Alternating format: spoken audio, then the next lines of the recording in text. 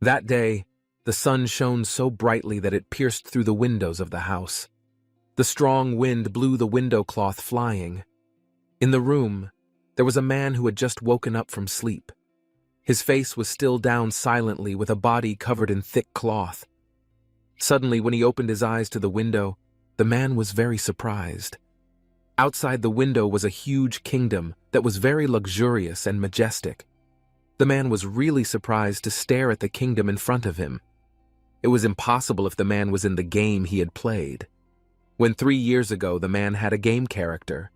The name of the game was Heroic Legend of Arhan, a game that has a variety of dangerous events that occur at the academy, and even endless incidents. Many characters appear in the game, such as monsters, and even a woman who looks very beautiful.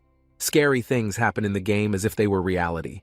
The forest is on fire and big scary animals appear. At the end of the game, even the doomsday is in the game, the emergence of creepy zombies that make the story very large scale.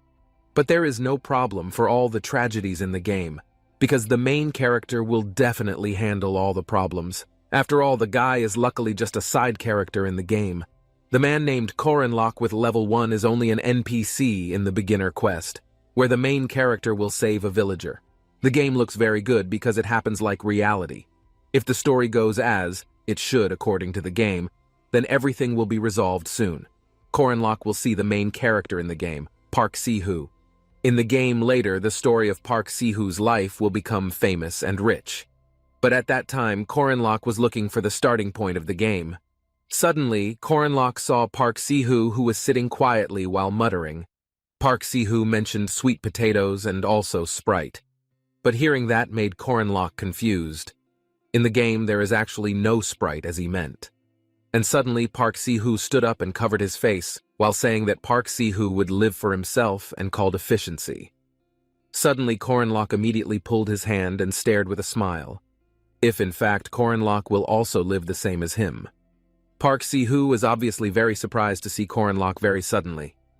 Park Si-hoo is also a normal person who has a game character. Suddenly there was a big monster that came almost nesting them, but quickly Park Si-hoo used his sword to hold the monster. As for the difference between the two of them at that time, it looks very much.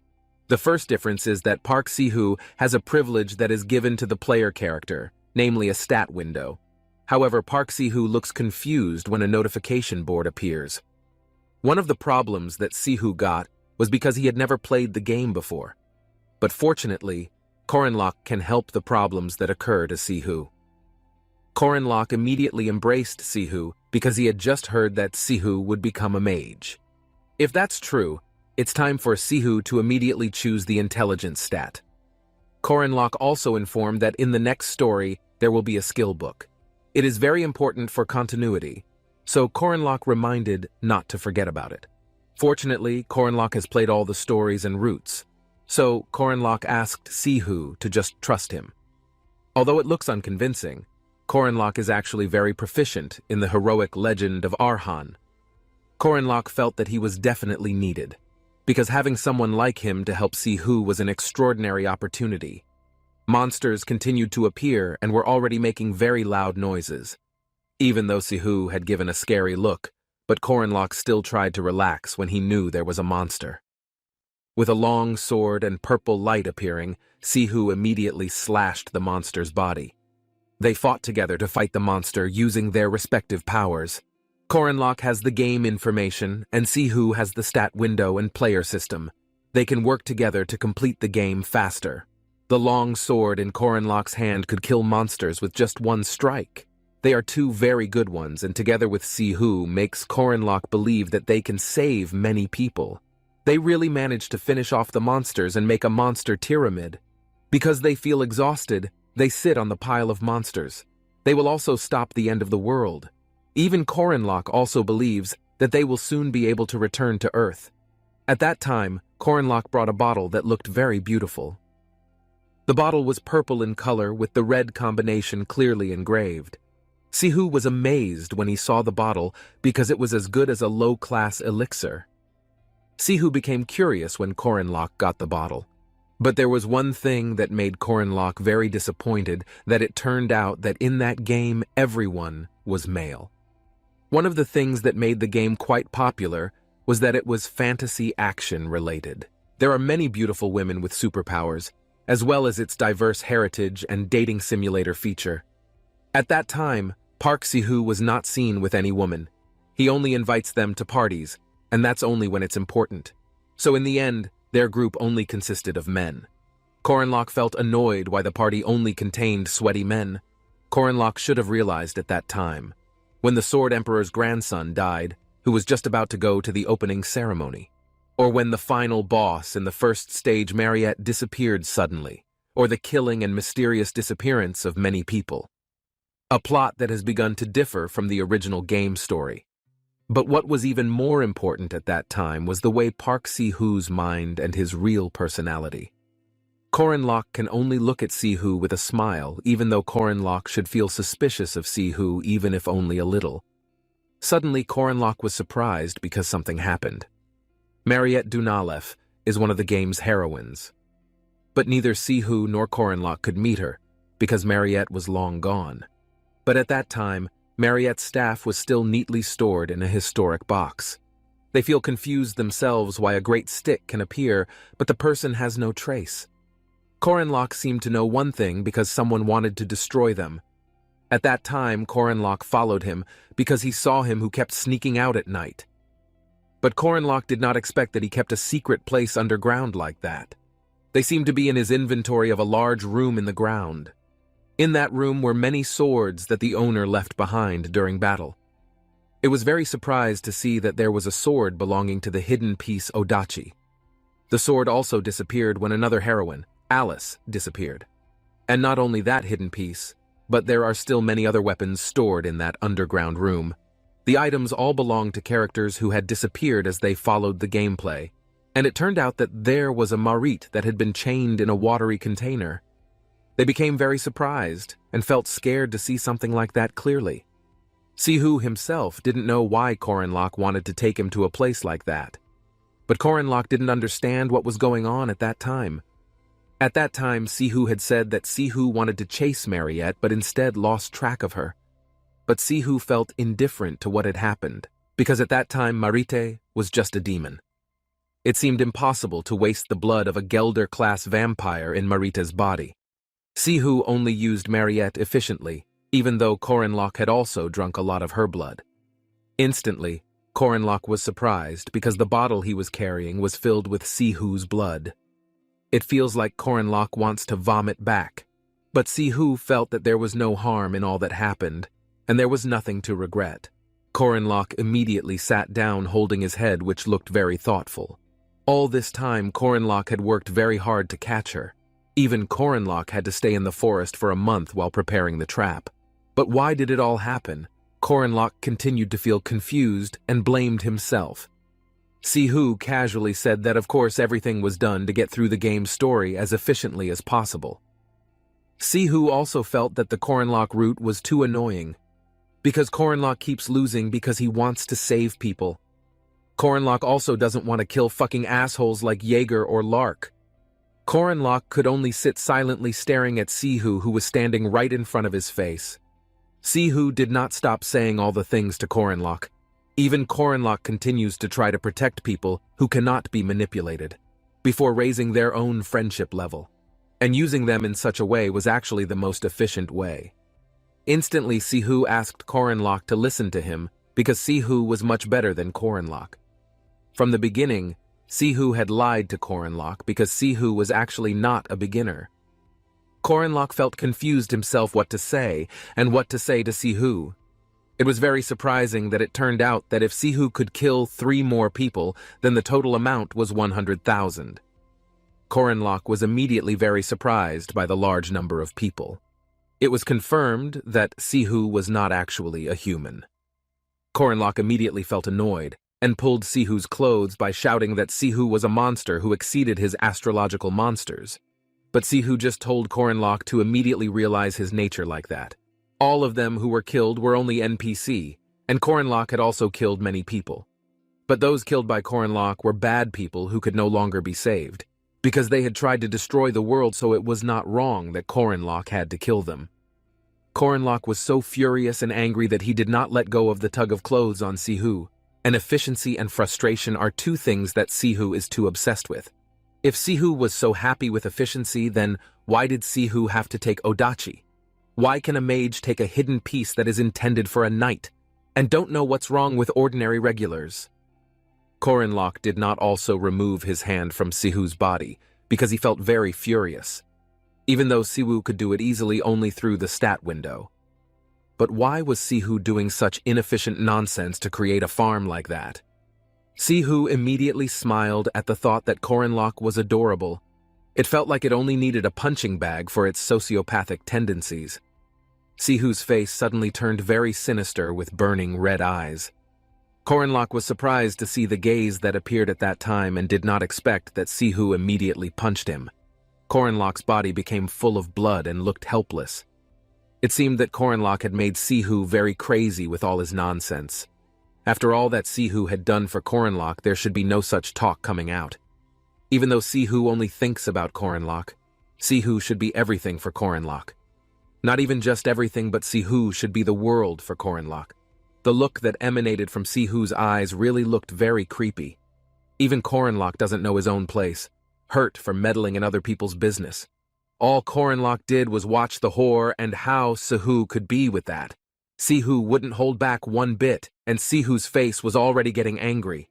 Korenlock was so scared and couldn't answer any of the inner voices that kept appearing when seeing Sihu angry. It felt like everything Sihu talked about made no sense and made Korenlock scared. Korenlock was very sure that Sihu was actually not that kind of person. Even they have always been together for 199 chapters. So why could Sihu suddenly want to change the genre like that? But Sihu felt that until then, Sihu destroyed everything that could stand in her way, all for the good of their future. Korenlock was very upset to hear all that and continued to regard Sihu as an asshole. Then the only reason Sihu put men in their party was just 4. Korenlock hadn't finished explaining his words yet. He had already been cut off by Sihu. Other men only see so Korenlock doesn't have to worry about them. The only person Sihu loves is Korenlock. Hearing that made Korenlock even more afraid and also felt very disgusted. With great annoyance, immediately punched Sihu in the face. It felt like Korenlock wanted to run away from that place because he knew the horrible Sihu. Korenlock was really very scared. Even Korenlock himself never had a girlfriend before, but when Korenlock wanted to run away from that place, the power of Sihu appeared to hold his body. The purple rope already tying Korenlock's legs stopped his steps, and all of his body was trapped with purple ropes. It felt like Korenlock was very scared because it could happen like that. But Sihu immediately approached if indeed Sihu would not be able to run away from him. Sihu will trap Korenlock before and also forever, because it is clear that Korenlock belongs to Sihu. Korenlock could not move at all when his body was bound tightly with the power of the purple rope. Even heavy chains also bound Korenlock's body. In that very fake world, Korenlock was the only real one. All of Sihu's talk really made Korenlock very scared. Sihu only told him to be patient because soon everything would end. Once all the battles were over, then the two of them would be together forever. Suddenly, Korenlock was in another world that looked very strange. A notification appeared that the last stage was open. Korenlock didn't think that things could be that fast, and obviously Sihu always kills everything alone. So, at that time, Korenlock was sure that Sihu would also win against the final boss. But after Sihu defeated the last boss, Korenlock was confused. Don't know what will happen to him when it's all over. Suddenly, another notification appeared that the player had died and the challenge failed. Korenlock was surprised if maybe Sihu had just lost. Suddenly, Korenlock was already in the room and woke up with a very surprised face. It felt like that moment Korenlock regretted. Because 3 years ago, the first day Korenlock came to that place, it felt unbelievable. Korenlock just wanted to kill Park Sihu, which made him very afraid, immediately cried, and felt that he really had to kill the player. It was during the Rotion River overflow incident that all the barriers were destroyed by the rushing water.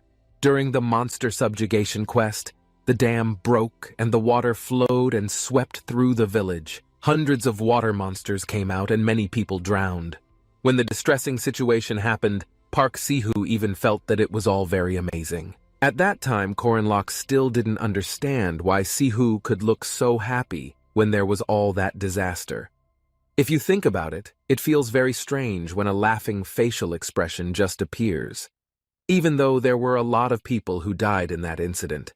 Si-hoo only cares about his own interests, all done just to monopolize the exp that Si-hoo will get. If you remember Si-hoo's words, who had to kill 3 more people so that the total would be 100,000. It feels very creepy indeed, like a monster. None of that could happen, and Korenlok ran to stop right away. At that time, Park Si-hoo was still a rank 5 vagrant just like Korenlok. All factors that can increase the strength of a player are centered in the Mayurkaba Academy, and after entering the academy it will become a very strong person. At that time, Si-hoo was not yet a monster, but no one knew how fast Si-hoo could become strong after entering the academy. Korenlok was galloping to stop the Si-hoo. The academy's welcoming ceremony would take place in 5 days. While on his way, Korenlok found a yellow mushroom to carry away. In other words, his only chance to kill the Park Si-hoo was short. Korenlok looked at the mushroom and was about to kill Si-hoo. At that time, in the middle of the forest, Korenlok received a notification that there was a train heading to the city of Merkaba that could no longer run. That's all because there are forest monsters who have come to attack. They must immediately protect the people who are there along with the guards until they are successfully repaired. In the end, Korenlok met 2 people who were traveling. Korenlok managed to help them fight the enemy, and one person said that Korenlok was very great. Korenlok was embarrassed and grateful for all the praise. The 2 people were Leon and Laura, who were waiting for the peacock carriage to be repaired. It wasn't long before the driver called out that their train had finished being repaired. It felt like Leon was impatient and wanted to hurry up, but Laura only felt tired and wanted to sleep quickly when they were relaxed. Suddenly, there was another attack that came, which made them very surprised. Leon asked Laura to get out of the way, but the monster had already come. If you smell the monster's odor, it feels like Leon can already guess that it is a rank 2 werewolf monster. The voice that came out of his mouth sounded very loud and even scary. Leon did not expect that the werewolf was about to start an attack on them. At that time, Korenlok was already running towards the middle of the forest, but after realizing Korenlok couldn't stop the monsters either. If only before Korenlok had more time to prepare. It is certain that Korenlok can save people like that too.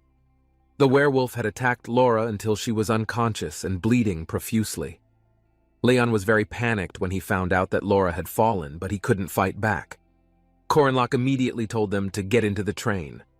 Korenlok will buy time for them. But Leon doesn't want to leave, and is still trying to fight the werewolf, so Korenlok will stay to help him fight. When he returned, Korenlok again lost a lot of time because the Leon had already responded to the monster. Leon's body was lifted as high as possible to make Korenlok scared, but before starting to attack, Korenlok wanted to think clearly first, must make sure clearly before intervening in the matter.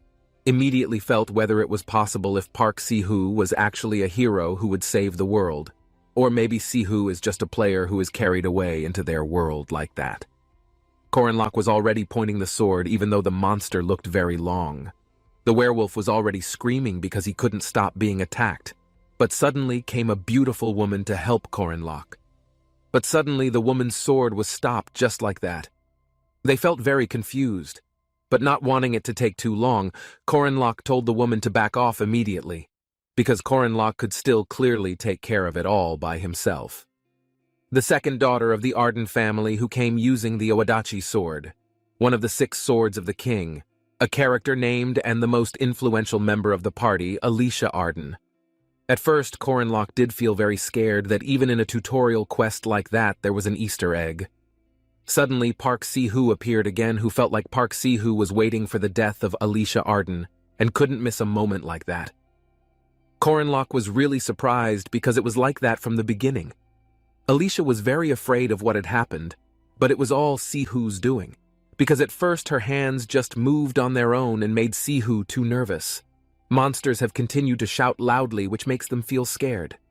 But if at that time Alicia died during the quest, then Sihu will definitely get the Odachi sword. And after that, Sihu can join the party of the world of Arden, the one where Sihu is a great swordsman, even though at that time Alicia was poisoned, but not yet dead.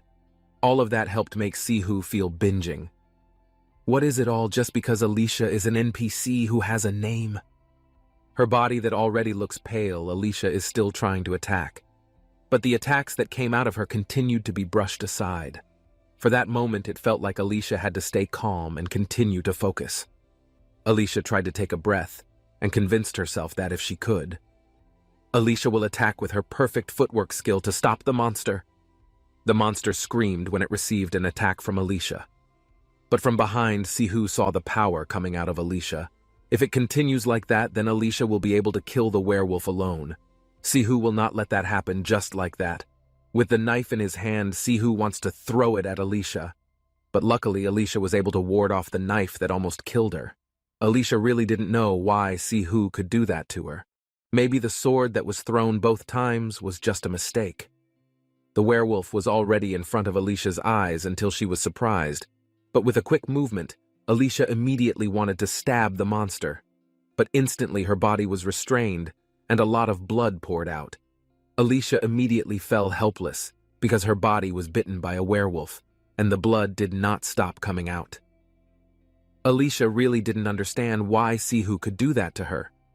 But in the end, Siwu managed to take the sword from Alicia's hand. It was unexpected that it turned out that Alicia had the sword. The weapon can be used to use special skills, but it feels like Sihu will think about it at a later time. It feels like it makes Sihu even more happy that killing NPC can also give him exp. Alicia's body is completely helpless, even just to open her eyes can't. Fortunately, but did not go with Bosel, so it's safe. Suddenly, something strange appeared from Sihu's body which confused him. Like someone sent something, and Sihu immediately asked him to appear. Sihu immediately prepared an attack, and several rabbit monsters appeared. Korenlock had previously brought some mushrooms for supplies on the way. Typhoon mushrooms are the favorite of forest monsters who are covered with powder all over their bodies. But according to Sihu at that time, it was like a very scary event. Even in the eyes of the park forest monsters, Sihu was nothing more than meat that had been marinated with delicious spices. Sihu was annoyed to think that all the rabbit monsters were nuisance creatures. Korenlock immediately rushed to help Alicia, who was still alive for him. After getting rid of Alicia, it was time for Korenlock to take some parts of the werewolf. But from behind, Sihu has pointed his sword. Sihu didn't know who the person was who came to take his belongings. With an annoyed face, immediately grasped his hand. Killing 3 corn rats in just 1 minute felt like that Odachi was really great. For a second, Sihu was surprised that the words came from his mouth. Sihu was clearly surprised to see Korenlock's existence so clearly in his eyes. It even felt like he didn't know how Korenlock could come to that place. Korenlock became very upset, as if Korenlock had just lost his memory from before. But it feels good if it really happened, and will reduce Korenlock's problems. Sihu just kept holding the sword, but Korenlock said something to him. Sihu could have cut his own hand if he continued to hold the sword like that. Sihu was confused by the words that came out of Korenlock.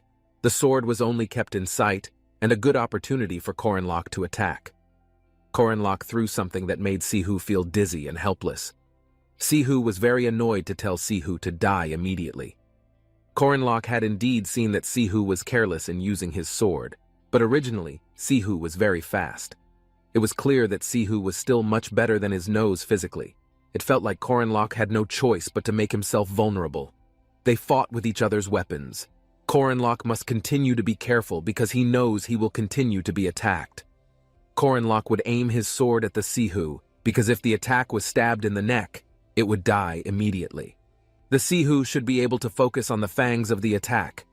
In the end, Korenlock managed to stick the knife in front of Sihu's face. Korenlock would not stop until Sihu saw nothing else but a fang. Very annoyed, Korenlock ran from the green to be able to stab Sihu's body. But Sihu managed to block the sword even though it still looked difficult. Korenlock did not want to give up so easily and would continue to attack.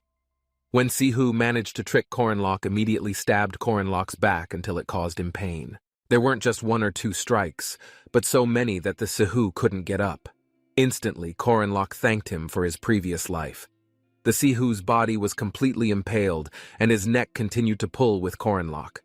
Must be at that time Korenlok recognized that he was getting stronger thanks to the help of Sihu. Even so, Korenlok will never regret that incident at all. The stab on Sihu's body was really not just one, but several times. It wouldn't make him feel any regret, because Korenlok had killed the spawn of a monster. Suddenly, Sihu's notification appeared, and it was detected that Sihu was dead. All of Sihu's powers will be taken with him. In the end, Korenlok, who got a notification that there was a successor to the Martial Master subplayer. But getting that made Korenlok even surprised, because that meant he could already get a stat window. Korenlok heard Alicia, who mumbled in pain, and immediately approached her. Korenlok tried to lift Alicia's body with his hands and asked how she was doing. At that time, Alicia felt not okay because her whole body was in pain. Even Alicia couldn't see anything. The blood from the body is not seen at all, but at least Alicia had a little calm for herself to be able to keep talking enough. Korenlok was afraid that at that time, Alicia felt dizzy and could not smell at all. Even her ears also looked ringing, but that made Alicia confused why she knew all. But at that time, Korenlok only saw from Alicia's twisted tongue. It seems to be the poison of the peacock tree frog.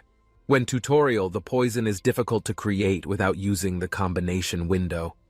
If the combination is a little higher level, surely Alicia will die. But because there is a fang stuck in, Alicia's body is in danger. The blood coming out of Alicia's body never stops.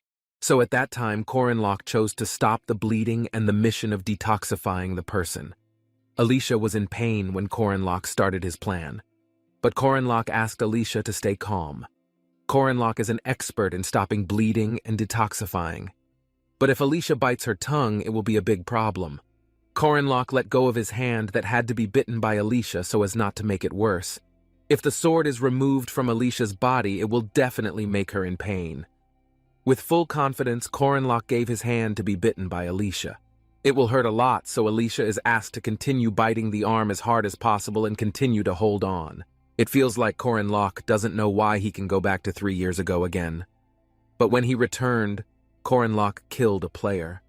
Even people who died in Korenlok's previous life until then were still alive. It feels very enough when Korenlok has managed to save someone. That night, Korenlok chose to take care of Alicia, who was still unconscious. They made a campfire as a warm, and Korenlok cooked something.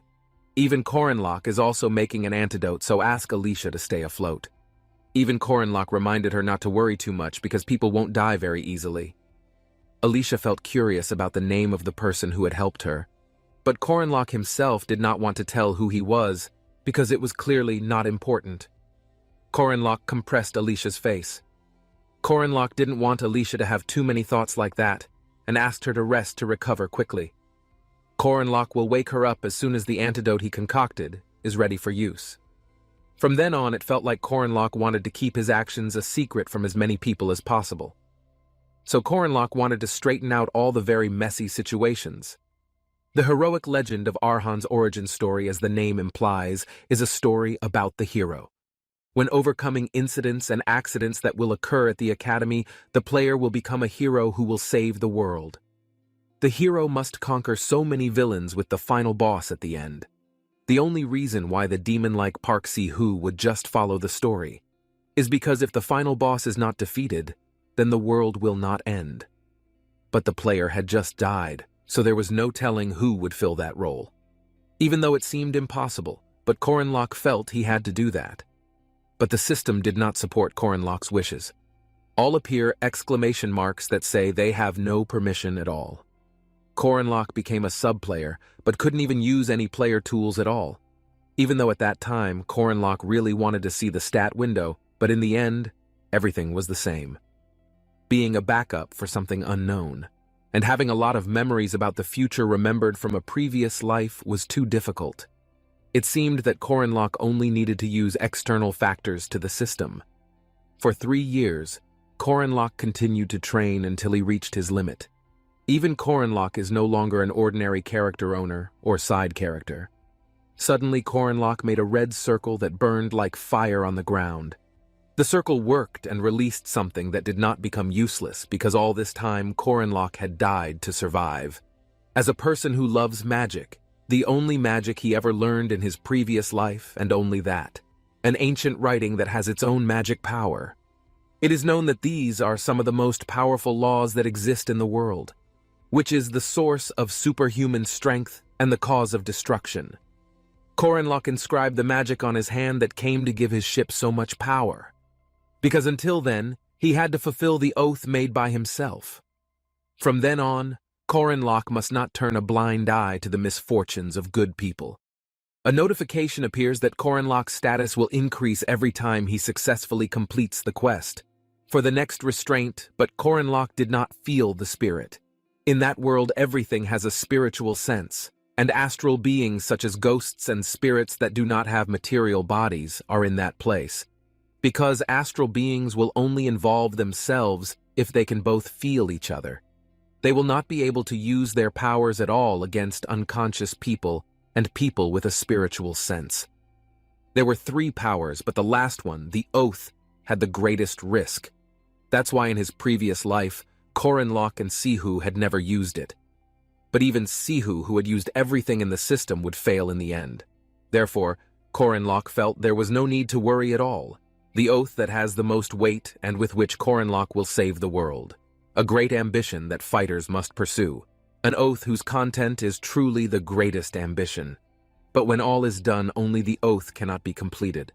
All will lead to unavoidable death.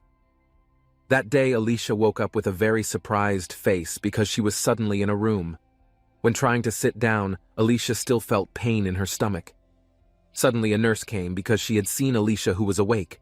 Alicia was very confused about where she was at that time because she last remembered herself in the forest with Corinlock. It turned out that at that time, Alicia was already at the Merkaba City Hospital.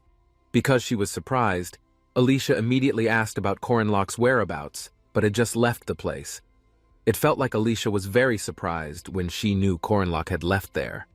The nurse continued to remind Alicia not to move much first because her body was still recovering. But Alicia felt okay, because if she continued to stay silent, she would feel bored. Alicia immediately asked where all her belongings were.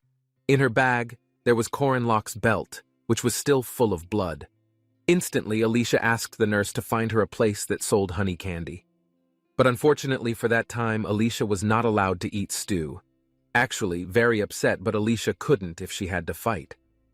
3 days after the tutorial quest, the day of the Merkaba Academy opening ceremony.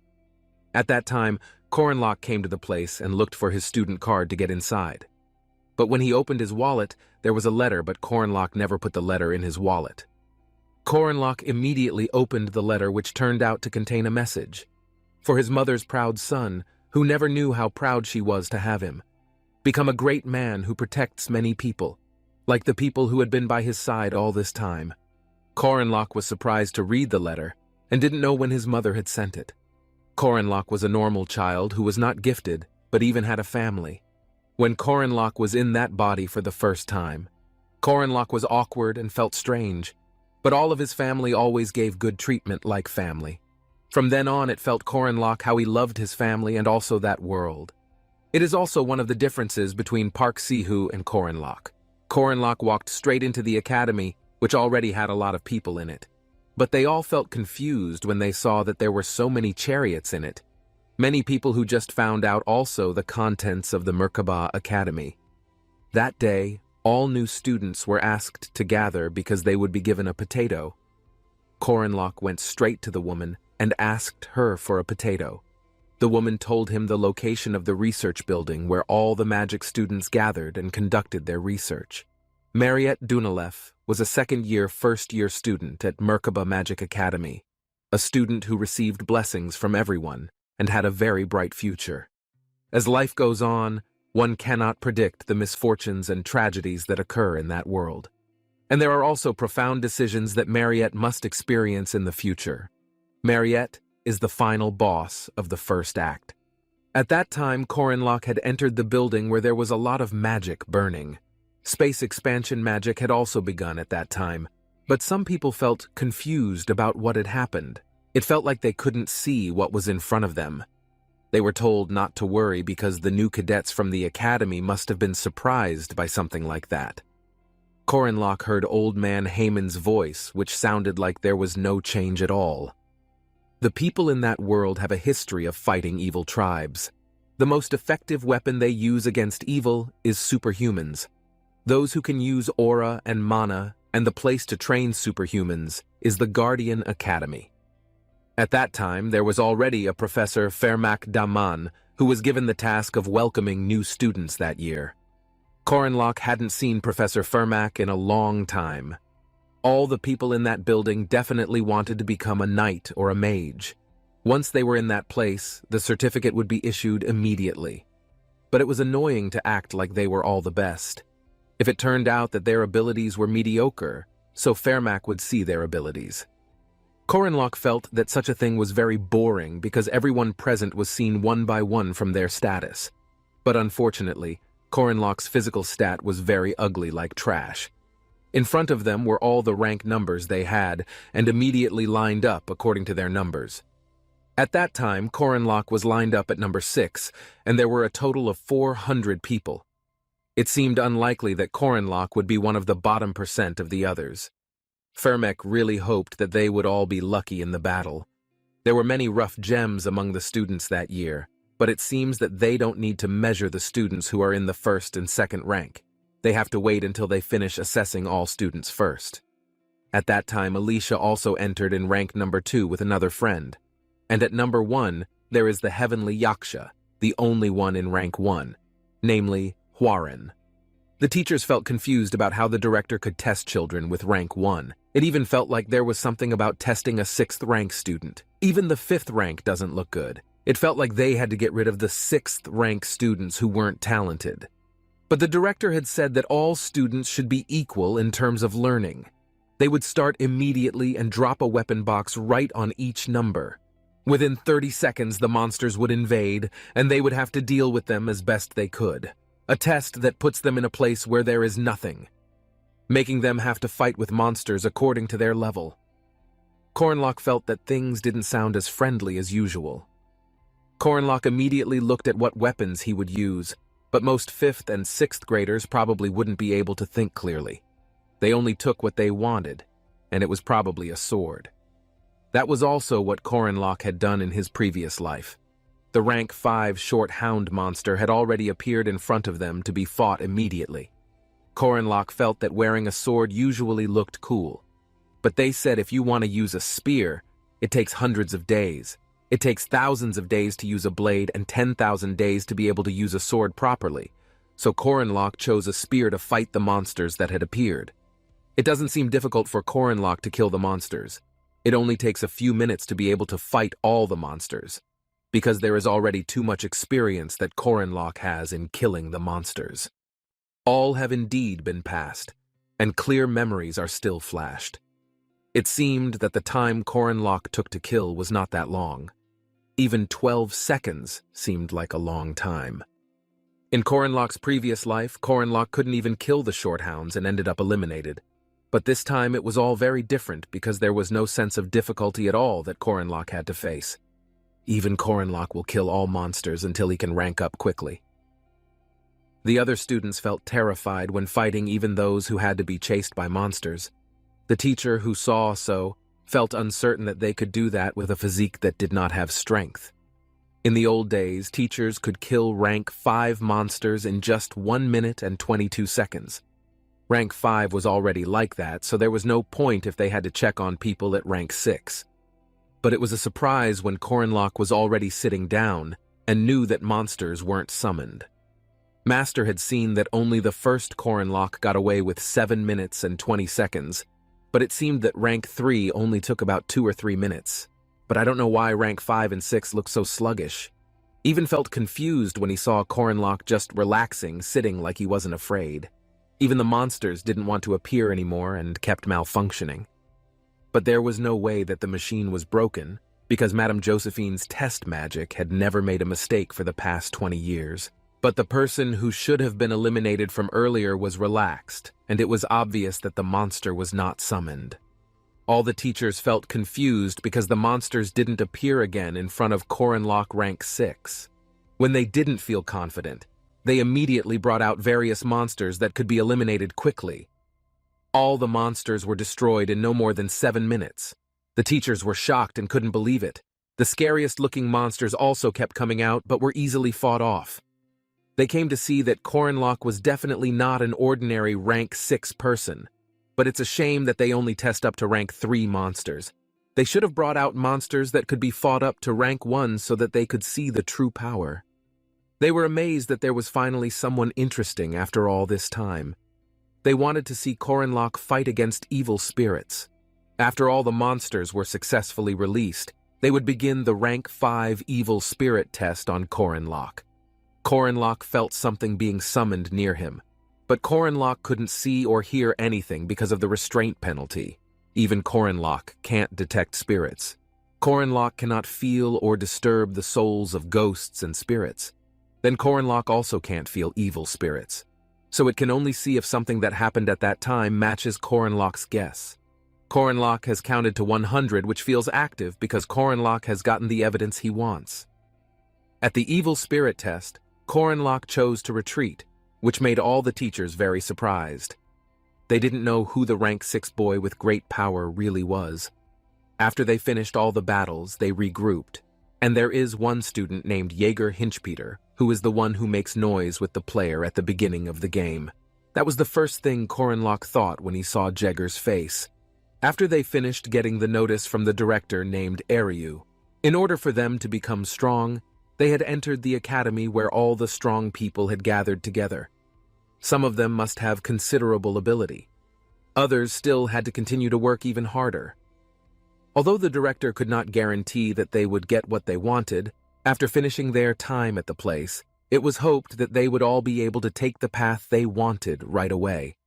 The teachers were just helping them to take the right first step. Starting from the second step, it would be their responsibility. The director did not say much, and after that, all the students could return. Jaeger felt that from that day on, he was a rank 3 knight. Jaeger looked like an arrogant person and kept bothering others. At that time, there was a rank 5 who was sitting and was approached by him. Rank 5 is considered a pathetic person and can't do anything. Korenlock immediately came to meet them and tried to break the ice so that Jaeger would not bother others. Korenlock only talked about the clearly visible tattoo on Jaeger's body that meant his blood type. It was so that Jaeger could immediately get a blood transfuse that Jaeger was injured. Jaeger laughed because he knew Korenlock knew about his tattoo. And the tattoo was also made by his mother because his mother was a tattoo expert, even though his mother was actually an expert in line work. But Jaeger asked his mother to do it using the old school method. Actually, Korenlock already knew all that. In the previous life, when Jaeger disappeared, his mother immediately visited the academy and met Korenlock. His mother said that Jaeger's tattoo was not just for show, but it is a tattoo that his mother gave him because his mother was very worried about Jaeger entering the Guardian Academy. The heart of a mother who looks very gentle to protect her child. They became acquainted at that time, and there was also a rank 5 child, Lark, who was almost bullied by Jaeger. Alicia saw Korenlock's attitude, which was so kind that it felt like she couldn't stop smiling. Korenlock seemed like a very kind person who would even help a friend who was about to be bullied. And that's how Korenlock left a good impression on Lark. Because if I'm not mistaken, Lark's ability is to memorize. Most Merkaba Academy facilities are available without charging students a penny. The student cafeteria is cheaper than out there, and there are ashrams that they can stay in for free. Among all these facilities, the most recommended is the training room. The reason is very simple according to Korenlock. Because by using the training room, even impossible training can be done. For example, fighting with a spirit body that is invisible to Korenlock's eyes. They saw Korenlock, who was practicing using the spirit body while still in first grade. They became confused because usually students train with that body in the second semester. They were sure that Korenlock's arrival must have been just because he heard a rumor. Even they also heard that there were a lot of second-year students who couldn't even grasp the body of a wind-type spirit. Mariette heard their conversation when she accidentally passed behind him. But suddenly, Corinlock was hit by a pole that felt very painful. So, thinking that maybe it's still not enough for Corinlock to master, it turned out that there was an instructor who noticed Corinlock practicing. Out of curiosity, the instructor immediately asked why Corinlock was practicing against his spirit body. All done just to train Corinlock's spear. Corinlock was confident he could do it, even though the instructor looked incredulous. But Corinlock felt confused as to why the old man had approached him so suddenly. Perhaps something wrong had happened during the entrance exam yesterday? The instructor was pleased to see Corinlock's good spirit and suddenly gave him 10 meal tickets. Corinlock was happy, even though he thought something else was going to happen. Corinlock thought that a man showing his concern with food would be a good sign. Corinlock will continue to try again with enthusiasm, even though in the end his body must fall again. Suddenly, Mariette came to bring a glass of water because she saw Corinlock, who looked exhausted. Corinlock was already stranded on the bottom mat because he felt it was very tiring for him. Mariette felt that Corinlock could rest because she knew he was trying hard. Corinlock just has to get used to it, and someday it will definitely be able to do it. There is no need to feel tired because it only needs to try for the next time. But Corinlock doesn't have a next time, even though he still has 3 years. He immediately took the glass that Mariette gave him because he felt very tired. At that time, when there was still Park Si-hoo, they had a stat window player, also potions and skill books from the combination window. But at that time, Park Si-hoo was no longer nearby, because Corinlock himself had killed. Because of all that, Corinlock had to do everything alone. Corinlock was grateful for being given a drink, but for the word surrender it feels like it's something that's in the background because Corinlock has to be the strongest. The first thing, Corinlock must first find out the limits of his strength. Maybe it looks like an exaggeration, but Corinlock must test how far he can use his previous abilities. All the skills that Corinlock has are tried out in order to know the limits of his inner strength. Corinlock does not have a strong body or magic power or even a broad aura. The information that exists about Park Si-hoo and the future is all useless in the face of monsters and geniuses. But to be able to face the genius monsters, Corinlock must try harder than others. That's the only self-sufficiency Corinlock has. Because 3 years ago, it would not betray Corinlock. It only took a short while for Corinlock to rest and continue to try his spirit body again. Mariette, who continued to watch, felt confused and even unsure. Just now, Corinlock threw his spear maybe because he wanted to give up. But unexpectedly, it turned out that the spear was used to shoot an attack so that Corinlock could still take another step. Corinlock did not give up at all until his body was already out of shape. Even the word strong is not enough to represent Corinlock's condition at that time. Words that can only be expressed as appreciation are different on the tip of Mariette's tongue. In the end, Corinlock could fly with his skills and throw spears, but the strength did not last anymore. His body immediately fell down and was helpless, although he could still smile a little. After going through many phases, Corinlock came to realize that he was indeed very excessive. The next day, still in the academy building, Mariette would invite all the students to introduce the facilities in the school. After a day of training, it was clear that Corinlock's body was full of wounds. But that day, Corinlock felt that he had to recover his body immediately so that he could fight well. To be able to improve his physical abilities without relying on the Park Si-hoo elixir, there is only one way, namely the commandment. You can't turn a blind eye to someone's misfortune at all.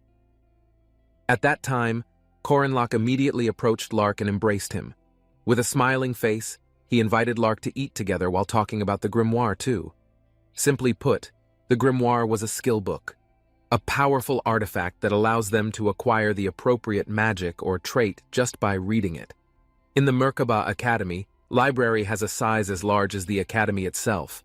The library also stores and passes on human knowledge for future generations. But it was all nonsense because the place was only there to hide the grimoire. Lark just wanted Corinlock to fulfill all his promises, and they had to search through all the piles of books one by one. Corinlock would immediately occupy the promise as long as Lark fulfilled all the conditions. Lark will also get a grimoire that has traits written in it. Lark is a very hard-working student, and an intelligent and exemplary student. Lark memorized all kinds of magic and stored them in his spellbook. No matter how many there were, using them all must have seemed very difficult. If the level and mana level of a magician is low, it will not be able to produce good results even though the theory is very good. Suddenly, Corinlock found a secret door that surprised Lark. But Corinlock immediately ran towards the door and invited Lark to go with him. They entered the room, which looked scary to Lark. In that place, Corinlock also asked Lark to fulfill all his promises. If at that time, Corinlock wanted to ask Lark for help to drive away the evil spirit. But suddenly Corinlock beat Lark to make it happen. It feels like Corinlock wants them to start everything right away with a fast time. Although Corinlock's main purpose for going to that place was to help the Lark, still, Corinlock did that to complete a special quest. If Corinlock catches the evil spirit in that place, then Corinlock can get the hidden piece he wants. But there is a small problem that occurs because Corinlock is already faced with Sabantia Duke, a special evil spirit. It was impossible for Corinlock to even know how to capture the evil spirit's special. The attack immediately appeared right in front of Corinlock's face. The majority of players will die instantly once they have started the quest. But of course Corinlock is confident that he will not die and can fight back. Corinlock cannot detect spirits, which means the Duke's attacks will not work against Corinlock. Even though the attacks kept coming, but Corinlock couldn't feel anything. Because Corinlock couldn't see the Duke, so told him to enter the Lark's body. In that world, there is such a thing as a factor that is an element. It turns ordinary people into demi-humans like vampires or werewolves. One day the Duke awakens as a vampire and kills his servant. Even though the Duke had tried to suppress the vampire instinct in his body, it all failed. And in the end, because the Duke was afraid that he would kill his wife and daughter, the Duke must be willing to evacuate all his family and close the castle, all so that the Duke does not turn into a beast. Duke used magic to seal himself into a book. The book was a grimoire that was in the library. Corinlock was confused because suddenly the Duke ran towards him. But could it be that it was because of the grief that had become a crazed vampire? The second reason Corinlock had chosen Lark was because if Lark was controlled by the evil spirit Special Duke, then Lark can use his physical strength to the maximum. In the game, Lark has the lowest physical strength stat. Actually, Corinlock felt sorry for the Lark, but it was the most optimal strategy to complete the Duke's quest. If Corinlock manages to kill the Lark that has been controlled like that, then Corinlock can get the highest grade items, such as Duke or Vampire. It is an item that is also obtained by Park Sihu, which became a crucial item in dealing with future incidents. But Corinlock was clearly different from Sihu. At once, Corinlock mentioned whether it was possible for the Duke to feel curious about his wife, Luina Duke, and his child, Cecilia Duke, as well as the life they led after the Duke sealed himself away like that. Corinlock had told the Duke many things about how his wife had died after leaving the castle, and how his daughter had turned into a great adventurer. And his daughter's trip around the world was extraordinary. Hearing all the stories made the Duke very sad. Corinlock had another request, and before the Duke left, they had a long conversation. In the end, Corinlock asked the Duke for several items to increase his strength, and Lark just realized after the Duke left his body. In the end, Corinlock fulfilled his promise and also gave Grimoire to Lark. One of the reasons Corinlock chose the Lark was because he wanted to see someone who had worked hard for a reward. It was unexpected that Corinlock got 80 points. All of that is because Corinlock does not ignore the misfortune that everyone gets, still conscientiously helping people who look like they can't. That day in the stamina training room, there was Mariette offering all the students a potato, and there was no mistaking Corinlock in the training room who wanted to catch the spirit. Mariette really believes in Corinlock that he can do it, but other students are not sure if Corinlock can succeed. But with enthusiasm, Mariette will bet 2 coins if indeed Corinlock can succeed. They feel confused why Mariette continues to pay more attention, but they didn't bet it. Some even wanted to bet 70 silver coins if Corinlock would fail. They even became noisy themselves, even though Corinlock came to that place just to practice. But it felt very unimportant because Corinlock had to stay focused. Corinlock already has the stat he got after helping the disaster leave that world, so Corinlock feels that he can definitely catch it.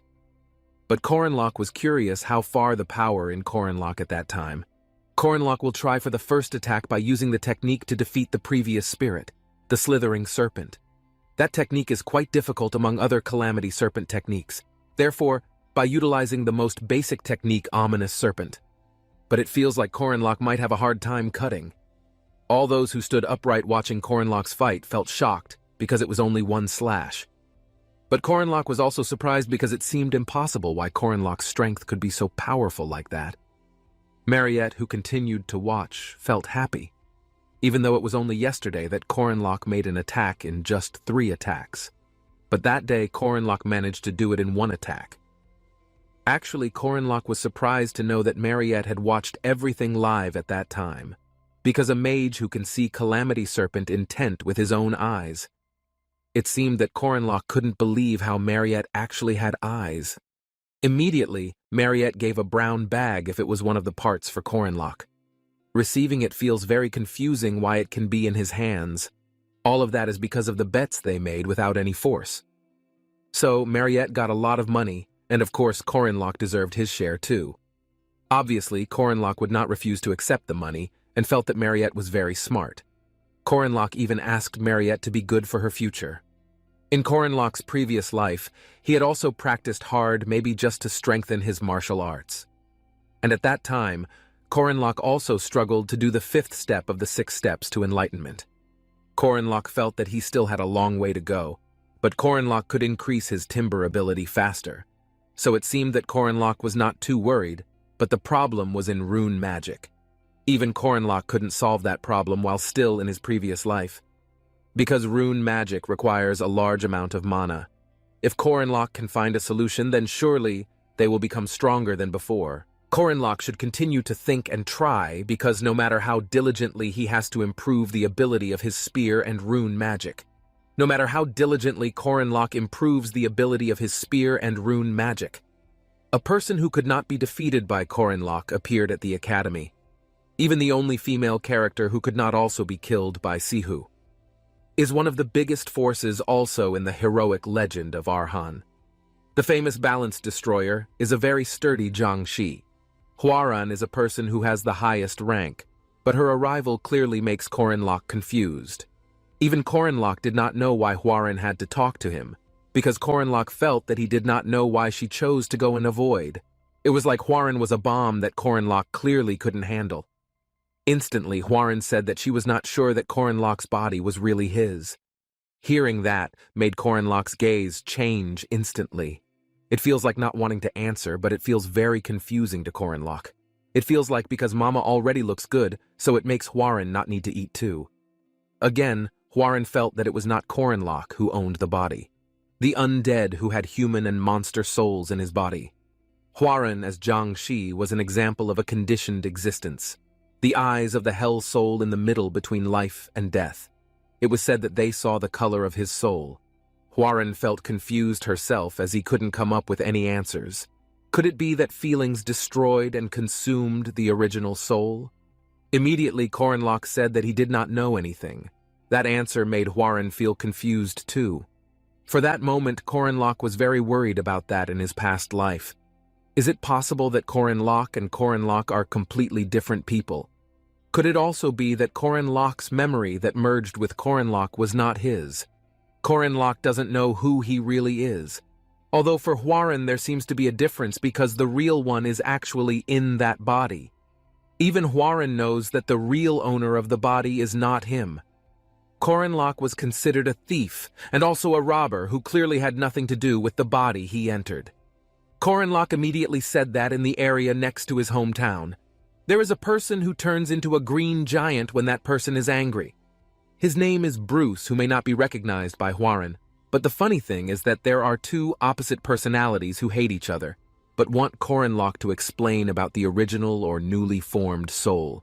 Both clearly have different characteristics, and that was how they were able to coexist. They were born in one body, and there was no sin when they were born. But according to Hwaran, there are people who are born sinful. But hearing that was not answered by Korenlock and chose to leave. The next day, Korenlock wanted to see the southern part of the academy. There was one reason why Korenlock left the dormitory before he could hear the sound of birds.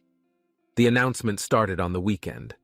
At that time, Corinlock was reading a large and small mission board commission there helps to level up, in preparation for the next main quest, which meant it was an important journey to progress. But Corinlock's goal at that time was not to level up, so it felt like there was no need to rely on that too much. Corinlock just wanted to try something different, but at that time there was Alicia who looked at him very sharply. After thinking too, Corinlock doesn't have much information about Alicia.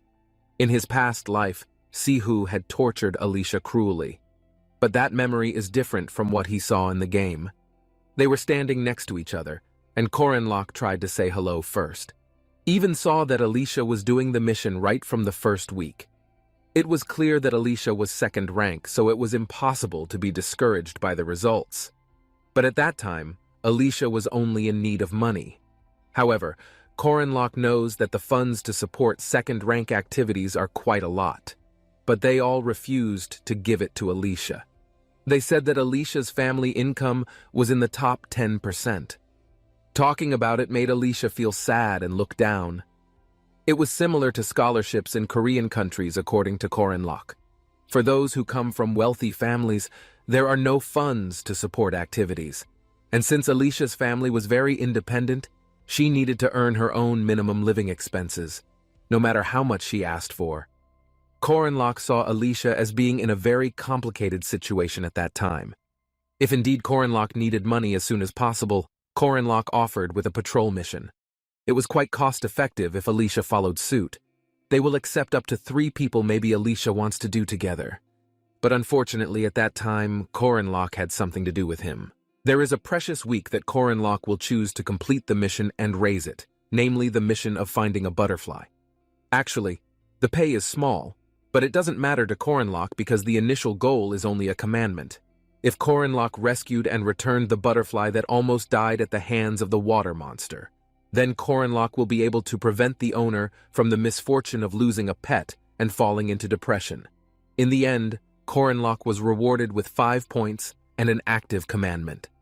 That meant that even the most trivial of missions would give Corinlock a tremendous boost. Corinlock felt so happy that he made everyone else confused. But there was one mission that was even more important than just points. Even Corinlock had written in his memo before going out that day, there was a person who was making a sauce using more than 10 ingredients, including carrots, onions, and peppers, but there was no sauce that satisfied his craving. To make a chicken that was delicious even when chilled seemed to be nowhere to be found. Suddenly Corinlock came to add starch syrup. Then all the problems will be resolved soon. That was all Corinlock said and suddenly left. The person felt that Corinlock was just a crazy person but still tried to add starch syrup. But it turns out that it really tastes very good and makes a person very happy. It turns out that it is a mission that Corinlock must complete. Because for Koreans in the world, it will be difficult to survive without Yangnyeom chicken.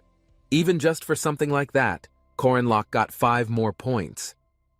At that time, Hwarin saw the strange behavior of Corinlock, who was too happy with all the points he got. But immediately, something came to her mind when Corinlock said that no one was born with sin. But in the past, Hwarin had been yelled at by her father that she should not have been born. It seemed to be a thought for Hwarin because what happened to her was very sad. It was at the hunting ground in the middle of the forest. All the students had gathered and were instructed that that day the first-year students would be evaluated on their survival tactics at the hunting grounds. If they arrived at the hut at the north end of the forest, they will pass for the time being and they are allowed to use their armbands. They can return the armbands at their destination or upon arrival at the lodge, depending on the time it takes them to arrive with the armband. They will receive points, and the points they receive can be exchanged for prizes. Suddenly, Corinlock thought about Hwarin, who was not in that place and did not participate in the practice. At that time, Corinlock met Alicia and immediately asked her if it was possible to successfully complete her mission. All thanks to Corinlock easily, Alicia received the amount of her living expenses. It feels very happy because Corinlock managed to help Alicia. Corinlock immediately gave a candy that was bought for her little sister, but it was too sweet, so it was given to Alicia. Seeing that made Alicia very happy because it was honey candy. But they have to start the hunting ground test. Corinlock had seen various witches, but the only person who could create space magic for that many people was Madame Josephine. They all started the battle immediately after getting the order from Madame Josephine. The hunting ground was an important event, and even professionals had made countless retreats. Fight alongside the opponents using their respective weapons. It's a battle royale system where they start at random locations, to increase points by stealing other people's armbands. The most dangerous person at the moment is second-rank Alicia with a blue armband. Fortunately, Huaran was not in the battle, so Corinlock could face Alicia. The others only got free points, so it's possible that Alicia didn't know. But earlier, Corinlock had implanted a tracking rune in the candy that was given to Alicia. Corinlock is very confident that the rune will work, so they can definitely meet again. With great enthusiasm, Corinlock immediately ran to meet with Alicia. Madame Josephine would also enter the forest even though she had sent professors all over. But it would be better to be cautious again. But when Madame was about to leave, she realized that one student had disappeared. The chairman didn't send her to leave, but it seemed that the student came out on his own. As Corinlock ran excitedly behind him, there was a Huaran who had followed. When in the middle of the forest, Alicia was alone against many other students. They swarmed to catch Alicia, but Alicia herself didn't know why they had done that. They so looked like cowards in such a way. Stormed the crowd of Alicia, who was only alone. But Alicia did not feel afraid or disconnected. There was still fighting them one by one with her sword. But they feel that Alicia's ability looks like a coward. They still continue to attack from various directions, but that is not a reason for Alicia to be afraid. They kept telling Alicia to give up, but instead they had to fall against Alicia. Suddenly, Corinlock came, which made Alicia very happy. His arrival certainly wanted to help Alicia to fight all those people. But suddenly, Corinlock said that Alicia was very beautiful and immediately pointed his sword. Alicia was clearly very surprised, and the blue cloth was on Alicia's body that she had been eyeing.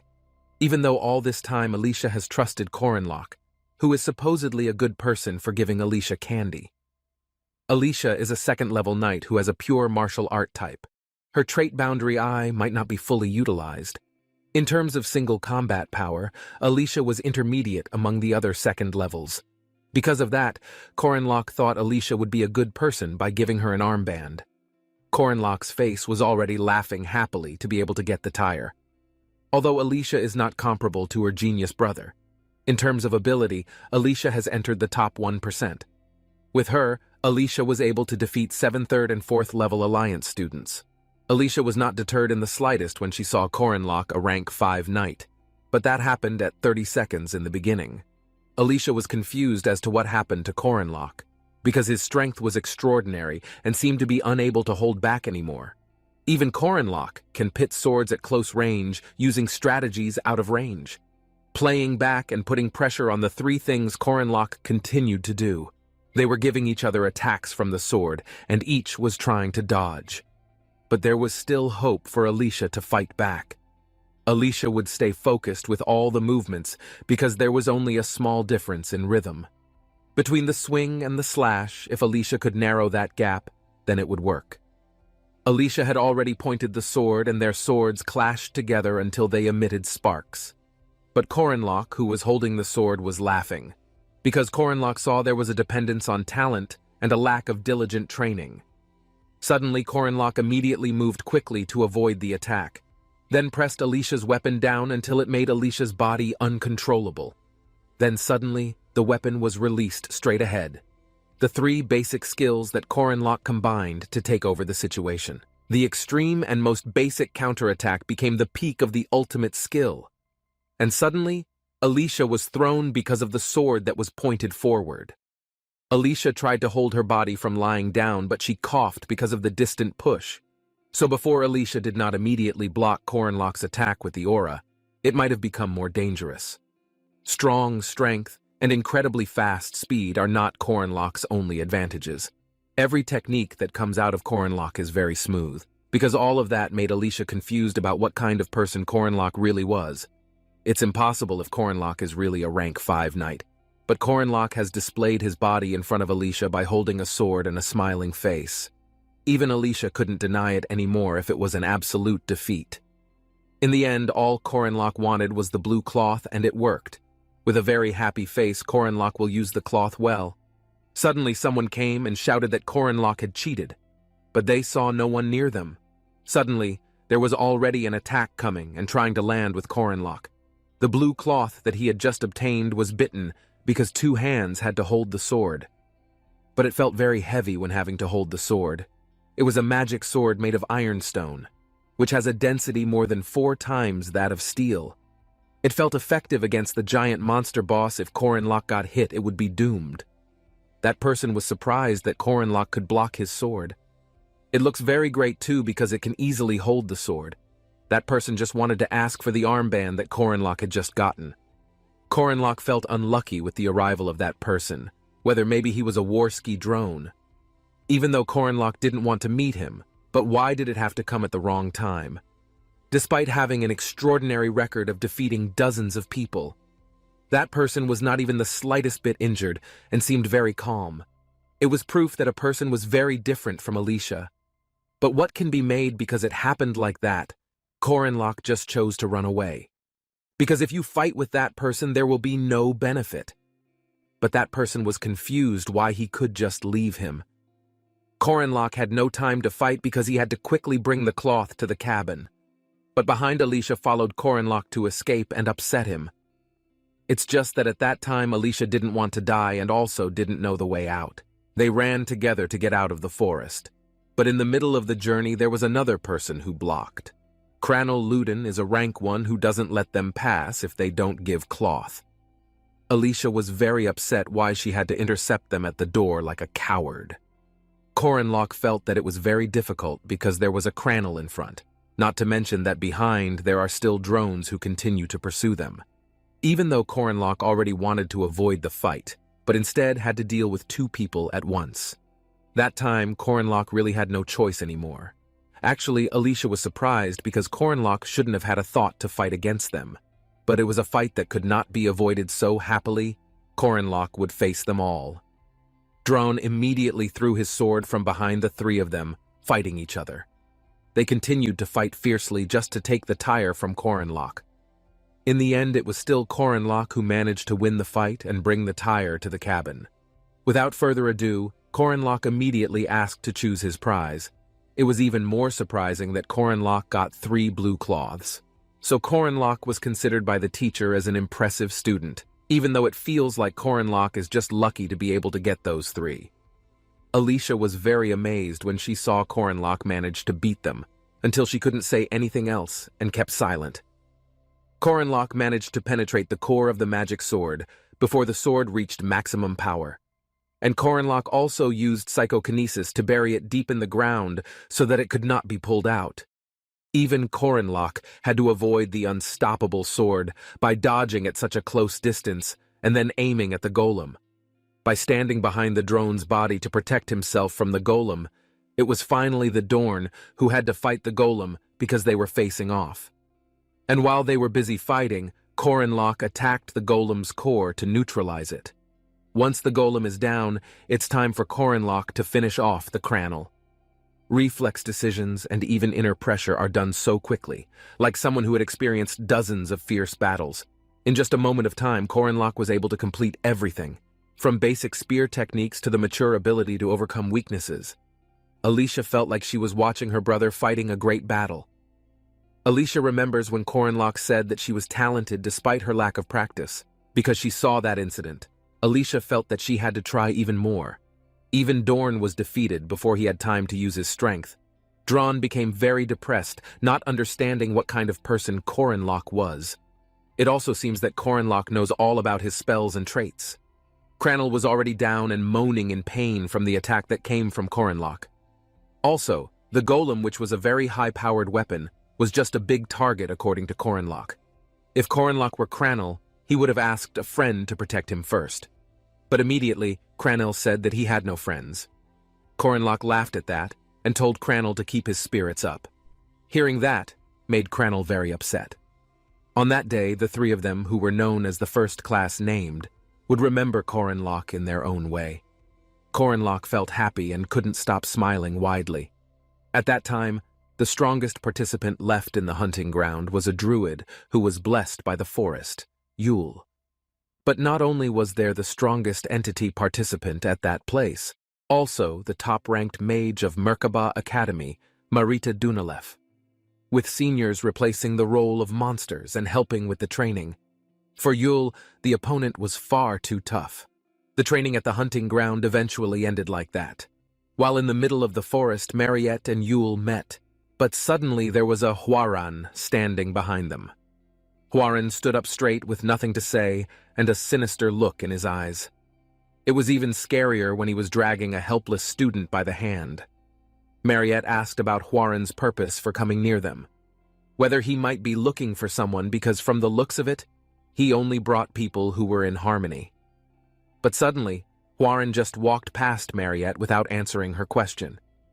Mariette didn't show her angry face or even apologize. It's possible that Huaran had managed to ignore her, but as a monster who follows the rules, Mariette couldn't just ignore him, so something had to be done at that moment. Huaran only glanced in her direction and regarded Mariette as a nuisance. The total of all Corinlock's points was 117. It had been a long time since such a score had happened to him. Corinlock couldn't wait to choose his prize.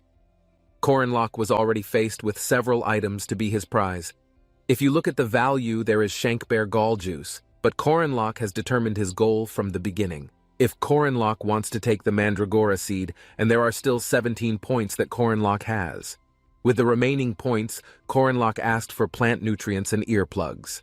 Corinlock was very happy because his shopping was a great success. Even in repeated attempts in the game, Corinlock had never been so lucky. Plus, it was the first time Corinlock had seen them finish. Second place came Jegger with 19 points. Then there was Lark, who brought 15 points. They immediately ran to exchange all the points. And on the way, met Corinlock with their faces equally happy. Corinlock saw that the two of them managed to work well together. Jegger immediately invited them to relax and go to the gym at night. But if Jegger had the energy for the gym, it was better to help Corinlock find the golem core. Cranel, who heard it, was obviously surprised, but Corinlock said that they were better off searching together. It even felt like Cranel had to say thank you at a time like that. In the past, there had been collaboration with Cranel on large monster battles. Not many could be a tank and damage dealer like a golem, and it was almost over. Cranel must core restoration. Even Alicia has been seriously injured and Drone, who must lose his strength. Even Yuel looks helpless as if he's dead. But it's impossible if they can just die. Corinlock doesn't know what the professors have done to them. Corinlock immediately helped Yuel to stand up and said that Mariette was too much. Suddenly there were many animals running, and Yuel shouted for Mariette to run. Corinlock didn't understand what had happened to Mariette and them at that time. Mariette was born with a spell interpretation talent that was given with great mana capacity, far from the frustration of failure or despair of a mage, the main heir of the unruly genius head potion professor. For Mariette, the hunting ground was like a playground, setting the difficulty level as a senior and expecting the development of her juniors. But at that time, Mariette really had to fight against Huaran, who made her helpless. The power of the Huaran cannot be doubted and even easily makes Mariette fall. Ordinary spells are not enough for Mariette to use. Don't even know what magic she should use to fight back, even though Mariette has promised her teacher not to use advanced spells, something that exceeded intermediate attack magic, but in reality Mariette had already cast several advanced spells, all done just to fight against such a powerful attack. Even though Mariette might deny it later on, Mariette had tried her best to fight back. Huaran easily knocked Mariette down so many times that it felt like Mariette couldn't take it. Mariette's body had fallen and asked Huaran to no longer come close to her. What stood before Mariette at that moment was not a knight or a mage. It was no longer just a game like a natural disaster in human form, a Huaran with a sinister aura, a glowing red light with a very sharp gaze. Mariette no longer wanted to fight the Huaran because the attacks he gave her were enough to withstand. Madame was shocked to see the incident and confirmed Mariette's condition. Mariette was still able to say that she was fine. But it wasn't long before he fell because he couldn't bear the pain. That day's hunting ground practice yielded some unexpected results. First, The student who got the highest score in first place was rank 5. Then the dispute between first-year seed Hwarin and second-year seed Mariette. It seemed that Corenlock had worried in vain and even thought that Mariette had risen as his boss. It seemed like it was still looking fine because everything was going according to the original story. Corenlock would think about it later again and wanted to make preparations immediately. Corenlock went to the edge of the forest hunting ground. Corenlock's arrival to the forest was only to meet the creatures who lived in that place. Suddenly, Corenlock met a hidden piece of heroic legend of Arhan that could only be used once Golden Axe Hermit. Corenlock has met a hermit who carries a gold and silver axe, because the story relates that the axe is only a weapon, precisely below the unique rank that is allowed to throw things that will not give any reaction. The loot drop challenge begins with the certification of a veteran player. Among them are brave souls who dare to drop rare and valuable items. Hidden pieces included by the game developer wondered if anyone would find it. The hermit asked Corenlock if maybe the gold and silver seeds in front of him belonged to Corenlock. With a prostrate body, Corenlock replied that neither of them belonged to him. The hermit felt that Corenlock was a very honest man because he was not tempted by gold or silver. The hermit came to admire Corenlock's honesty and would give him 3 seeds, making Corenlock very happy. Finally, Corenlock got 3 multiple items. Ordinary Mandragora significantly increased magic power. But golden and silver Mandragora seeds have a very special effect. Hidden pieces of heroic legend can only be obtained through specific means. The challenge is to harvest them when they scream loudly while being pulled. In the previous round, Park Sihu ate the Mies and Corenlock ate the silver. But for that moment, Corenlock managed to get them all. Mariette's awakening as an Act 1 boss and special class vampire was caused by meeting Mist City assassin John Doe on a real mission in 3 weeks. It is not known how the demon blood inside Mariette awakened, but there's still plenty of time. Showing strength against the named enemy's 2nd class is part of the plan. Even if a weak knight 5th class asks for help, they will not help him. The character will pay attention to the player when they see the innate talent and strength. In 1 week, named ones will recover their strength. If that's true, it's time to propose party creation. There were still about 3 weeks until Mariette's awakening day. After the battle, Mariette was unconscious and had to lie in bed. But a few days later, Mariette was strong enough to sit up again.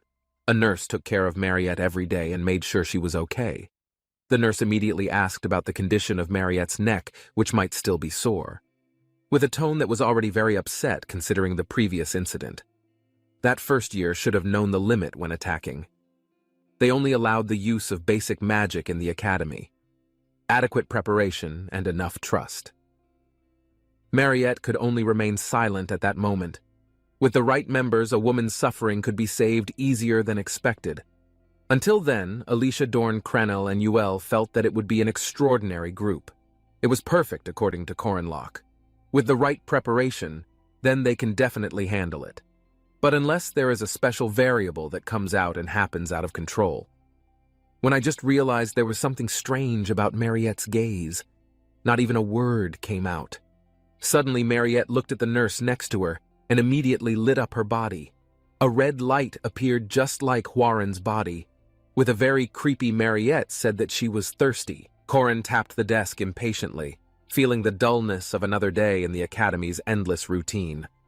Behind him, symbols illuminated on the desk, signaling an assignment with much higher stakes than the usual monotony. The figure across the room sighed, frustrated. Why did I ever let him take part in this mess? Coren leaned back, eyes half closed. If I'm going to be tested, make it something worth my time. Sitting silently, he pondered the bizarre events, unsure if jumping the fence outside might bring some clarity. Coren peeked at the crumpled paper in his hands. An urgent mission? He scoffed, finding it hard to care. The woman before him narrowed her eyes. Stay focused or you'll regret it. This isn't a simple errand, Coren. With subtle movements, she revealed an intricate weapon, ensuring Coren understood the mission wasn't just about survival. It was personal. Coren studied her carefully.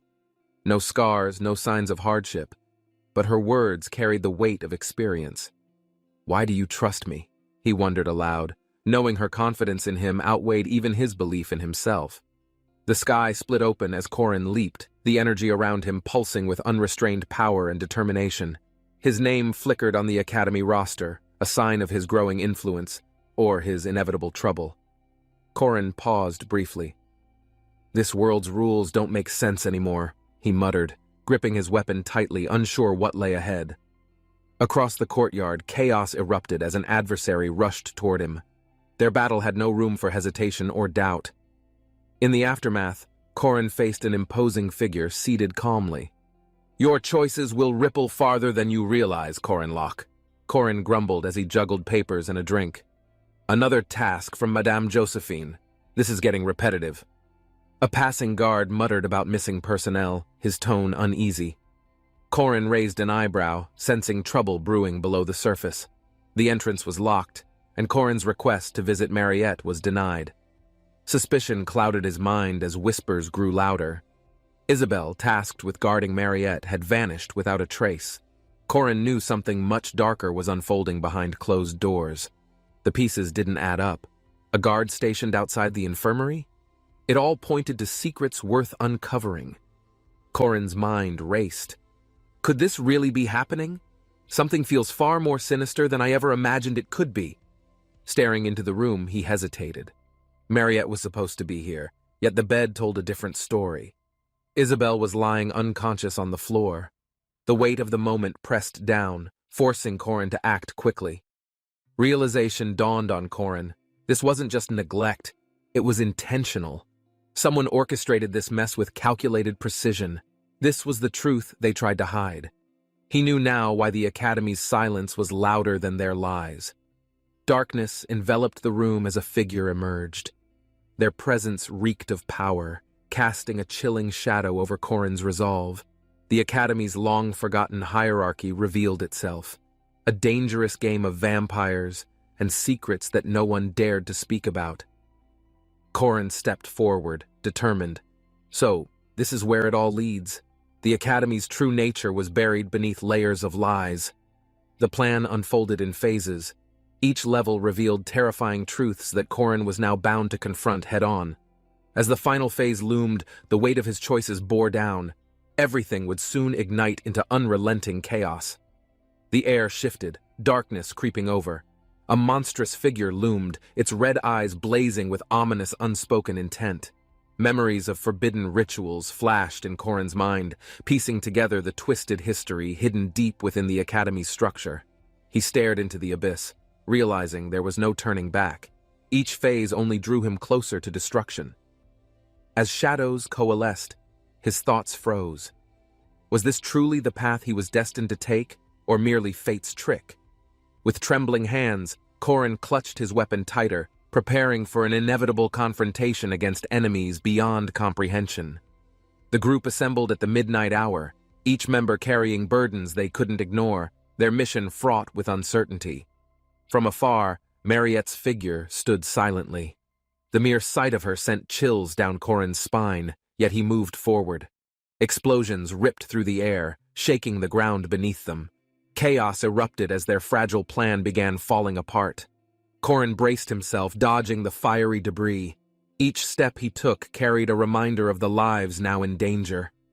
In the distance, an ominous red glow appeared. Korin knew its presence could only mean one thing: unleashed devastation. Korin stood amidst the ruins, wiping soot off his face. He couldn't afford to show weakness. Not in this moment. As figures emerged from the shadows, Korin's resolve hardened. Every ally and enemy here would decide the war's course. The vampire hunter, Drawn, offered Korin a deal. "Work with me, and I'll give you what you need most." Reluctantly, Korin accepted. They entered the grand library together, where secrets of the past waited in hushed, ancient whispers.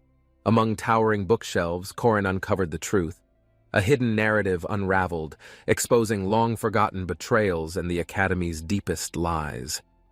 Korin glanced up, eyes determined. "If you help me, I'll teach you everything." A partnership forged amidst uncertainty. A green-haired ally joined the fold. Their resolve grew stronger with each new addition to the ever-growing mismatched group. In the Academy's canteen, they huddled together, formulating a strategy. The air hummed with tension, anticipation cloaked beneath casual chatter. Amid laughter and plans, Korin realized the depth of their bond. Every sacrifice they made now carried an undeniable weight. He clenched his fists, determination brewing. "Let's do this!" Each word fueled the energy coursing through their impromptu team. Night descended as Korin led his team toward the forest. The eerie silence gnawed at their confidence, but they pressed forward. Tensions rose with every step. "This is the best we can do now," Korin thought, feeling the weight of responsibility. A voice pierced the stillness, warning of danger ahead. It only heightened their resolve to uncover Mariette's hidden location. Korin's gaze fixed on the starry sky. "She's really here," he whispered to himself, grasping hope in the growing darkness. Shadows loomed ahead, revealing their destination. Every heartbeat synchronized as the group prepared for the confrontation that awaited them. Yuno raised her hand, summoning spirits from the surrounding air. Energy surged, guiding them closer to Mariette's hidden, otherworldly presence. The green glow intensified, swirling around them like a beacon. Korin watched in awe, trusting Yuno's connection to the ethereal. Spirits danced with purpose, responding to Yuno's call. Their growing numbers signaled the group was nearing the truth they sought. Korin squinted into the glowing mist, struggling to discern anything solid. How did they find Mariette? The answer remained elusive. Tension crackled in the air as the spirits scattered, revealing an uncharted path. The group braced for what lay ahead. Korin led his team as Yuno summoned the spirits, their glowing forms lighting the path ahead with ethereal green. Shadows stirred ominously, and Korin's sharp instincts warned of an approaching threat. The calm was merely the storm's prelude. A sudden attack caught the group off guard. Korin moved swiftly, blocking an enemy's blade, though the ambush threw them into chaos. From the shadows, monsters emerged, their glowing eyes piercing the night. "How many are there?" Korin thought, gripping his weapon tighter. The battle began. Korin's team fought desperately, each member pushed to their limits against an onslaught of relentless, otherworldly foes. Amid the chaos, a maniacal figure taunted Korin. His smirk radiated confidence, but Korin wasn't one to back down easily. Korin barked orders, rallying his team. "Lark, hold the rear!" The young fighter complied, though fear wavered in his eyes. Yuno unleashed another wave of magic, her spirits attacking with precision. Even so, the enemies seemed endless in their advance. Monsters targeted Korin, forcing him to focus. Every swing of his blade carried the weight of protecting his newfound allies. This is only the beginning, Korin thought, realizing the scale of the battle ahead as he blocked yet another strike. Korin fought fiercely, commanding his team like a seasoned leader. Despite the chaos, his movements were calculated and his focus unwavering. Yuno's spirits glowed brighter, forming a barrier to shield the group. Even so, the enemy continued to press forward. In the midst of battle, Korin spotted a clue, a hidden book glowing faintly, seemingly out of place amid the carnage. Could this hold the answers? Korin wondered, lunging toward the book while dodging an attack. He knew he couldn't waste time. Bloodied but determined, Korin resolved to finish this battle. His team's survival depended on unraveling the mystery of their enemy. Korin stared at the chaos unfolding, the enemy's relentless attacks pushing his team closer to their limits with every moment. A familiar voice echoed, snapping Korin's attention to a new figure emerging from the darkness. Their presence shifted the battlefield. Mariette appeared, her form cloaked in a red aura. Her transformation was unlike anything Korin had anticipated or prepared for. The sight of Mariette filled Korin with dread. Is this truly her? He thought, gripping his weapon as tension rose. Rallying his allies, Korin took charge. Hold the line, Yuno! He knew every second mattered in this dire confrontation. Korin stepped forward, determination blazing in his eyes. I'll take the front, he resolved, knowing his choice was crucial. A window of status information appeared, showing Mariette's rising power. It was clear her influence extended far beyond this moment. Korin's own stats updated, reflecting the weight of his decisions. His resolve and strength had become pivotal in this battle. As the numbers unfolded, Korin realized they hinted at something greater, a ripple effect that could shape the fate of everyone. "I will save the world," Korin vowed. With this first step, his journey toward stopping Mariette had truly begun. Korin gripped his weapon tightly, eyes sharp as he led his team forward. Their resolve burned bright under the moonlight. Korin stood firm, a promise echoing in his heart. "I will save the world," the weight on his shoulders immense. A warning appeared, the first commandment challenged by Korin's actions: sacrifice or salvation. His resolve grew stronger despite the moral conflict. Mariette's fiery transformation radiated with terrifying power. She approached, her steps marking the ground, each movement a declaration of dominance. Korin's mission became clear. "Rescue Mariette," the prompt read as the ominous tension of their inevitable clash settled over him. Mariette faltered, her glowing red eyes briefly flickering. Korin saw the humanity she once had buried beneath the flames of fury. Yuno's voice broke through the chaos. "She's coming!" Korin tightened his grip, preparing to face the overwhelming force ahead. A sudden burst of energy pierced the air. The sheer power stunned everyone, forcing the team to recalibrate their strategy. Mariette's form loomed larger, her red aura pulsating wildly. "What is she becoming?" Yuno whispered, fear creeping into her tone. Korin recognized the creature, a familiar born from darkness, a manifestation of Mariette's corrupted soul. Understanding dawned, bringing both clarity and dread. The truth hit Korin hard. Mariette's battle wasn't just external, it was a fight against the entity consuming her from within. Korin took charge, pushing his doubts aside. The team's survival depended on his ability to adapt and lead amidst chaos. The battle raged as Mariette's attacks grew more erratic. Yuno's magic countered her flames, creating a fragile balance between destruction and hope. Yuno called upon her spirits, channeling their energy. Her resolve shone as she defended the group against Mariette's relentless fury. Korin knew this wasn't just about defeating Mariette. It was about finding a way to save her from total annihilation. The forest floor glowed with ancient markings as Yuno prepared a powerful spell. The team held their breath, waiting for salvation. The burst of energy shook the entire room as Elise unleashed her overwhelming aura, marking the beginning of chaos. The words "rapid development" appeared ominously, signaling a sudden escalation. The tension in the room grew with each passing moment. The air grew dense with green light. Jake felt the immense pressure radiating from Elise, forcing him to step back. Amid the turmoil, Jaeger panicked, unsure if their protective barrier would hold against the incoming devastation. Elise smirked, brushing off her injuries. "Half my mana gone," she muttered, still ready to push her limits further. Struggling to stand, Elise felt her body faltering but refused to give up, determination glinting fiercely in her eyes.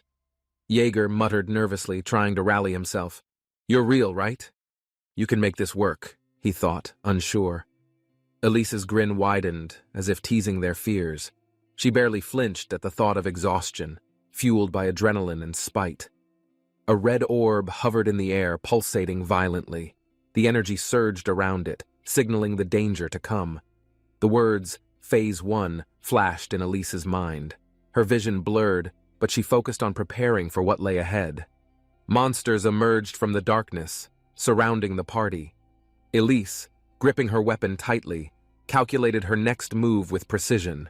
Phase 2 unleashed the true terror.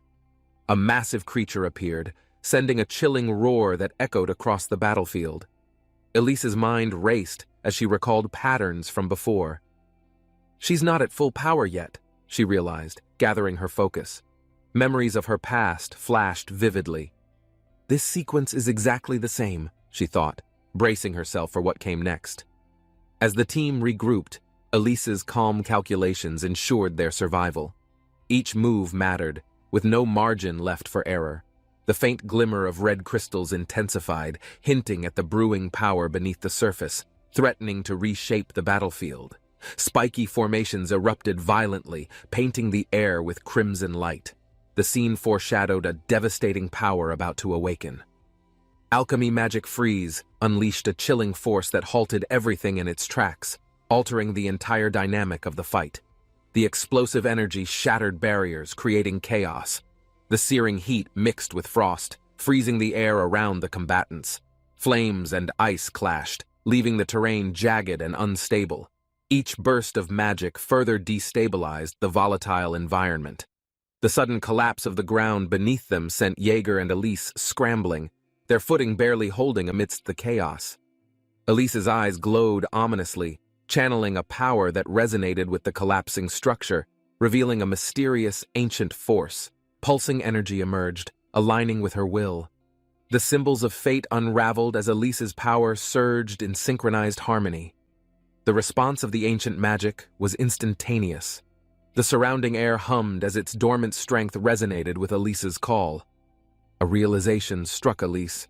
Her control over this ancient force was fragile. She steeled herself, knowing a single mistake could end everything. Vines crackled and twisted through the shattered ground, giving rise to a massive figure. Elise's focus narrowed on her summon. The ominous figure, Wicker Man, giant willow doll, emerged with glowing eyes, radiating an aura of both beauty and terror. The group staggered in awe. Elise observed her creation, admiring its strength while calculating its potential use in the chaos. The Wicker Man roared, shaking the battlefield, its massive limbs carved through obstacles, commanding dominance over the chaotic terrain. Elise smirked, proud of her success, but she knew the creature's true potential was yet to be fully realized. Corin stood firm, his plan falling into place. The battlefield shifted, prepared meticulously to ensure the group's survival. The explosive artifact hummed with power as Jaeger struggled to follow orders, tossing it toward the heart of the chaos. The artifact detonated mid-air, a blinding golden light engulfing the surroundings, obliterating nearby threats in a calculated display of destruction. As the smoke cleared, the group caught sight of a glowing figure in the distance, marking their next challenge. The hulking golem emerged, its hollow body glowing ominously, moving like a calculated machine designed solely for battle domination. The Wicker Man roared to life, its glowing eyes locking onto the target. Corin's mind raced with tactical possibilities. The red energy cores pulsated dangerously as the Wicker Man unleashed a barrage of devastating attacks against its massive opponent. Yuel gritted her teeth, her energy almost drained. Maintaining control over the summoned creature demanded every ounce of her remaining strength. With her power waning, Yuel focused intensely, knowing that the slightest loss of control would mean doom for everyone involved. The Wicker Man pressed forward relentlessly despite visible damage. Its durability showcased the raw power of its design against overwhelming odds. The ground quaked under the weight of the Wicker Man's steps. Its relentless advance left a path of utter destruction. Flames erupted as the enemy lashed out, striking with immense force. Corin calculated their chances, reassessing strategies to adapt. Corin reassured the group, explaining that the Wicker Man, being an unfeeling construct, was designed to withstand any internal assault. Sparks and flames flew as the battlefield raged. Corin's confidence grew, knowing their creation was holding against the chaos. The final blow illuminated the night, marking the climax of the battle. Corin silently prepared for what came next. Corin's heart sank as the Wicker Man's fire dimmed. The sudden silence hinted at trouble beyond his expectations. A chilling roar filled the air, pushing everyone to their limits. Corin braced himself, realizing the stakes had just risen. Yuel stumbled, her energy nearly depleted. The sudden shift in the battle forced everyone to adapt to their fragile circumstances. Mariette Dunilef appeared, her aura seething with destructive energy. The battlefield trembled, signaling her as the new ultimate threat. Yuel gathered her remaining strength, but her fragile state threatened collapse. The team had to rethink their approach against this overwhelming foe. Corin clenched his fists, ordering Jaeger to stay back. Jaeger hesitated but followed, understanding his role wasn't in the front line. Yuel's voice faltered as she warned of Mariette's used-up ranged abilities, yet they knew she was far from finished. Corin signaled for the team to move in. The energy shifted as everyone knew this was their moment to strike. The battle surged as everyone leaped forward. Precision and teamwork became crucial as Corin charged ahead with his blade glowing fiercely. The battlefield was illuminated with violent bursts of energy. Corin's leadership carried them through the chaos with renewed determination.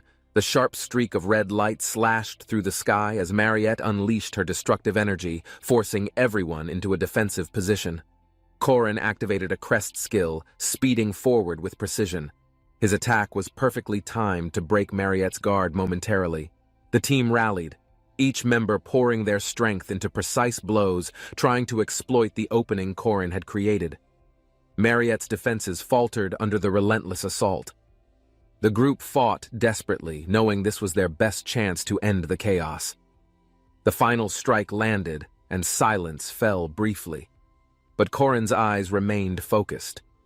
He knew the battle wasn't truly over yet. Korin launched forward, delivering a direct strike, his movements fueled by desperation and precision as the battlefield erupted with cascading energy. His instincts screamed as Mariette retaliated, her presence overwhelming. Every step closer to her felt like wading through suffocating fire. Jaeger broke through her barrier with brute force, a smirk lighting his face. But Korin knew the danger wasn't over. The sudden shift signaled the activation of Phase 3. The atmosphere turned oppressive, sending chills through the entire team. Mariette's aura intensified, her eyes glowing with a dark red hue. The ground beneath her became soaked in malevolent energy. The blood orb hovered ominously, its power expanding outward. Korin watched in horror as the realm warped into Mariette's deadly domain. The ground beneath them trembled, weapons slipping from weakened hands. A sinister trap activated, pulling them deeper into a living nightmare. Mariette's orb dictated the battle, her overwhelming presence crushing morale. The team realized they were trapped with no way out. Korin analyzed the orb's mechanics, noting its origin. The blood and mana drained from Mariette fueled this devastating transformation. The newly summoned figure loomed above, its twisted form embodying the chaos of the battle. The true fight was just beginning. Korin stood amidst the aftermath, his voice trembling.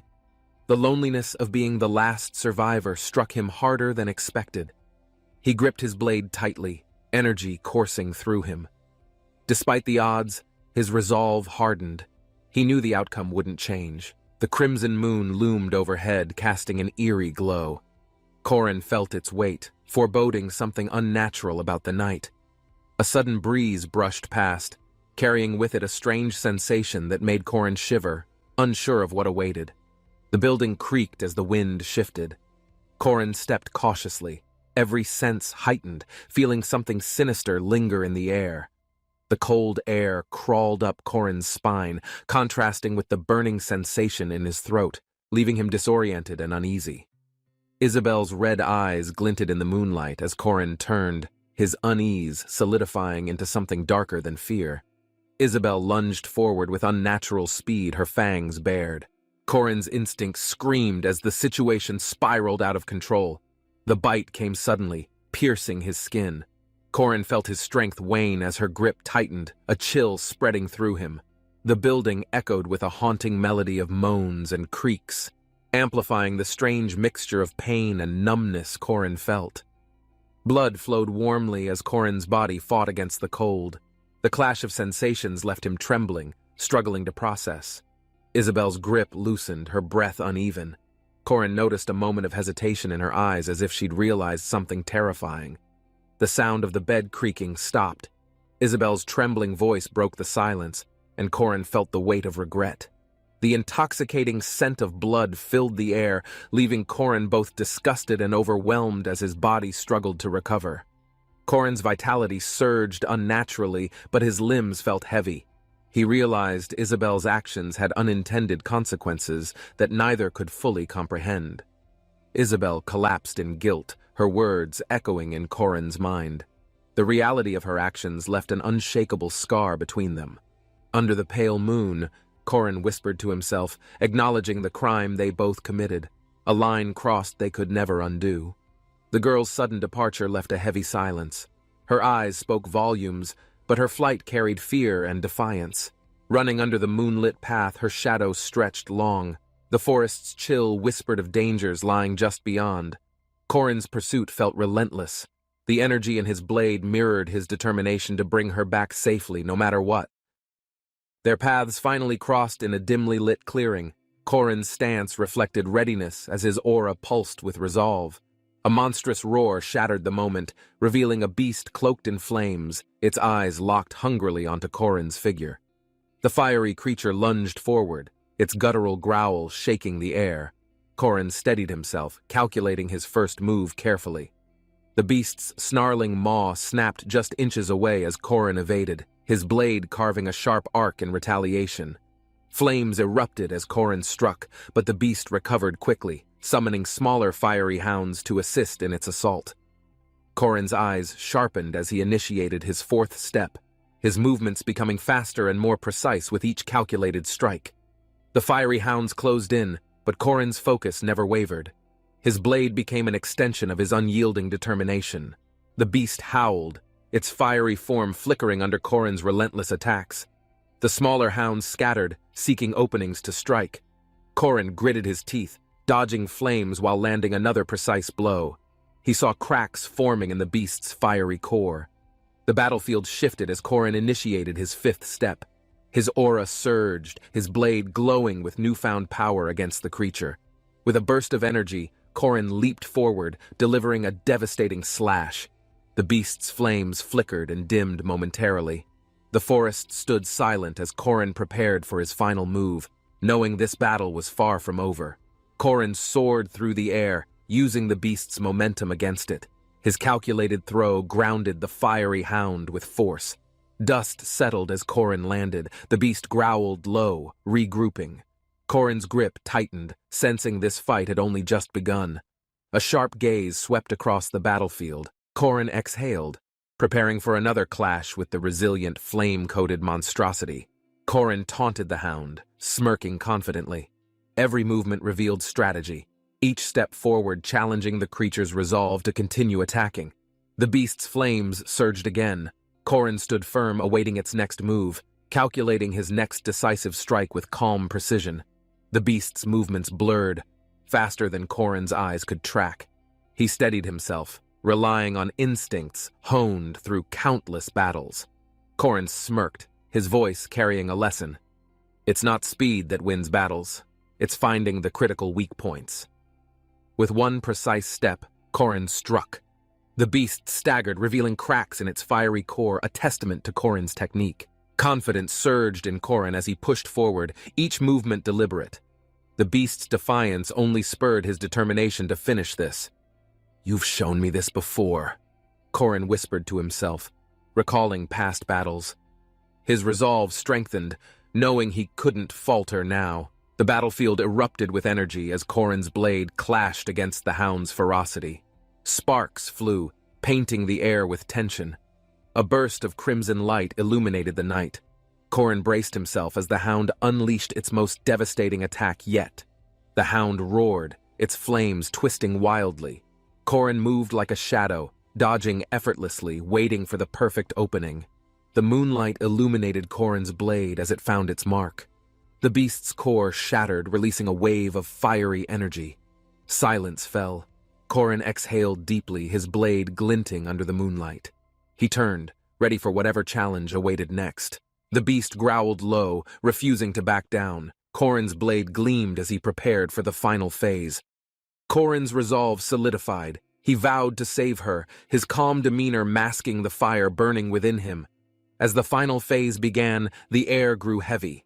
Mariette Dunalef emerged, her presence signaling the ultimate challenge. The crimson energy around Mariette intensified, her power warping the battlefield. Korin tightened his grip, preparing for the inevitable confrontation. A sudden shift in energy revealed the critical danger of this phase. Korin knew every move had to count now. The moon's light dimmed as Korin calculated his approach. The stakes were higher than ever, with no room for error. The battlefield trembled as Korin fought to save the party member in critical condition, determined to pull Mariette out. Korin felt the weight of isolation, realizing no one else could help him now. Every step forward was his alone. The attack landed hard, sending shockwaves across the field. Korin braced himself, ready to endure whatever came his way. As Mariette's power surged, Korin's resilience shone through. His strength stemmed not from skill alone, but the memories driving him forward. Despite the pain, Korin pressed on. His skill activated, allowing him to endure the damage and continue his fight. Bright golden energy surrounded Korin, a reminder of past kindness. He drew strength from those who believed in him. The memory of her sharing supplies lingered in Korin's mind. It pushed him to uphold the hope she once gave. Korin steadied himself, recalling her words. He smiled faintly, reminded of why he continued to fight, despite everything. Korin whispered softly, urging patience. He knew this battle wasn't just for survival. It was for the future they all deserved.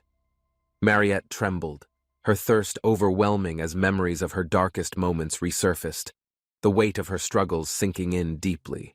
Sebastian Duke's downfall mirrored the dangerous path Mariette fought to avoid, a haunting reminder of what she might become. Even a commander's willpower was no match for the primal urge. It served as a warning Mariette dared not ignore. Mariette endured immense pain to suppress her hunger, each moment a test of her will and unyielding strength. The glowing crimson moon bore witness to her resilience, a battle within that burned brighter than any outward conflict. Under the night sky, Korin reflected on the unfairness of a narrative written to end in despair and tragedy. He vowed to rewrite the story, to forge a new path where loss wasn't inevitable.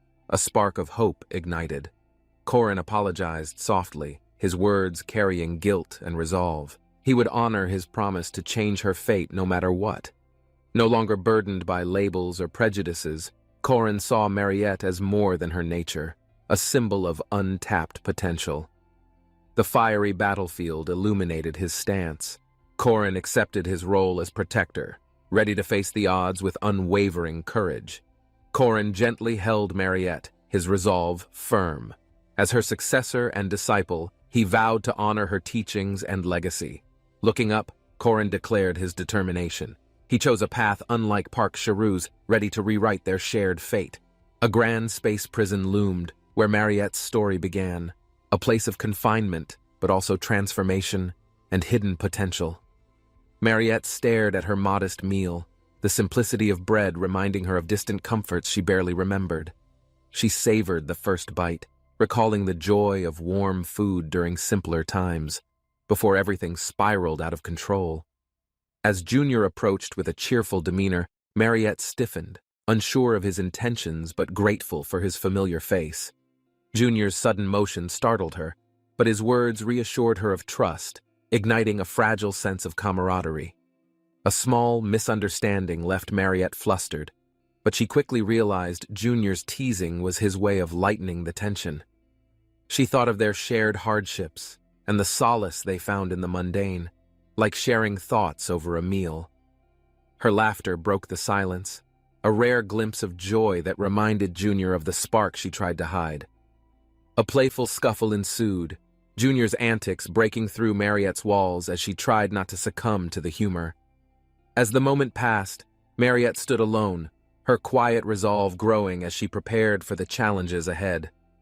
Junior confessed his fears, the weight of vulnerability catching Mariette off guard, though she respected his honesty amidst the chaos. Mariette reflected on her own insecurities, admitting she lacked the courage to act as boldly as Junior once did. A memory of their training together surfaced, where Mariette discovered the strength hidden within her, waiting to be unleashed.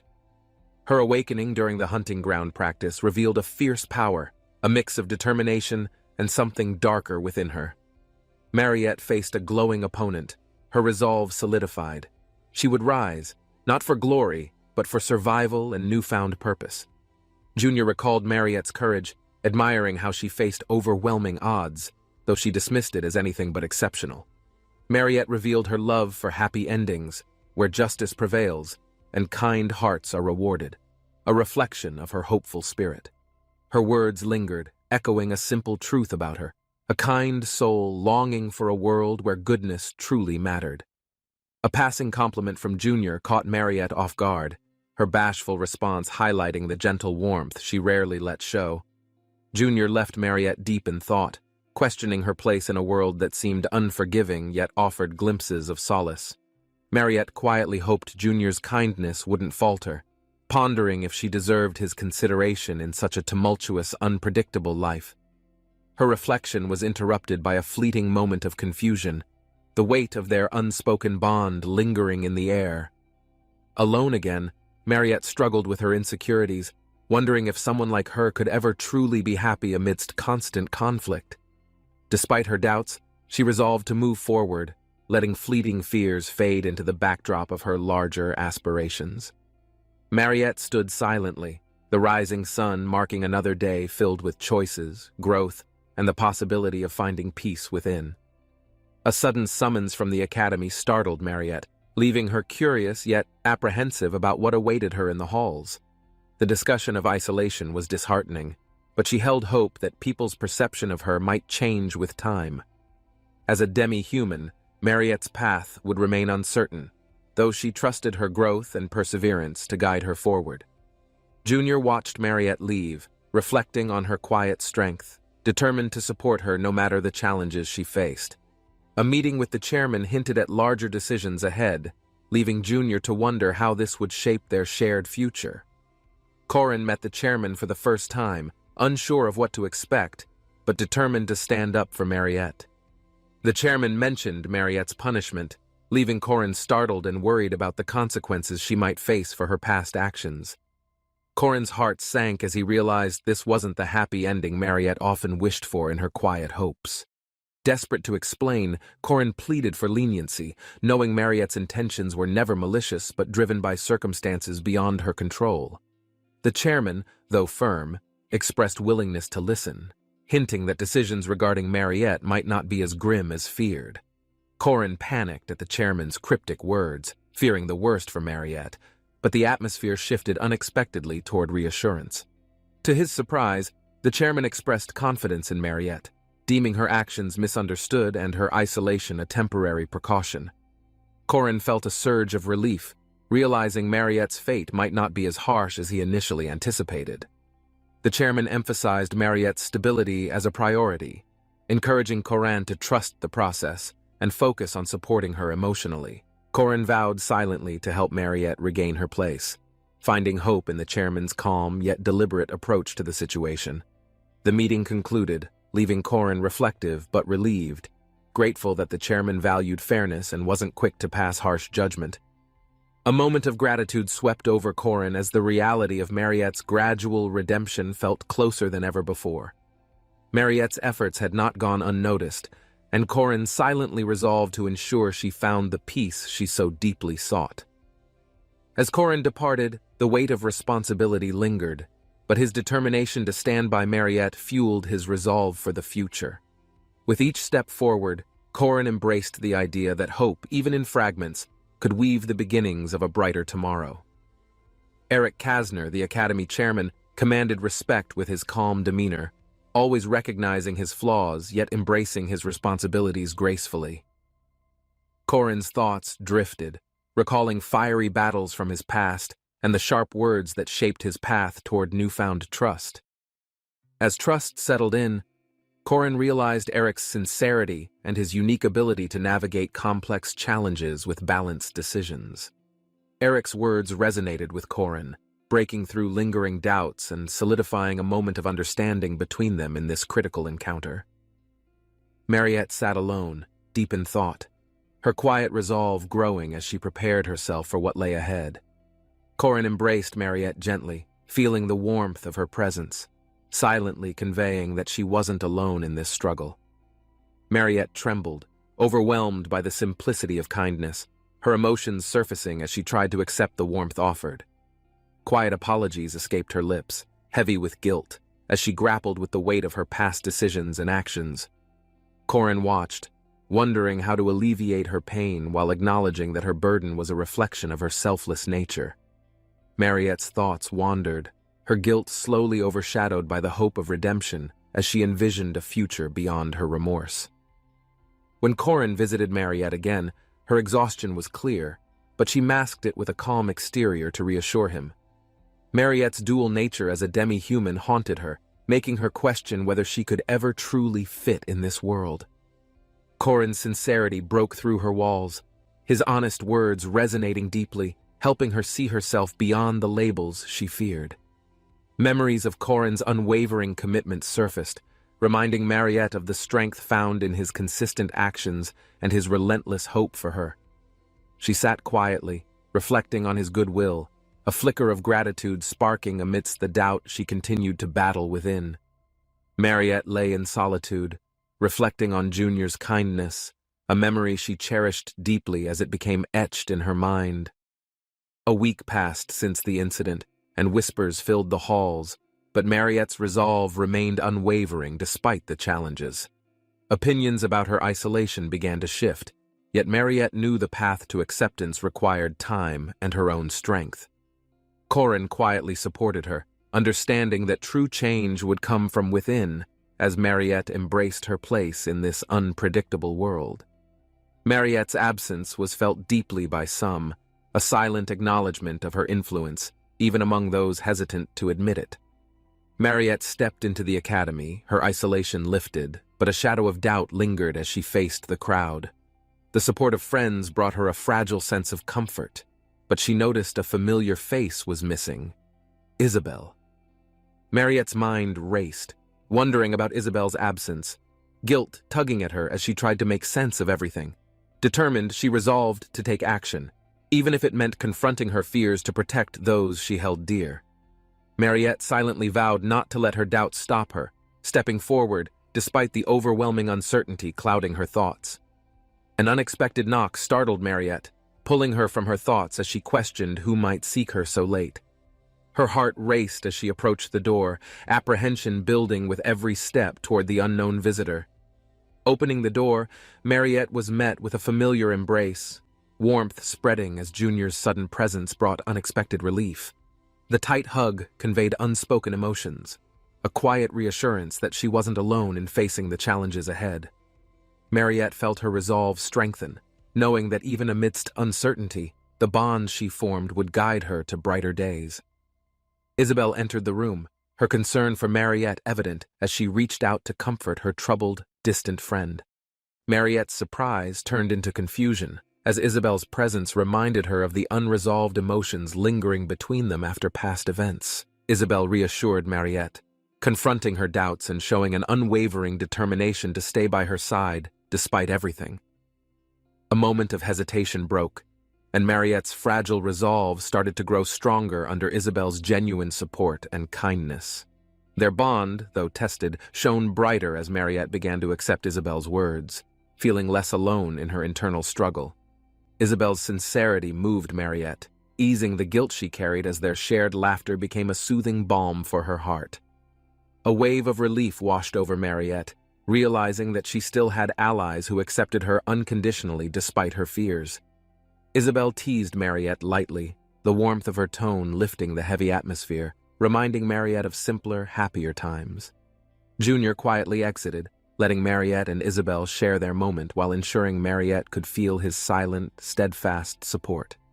Mariette's heart swelled with gratitude as she silently vowed to embrace her friendships and strive for the hope they symbolized. Junior walked away, trusting in Mariette's resilience and newfound strength to carry her forward through the challenges yet to come. Mariette watched him go, her heart heavy with the weight of gratitude and determination to prove his trust wasn't misplaced.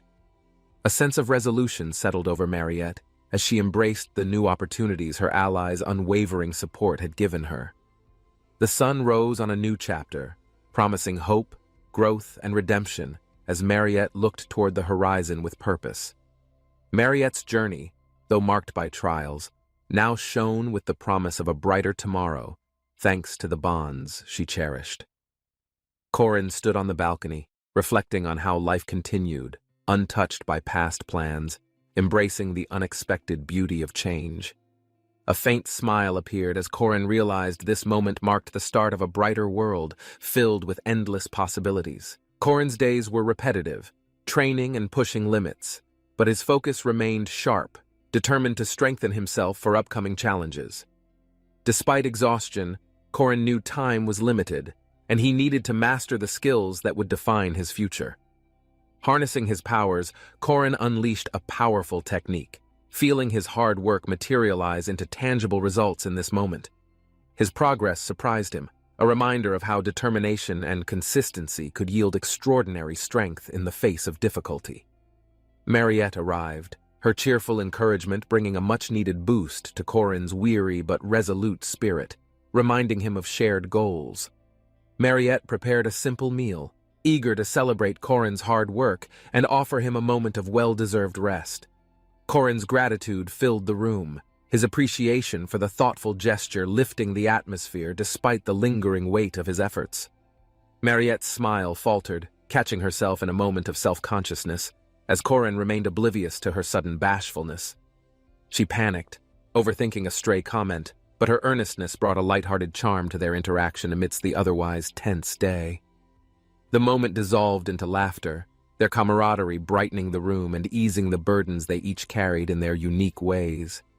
Mariette's curiosity got the better of her, and she nervously asked Corin questions, her tone playful but laced with genuine concern.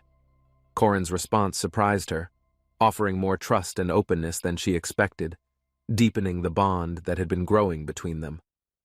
A slight awkwardness filled the air, but the sincerity of their conversation made it meaningful, bridging gaps in understanding between them. Mariette's determination to support Corin solidified, her resolve to stand by his side growing stronger with each passing moment. Their shared laughter reminded them of simpler times, a brief reprieve from the challenges looming ahead, forging a lasting connection. Mariette nervously examined the vial, realizing its contents held power, but also uncertainty about the effects it might unleash. Corin drank the potion, the sharp taste biting into his focus as he felt his strength slowly shift and grow. System notifications flashed, signaling a boost in his abilities, affirming the gamble he had taken for their collective future. A new confidence surged within Corin, his eyes reflecting determination as he visualized the challenges that lay ahead. He acknowledged the next step, ready to start a critical scenario that might define the outcome of their intertwined destinies. Alicia Arden, known for her lineage and second-rank knight status, silently reflected on her progress as she strode confidently forward. Her once carefree life now held purpose as the hunting ground incident spurred her resolve to hone her untapped potential. Determined, Alicia embraced new challenges. Understanding growth required consistent effort and pushing beyond the comfortable limits of her abilities. Memories of her carefree self lingered, reminding her of the balance she sought between discipline and moments of unburdened joy. Alicia smiled faintly, cherishing small pleasures while preparing herself for the demanding journey toward personal and professional transformation.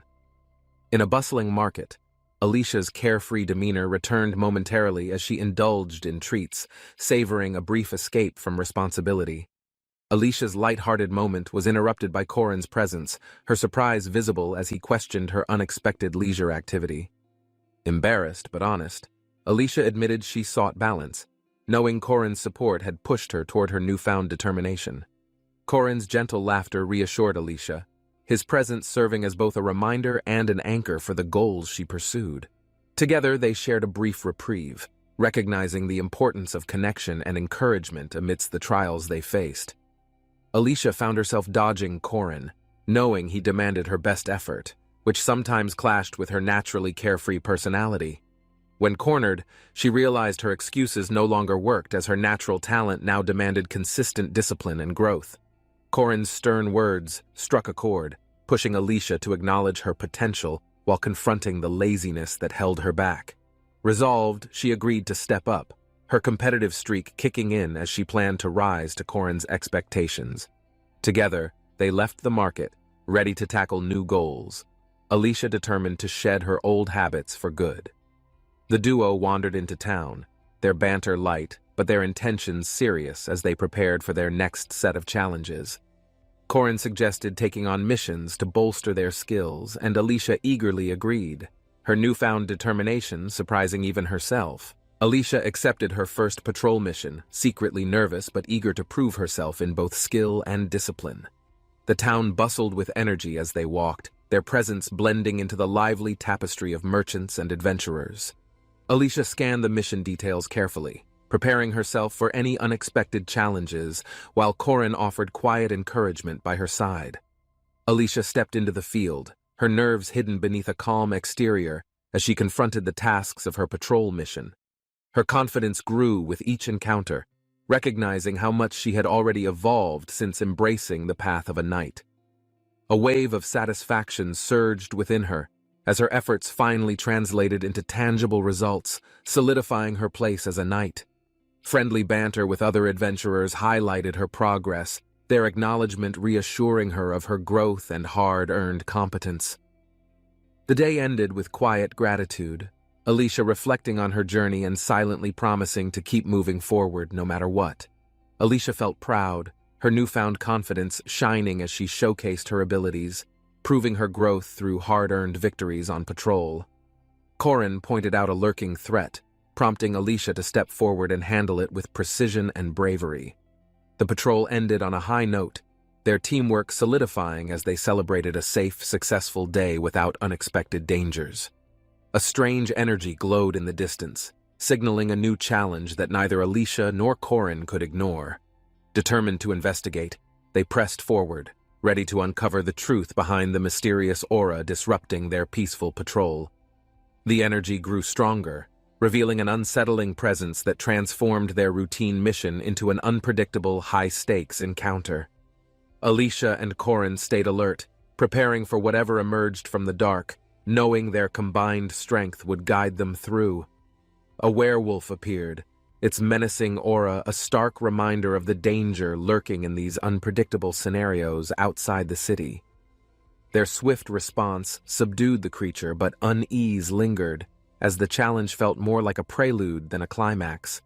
Shadows shifted again, hinting at an even greater force testing their resolve, forcing them to brace for what came next. A Dullahan emerged, its terrifying presence filling the air with dread, marking their most formidable challenge yet on this journey. Alicia's resolve hardened, her training and instincts taking over as she prepared for a battle that would push her limits. Corin supported her from behind, his encouragement a steady reminder that she was never alone in facing such overwhelming odds.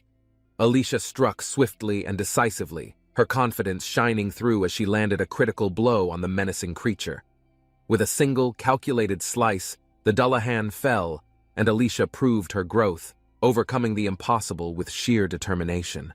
Alicia was shocked as the glowing figure revealed itself, its overwhelming power testing her courage in an instant. She hesitated, realizing this was a new kind of threat, one far beyond the routine dangers she had faced before. Desperation surged as Alicia fought to steady herself, acknowledging that her pride alone wouldn't be enough to win this battle. With no other choice, she called out for Corin, her voice trembling as she admitted she couldn't do it alone. The enemy loomed closer, but Alicia's determination ignited as she prepared to push beyond her limits for survival. Corin was busy fending off another monster, unaware of Alicia's struggle as she frantically sought his support in the chaos. Her frustration grew, feeling the weight of the battle, yet she refused to give up despite the odds against her. In a swift and unexpected moment, Alicia landed a critical strike, defeating the monster with a surge of pure resolve. Exhaustion and disbelief washed over her as she stared at the fallen enemy, realizing she had surpassed her own expectations. As Corin rejoined her, a newfound respect glimmered in her eyes, fueled by the realization of her evolving strength. Alicia stood in disbelief as a mysterious figure emerged, her heart racing at the presence of something unsettlingly familiar.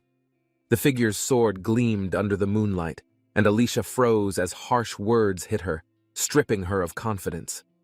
Recognizing the figure, Alicia realized it was Lunia Arden, the family's pride and a legendary swordswoman of their generation. Her older sister Lunia stared coldly at her, the weight of expectations heavy as Alicia faced her greatest critic. Lunia Arden stood under the moonlit sky, her commanding presence radiating as her gaze locked onto her student. Alicia felt her stomach tighten. The piercing stare from Lunia seemed to reach every flaw she'd tried to hide. "Why are you looking so disheveled?" Lunia's sharp eyes noted Alicia's trembling form, a silent judgment filling the air. Lunia's voice cut through the stillness, each word biting. "Why didn't you block properly? Why hold back against your opponent?" "Unleash your sword properly. Who are you imitating so poorly?" Lunia demanded, her tone laced with fiery disappointment. Lunia crossed her arms, unimpressed. "Every action of yours reflects on our discipline. Fix that careless attitude now." A jolt ran through Alicia as Lunia adjusted her stance with precision. Her movements corrected Alicia's posture effortlessly, Keep your shoulders square, Lunia instructed, her sharp gaze softening slightly. Alicia nodded, her determination resurfacing despite her nervousness. Confidence is a swordsman's core, Lunia said. Alicia straightened herself, realizing her hesitation was holding her growth back. Nearby, Corin watched the training, wondering if Lunia had noticed his distraction while he feigned interest in something else. You're the guardian of Arden? Corin introduced himself, feigning ignorance of Lunia's rank as her stern presence loomed before him. Lunia's sharp expression softened for a second before she returned to her critical stance. Your introduction lacks respect, she remarked. Only 2 people use this specific spearmanship, Lunia thought to herself, watching Corin's posture, her instincts sharp as ever. Is it you or someone else? She questioned internally, a swirl of possibilities crowding her thoughts as Corin hesitated. Memories of another duel resurfaced for Lunia, one where that unique style struck deeply. Could Corin's presence tie to her past? Lunia explained the origins of the elite swordsman ranks, a tradition that marked only the most disciplined warriors in the academy. Alicia listened intently, her eyes sparkling at the mention of the legendary 5 swords, a group she deeply admired. Each figure of the 5 swords carried an aura of unrivaled skill and discipline, embodying the academy's ideals of perfection. Lunia's voice turned somber, hinting at the sacrifices and challenges that shaped the swords into legends within their time. Corin glanced at Alicia, whose excitement visibly grew. Her aspirations to become one of them seemed more evident than ever. Decades of tradition and honor carried the Arden family name, their influence spreading across the continent as guardians of martial excellence. The Merkaba Arden Studio, a renowned training ground, stood as a beacon of skill, discipline, and the embodiment of legacy. Training was rigorous, with strict discipline enforced. The lessons of past masters echoed through every movement taught to their eager disciples. The pavilion remained a symbol of Arden's greatness, where legends were forged, and the next generation of warriors emerged stronger. Lunia's presence demanded respect, her instructions carrying the weight of 1,000 stories, each inspiring devotion and fear in equal measure. Alicia's nerves showed as Lunia tested her resolve, her steely eyes gauging every movement and hesitation during the disciplined exercises. Watching from the sidelines, Corin observed Lunia's sharp demeanor, wondering why her expectations always seemed impossibly high for her students. What's the true meaning behind these missions? Alicia pondered, her focus waning slightly under the intense pressure Lunia placed on her. A blush crept across Alicia's cheeks as she admitted in her thoughts how much she admired the elegance of Lunia's uniform. Lunia's silence spoke volumes, her unyielding presence pushing Alicia to move past her distractions and rise to meet the expectations placed upon her. Alicia froze as Lunia's sharp words cut through her, feeling the heavy weight of disappointment pressed onto her shoulders. The legacy of the Arden name loomed over Alicia, a reminder of the expectations she couldn't seem to escape. Thoughts swirled in Alicia's mind, questioning whether she had sullied her family's name with every mistake she had made. Memories of taunts and moments of failure surfaced, filling Alicia with both anger and a lingering sense of helplessness. Shadows loomed as Lunia's voice echoed, "Don't forget who you are," a constant reminder of the unyielding expectations placed on her. Kneeling on the floor, Alicia clenched her fists, a fiery resolve slowly building within her heart amidst the intense training hall. The other students murmured quietly, their gazes flickering toward the defeated Alicia, unsure of how to approach her in this state. Meanwhile, Lunia observed from a distance, her expression unreadable as she weighed Alicia's capabilities and potential for improvement. Corin's name floated in whispers, a mysterious presence that carried an enigmatic air, making others curious yet wary of his abilities. Alicia's thoughts drifted to Corin, questioning whether his unassuming demeanor masked strength she had yet to fully comprehend. Corin's movements flowed like water under the moonlight, each motion calculated, hinting at a mastery rooted in discipline and instinct. Lunia's sharp eyes analyzed Corin's stance, sensing echoes of a refined spearmanship that only the most elite warriors could achieve. This form isn't just learned, Lunia thought. It's inherited, a style perfected over generations, passed only to the worthy few. As the moonlight danced over the training ground, Lunya considered the ties that might bind Corin to her family's legacy.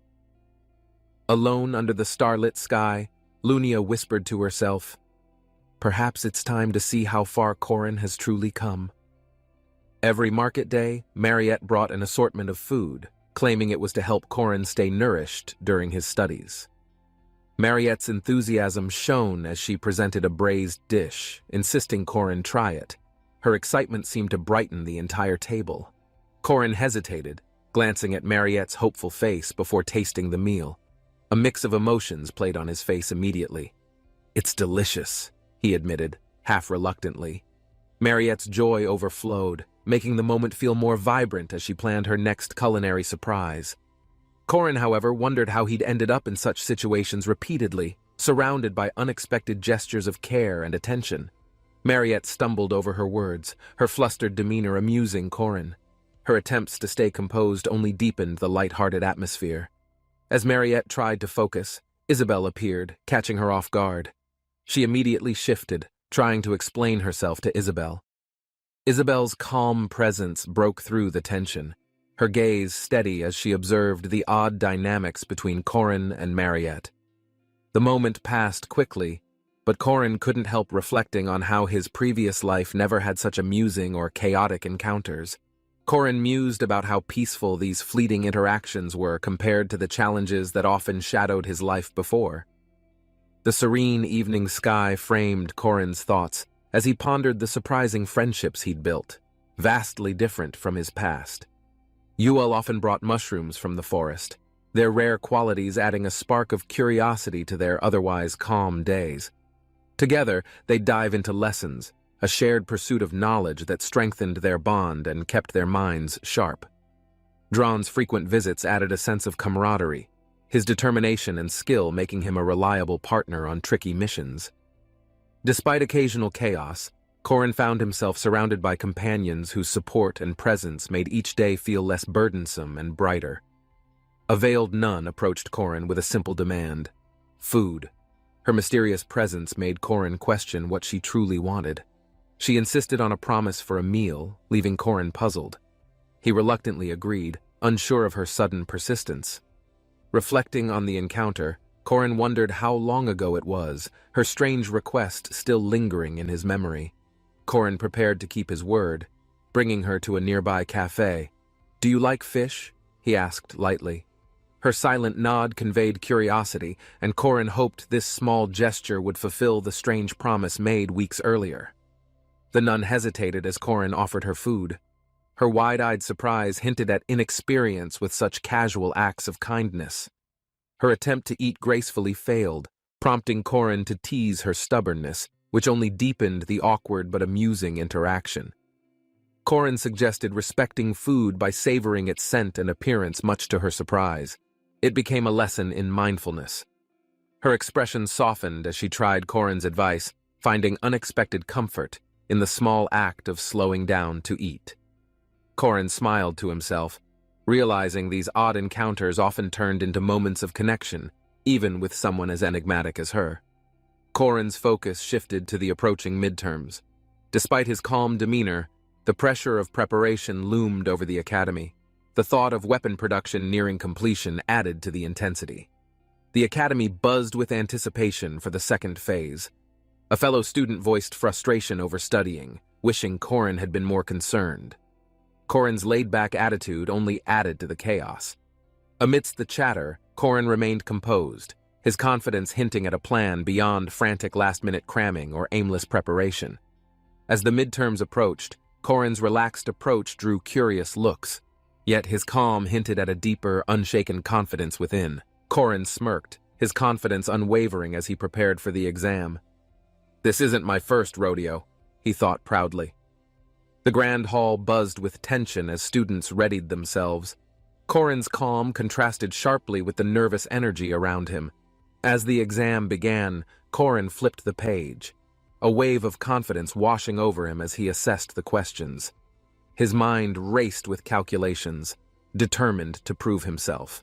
The exam demanded precision, and Korin thrived in these high-pressure moments. Despite the challenging questions, Korin's experience gave him an edge, leaving his peers awestruck at his seemingly effortless focus.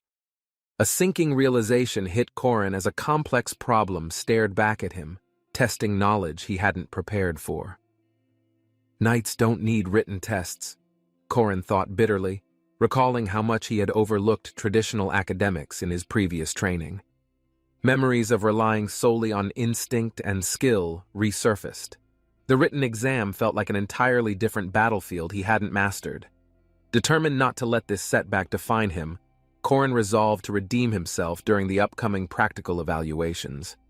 His focus shifted, knowing the practical exam was his chance to shine and reclaim the confidence he briefly lost. The midterm's highlight, the faculty exam, provided an opportunity to showcase combat skills and overshadow any poor written performance. Korin strategized as he observed his peers. "This is where I make my mark," he thought, confidence returning to his stance. The arena buzzed with anticipation. Korin sized up his opponents, already forming a plan to outperform and impress the instructors. Whispers spread as an unexpected instructor appeared. Korin's sharp eyes narrowed, sensing an unspoken challenge in their sudden presence. Standing tall, Korin met their gaze. "It's time to prove what I'm capable of," he thought, ready to compete. A familiar figure entered with confident strides, her presence electrifying the room. Korin's heart sank as her piercing gaze met his. Korin's composure cracked under the intensity of her arrival.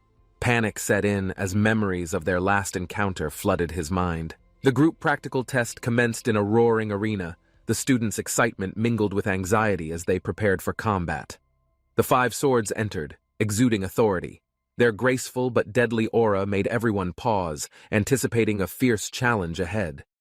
A signal to attack was given. Students charged forward, their enthusiasm palpable, though many lacked coordination under such immense pressure. The 5 swords moved as one, their flawless synchronization cutting through the students' efforts with a precision that was chilling. Korin stood back momentarily, assessing the 5 swords combo technique. His mind raced to devise a counter to their overwhelming style. The arena erupted into chaos as students tried to land hits on the 5 swords, only to be swiftly countered. Korin focused on avoiding the torrent of strikes, using his agility to stay ahead of the relentless and punishing attacks. One opponent prepared an awe-inspiring magical attack, the arena crackling with energy as the 5 swords pushed the students to the edge. Determined not to back down, Korin adjusted his stance, channeling every ounce of focus to exploit a possible opening. The 5 swords, relentless as ever, maintained their dominance. Korin knew this would test every ounce of strength and cunning he had. Drone's sharp commands cut through the din, his leadership bolstering the group's morale as they rallied to counter the 5 swords. Alicia faltered under the pressure, her movements shaky as her opponent's sharp critique stung, yet fueled her resolve to improve. Korin observed Alicia closely, willing her to recover, while maintaining his position to fend off the unrelenting attacks around him. The 5 swords began isolating students, their tactics dividing the group to weaken their coordination, raising the stakes for everyone involved. Alicia pushed herself harder, her form adjusting as she tried to overcome the challenges and prove her worth to her peers. The practical test unfolded, students charging valiantly. Their goal, to prove their strength against the unrelenting force of the 5 swords. The 5 swords' sharp movements outpaced the students, their agility and technique creating a whirlwind that left many struggling to keep up. "As expected," someone whispered. The 5's reputation wasn't exaggerated. Each strike from them carried the weight of years of mastery. Amidst the chaos, Drone and Mila emerged as steady pillars. Their skill and composure were stark contrasts to the collapsing students. Mila faltered under the 5's magical onslaught. Drone, however, stood firm, his calm strategy paving the way for a counterattack. Alicia's opponent analyzed her movements with precision, exposing flaws. Every word of critique pushed her to adapt and improve mid-combat. Sweat dripped from Alicia's brow as she focused, the pressure of expectations and her own determination colliding in this moment. "More practice is needed," her opponent quipped, their strikes challenging her resolve. Alicia knew she couldn't afford to fail here. Alicia's thoughts raced. She couldn't let this failure define her. With a deep breath, she steadied her stance to fight back. Her opponent's taunts fueled her. She wasn't just fighting an enemy, she was battling her own doubts and insecurities head-on. Corin observed the chaos, his sharp eyes tracking every movement. He couldn't help but wonder why Lunia Arden was now involved. The arena buzzed with confusion. Lunia's unexpected role shifted the dynamic, her sharp aura hinting at an even greater challenge ahead. "Let's begin," Lunia declared. Her tone was calm but carried a weight that silenced the murmurs and refocused the students. Alicia steadied herself, glancing at Corin. She couldn't read his thoughts, but his unwavering focus gave her a sense of calm. With a newfound determination, the students regrouped, ready to tackle whatever challenge Lunia and the Five Swords had in store. Lunia Arden's presence loomed ominously, her power radiating like an unrelenting storm, captivating and terrifying every student in the arena. Whispers filled the air as her aura amplified, a reminder of why she was called a monster among monsters. The students trembled, their fear outweighing any sense of strategy. Lunia's strength demanded respect, and her presence redefined the entire test. Corin remained calm, his mind racing with thoughts. Facing Lunia wasn't just a challenge, it was a fight for survival. The air around Lunia crackled with energy as she prepared to show why even the bravest often faltered before her. Chaos erupted as students ran in all directions. Corin stayed on the sidelines, observing the panic spreading like wildfire. Corin spotted Lark amidst the chaos, his nonchalant demeanor a sharp contrast to the madness engulfing the other students. "She's too fast," Corin thought as Lunia systematically overwhelmed every opponent, her pace unmatched and her strikes devastatingly accurate. Lark approached Corin, half joking, half serious. "You're too calm," Lark quipped, but even he knew the stakes were too high to joke. Corin grinned faintly, his calm facade concealing his internal calculations. "This is going to be interesting," he thought as the dust settled. Lunia's sharp gaze landed on Corin. "You and I are the only ones left," she declared, her tone unyielding and commanding. Corin sighed, half-heartedly asking if surrender was an option. Lunia's smirk said it all. Surrender was never an acceptable choice. "I've fought her before," Corin thought, memories of past battles with Lunia resurfacing. He knew this wasn't going to be easy. Lunia's stance shifted slightly, signaling her readiness to fight. Corin tightened his grip, aware that hesitation would mean certain defeat. Their shared history made this confrontation inevitable. Both warriors locked eyes, preparing for a battle that would test everything they had. The battle intensified as Lunia unleashed a devastating attack, shaking the arena. The ground trembled under the force of her power. Corin narrowly dodged the attack, sweat dripping from his brow. He could feel the deadly precision of Lunia's every movement. The crowd watched in awe, their breaths held as the clash of power illuminated the tension between the two combatants. Corin steadied himself, channeling his strength. He couldn't afford to lose focus as Lunia's attacks grew faster and more unpredictable. With one swift motion, Lunia's blade sliced through the air, leaving Corin to wonder if he could truly keep up. Lunia's relentless strikes pushed Corin to his limits, forcing him to dig deep into reserves of strength he didn't know he had. The arena became a blur of movement, each clash of their weapons a testament to their skill and determination to win. Observers whispered in disbelief as Corin held his ground, defying their expectations against someone as formidable as Lunia Arden. A sudden burst of energy radiated from Lunia, catching Corin off guard. The sheer force sent shockwaves throughout the arena. Corin's resolve strengthened as he gritted his teeth, determined to prove that he could stand against even the strongest opponent. Lunia paused momentarily, assessing Corin's resilience. Her eyes narrowed, realizing this wasn't a battle she could easily win.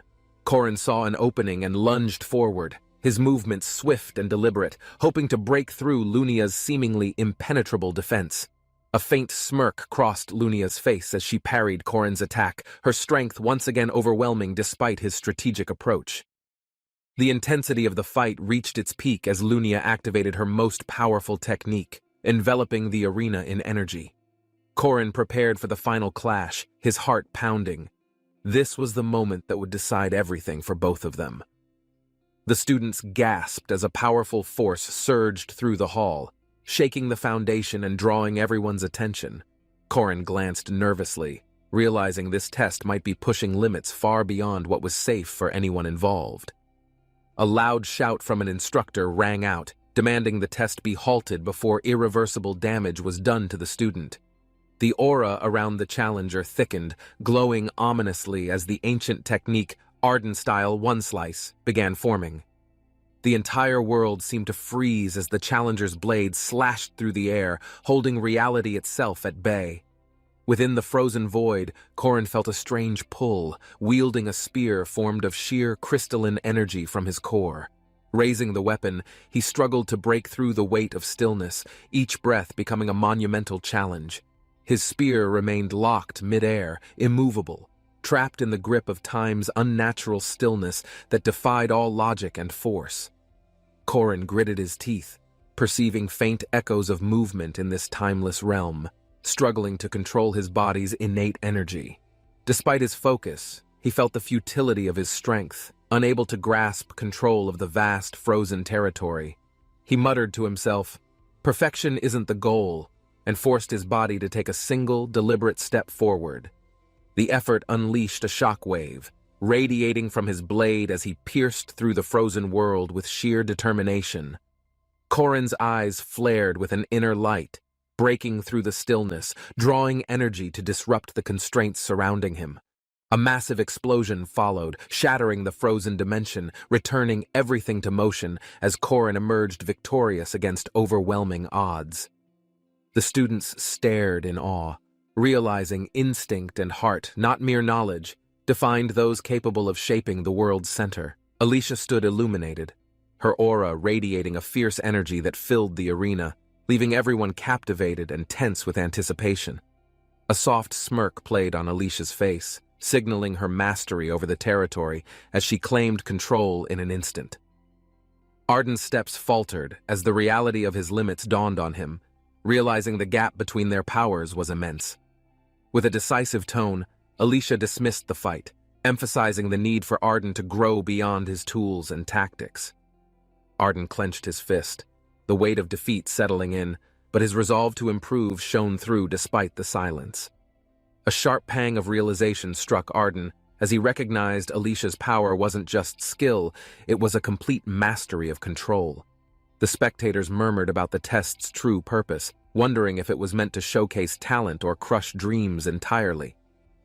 Alicia's gaze softened briefly, acknowledging Arden's effort, but the lesson she imparted was meant to drive him towards something greater. Arden took a deep breath, his thoughts swirling with determination, realizing that failure here might lead to success elsewhere in time. As Alicia walked away, her quiet promise lingered. She would challenge him again someday, but only if he proved himself worthy. Arden's determined expression glinted with an intensity that spoke volumes, silently vowing to turn every expectation on its head with bold resolve. Alicia stepped confidently into the arena, her determination shining as she prepared for the biggest challenge of her life. Her opponent smirked devilishly, his sharp gaze intimidating as he promised to crush her dreams with unrelenting force. Now, standing in the vast coliseum, the crowd roared, anticipating a fierce duel that could reshape their world. Alicia's strength attracted rivals, but fighting multiple challengers alone, everyone whispered, stunned by her reckless but bold decision. "Who is this brave warrior?" murmured the audience, watching Alicia's unwavering focus as she faced impossible odds head-on. The white-haired strategist observed silently from the sidelines, questioning how Alicia's incredible resolve could disrupt even seasoned warriors. Her movements defied logic.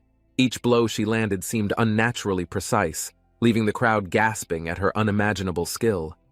Alicia's unwavering technique raised suspicions, whispers spreading through the arena. Was she utilizing forbidden tactics no one dared to master? A few days later, amidst quiet solitude, Alicia explored the coastal ruins, seeking an artifact to tip the scales of fate. "Just who are you?"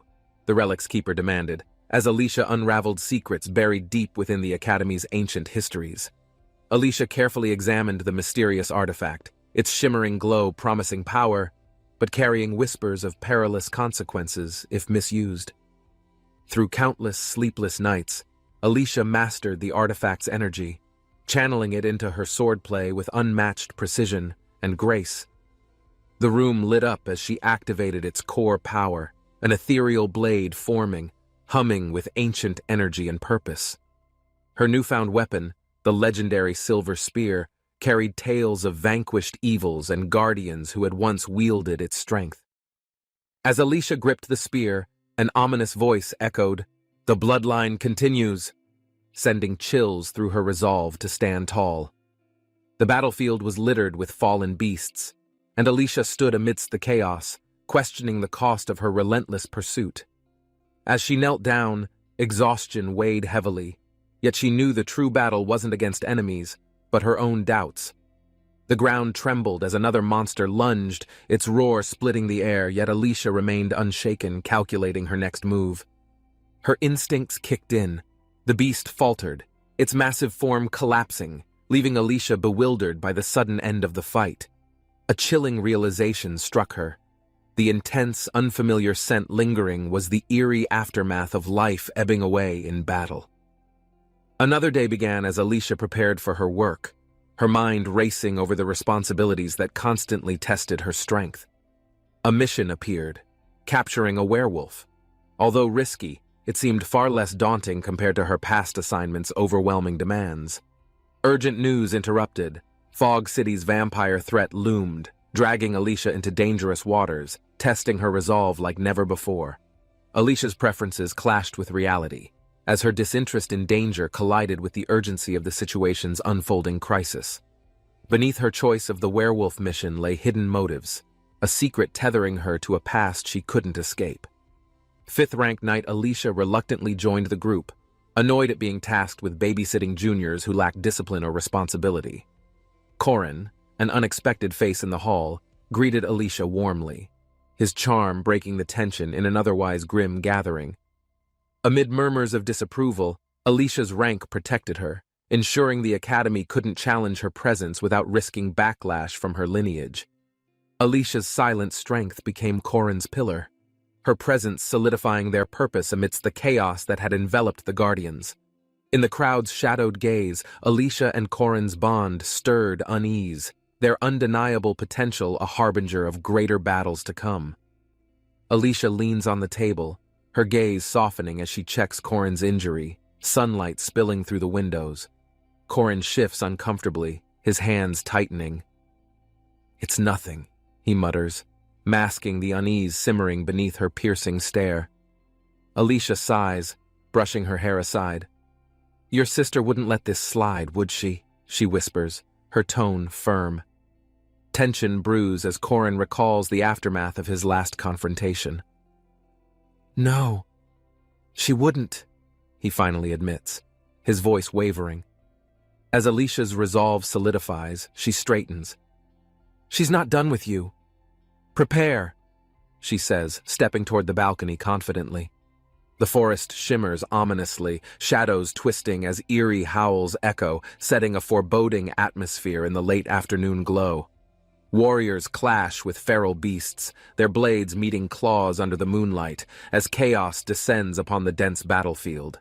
A knight commands, his sword alight, cleaving through a werewolf's hide, shouting orders to push back the relentless monsters. Corin, drenched in sweat, stumbles into the fray, his fists tightening as fear mingles with a strange determination. With a burst of courage, Corin charges forward, his weapon raised high, his battle cry ringing through the cacophony. Monsters swarm, their glowing blue eyes piercing through the forest gloom, their snarls a warning of impending doom. Alicia's magic crackles, illuminating the night. "The balance here feels wrong," she murmurs, unease prickling at her senses. A towering shadow emerges, a figure clad in dark armor stepping forward.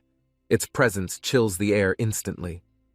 Alicia and Corin freeze as the armored knight raises its blade, its glowing red eyes locking onto them. With a ferocious swing, the knight lunges, forcing Alicia and Corin to scramble as chaos erupts around them. Alicia gasps as the knight's blade narrowly misses her, the air whistling from the sheer force of its swing. Corin leaps forward, grabbing her wrist to pull her away, their movements synchronizing instinctively amidst the chaos around them. The knight's glowing eyes pierce the darkness, its monstrous aura pulsating as it steps forward with ominous intent. Alicia, shaken, regains her footing and begins to channel her magic, her hands trembling from the adrenaline coursing through her. "We can't run," Corin mutters, gripping his blade tighter, his eyes fixed on the relentless knight advancing toward them. Their weapons clash, sparks flying as Corin deflects the knight's strike, the impact reverberating painfully up his arm.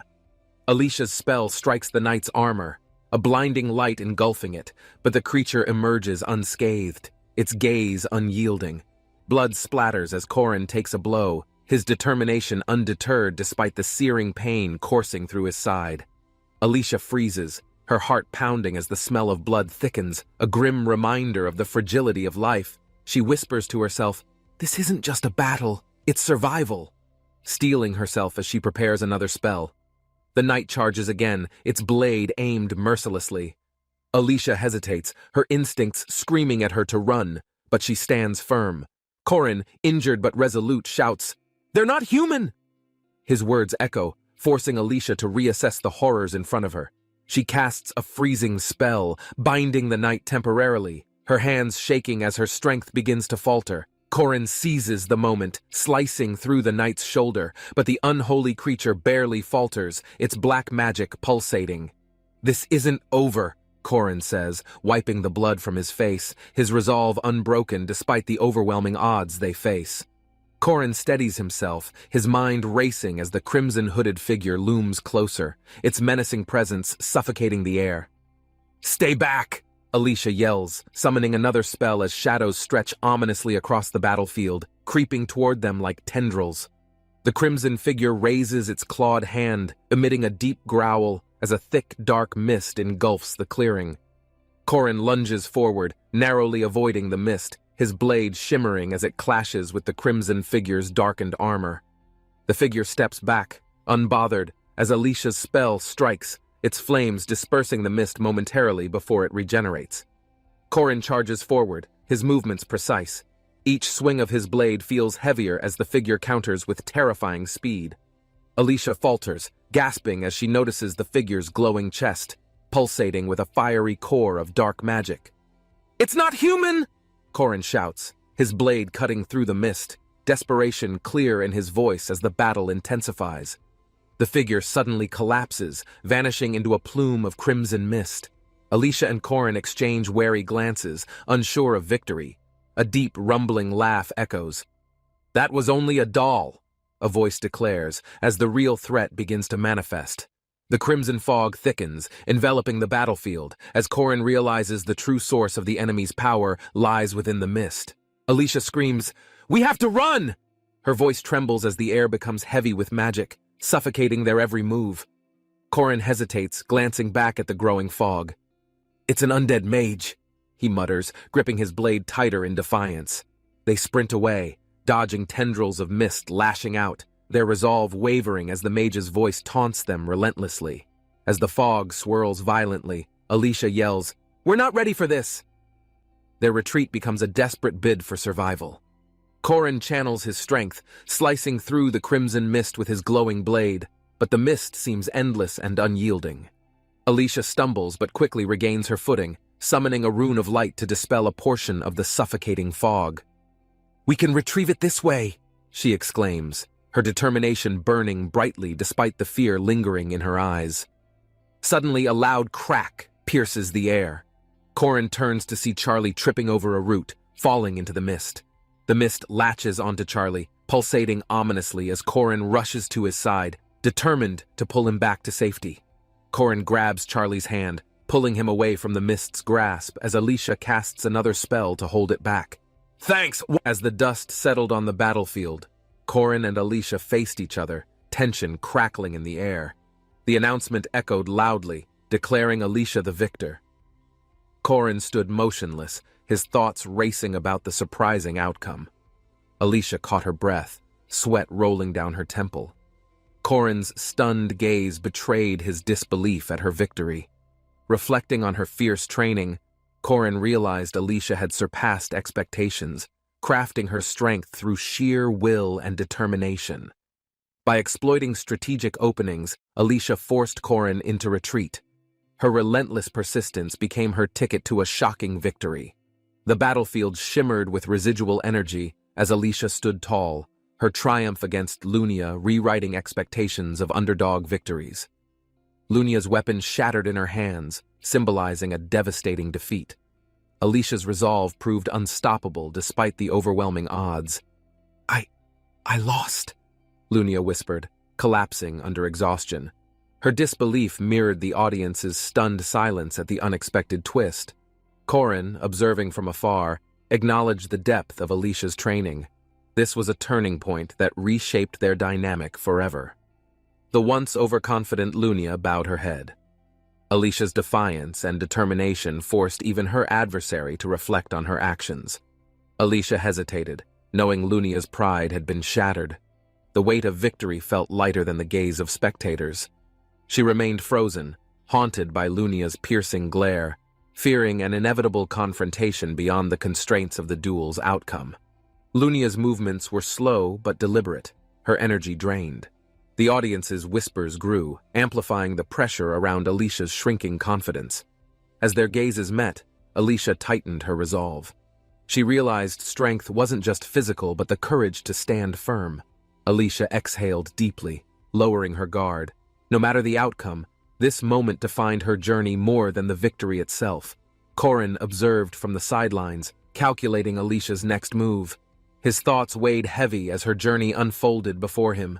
Lunia's piercing gaze and Alicia's composed stance mirrored the tension in the air. The room buzzed with unspoken words. Memories of their past encounters surged back. Lunia's confidence stemmed from a rivalry neither could forget, but destiny chose otherwise. The storm outside reflected Alicia's inner turmoil. Lunia's silhouette loomed large, a constant reminder of battles won and lost. Rain poured steadily as Alicia clenched her fists. Her determination remained unshaken, her resolve now stronger than ever before. Corin turned his back, his heart heavy. He knew this wasn't the end, but the beginning of something greater. Alicia's exhaustion showed, but her resolve burned brightly. Lunia's bitterness, however, remained unresolved, a storm brewing beneath the surface. Corin reflected on Alicia's growth, her resilience undeniable. Each challenge she faced was shaping her into something truly extraordinary. Lunia's expression softened, masking the fierce spirit she carried. Alicia had grown, but there was still much to learn. The final exchange between Lunia and Alicia spoke volumes. Respect replaced rivalry, setting the stage for their next confrontation. The announcement of Lunia's defeat echoed in the arena. Alicia's victory was not just hers, but a momentous shift for many. The leaderboard displayed Alicia's rank with pride. This marked the beginning of her rise in a world filled with challenges. Alicia gazed at the night sky, her thoughts drifting. Each star reminded her of her struggles, victories, and growth. Corin stood by her side, silently acknowledging her journey. Together, they prepared for the challenges that awaited them ahead. Alicia wiped her tears, a soft smile breaking through. For the first time, she saw her strength clearly and fully. Corin sat quietly, observing Alicia's weary yet determined expression. Her words hinted at an unspoken bond growing between them. "Pardon?" Alicia's hesitation showed, but Corin's gaze held steady, making it clear their connection transcended simple alliances or camaraderie. Relationships, fragile yet enduring, are like threads of fate. Corin realized they were bound by a deeper understanding beyond circumstance. Alicia acknowledged Corin's efforts, offering gratitude. Despite everything, she found solace in his unwavering support amidst the chaos. Reflecting on the battle, Corin's frustrations turned inward. His pain wasn't just physical, it stemmed from self-doubt and missed opportunities. Alicia's soft words struck a chord within Corin. Her hope for his growth resonated, stirring a newfound resolve in him. Corin's bemusement at Alicia's perspective lingered. Her candidness unveiled a strange charm, making him ponder her sincerity in unexpected moments. Alicia's quiet gratitude caught Corin off guard. A heartfelt "thank you" for moments shared, battles fought, and lessons learned together. Their bond strengthened through shared trials. Alicia's words hinted at a history unspoken, intertwining their fates as equals and companions. In a light-hearted moment, Alicia teased Corin about his seriousness. Their laughter bridged the gap, creating an unspoken promise of trust. Corin noticed Alicia's voice waver, her past struggles weighing heavily. Her words betrayed vulnerability, a rare glimpse of her inner strength. "How did you know?" Alicia asked, her guard momentarily lowered. Corin's insight surprised her, proving their connection ran deeper. Alicia's playful challenge reminded Corin of her spirit. She masked her fears with humor, weaving resilience into their growing friendship. Corin extended an offer of friendship. His sincerity caught Alicia off balance, but it symbolized a pivotal moment in their relationship. Alicia smiled, her walls slowly crumbling. For the first time, she allowed herself to embrace a bond forged through shared struggles. Corin's smile softened as he declared their friendship. Alicia blushed, the sincerity in his words breaking through her guarded heart. Alicia's relief was evident. She valued Corin's reliability, realizing their bond might be the support she had long sought. Darkness crept into the frame, reflecting punishments for the wicked, a reminder that actions carry consequences, even in a bright future. The imagery shifted, highlighting Alicia's determination to protect the kind-hearted. Her actions carried a promise of a better tomorrow. Memories of simpler times surfaced, reminding Alicia that the future must protect the innocence of children and their boundless potential. Alicia stared at the artifact in her hand. Its intricate design carried a significance that could change their shared destiny. The chandelier's light reflected the heavy atmosphere. Alicia's concerns grew, knowing that every choice would ripple through their uncertain paths. Isabel's introduction brought a sudden shift. Her confident stride and determined demeanor hinted at her pivotal role in unfolding events. Mariette's surprised reaction to Isabel's approach was unmistakable. Corin watched from a distance, piecing together how this new dynamic might unfold.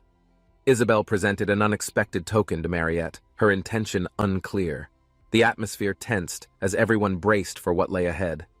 Corin inspected the mysterious note, his expression unreadable. The information contained within hinted at dangers they hadn't anticipated yet. Mariette's nervousness was evident as she tried to explain herself. Her sincerity shone through despite the looming weight of expectations. Isabel's sharp observations unnerved Mariette, who fumbled for words. Corin stepped in, his calm presence diffusing the escalating tension. Alicia watched the scene unfold, noting the shifting dynamics between Isabel and Mariette. Her thoughts lingered on what the future held. Corin's resolute expression solidified his resolve. Whatever challenges awaited, he was determined to guide and protect those who relied on him. Corin observed Mariette's hesitation, her nervousness clear. The room felt tense as subtle power dynamics unfolded within the group. Mariette fumbled with her response, unsure whether to accept or decline. Her discomfort seemed to grow under the weight of attention. The sudden slam of the door startled everyone. Their locked room added an unexpected twist, igniting curiosity about unfolding events. Isabel raised an eyebrow, suspicious of the locked door's significance. Her curiosity hinted at a deeper understanding of their actions. Mariette's perspective shifted as her gaze locked with Isabel's. Her instincts screamed caution, but her curiosity refused to relent. The group gathered around a table, their discussions carrying undertones of careful planning. Isabel's sharp mind drove their collective focus. Corin leaned forward, emphasizing his strategy. Each word solidified his role as the quiet but impactful leader of their dynamic. Isabel's sudden outburst shocked everyone. Her realization of Corin's depth only deepened her fascination, igniting an unspoken challenge between them. In the training room, Corin observed Alicia's determination. Her resilience and unwavering focus reminded him why she earned his respect. Alicia joined their session, her sword gleaming with precision. Her request to train together hinted at unspoken mutual trust and growth. Corin introduced Alicia to the training environment, explaining the importance of strategic locations. Her curiosity mirrored his enthusiasm for knowledge sharing. Alicia, confused by Corin's detailed explanation, chuckled. His seriousness brought a lightheartedness that subtly shifted the tone of their conversation. Isabel, overhearing, misinterpreted the interaction. Her assumptions, laced with jealousy, bubbled into comedic tension that added levity to the training session. Corin's focus didn't waver despite Isabel's dramatic reaction. Alicia's calm demeanor hinted at a deeper understanding of their connection's growing strength. Isabel's exasperation grew as Corin ignored her dramatics. The moment shifted to one of quiet reflection, setting the stage for growth. The sunlit afternoon at the restaurant set a casual mood. Corin and Alicia discussed plans while savoring the peaceful atmosphere. Alicia's trust in Corin deepened as he shared his unique investment ideas. Their dynamic balanced logic with an undertone of humor. Isabel watched from the window, her suspicions growing. Corin's unpredictability frustrated her, yet she couldn't dismiss his cleverness. Isabel muttered angrily under her breath. Her doubts about Corin's motives only grew stronger, clouded by her own judgments. Her exclamation of "bastard" broke the moment's calm. Her frustration reflected a deeper struggle to understand Corin's complex intentions. A sleek car arrived, catching everyone's attention. Its mysterious presence hinted at new developments in their unfolding journey. Alicia, determined to help, offered a significant sum for reconstruction. Her generosity mirrored her steadfast resolve to bring positive change. The group pooled their funds, symbolizing unity. Each member contributed, embodying their commitment to rebuilding what had been lost. Isabel's sharp intuition guided her as she allocated resources. The stakes were high, and every decision carried lasting consequences. Corin, as always, observed quietly. His enigmatic expression masked deeper thoughts as he strategized the next steps in their mission. Corin gazed over the vast landscape, now his. His ambition to build a foundation for their future had just begun. The lush plains stretched endlessly, a blank canvas for potential. Corin envisioned a hub of innovation, learning, and opportunity. Back in the city, the bustling crowd prepared for the new academy. Excitement filled the air, tempered by cautious optimism. Corin's dual identity as possessor and strategist was clear. His knowledge of future events made him a formidable force. Standing under the moonlight, Corin vowed silently to use his foresight wisely. His journey, though challenging, had only just begun. The grand structure loomed over the city, a symbol of authority and influence. Inside, decisions that shaped destinies were made. The advisor outlined challenges ahead, emphasizing the risks. His measured tone reflected experience, though unease lingered in his voice. A determined figure offered reassurance, pledging to overcome obstacles. Her unwavering resolve hinted at her capacity to inspire trust. Preparations were underway for a journey. Another suggested taking her place, but the mission demanded her unique expertise and strength. She left precise instructions for those staying behind, her departure leaving an air of anticipation and the weight of responsibility. A composed yet assertive figure adjusted her glasses, her sharp eyes scanning through stacks of documents with unwavering concentration. With a deliberate motion, she reviewed records of a controversial experiment, the implications sparking a mix of intrigue and caution.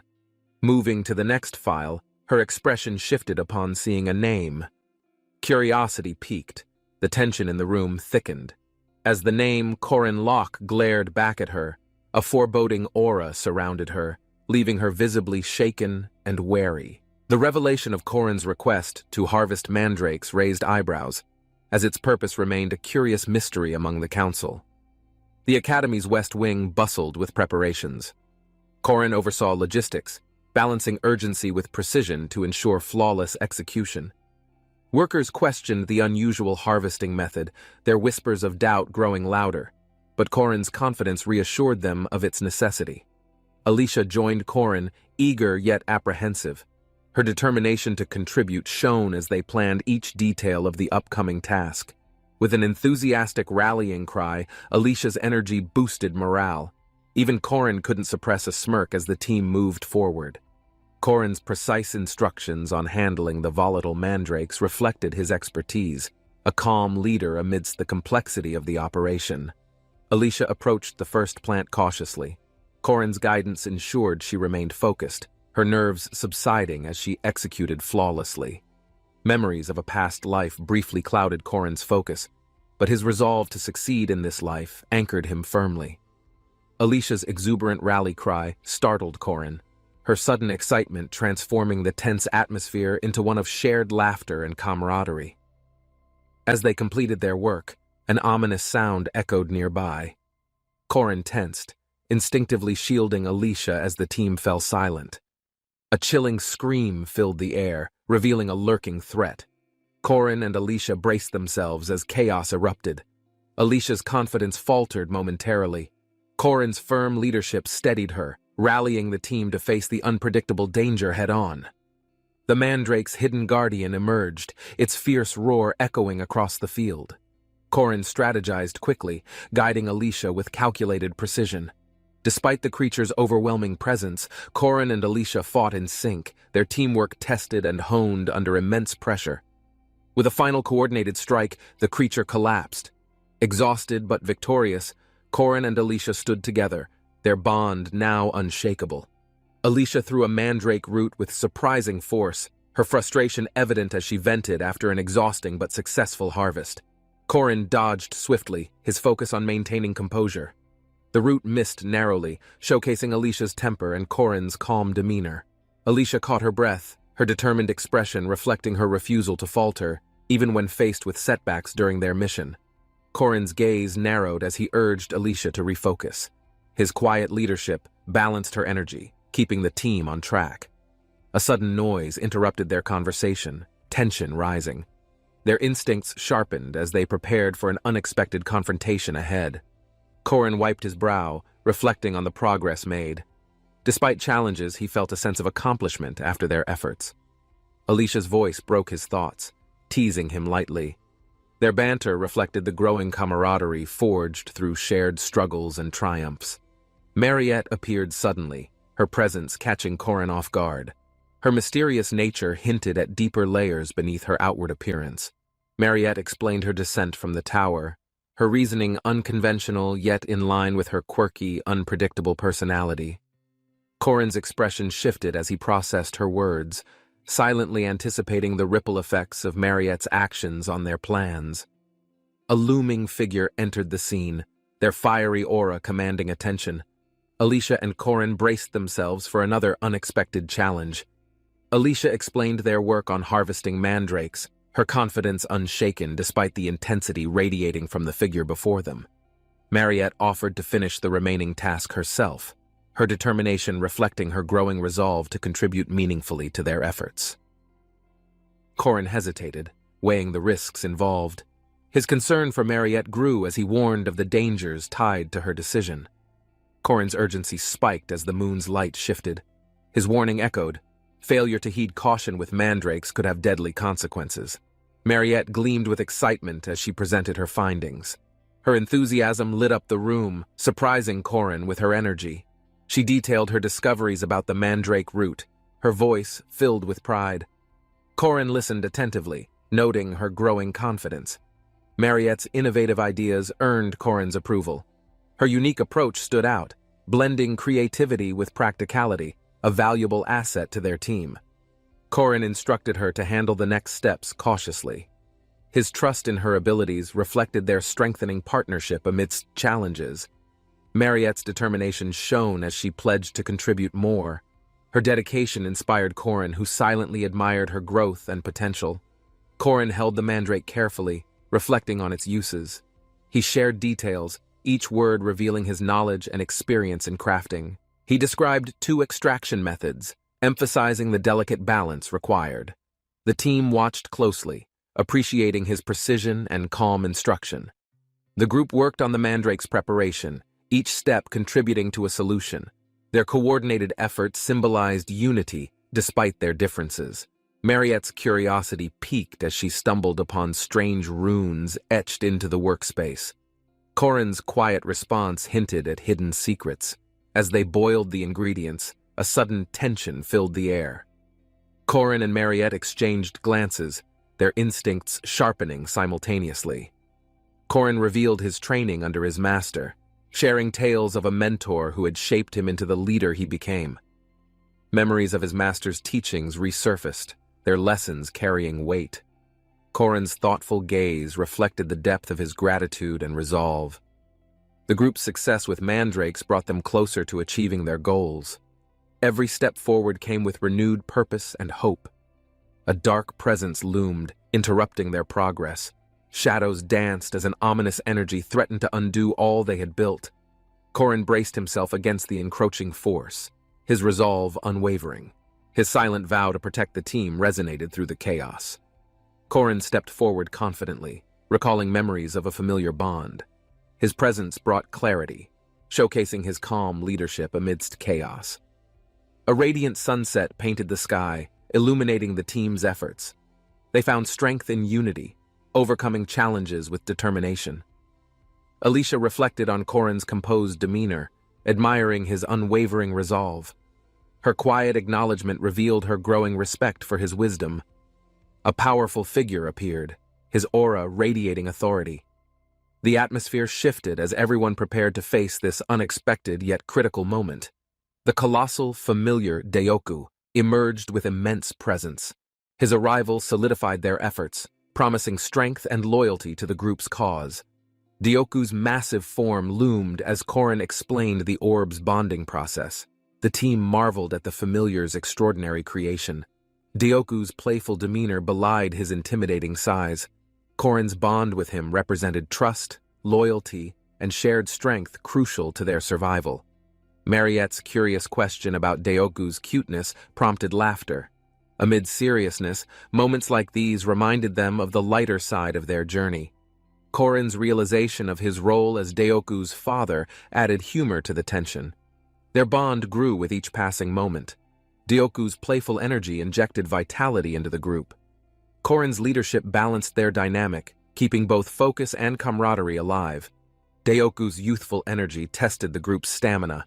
Mariette watched in awe as Korin rolled with the punches, his endurance unwavering. Korin carefully inspected their mandrake brew, its completion symbolizing progress. The team gathered, appreciating the fruits of their combined labor. The mandrake potion's effect hit Korin unexpectedly, amplifying his energy. His reaction revealed the unpredictable consequences of their experimental efforts. The group realized Korin's transformation hinted at greater potential. His heightened state symbolized newfound possibilities for their ongoing mission together.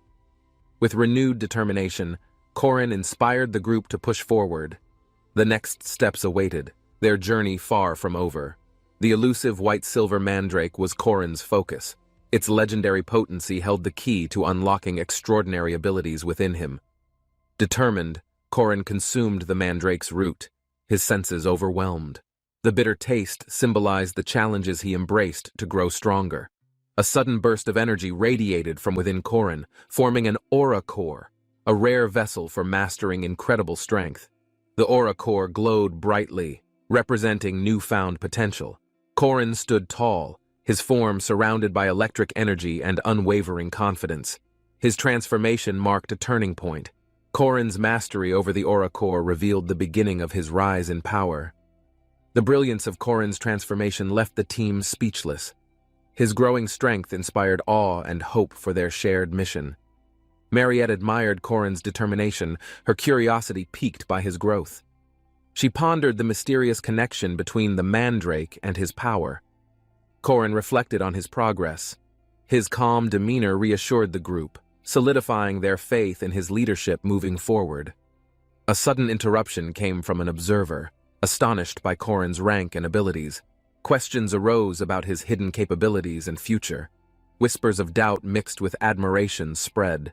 Korin's unassuming demeanor had masked his potential, but now his strength was undeniable. The council convened to discuss Korin's unexpected rise.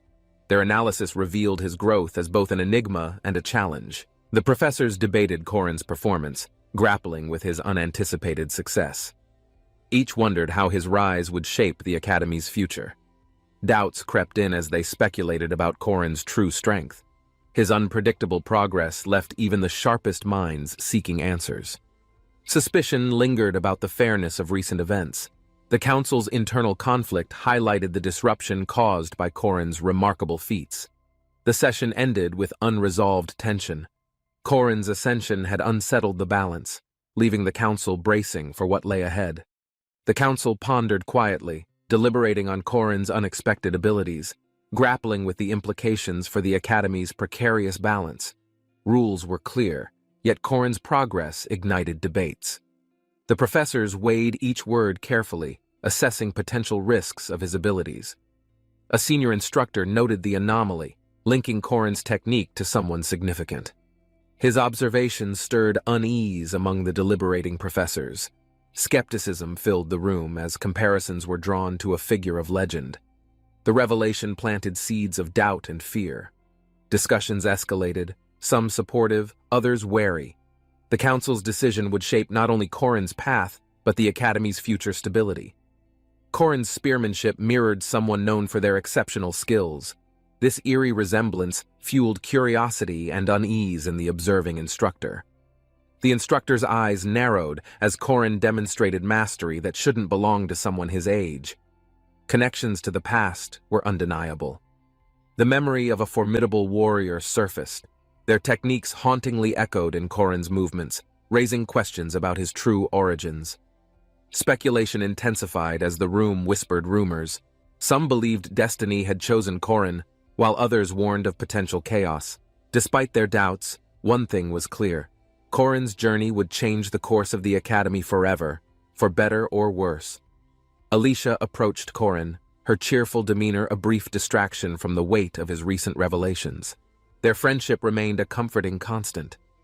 Taking her seat next to Korin, Alicia brought a lighthearted air to the somber atmosphere, subtly acknowledging his inner turmoil.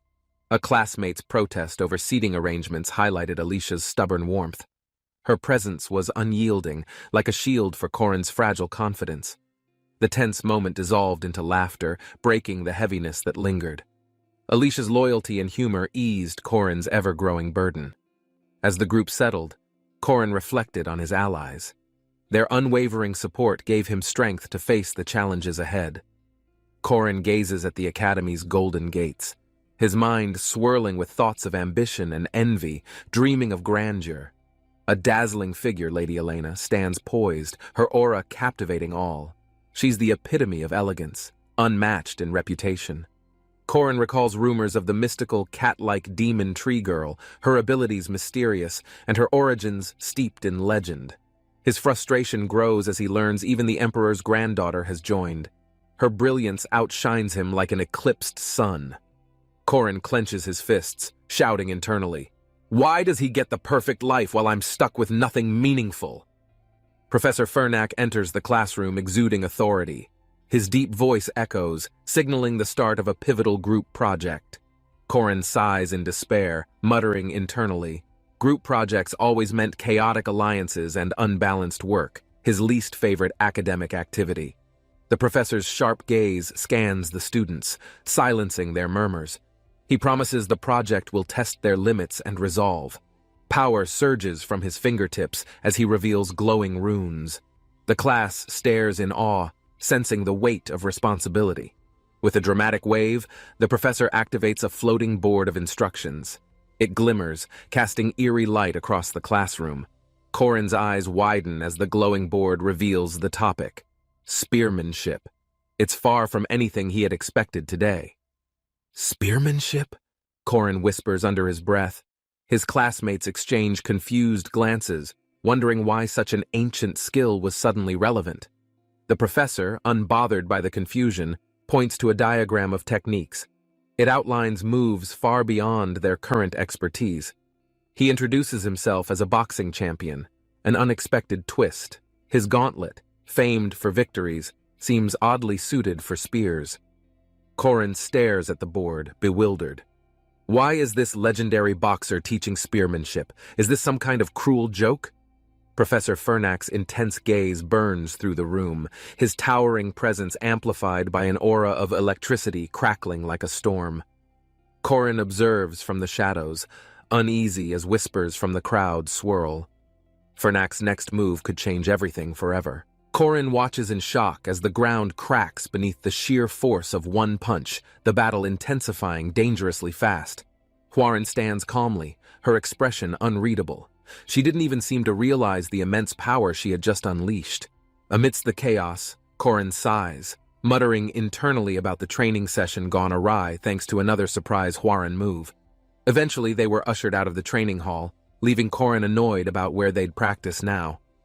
Their search leads them to the church on a quiet Sunday morning, an odd setting for their chaotic group. Inside the dimly lit church, the group gathers, feeling awkward in the holy atmosphere as their unofficial meeting begins. Their leader begins speaking formally, making everyone tense. Hwoaran quietly stares, clutching her plate of food while avoiding eye contact. One member jokes about battle strategies while shoving food into his mouth. Corrin rolls his eyes, clearly unimpressed with the discussion. Hwoaran, sitting silently, gets nudged. Corrin smirks, urging her to eat her meal instead of brooding. She reluctantly picks up her fork. Hwoaran eats slowly, her mind drifting as the warm sunlight from the church windows illuminates her thoughtful expression. Corrin watches Hwoaran intently as she eats, noting her unease in the unfamiliar setting. Her silence always intrigued him. Hwoaran sets her fork down, staring at the scripture. Corrin teases her, pretending to preach about discipline and love. Corrin continues joking, but his tone softens when he says love is crucial, even in their chaotic world. Hwoaran frowns slightly. Despite the awkward tension, Hwoaran glances at him. She mutters something under her breath, almost like a reluctant acknowledgement. Corrin leans back, smirking.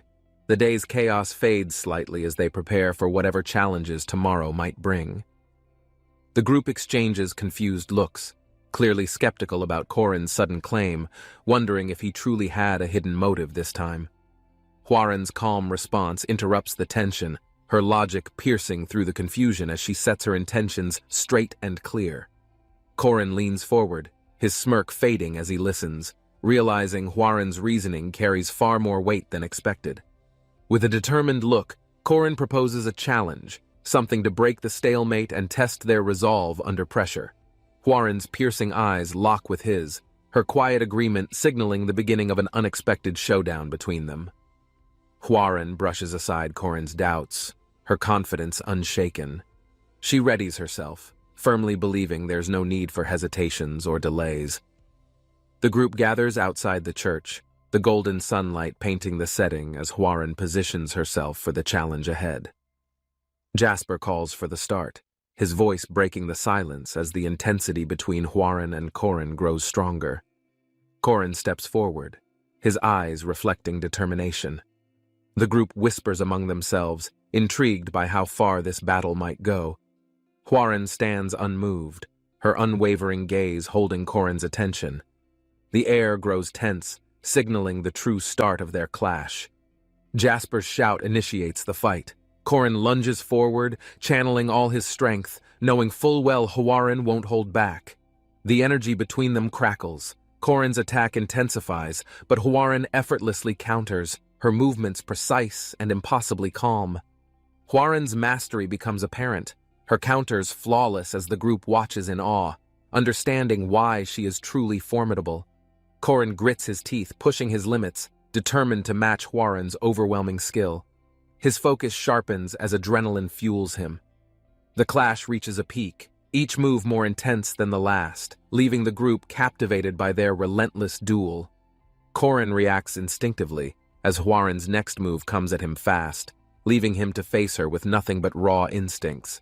Observing her precision, Corrin wonders how she fights so calmly with nothing but bare hands, appearing untouchable yet fierce. As Hwoaran advances, Corrin questions whether his approach is right, unsure if his strategy has any chance of succeeding. In a split-second decision, Corrin tries an advanced move, attempting to redirect Hwoaran's attack while maintaining his balance under pressure. The clash unfolds dramatically, energy exploding between them as their battle becomes a test of speed, precision, and unwavering determination. Hwoaran looks unimpressed as Corrin continues his counterattacks. Her eyes gleam with focus, calculating every next move with eerie calm. Tiring of the stalemate, Hwoaran shifts her stance, her movements becoming sharper, her intent to end this clear and decisive. Hwoaran unleashes a powerful strike, the force blazing through the air, leaving Corrin with mere seconds to decide his response.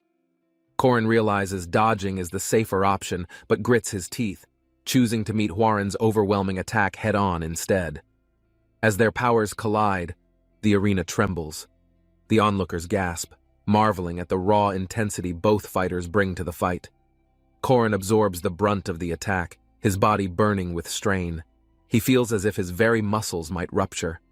Hwarin pauses briefly, surprised by Korin's choice not to dodge. Her sharp eyes widen slightly, hinting at genuine curiosity. Breathing heavily, Korin smirks, pushing himself back to his feet. His resilience catches the attention of everyone watching intently. Jasper cheers loudly, impressed by Korin's persistence despite the evident toll. The group realizes just how far he's willing to go. Korin flashes a tired grin, sweat dripping as he stands ready for more, proving he won't quit until the end.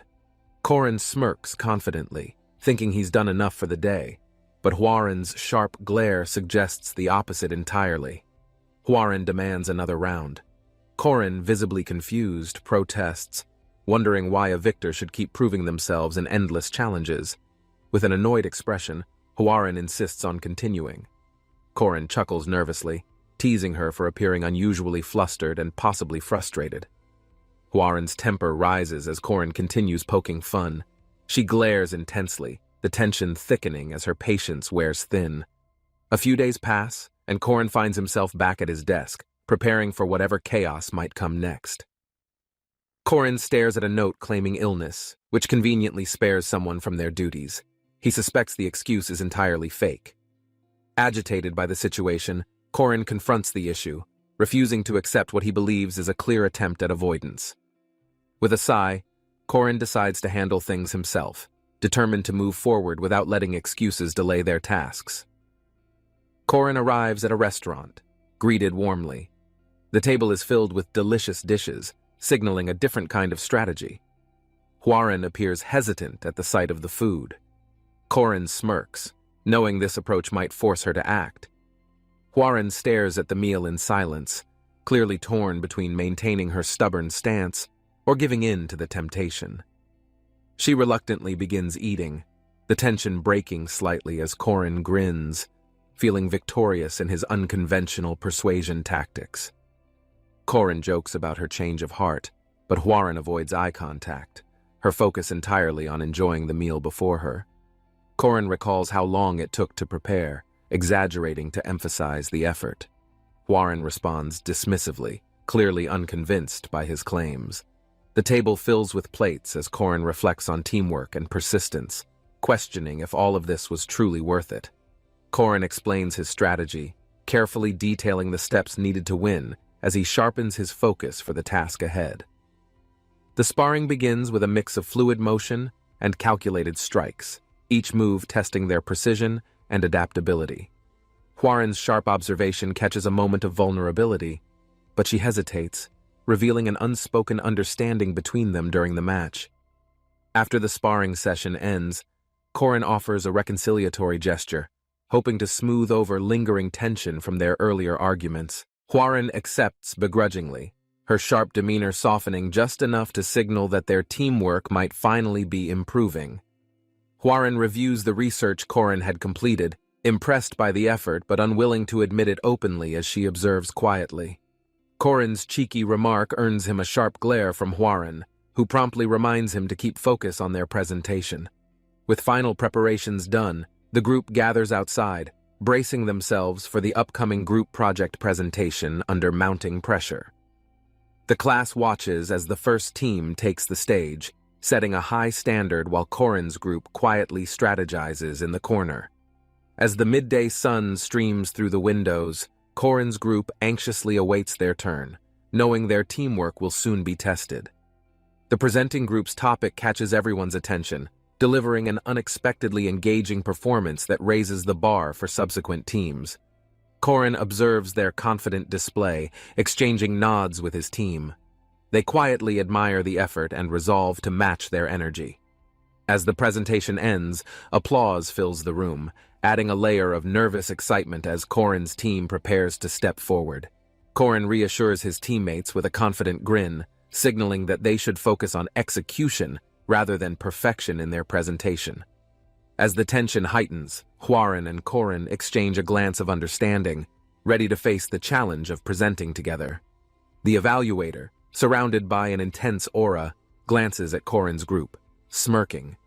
His tone shifts as he gives surprising feedback. Korin's eyes widened as chaos erupted, his instincts screaming. He reached out, pushing someone aside as danger loomed from above.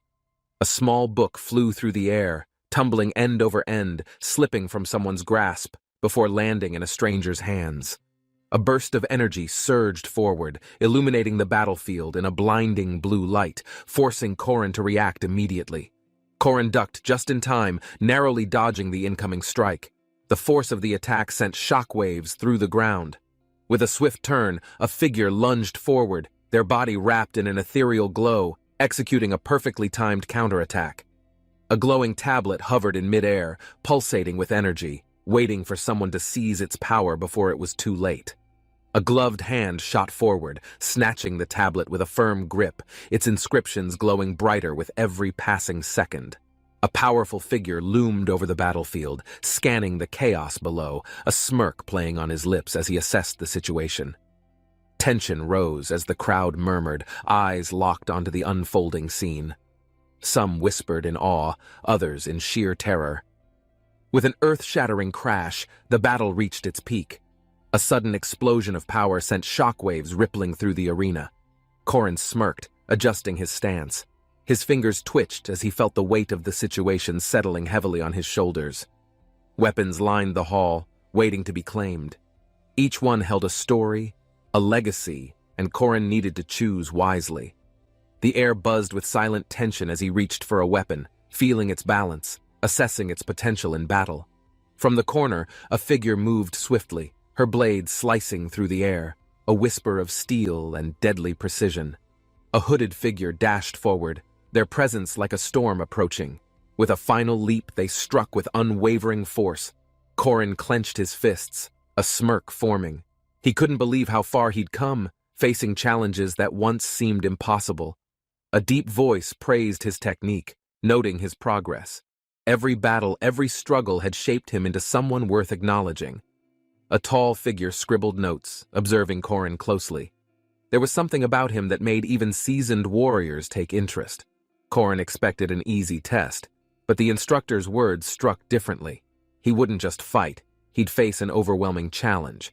Stepping forward, the instructor's presence became heavier. This wasn't an ordinary match. It was a battle that could break him.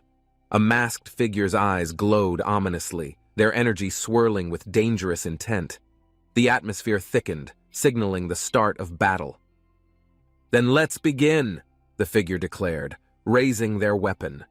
A chilling aura surrounded them, suffocating yet thrilling at the same time. A sudden burst of purple energy erupted from their stance.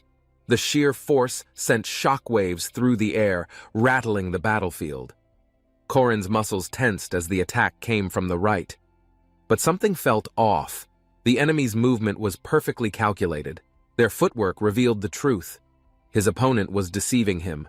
A feint so precise that even Korin almost fell for it. A metallic clang echoed as Korin blocked the incoming strike. Sparks danced between their weapons, tension crackling in the air. The opponent's stance shifted. 6 spear techniques, second form. Korin knew this move could break through any unprepared defense. His opponent's speed was terrifying. Every movement was sharper, more refined. This wasn't a test anymore. It was a lesson.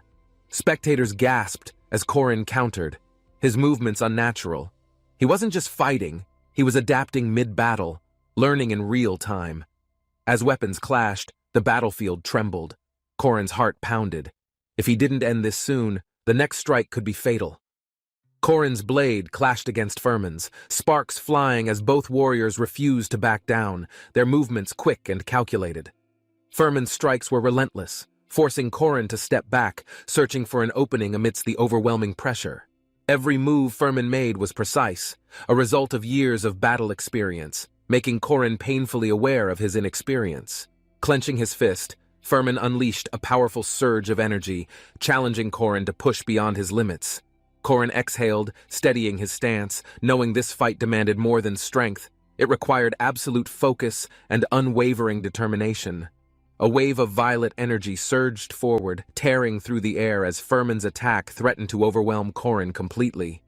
Corrin barely reacted in time, dodging as the ground behind him exploded, sending debris flying across the battlefield. Spectators watched in awe as the sheer force of Furman's strike displayed his overwhelming strength and skill. A shout echoed through the arena, calling Corrin's name, but he had no time to hesitate or falter. Furman advanced, his stance firm, eyes locked onto Corrin, expecting an answer to his overwhelming display of power. Both warriors stood still, their battle reaching its peak as an unspoken understanding passed between them. Furman's gaze remained unwavering, waiting for Corrin's response to the intense duel they had just experienced. Corrin did not attack. He knew the match had already been decided the moment 10 seconds had passed. The realization settled in. Corrin had won not through force, but by thinking ahead and controlling the fight's pace. Furman stepped back, acknowledging Corrin's strategy, though the true challenge had only just begun for them both. A powerful clash erupted, the warrior deflecting a heavy strike. The air burned with intensity as both fighters measured each other's strength. The opponent's movements were sharp, analyzing every opening. He wasn't here to play games. This was a battle of pure skill.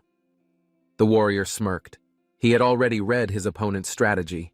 Defense meant nothing when the battle was over before it began. A single shift in weight, a change in stance, it was enough to reveal the truth hidden beneath the surface. The battle paused momentarily. A name was spoken. Recognition settled in. They weren't just opponents. They were tied by something deeper. The room fell silent as the warrior turned, his presence alone shifting the energy. There was something unsettling about his calm demeanor. His opponent clenched his fists, feeling the weight of the unspoken challenge. This wasn't about strength anymore. It was about reputation. Onlookers watched with bated breath, sensing an unseen tension. They weren't just witnessing a fight. They were witnessing history unfold. A single movement, a raised hand, and the atmosphere thickened. The crowd roared, knowing what was about to come next. The warrior's back remained turned, his words cutting through the noise. This wasn't about victory, it was about proving something greater. The air buzzed with tension as the warrior leaned forward, placing a hand on the table. He had already won this game. His opponent hesitated, searching for a response. A mistake now would mean more than just a loss. It would mean humiliation. The warrior's smirk never faded.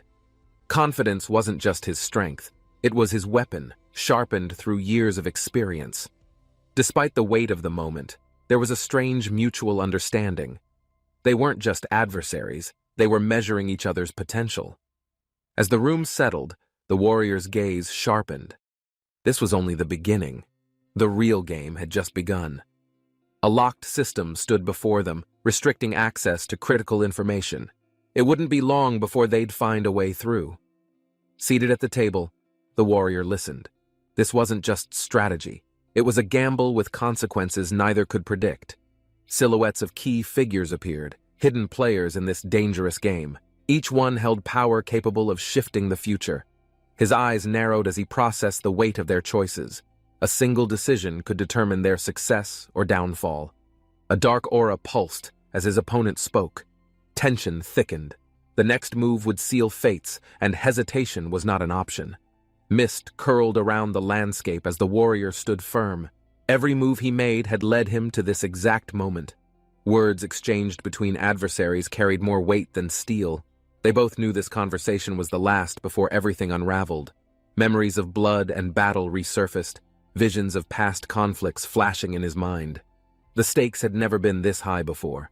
Monstrous figures roared in the distance, their golden eyes gleaming with primal rage. The battlefield was ready to be painted in blood. The warrior remained still, measuring his options. He exhaled slowly. A storm was coming, and he was standing at its center. Mountains loomed over the horizon, silent witnesses to the unfolding conflict. Their peaks had seen countless wars, but none like this. A commander and his forces stood across from the warrior, evaluating the growing tension. There was more at stake than just survival. The warrior assessed the tracks in the dirt. His experience told him everything. His enemies weren't just strong, they were coordinated. He muttered a number under his breath.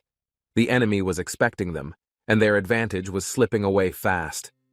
As dust swirled beneath his boots, the warrior prepared himself. This wasn't just a fight, it was a hunt. The warrior knelt, studying the footprints in the dirt. The enemy's movements were deliberate, each step leaving behind a calculated message. A commander watched in silence, his expression unreadable. He understood the weight of this hunt. This was more than a simple chase. Dark figures emerged from the forest, their silhouettes blending into the shadows. Their presence alone sent an unmistakable message. War was near. Bloodied footprints marked the ground, leading toward the unknown. A trail left not out of desperation, but as an invitation. Flames erupted as the warrior stood, his aura surging. This wasn't just a battle of strength. It was a battle of minds. Night cloaked the city as ominous energy surged from the distance, sending chills down the spines of those still awake. A dark entity emerged from the abyss, its skeletal frame crackling with purple energy, consuming everything in its unnatural presence. The sky trembled as its roar echoed, shaking the earth. Shadows danced wildly as fear spread like wildfire through the kingdom. A monstrous beast crashed into the ground, sending debris flying. The impact alone was enough to make weaker beings collapse. Towering demons roared in fury, their crimson eyes burning with malice. The kingdom's fate teetered on the edge of annihilation. The wilderness lay still, unaware of the impending battle. A lone warrior sprinted across the dry land, urgency in every step. Beasts growled, their sharp fangs glistening under the sun. They sensed an intruder, their primal instincts sharpening like drawn blades. The largest of them bared its golden fangs, warning the others. This was their territory, and they would protect it. A massive roar shattered the silence as the alpha beast lunged forward, challenging the warrior who had disturbed their peace. With unyielding determination, the warrior stood firm. He cracked his knuckles as the beasts circled him, ready for confrontation. The wind howled as the warrior dashed forward, his muscles tensed. He had no intention of running. He was hunting. The alpha beast gave chase, fury igniting in its eyes. It refused to let the trespasser take what belonged to them. The ground trembled beneath their feet.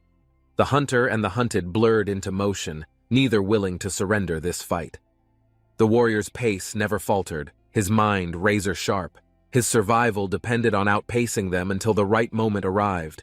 A single misstep could mean death, but he had no fear. He leaped forward, preparing for the decisive encounter. The warrior's foot dug into the ground, launching forward with sheer force, a shockwave rippling behind him as he struck. A thunderous impact sent beasts flying, their bodies twisting mid-air. The sheer force shattered the battlefield, dust rising in clouds. The beasts recoiled, their howls mixing with the chaos. They were no longer the hunters. They had become the hunted. A brutal slam sent another beast crashing, its body trembling. The warrior didn't hesitate. He kept moving, unrelenting and unstoppable. Blood splattered the earth as another creature was crushed under his fists. The battlefield reeked of raw power and unyielding rage. The sky cracked as flaming debris rained down. The battlefield was no longer a fight. It had become a war zone. A beast's eyes widened in realization. This wasn't a battle it could win. The warrior was something beyond its understanding. Explosions rippled across the battlefield as magic surged. Each step he took left destruction in its wake, carving paths of fire. The remaining beasts scrambled in desperation. They had lost control. The power before them was beyond anything they had encountered. He dashed through the clearing, his presence alone igniting the very air. The beasts knew this was no ordinary human. The beast panted, fear gripping its heart. It had always ruled this land, but now it was the prey. A strange glow filled the air, radiating from the warrior. His aura was unlike anything, the embodiment of destruction itself. Golden flames ignited, engulfing everything. The ground trembled, the sky lit up. This was not a fight. This was annihilation. For the first time, the beast understood human malice, a power greater than survival, fueled by rage and absolute will. Standing amidst the inferno, the warrior emerged from the flames unscathed. This was his battlefield, and he was its god. The battlefield burned as flames roared higher, consuming everything. The warrior stepped forward, his presence unshaken amidst the raging inferno. With a clenched fist, his muscles tensed, his eyes locked onto the monstrous tyrant, the last obstacle standing in his way. The core had lost its loyal servants, leaving only itself behind. Its wrath boiled over, filling the air with deadly intent. A monstrous roar erupted, shaking the trees. The beast's fury was unmatched, echoing through the endless forest like a vengeful storm. The warrior didn't flinch. With a single step, he moved. The battle was far from over. This was the climax. A sudden burst of power sent shockwaves across the battlefield. The monster lunged, its aura crackling with raw, murderous intent. The warrior dodged effortlessly, golden flames trailing his movements. He was faster, stronger. This was his fight, and he would end it. Each attack shook the ground as the monster swung wildly, desperate to land a fatal blow, but it was too slow. The warrior finally saw an opening. He landed, standing firm. This was the final moment. The battle was reaching its peak. Flames crackled around him as he raised his hand. This was it, the final strike that would decide everything. The monster staggered, eyes burning with rage. It wasn't over. The chase was on, but the warrior was always ahead. A trail of destruction lay behind, deep footprints in the earth. The warrior wasn't hiding. He was leading them somewhere. The core realized too late. He had left too many signs, footprints too deliberate. This wasn't a mistake. It was a trap. The beast's breath grew heavy. It was running out of time. The prey was just within reach, but something felt wrong. A dark presence loomed nearby, eyes glinting through the shadows. The real hunter had just begun his hunt. A cold gust swept through as a mysterious blue stone soared. The warrior knew this was no ordinary artifact. It carried destruction. The sigil glowed, radiating an ancient power. The very air crackled as an unseen force began shifting the tide of battle. The ground trembled as the monster sensed the shift. It lunged, desperate to prevent the inevitable. But it was too late. A violent explosion sent shockwaves across the battlefield. The force shattered bones, flames dancing wildly as the battle escalated further. The monster roared in defiance, but something deeper stirred. Fear. It was no longer just a battle, it was survival. The battlefield burned, flames consuming everything. The warrior stood motionless, watching as the destruction unfolded around him like a perfect storm. The monster hesitated, eyes darting. For the first time, doubt crept in. The predator had become the prey. Days passed, the tension only growing. Footsteps echoed through the ruined lands, the warrior unwavering in his relentless pursuit. At last, the monster halted. Reality sank in. It wasn't the hunter anymore. It was being hunted, completely exposed. A single word cut through the silence, sending shivers down its spine. The chase had ended. The true battle was here. A yawn escaped the warrior's lips as he stretched. The battle had dragged on too long. He was ready to finish. The monster growled, muscles tensing. Its fury reignited, determined to crush the man who dared toy with it so carelessly. With a deafening roar, it charged, shaking the earth beneath it. This was everything, its last chance at victory. The warrior's eyes gleamed, sharp and unreadable. His stance didn't shift, his movements fluid. He was ready to end it. Their figures blurred as they clashed, an unstoppable force against an immovable object. The battle's final chapter had begun. The warrior pushed off the ground, launching himself into the air. His movements were precise, every action calculated for the kill. His body twisted mid-air, positioning himself above the monster. His blade gleamed as the battle's decisive moment approached. The ogre's instincts screamed danger. Its muscles coiled, prepared to counter. But the warrior had already anticipated its every reaction. With lightning speed, he descended. A blur of motion, his blade cut through the air with terrifying precision. The battlefield trembled as the impact sent shockwaves. Dust and energy exploded outward, drowning everything in chaos. The warrior's blade clashed with the monster's defense, sparks flying. For a moment, time seemed to freeze between them. Then, the monster roared in agony. A flawless strike had landed, splitting its defenses apart. The fight was nearing its end. Power surged through the warrior's body, his next attack fueled by unrelenting force. This was no longer a battle. It was execution. The monster lashed out desperately, but the warrior weaved through its attacks effortlessly. Victory was already decided. A final, devastating blow sent the monster crashing into the ground. The earth split beneath its weight, marking the end. The moment the monster's body hit the ground, silence followed. The air still crackled with remnants of the battle's fury. The warrior stood over his fallen enemy, expression unreadable. The power that once ruled this land was now lifeless beneath him. He exhaled slowly, his breath steady despite the overwhelming energy that still burned in his veins. The fight was over. A heavy footstep echoed as he turned away. There was nothing left to do here. His mission had been accomplished. As dawn broke over the horizon, the warrior vanished into the wind, leaving behind nothing but the legend of his victory. The warrior stretched, yawning lazily as the sun rose. After everything, life finally seemed to slow down for a moment.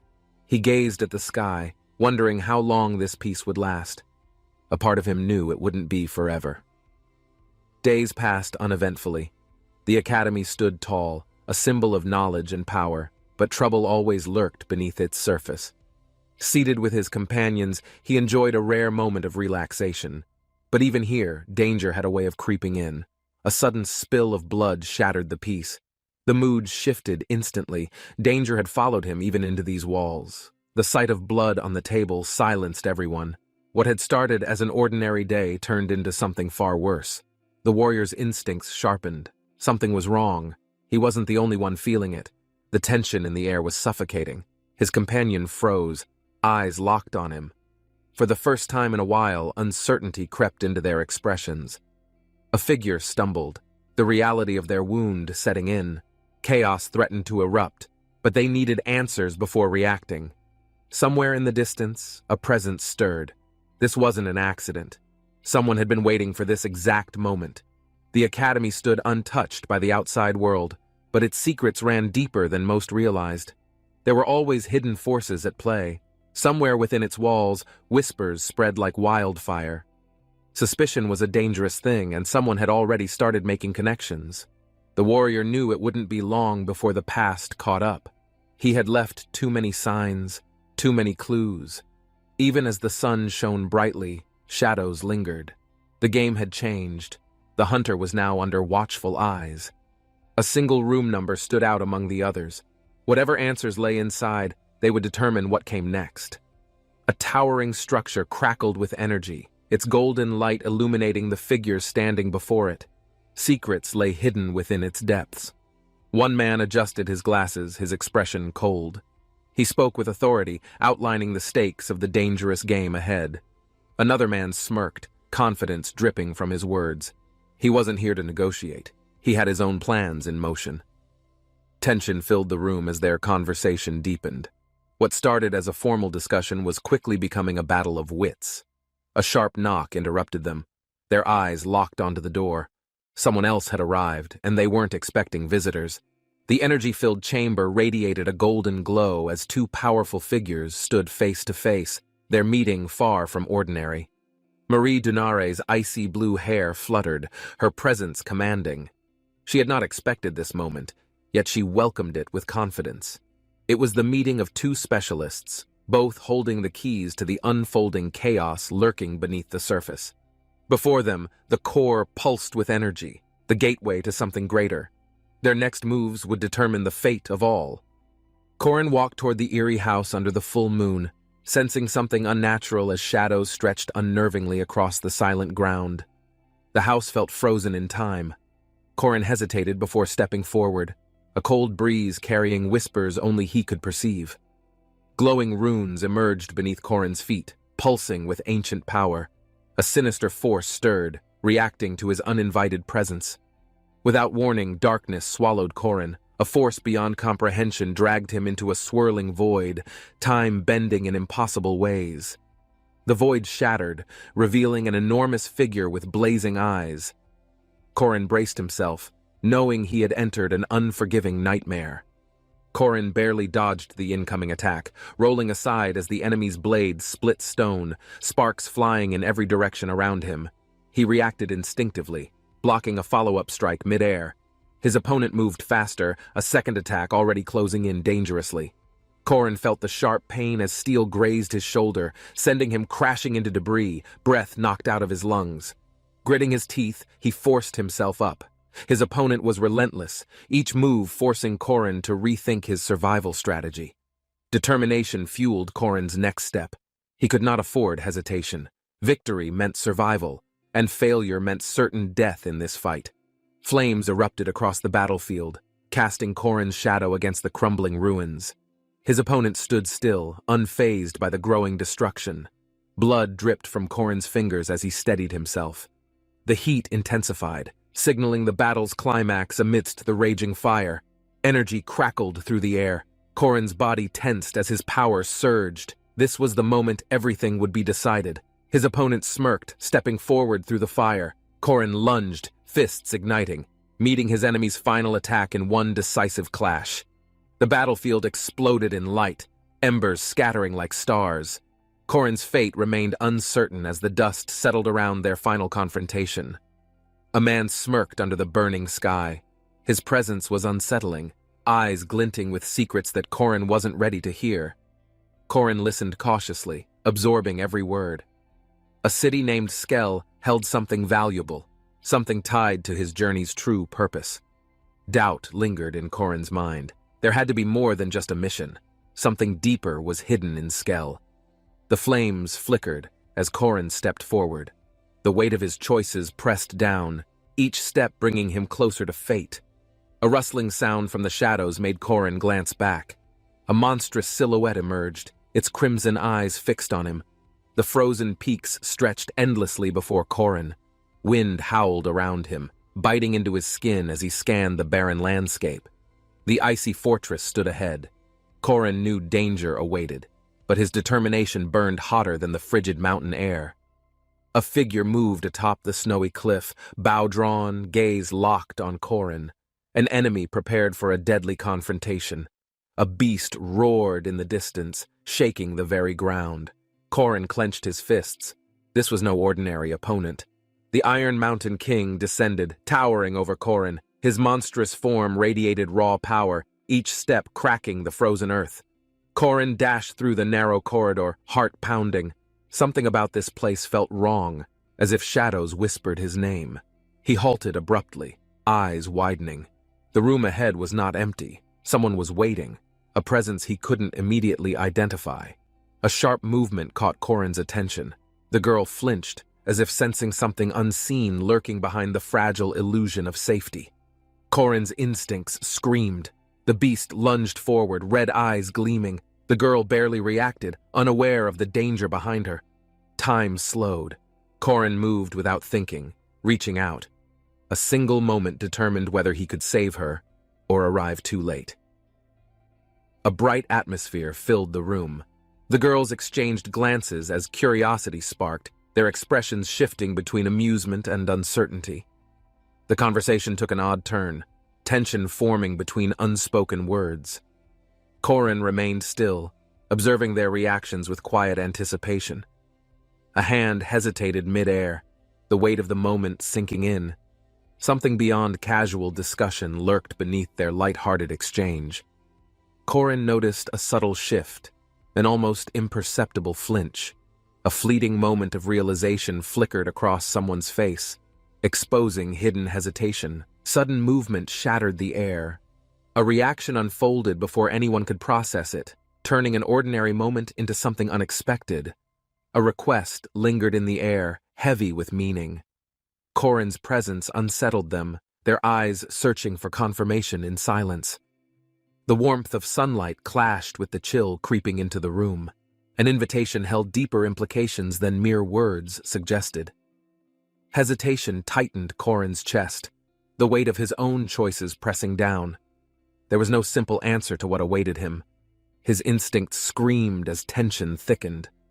The walls seemed to close in, whispers of fate creeping through the edges of reality. Korin took a step back, knowing the path ahead was dangerous. Doubt gnawed at him, but the moment demanded action. The underground chamber pulsed with raw energy, flickering lights casting shadows across eerie figures gathered in silent anticipation of something inevitable. Corin's breath came shallow. The room felt alive, humming with magic beyond comprehension. He had entered a place of untold power. Darkness swirled, shifting unnaturally as if responding to unseen forces. The air crackled with tension, signaling something far worse was coming. A figure emerged, radiating an oppressive presence. Corin's gaze locked onto them, instinct screaming that this was no ordinary confrontation. The atmosphere burned red as shadows rose. Corin clenched his fists, stepping forward as the truth behind everything finally began unfolding. A chilling gaze met Corin's. The girl's expression darkened, thoughts buried beneath layers of unspoken truths only she could understand. Memories resurfaced, blood-soaked ruins, monstrous roars, shadows stretching into eternity. A connection between past and present became hauntingly clear to her. An ancient curse stirred. Corin's body tensed as he pieced together the events leading to this moment, unraveling a dangerous secret. Her voice trembled slightly, a warning lingering beneath carefully chosen words. The weight of responsibility pressed down heavier than ever before. Corin's fingers curled into fists. Hesitation was deadly. If he wanted answers, he had to act before the opportunity slipped away. A slow, deliberate clap echoed through the chamber. A figure in black stood confidently, reveling in the moment of revelation. Corin's muscles tensed as the room shifted. Rows of seats creaked, shadows flickering under the dim glow of torches. The truth unraveled before them. This was no ordinary experiment. Something darker, more twisted, had taken root in this cursed place. An eerie silence followed. Corin's heartbeat pounded in his ears as realization dawned. They weren't the observers anymore, they were prey. The woman's expression remained unreadable. Yet behind her composed facade, Corin sensed a cruel amusement, as if playing a grand game. The floor trembled, a monstrous presence awakening. Corin's breath hitched as the air filled with the scent of blood and decay. Crimson eyes glowed in the darkness, their hunger undeniable. A single command echoed, a sinister whisper inviting nightmares into reality. The beasts obeyed without hesitation, claws scraping against stone. Corin steadied himself, knowing hesitation now would mean certain brutal death. Shadows merged into towering figures surrounding him. Corin clenched his jaw, instinct screaming that retreat was no longer an option. A command cut through the tension. The creatures halted, their glowing eyes locked onto Corin, awaiting their next terrifying order. Sweat dripped from Olivia's brow. The air was heavy, her heart pounding as unseen forces commanded obedience she couldn't ignore. Shadows twisted, forming monstrous figures. Olivia's throat tightened, realizing the creatures awaited a signal, bound by something more terrifying than instinct. The beasts moved without hesitation. Corin tensed, knowing one wrong move would be fatal. The game had already begun. A chilling voice broke the silence. A command echoed, forcing Olivia to her knees. Her body refused to move freely. Corin clenched his fists, resisting the unseen pressure. Something unnatural was at play, something more sinister than mere brute force. Thunder roared as the Iron Mountain King descended. His glowing eyes locked onto Corin, muscles coiled, prepared to crush anything beneath him. A deafening roar split the sky. The beast's fury was unparalleled, shaking the battlefield as lightning danced across its massive form. Corin's instinct screamed. He barely dodged as the ground cracked beneath him, the monstrous titan's claws missing by mere inches. The enemy forces moved, a synchronized terror marching toward Corin. The sheer number alone made escape an impossible thought. Light flashed violently, illuminating the battlefield. Corin steadied himself, facing a force that should have never been unleashed. Steel clashed with magic, the battlefield erupting in chaos. Corin struck forward, his blade igniting against the raw force opposing him. Olivia's expression darkened. Her body trembled, but something deep within her stirred, refusing to surrender against the overwhelming presence before her. The containment barrier shattered. A monstrous entity broke free, energy surging through its form, eyes burning with untamed destruction. Sirens blared as alarms echoed. Panic spread through the facility. The experiment had failed. The beast had escaped its prison. A massive shadow loomed, its presence suffocating. Korin braced himself, knowing that what came next would change everything forever. The Iron Mountain King roared, descending rapidly. Korin barely reacted before the battlefield erupted with energy, shaking beneath its terrifying presence. Blood-red spears shot forward, slicing through the air. Korin's muscles tensed as he barely dodged their razor-sharp trajectory toward him. The attack was relentless. Shadows twisted, moving faster than Korin's eyes could track. Each strike carried lethal intent, pushing him back. His opponent's eyes gleamed with power. Korin steadied himself, recognizing the shift in battle. This wasn't just strength, but pure precision. A surge of energy erupted. Korin's instinct screamed as something sinister awakened, radiating an overwhelming pressure throughout the battlefield. Violet energy crackled, consuming the battlefield. Korin barely braced himself as the devastating force clashed, creating an explosive shockwave around them. The enemy advanced, movement blurred with speed. Korin gritted his teeth, feeling the raw force pressing down like an unbearable weight. Fists collided, sending shockwaves across the battlefield. Korin staggered from the impact, feeling the immense energy surge through his body. The facility trembled violently, unstable from the unleashed power. Korin knew the battle wasn't just about survival, it was about destruction. Chaos erupted as the monstrous force shattered containment. Korin clenched his fists, preparing to face the overwhelming threat before him. Alarms blared as the facility's defenses activated. A desperate attempt to contain what had already spiraled far beyond control. Scientists scrambled, initiating emergency countermeasures. Korin's gaze remained locked on the battlefield, knowing their efforts wouldn't be enough. The containment circle flickered, failing. Korin's heartbeat quickened as he realized something or someone had already sabotaged their last line of defense. Fear spread through the control room. Desperation filled their eyes as the magic circle shattered completely, sealing their grim fate. A chilling voice whispered through the chaos. Korin turned, his instincts screaming. The true enemy had finally revealed themselves. The golden chains shattered with a deafening snap. Sparks erupted as the ancient seal collapsed, unleashing a force long kept imprisoned. Olivia's breath caught in her throat. Fear widened her eyes as realization struck. Something far worse than expected had now awakened. Korin's heartbeat pounded. A towering presence loomed, radiating terrifying energy. The Iron Mountain King was no longer restrained by magic. Lightning surged around the beast's body. Its crimson eyes burned with fury, recognizing newfound freedom. Chaos was about to unfold. Seagulls circled above the bustling port city. Korin arrived, his gaze fixed on the horizon, knowing his journey had just begun. The aroma of freshly grilled seafood filled the air. Korin walked through crowded streets, searching for something beyond just a meal. A small restaurant caught his attention. The scent of sizzling food drew him in, promising warmth after his long, exhausting journey. Plates of food arrived, vibrant and steaming. Korin sat quietly, momentarily forgetting his burdens as he absorbed the lively atmosphere. The meal was comforting, yet a lingering unease remained. Korin knew peace never lasted long.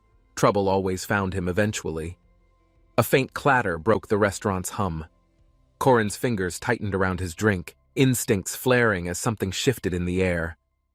Across the room, an old man watched Korin. His sharp gaze hinted at recognition, though Korin couldn't place where they'd met. The man's lips moved, but Korin wasn't listening. A whisper in his mind warned this encounter wasn't mere coincidence. Korin's stomach twisted.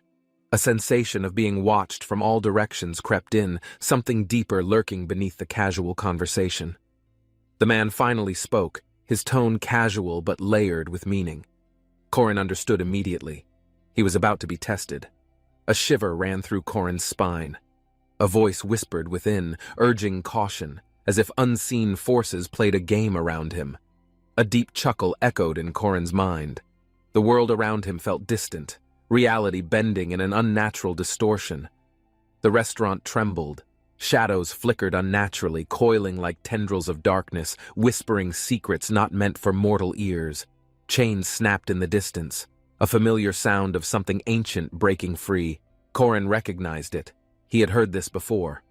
He turned sharply. The air felt heavy, suffocating as an unseen force made itself known. The real fight had begun. Olivia's eyes widened as lightning coiled around the monstrous beast. The Iron Mountain King had fully awakened, free from all restraints. Korin watched in shock, his body tensing. The sheer pressure radiating from the beast was overwhelming, crushing the air around them. The battlefield crackled as power surged. Olivia exhaled, summoning a crystalline lance. Its shimmering glow reflected her determination to fight. The weapon erupted forward, splitting the air. A streak of icy destruction shot toward the monster, aiming directly for its core. The lance struck, freezing the ground upon impact. Korin clenched his fists, waiting for the dust to reveal the outcome. A deep resonance echoed. Olivia's attack shattered, scattering ice fragments. The beast remained unscathed, its glowing eyes filled with rage. Korin's heart pounded. Olivia's strongest attack had failed. The beast's resilience was beyond comprehension, an opponent immune to ordinary magical strikes. Olivia stepped back, breath uneven. The air vibrated as the Iron Mountain King gathered dark energy, ready to counterattack fiercely. Purple energy surged from the beast's core, twisting violently. Korin braced himself, recognizing an incoming devastating magical eruption. The beast unleashed destruction. A wave of force shot forward, warping space as it roared, threatening to obliterate everything ahead. Flames exploded around Korin, swallowing him in searing heat. The battlefield turned into an inferno, drowning in chaotic destruction. Korin's vision blurred. His body felt weightless as he was hurled backward, barely gripping onto his consciousness. The ground shattered beneath. A figure emerged from the flames, unaffected. A rune-marked warrior advanced, his golden armor glowing with unreadable ancient inscriptions. Korin struggled to stand. The symbols pulsed ominously, their origin unknown. He had encountered magic before, but never like this. The battlefield trembled. The warrior raised his weapon, his presence alone shifting fate. Korin knew. This battle was far from over. The ground cracked beneath Korin's feet as the battlefield erupted into chaos. A monstrous presence loomed, its aura crushing everything nearby. Olivia's heart raced. The professor collapsed, alarms blaring as the facility's defense system activated, struggling to contain the overwhelming destruction. Korin's eyes darted across the battlefield. Creatures emerged from the shadows, their crimson eyes glowing with an insatiable hunger for blood. The earth trembled violently. Metal doors shattered as beastly figures stormed forward, driven by an ancient command buried deep within them. A terrifying roar echoed. The facility crumbled as monstrous figures descended, their primal instincts driving them to tear apart everything. Mechanical constructs whirred to life, their artificial eyes gleaming with purpose. The last line of defense had been forcibly deployed. Sparks flew as the constructs clashed with beasts. Steel limbs sliced through thick hide, but their numbers overwhelmed even the machines. A piercing shriek filled the air, vibrating through Korin's bones. The battlefield had become a war zone of steel and flesh. Dust settled as a colossal figure emerged. Its glowing body radiated divine energy, something beyond comprehension. King Eilant had awakened. Korin clenched his fists. The battlefield had transformed into a stage where gods and monsters clashed in an unforgiving dance. Shadows twisted as King Eilant moved. The battlefield darkened beneath his presence, his power bending reality itself with each breath. Flames roared, consuming everything in their path. The air crackled with electricity as divine and demonic forces clashed violently. Korin's body tensed. The raw power before him was overwhelming. Unlike anything he had faced before, his greatest trial had begun. Golden lightning surged across the battlefield. Korin stepped forward, determination burning within him. He couldn't afford to hesitate any longer. Olivia's voice called out. The battlefield was collapsing, but Korin's focus remained on the only thing that mattered: winning. He stood, blood staining his clothes, eyes glowing under the moonlight. His opponent radiated energy, ready to unleash overwhelming power. The battlefield crackled as Korin gathered his strength. Magic surged through his veins, sparks dancing around him, preparing for a deadly confrontation. He lunged forward, energy crackling in his wake. The air split apart as his attack ignited a fiery storm around them. Korin responded with a swift counterattack, blue flames and green lightning clashing mid-air. Their immense power shattered the surroundings with force. A massive explosion engulfed everything. The battlefield trembled, debris flying as the two warriors remained locked in their intense struggle. Flames and dust settled, revealing scattered ruins. Suddenly, green lightning sparked, illuminating the wreckage as an ominous presence began awakening. The ground trembled as ancient mechanisms activated. Korin felt the shift, sensing something immense emerging from the depths of destruction. The molten core of a massive golem pulsed brightly. Its colossal body rose, runes flickering, eyes glowing with mechanical intelligence. The golem's creator stood confidently, observing its towering form. He steadied himself, realizing the scale of the challenge before him. Korin clenched his fists, knowing this battle required precision. The air thickened with tension as the battlefield prepared for another violent clash. The golem's fist slammed into the ground, shaking everything. He dodged swiftly, his movements a blur against the crumbling terrain. Korin watched as energy crackled around them. The golem's runes glowed brighter, reinforcing its colossal frame with indestructible magical armor. Lightning surged as he leaped, delivering a powerful strike. Sparks flew as the golem's defenses resisted, its ancient core pulsating. The battlefield shifted as another presence emerged. From within the golem, a humanoid figure appeared, radiating intense, otherworldly energy. A sharp hiss echoed through the air. He and Korin braced themselves as the true battle was about to begin. He moved swiftly, slicing through the frozen air. His blade shimmered under the moonlight, striking with precision against the enemy. The creature recoiled, hissing as frost spread across its body. Cracks formed along its surface, its movement slowing under freezing pressure.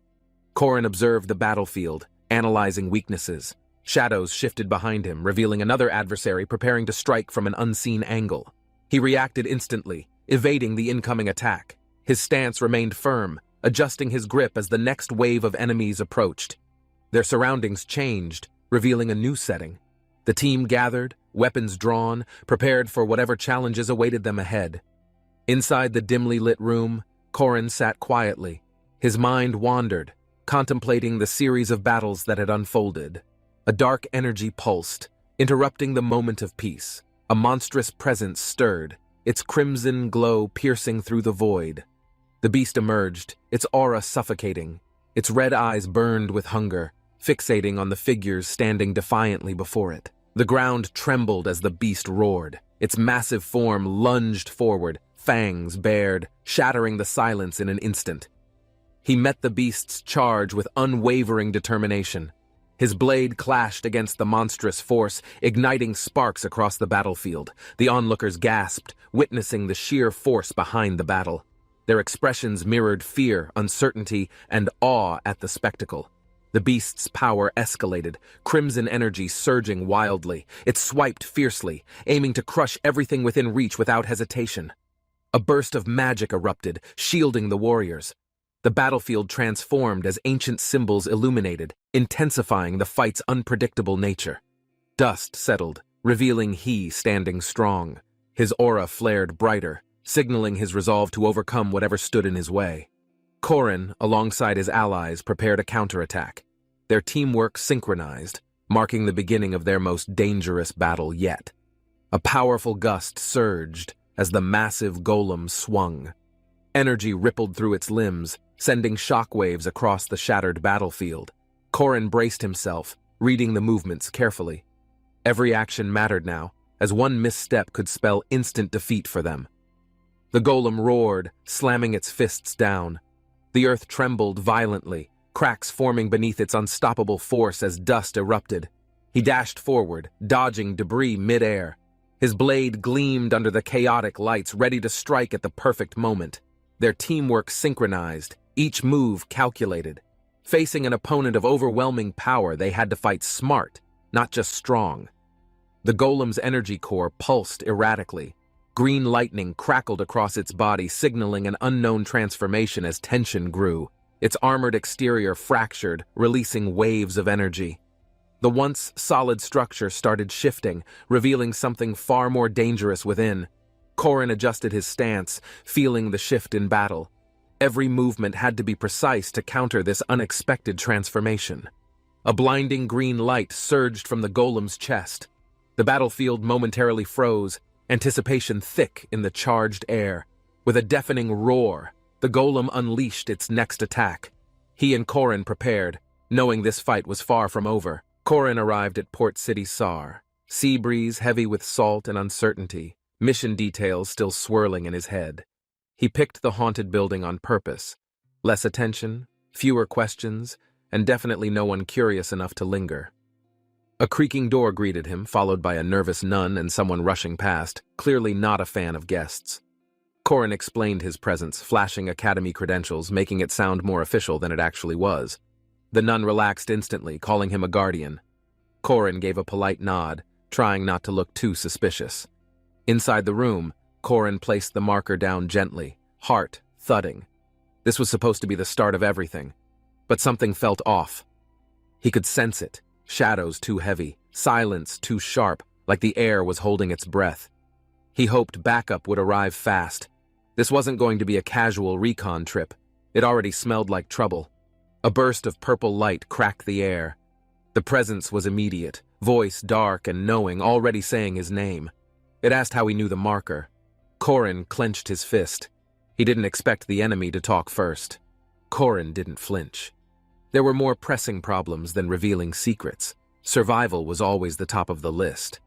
He paused, eyes narrowing. Prioritize, he thought. Information could wait. First, he had to handle whatever was about to arrive.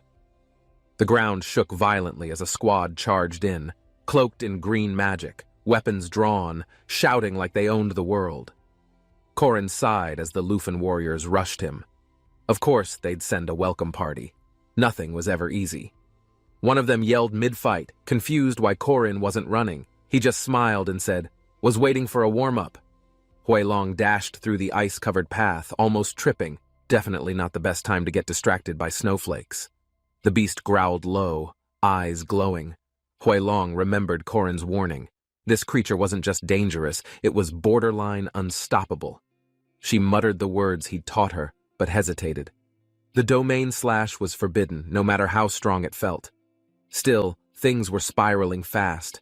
Rules didn't help when claws were inches from your face and backup was nowhere near. Huilong took a breath, swung wide, and felt the familiar pulse of power. Domain slash answered in a roar of light. Somewhere nearby, a thunderous hum echoed. Roselle looked up, confused by the sound vibrating deep in her bones.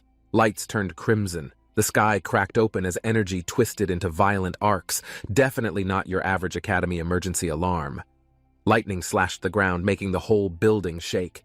She grabbed her weapon, heart already racing ahead of her thoughts. The domain had activated. Someone had used it. That could only mean things had gone completely out of control. Bodies flew as the clash escalated, magic clashing midair. Roselle arrived just in time to see everything burn red. The battlefield stilled just long enough for Roselle to spot Korin, bruised but alive, sprawled beside a shattered charm. The shadow loomed large, exactly like Korin had described. She gulped, finally understanding why he'd sounded so tired explaining it. The creature's voice echoed like thunder, laughing at their effort. Roselle stepped forward anyway, even if it looked hopeless. Korin's warning had been clear. Unless they discovered Maiju's weakness, brute force wouldn't work. Not even domain slash could help. Maiju's body surged with blue lightning, the aura burning too bright. It wasn't just powerful, it was immune to everything. The beast loomed above them, massive and furious. Marie didn't hesitate. This was exactly the kind of chaos Korin expected. Her grip tightened around her staff. She wasn't fearless, just focused. When Korin asked, she never once said no. Flames lit the floor beneath her steps as she charged. No retreat, no second thoughts, just trust and raw determination. Korin's allies arrived just in time, their presence quiet but reassuring. They weren't here to lead, just to stand together. From the shadows, someone whispered her name. Marie didn't flinch. She was already mid-spell, eyes locked on the monster ahead. Corin leapt back into the fight, breath ragged but steady. He didn't need perfect form. Sparks exploded from Marie's barrier as she guided the magic storm forward, carving through the battlefield with precision. Meanwhile, Professor Dumaya watched from afar, calmly analyzing. Didn't interfere, just documented. Like always. Thunder cracked as the beast reeled. A flash of crimson light marked its temporary fall. Marie had struck clean and hard. But the calm didn't last. The creature, legendary, relentless, and still burning with unnatural power beneath that monstrous frame. The ceiling cracked from the pressure, and the entire hall trembled. Their class really didn't know how to hold back, and yet Mia couldn't look away. These weren't students. They were the very definition of an unpredictable force. She felt it deep down. This wasn't just another field assignment. It was the start of something history. Corin surged forward again, still bleeding, still gritting his teeth. Marie's power lit the space behind him like a second sun, and then they collided. Student and monster, spell and claw. No strike finally found its way home. A final impact burst overhead, red energy spiraling down. Everyone braced themselves. The beast wasn't dead, just really, really pissed. It screamed, a roar soaked in rage. Hardened flinched. Its fury was more magic than muscle. The beast's presence shifted. It wasn't looking at them, it felt something, a force in the air none could ignore. Roselle gasped. She didn't need anyone. It wasn't just intense, it was tilting towards something deeply dangerous. Corin bolted back into action, shoulders tense. He knew that shift too well. This battle was entering a new stage. The monster paused. It sensed a trap. Then it lunged, fast and brutal, toward an unseen threat. But something red intercepted it mid-charge. A flash, a blur, a solid impact. Everyone froze. Who the hell was that? The tension. Dioku? Marie blinked, heart skipping. The armored figure stood tall, cradling her without effort. He didn't say much, just glanced around. The domain was collapsing, and things outside weren't looking. Marie gritted her teeth. Her injuries ached, her breath shallow, but she wasn't down yet. Corin would have kept going. A whip cracked across the room. The creature dodged, tail swiping like a blade. Marie. She remembered Corin's warning, no domain slash. Not against this one, but then how the hell was she supposed to win? Panic rose, then faded. Her mind steadied. Think. Standing in her place right now. The creature shrieked and lunged again.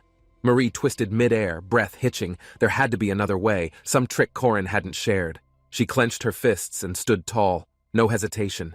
If it down, not even once. The creature swung wildly, but Marie dropped low and spun, her instincts sharp, her magic sharper. She was buying time. Her voice echoed, full of resolve. Basics. Didn't mean anything without solid foundation. Corin always drilled that in. Her aura exploded in blue waves, blades of mana flying in perfect arcs, slicing through the chaos like lightning. A burst rang out, throwing the stayed up, panting hard but smiling just a bit. Another student nearby blinked. Did she just do that? Marie didn't answer. She was already preparing for the next spell. Roselle glanced around. The silence after all the noise felt heavier than the battle ever did. Corin showed up, sword glowing faintly. He just smiled. You were all doing great, he said, like it wasn't obvious. Corin! She washed over everyone except one guy who immediately cheered. Yay! I won! I beat the monster! Another shouted louder. I don't need Corin! I don't need friends! I've got Lufin warriors! Chaos energy was still. Reality hit. Corin was the glue. Even the cocky ones paused when they realized what came next still mattered. Senior Marie's still holding off the beast, someone said. They knew they should help, but hesitation always finds. Corin tilted his head. Is that so? He wasn't judging, just thinking a few steps ahead, like always. What now, Corin Lork? Someone asked. He didn't flinch. We need to catch Maju before anything else burns. They walked together beneath the glowing grid, discussing traps, timing, and beast patterns. It was a war plan with friends. Korin requested one special favor: use enchanted rooms to lure monsters in, but he needed students trained in combat magic first. Flames erupted all around them, heat unbearable. Someone screamed in surprise. This wasn't part of the plan. Something had triggered early. The fire roared higher, swallowing the room in seconds. It wasn't just magic. It was fury sealed inside something unstable. Alicia launched forward, sword gleaming. Her role was simple: activate the next seal before the core burst completely. "Let's go, Alicia!" someone shouted. She nodded quickly, nerves hidden behind the sharp swing of her weapon and steady steps. Beneath the cathedral, darkness stirred again, a faint pulse, almost like breathing. Whatever they woke up, it wasn't done yet. Korin gave a small smile, sensing tension. "No need to be nervous," he said, though he felt it himself. Doron showed up, slightly winded, getting teased instantly for being late. Their energy was chaotic, but dependable in the right moments. "Enough romance, come help!" another yelled. Doron just laughed and jogged over. Their mission wasn't waiting for sweet words. These weren't just students anymore, they were the names that would echo in history. Every step now shaped the future. A voice broke the mood. "Are you okay?" she asked gently. Korin looked up, realizing just how far they'd come. With power reignited and allies by his side, Korin faced the new threat head-on, ready to rewrite everything from scratch. The shadow of the beast loomed large, its gaze sharp and unrelenting, showing no signs of mercy or hesitation. A wave of panic rushed through the group as instincts kicked in, feet moving before thoughts had a chance. The monster's presence swallowed the space, heavy and suffocating, each step forward turning courage into something cold and weightless. Luden Warrior sprinted ahead without a second thought, fists clenched and burning, leading the charge with chaotic and wild energy. Korin followed from behind, eyes narrowed in frustration, already sensing that impulsive moves would cost more than anyone realized yet. Reinforcements dropped in with practiced ease, green energy flooding the floor as coordination took over, and the real fight began. The beast turned just in time to catch a powerful strike, its stance shaking as dust and pressure exploded outward. A spinning combo followed, colliding from the side with elemental force, finally knocking the creature slightly off its intended path. Amid the noise, Luden Warrior became the anchor, crashing down again with all his strength, determined to protect what mattered. At a distance, someone watched quietly, wondering if they could really win this fight or just delay the inevitable fall. Commands were unnecessary now. Yuel already understood, channeling magic into the ground, willing the plants to rise and entangle the enemy. Her staff glowed bright green as vines surged across the battlefield, twisting like snakes with sharp precision and relentless energy. Leaves scattered midair while roots launched upward, wrapping around limbs, tightening with everything they had to stall the monster's power. The beast faltered just slightly, and time stretched thin as everyone hoped this single moment could shift the entire fight. But beneath the grip of vines, its growl returned, deeper than before, eyes flashing with fury instead of fear. The beast's power surged, red energy flaring violently. Its body transformed under pressure, becoming stronger, sharper, and far more unstable. The spectators froze, breath caught between awe and disbelief. None of them had ever seen something evolve with such terrifying grace. Orders were called across the battlefield. Flanks shifted, two swordsmen moving with perfect sync, pressure building as tension cut deeper. Without hesitation, both swordsmen closed in, one trailing fire, the other lightning, attacking together as if they'd done this 100 times. The weapon clash lit the ground, marking a new phase. From this point forward, there was no room for mistakes. Lightning spiraled down the blade, sharp and focused, dancing between sparks as if drawn by something deeper than raw skill. They weren't students anymore. These were warriors with power tailored to pierce through nightmares. Every strike was built through survival. But the monster moved just as fast, adapting mid-swing, countering with ruthless instinct and overwhelming physical strength. A blur of heat and crackling blue lit the arena as momentum shifted again. power clashing in unpredictable rhythms. One figure stepped back, stunned by what they witnessed. The tide wasn't turning.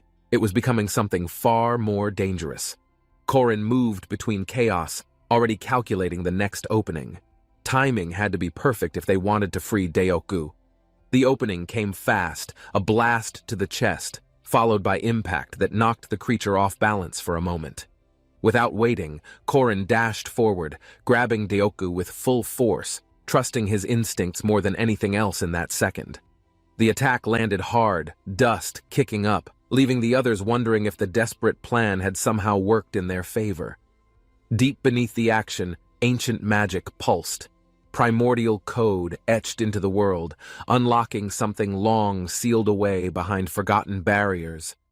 The fragment pulsed with ancient energy, transferring an incomplete concept to the beast, something raw, chaotic, and beyond human design. The new ability took form, absolute resistance. It twisted the laws of damage, nullifying every clean strike against it. Its golden fur shimmered faintly, hiding secrets not meant for eyes, a mutation born from conflict and unnatural evolution. Korin read the changes fast, tracking details others missed. Nothing about this was random. It followed hidden logic buried deep. Behind him, his team stood quietly. They knew what came next. Win or fall, there would be no pause. Korin gripped his blade tightly. His calm didn't come from arrogance, but a resolve carved through dozens of close calls. The beast charged again, ripping the ground beneath it, its body empowered by resistance, fury, and impossible regeneration. Uel and Cranial reacted instantly, their combined magic forcing vines to rise, twisting upward like spears aiming to catch movement. The creature roared as it crashed through the wall of vines, tearing through them like leaves scattered in heavy wind. Momentum never stopped. Each strike, each step mirrored before, an endless cycle repeating itself with terrifying speed and relentless weight. The strike missed. For a moment, the rhythm faltered, and everything tilted just enough to throw the plan off. Doron moved next, sword blazing orange, charging forward without hesitation, chasing the same opening they had used last time. Once again, blue and orange blades cut across the monster, carving arcs through air, recreating the last attack formation. The beast responded the same, slamming downward in a mirrored reaction, as if it remembered every step like a rehearsed dance. Something was off. Even in chaos, the creature moved with precision, following a pattern no one realized they had taught. Deoku braced for impact, even his monstrous endurance tested. The strike was heavy, enough to shake bone and blur vision. He staggered, confused. The color hadn't shifted. It stayed red, revealing the trick, the illusion that baited him in close. Realization struck fast. The creature had faked its transformation to lure the strongest into a vulnerable, magic-resistant trap. It wasn't just raw power. It was calculated deception. That false blue glow changed the battlefield in one heartbeat. Deoku roared back with fury, determined not to fall, striking forward in defiance as a blinding flash lit everything. Deoku slammed into the creature, unleashing everything he had left, refusing to let manipulation define the outcome of this clash. Support arrived instantly, moving with precision. The team shifted into formation, knowing now they had to commit fully. A call went out. Blood spears were prepared. Magic twisted violently, forming deadly points of pressure aimed at the heart. Red lances flared across the room, cutting paths through air. This time they weren't striking blindly. They were targeting truth. The monster staggered under the force, its body shuddering as the spellwork collided, breaking through layers of resistance with each hit. The moment opened like a crack in time. Everything paused as Korin finally stepped forward, lightning humming around his frame. He moved without hesitation, magic bursting beneath his feet as he closed the distance in a blur of focused intent. The beast turned too late. Korin was already mid-air, energy coiled tight, prepared to drive everything downward in one strike. His blade lit the sky, thunder crackling overhead as the final blow descended with overwhelming force from heaven's height. The impact shattered the ground, releasing a surge of power so fierce it silenced every sound and stilled every heart. The beast narrowed its eyes, unamused. One missed spear was enough to send panic crawling across the others' faces. Shock filled the air as the attack barely grazed, proof of just how sharp its reflexes had become under pressure. They prepared to launch again. Everyone now understood. The blood spear was their only real weapon that left a lasting effect. He moved fast, no hesitation, knowing this moment mattered. Even a second too late would ruin the entire plan. The creature couldn't block magic. If blue fur activated, the blood spear still pierced, bypassing defenses with surgical precision. Deogu grinned, hurling the spear with absolute force, confident no defense would stand against the next crushing impact. The beast roared back, but tension flickered.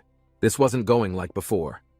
It flinched, something unexpected shifting inside its stance. The second spear launched with brutal speed, slicing air with an audible crack.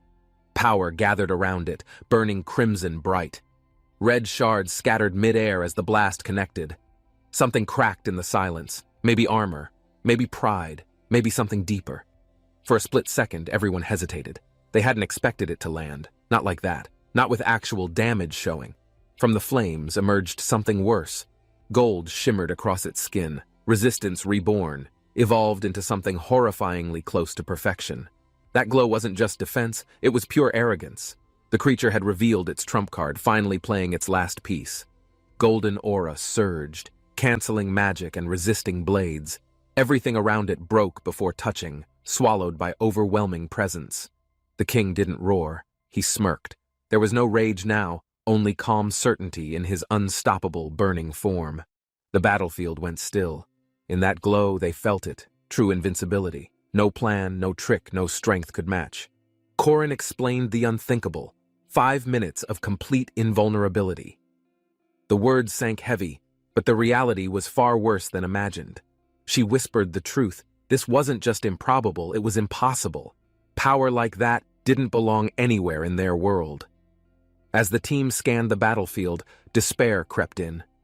With nowhere left to run, they stood in silent disbelief. Rubble piled strangely around them, an unnatural shape forming. Someone had shifted the terrain without them realizing, bending fate through debris. Suspicion sharpened. If anyone could do that, it was him. The signs were clear now, and dread followed fast. The king laughed, golden flames surrounding him like a crown. This wasn't rage. It was celebration of a game already won. Weapons drawn, the others braced for impact. Walls meant nothing anymore. Not one barrier could slow him down now. Luden Warrior stepped forward, no hesitation in his charge. They were done reacting. It was finally time to move first. Even the giant ally couldn't match the king anymore. Their strongest clash now felt like shadow against the sun.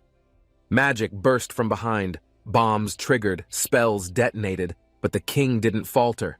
Not even the smallest flicker of resistance appeared. The king advanced, ready to escape the invisible prison that had caged him, unaware someone was still setting the board. In a space far beyond reach, a single girl moved. One shot, one moment.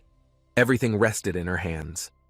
A warning echoed deep in her chest. This fight wasn't winnable through strength.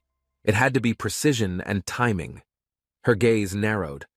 There was no fear left, only strategy. If 5 minutes existed, then 5 minutes could be broken. Somewhere hidden beneath the king's pride, a flaw remained. The seal was ready, and with it the real fight could start.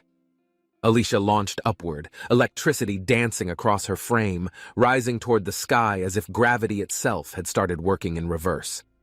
Below, golden power raged like a sun, unaware that above it, precision had taken flight with a quiet resolve. The skill activated, physical nullification, total penetration. A technique built not to overpower, but to pierce through invincibility itself, perfectly refined. Her blade shimmered unnaturally, reality bending around it. Alicia had bet everything on this one swing, measured, trained, and absolutely intentional. The demon's sword descended, its blue arc cutting through space like truth, colliding with the legend's crown in silent defiance. Moret smiled briefly. Unaware, Corrin had already sensed the distortion in Mana. Something big was coming, and fast, too. As light exploded above them, Corrin stepped back. He'd seen this type of magic before, back when everything first fell apart. The sky tore open. Energy surged wildly. A woman descended, cloaked in flame like a memory Korin couldn't forget. Her voice cut through the noise, cool but terrifying. A director. An enemy from the old timeline. Korin clenched his fists. Across the field, Kane muttered about patterns and light shifts. He didn't see Moret's expression twist as old instincts returned. Red lightning cracked. Moret's energy erupted, darker than before. Her form shifted, her voice no longer gentle. She wasn't holding back. Korin shouted something, but it was lost in the chaos. Moret had already leapt, her body glowing, power condensing rapidly. Fire raged around her, pulling from deep inside. This wasn't training anymore. This was the power she'd sealed long ago. A singular word echoed. Origin. The sky parted as if reality was breaking. The ground couldn't hold the weight anymore. With a thunderous crash, the seal cracked. A runestone shot free, glowing violently, reacting to something buried in Korin. Deep underground, the darkness stirred. A creature's eye opened, an old pact broken. The rune's disappearance hadn't gone unnoticed after all. Nobody had dared release it before. The beast had consumed entire guilds, its curse granting eternal rage and twisted power. Korin remembered standing here once, a bystander. This time, he was at the center, and the beast was waking up. The monster exploded outward, but this time, something was different. Its body shattered. The runestone inside it blinked out. And just like that, it appeared again, embedding itself into Korin's arm, burning, reshaping everything. The answer had always been him. 10 years earlier, before titles and conflict, Nepen entered the academy. Back then, he still believed in peaceful futures. That day, chaos erupted. 3 elite teams fought to contain something sealed for centuries, but it was already too late. The monster's awakening shattered boundaries. Nepen, among others, barely escaped. Its name whispered like a curse in old tomes. Now, back in the present, Nepen knew he had to vanish before everything spiraled again. The tunnel was ready. But just before he moved, a chill climbed his spine. Something sharp interrupted the clean flow of his escape plan. That something stood confidently. Coin Locke, a 5th-rank knight and surprisingly Nepen's martial nephew. Family always complicates clean exits. Coin's tone was firm, confused but not hostile. Recognition dawned slowly, his expression tightening with each second of silence. Nepen knew the moment Coin saw through him. The resemblance to his old master was far too strong to miss. He could tell Coin struggled, caught between duty and memory. But hesitation in this world often meant the difference between life. Without a word, Nepen leapt forward, not to kill, but to disarm. This wasn't revenge. It was desperate self-preservation. Later, in silence, Nepen reflected. Coin had always sensed something off, but his choice to ignore it was intentional. That decision had bought Nepen time.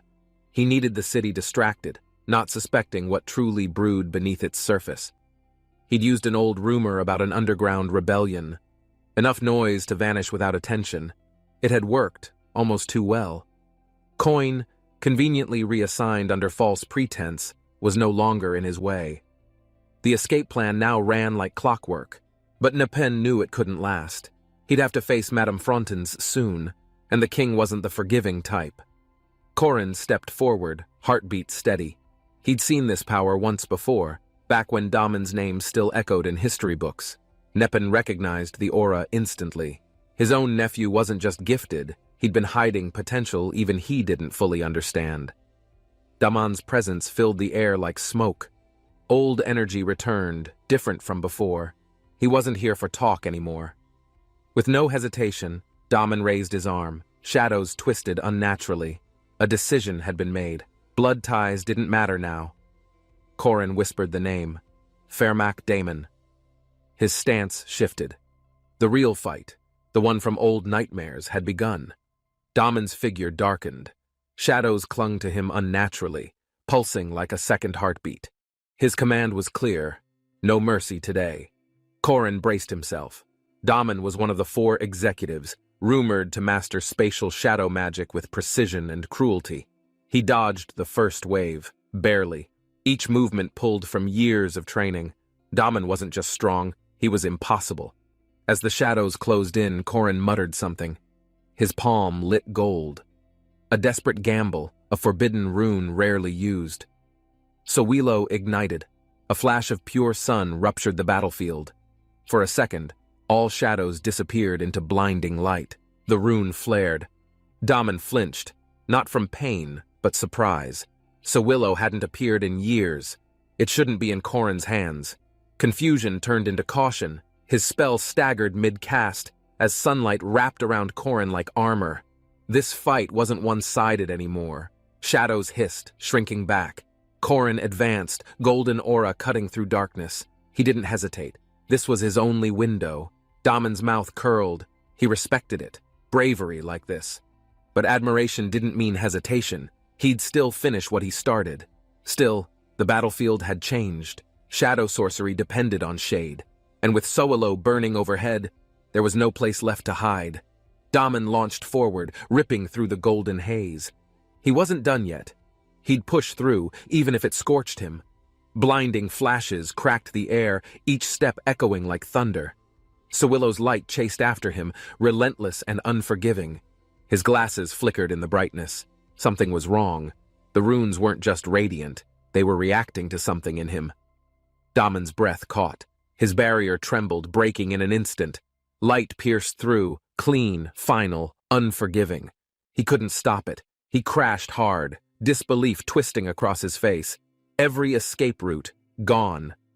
Corrin had sealed the battlefield from every direction. Daman cursed under his breath. The light had shifted too fast, too cleverly. Corrin wasn't just improvising, he was hunting. How cowardly. And yet that unpredictability was the very thing that made Corrin dangerous.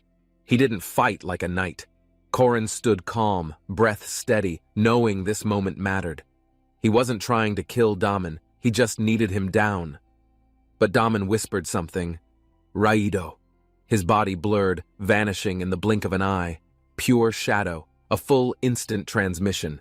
Corrin barely twisted away. The attack whiffed past, sharp and precise. Jet boot kicked in, he launched into a spin. The air split from their collision, both of them trading speed for survival. Timing was everything. Miss once, and you're done.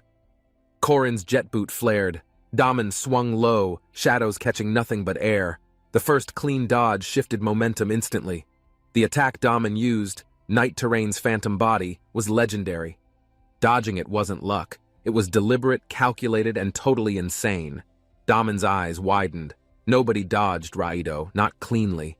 Yet here Corrin stood, untouched. That changed the entire tempo of the fight. Corrin grinned slightly. Fourth step, he muttered under his breath. Daman wasn't the only one holding back something terrifying. Daman stepped back fast. Corrin's momentum wasn't fading. It was growing. Each exchange chipped away at his lead, both mental and physical. Corrin moved sharp, relentless. He wasn't giving Daman time to recover, plan, or vanish. He fought with layered intent. A taunt left his lips, not for ego, but to push Daman deeper into frustration, where mistakes were born. Daman sneered. He'd been called worse. But Corrin's blows were cutting through more than defense. They were reaching something emotional. The battlefield changed again. Daman had to retreat. If he stayed longer, he risked exposure, and worse, losing control entirely. Corrin raised his blade. A duel, Fermac Daman. The words echoed through the air like a divine contract being sealed. Daman spun. You think I'll let you decide the terms? But his fingers twitched. He already knew what was coming. Corrin's tone sharpened. You should ask yourself who really set the rules. His confidence burned brighter than his sword's glow. Daman froze. The phrase, I won't refuse duels, seared through his mind. That ancient oath, the Shadow Phalanx's cursed commandment. His body lit with glowing runes. The vow etched into him responded instantly, binding him with glowing magical law. Daman gritted his teeth. He knew the binding was serious, and worse, it couldn't be broken while Corrin was alone.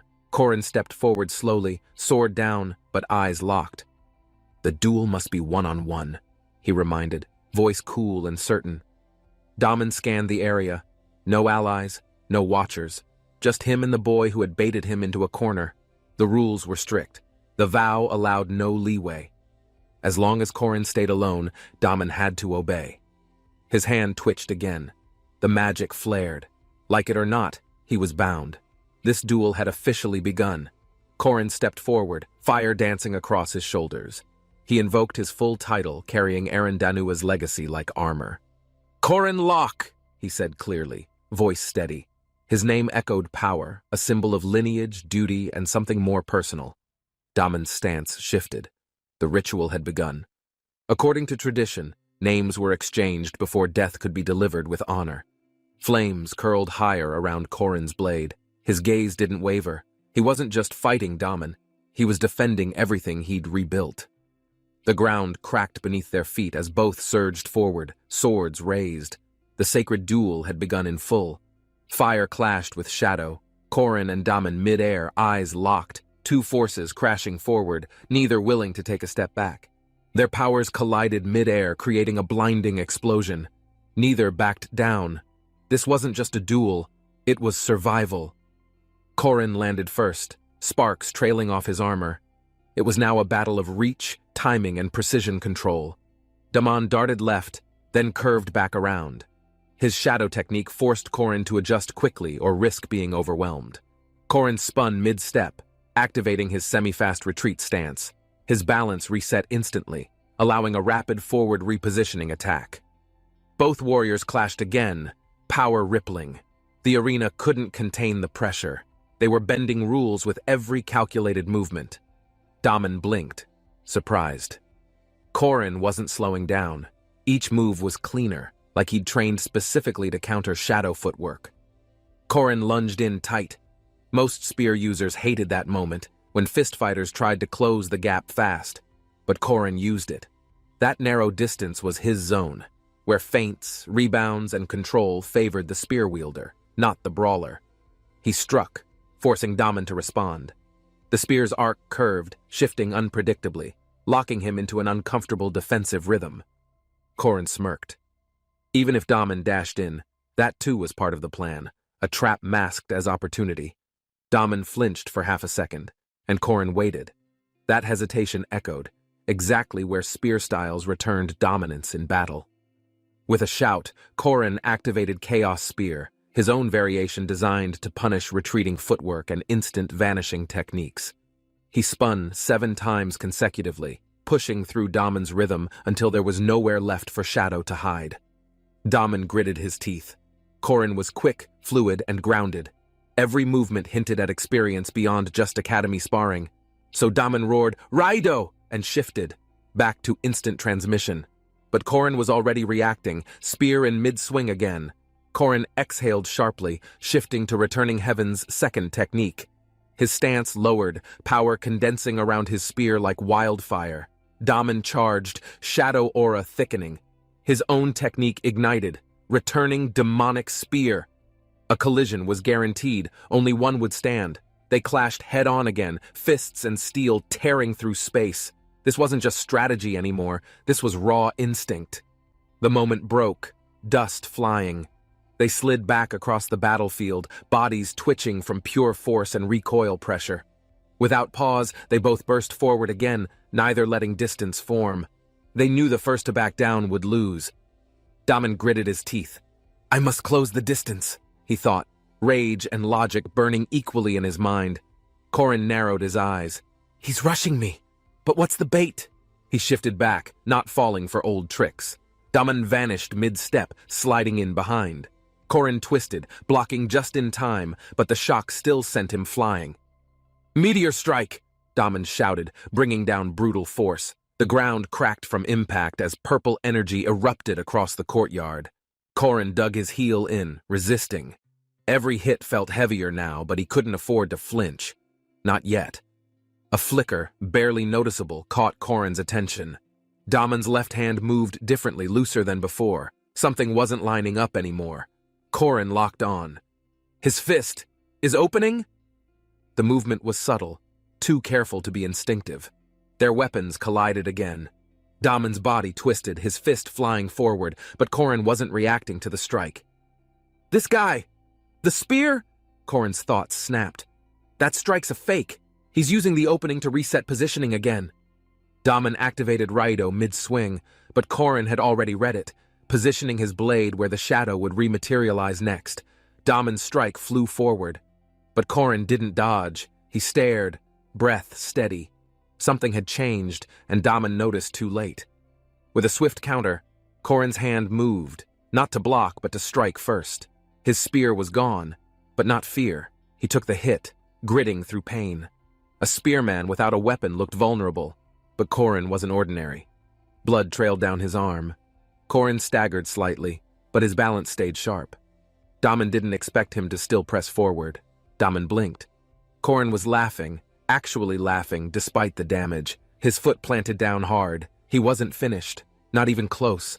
Korin spun, eyes scanning. His hand reached out for the embedded spear, still glowing but locked. No time to retrieve. "It's fine," he muttered. "As long as I breathe, I'll fight, even without my spear." His stance shifted, but the weapon stayed buried. "Damn, it's locked too tightly." His thoughts burned as Daman charged again without hesitation. "Shadow flicker jab!" Daman roared, vanishing mid-step. Korin's eyes widened, too close, too fast, but his instincts weren't dulled. "Doesn't matter," Korin whispered. "I'm still a martial artist." His palm shot up, redirecting the strike with raw force. "8 threads, raised palms!" Korin shouted, his strikes landing fast and brutal. He wasn't just reacting, he was turning the rhythm. Flames danced with every hit. Korin's form was precise, forged through pain, discipline, and thousands of battles already survived. "The core of martial arts," he muttered, "isn't style, it's contact." His fists became weapons now, backed by sheer resolve. 8 threads, the fighting pulse. His aura exploded upward, brighter than before. It wasn't just energy, it was proof of mastery. Daman stepped back, eyes wide. "He was always a martial artist," he muttered. "I underestimated everything about him." Daman advanced fast, shadows twisting around him. Korin's palm strike landed clean, but something felt wrong. No reaction, no stumble. His muscles tensed. Daman stood firm, not even flinching. Korin realized then his opponent's body was conditioned beyond normal limits. Daman's counterattack landed sharp, a liver shot backed with monstrous force. Korin's stance broke, feet skidding across shattered stone. Every exchange grew harder. Daman's movements were focused, refined. He hadn't split training. His path was pure, relentless physical combat. Korin adjusted quickly, but momentum shifted. Daman pressed harder, his footwork fierce. One wrong step now meant losing everything instantly. Daman weaved forward, each blow flowing cleanly. Jet straight, liver shot, elbow. Korin blocked late, taking each strike with grit. His body reeled, lungs burning. Daman's tempo never dipped. Every strike chased weakness, every motion honed through brutal repetition. Korin stumbled, hand grazing the ground. Daman closed the gap quickly, energy surging. A blow aimed straight toward the end. Before contact hit, the glow returned, familiar weight in Korin's grip. The spear had returned, radiating with warmth and purpose. Daman's eyes narrowed. The weapon he discarded was back again. Korin had never panicked. He had guided the fight perfectly. Daman's feet stopped. He scanned the field, realizing too late. He'd been redirected, every step planned from the very beginning. Korin stood poised, energy centered. The spear's placement, his reactions, the blows he took, they all aligned perfectly with this moment. Each exchange bought seconds. Each movement bent Daman's path. The spear wasn't retrieved, it was never lost in the first place. Daman clenched his fists, frustration mounting. He fell for the rhythm, played by a fighter blending instinct with tactical clarity. Korin's body turned slightly, spear glowing. The field pulsed with heat, balance restored. This was his battlefield again, entirely, undeniably his. Korin's spear struck upward, launching Daman into the sky. The angle, timing, and pressure, every part flowed with clean precision. Daman hit the ground hard, shadows spiraling. Korin didn't slow, following through with relentless movement fueled by practiced instinct.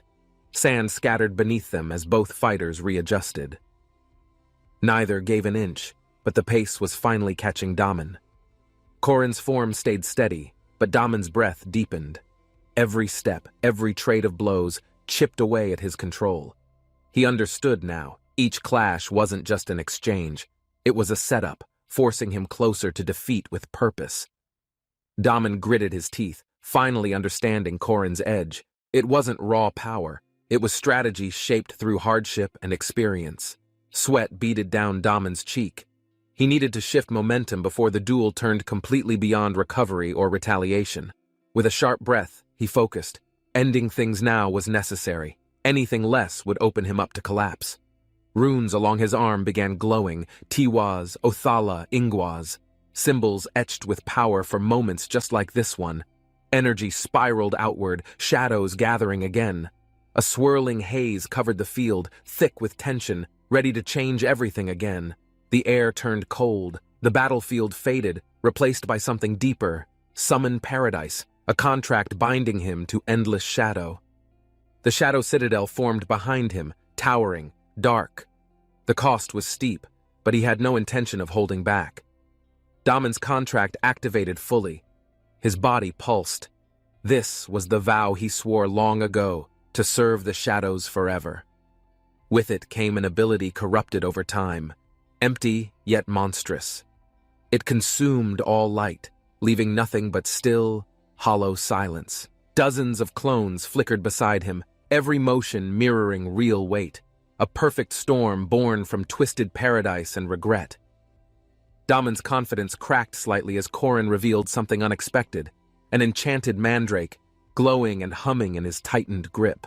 The scream burst out, impossibly high-pitched. Even through magic, it pierced everything, splitting the battlefield with unbearable, vibrating force. Damon stumbled mid-step, hands over ears, shadows flickering. His clones shattered instantly, erased by sound no spell could defend against. The mandrake's shriek climbed higher. Korin didn't move, he didn't need to. The field itself was already clearing around him. Everything fell back. Damon skidded across dust and stone, gritting his teeth. Korin stood tall, still holding the shrieking root. Mandrakes were banned in regular duels, but this wasn't regular. It was survival, and Korin brought exactly what he needed. No magic barrier could block it. Even demons fell silent before the howl of a world-ranked mandrake's violent cry. Shadows peeled away. Demonic forms collapsed into dust. Damon's technique faltered, cracked from within by the raw power of sound. Korin's arm lowered. The mandrake's shriek softened.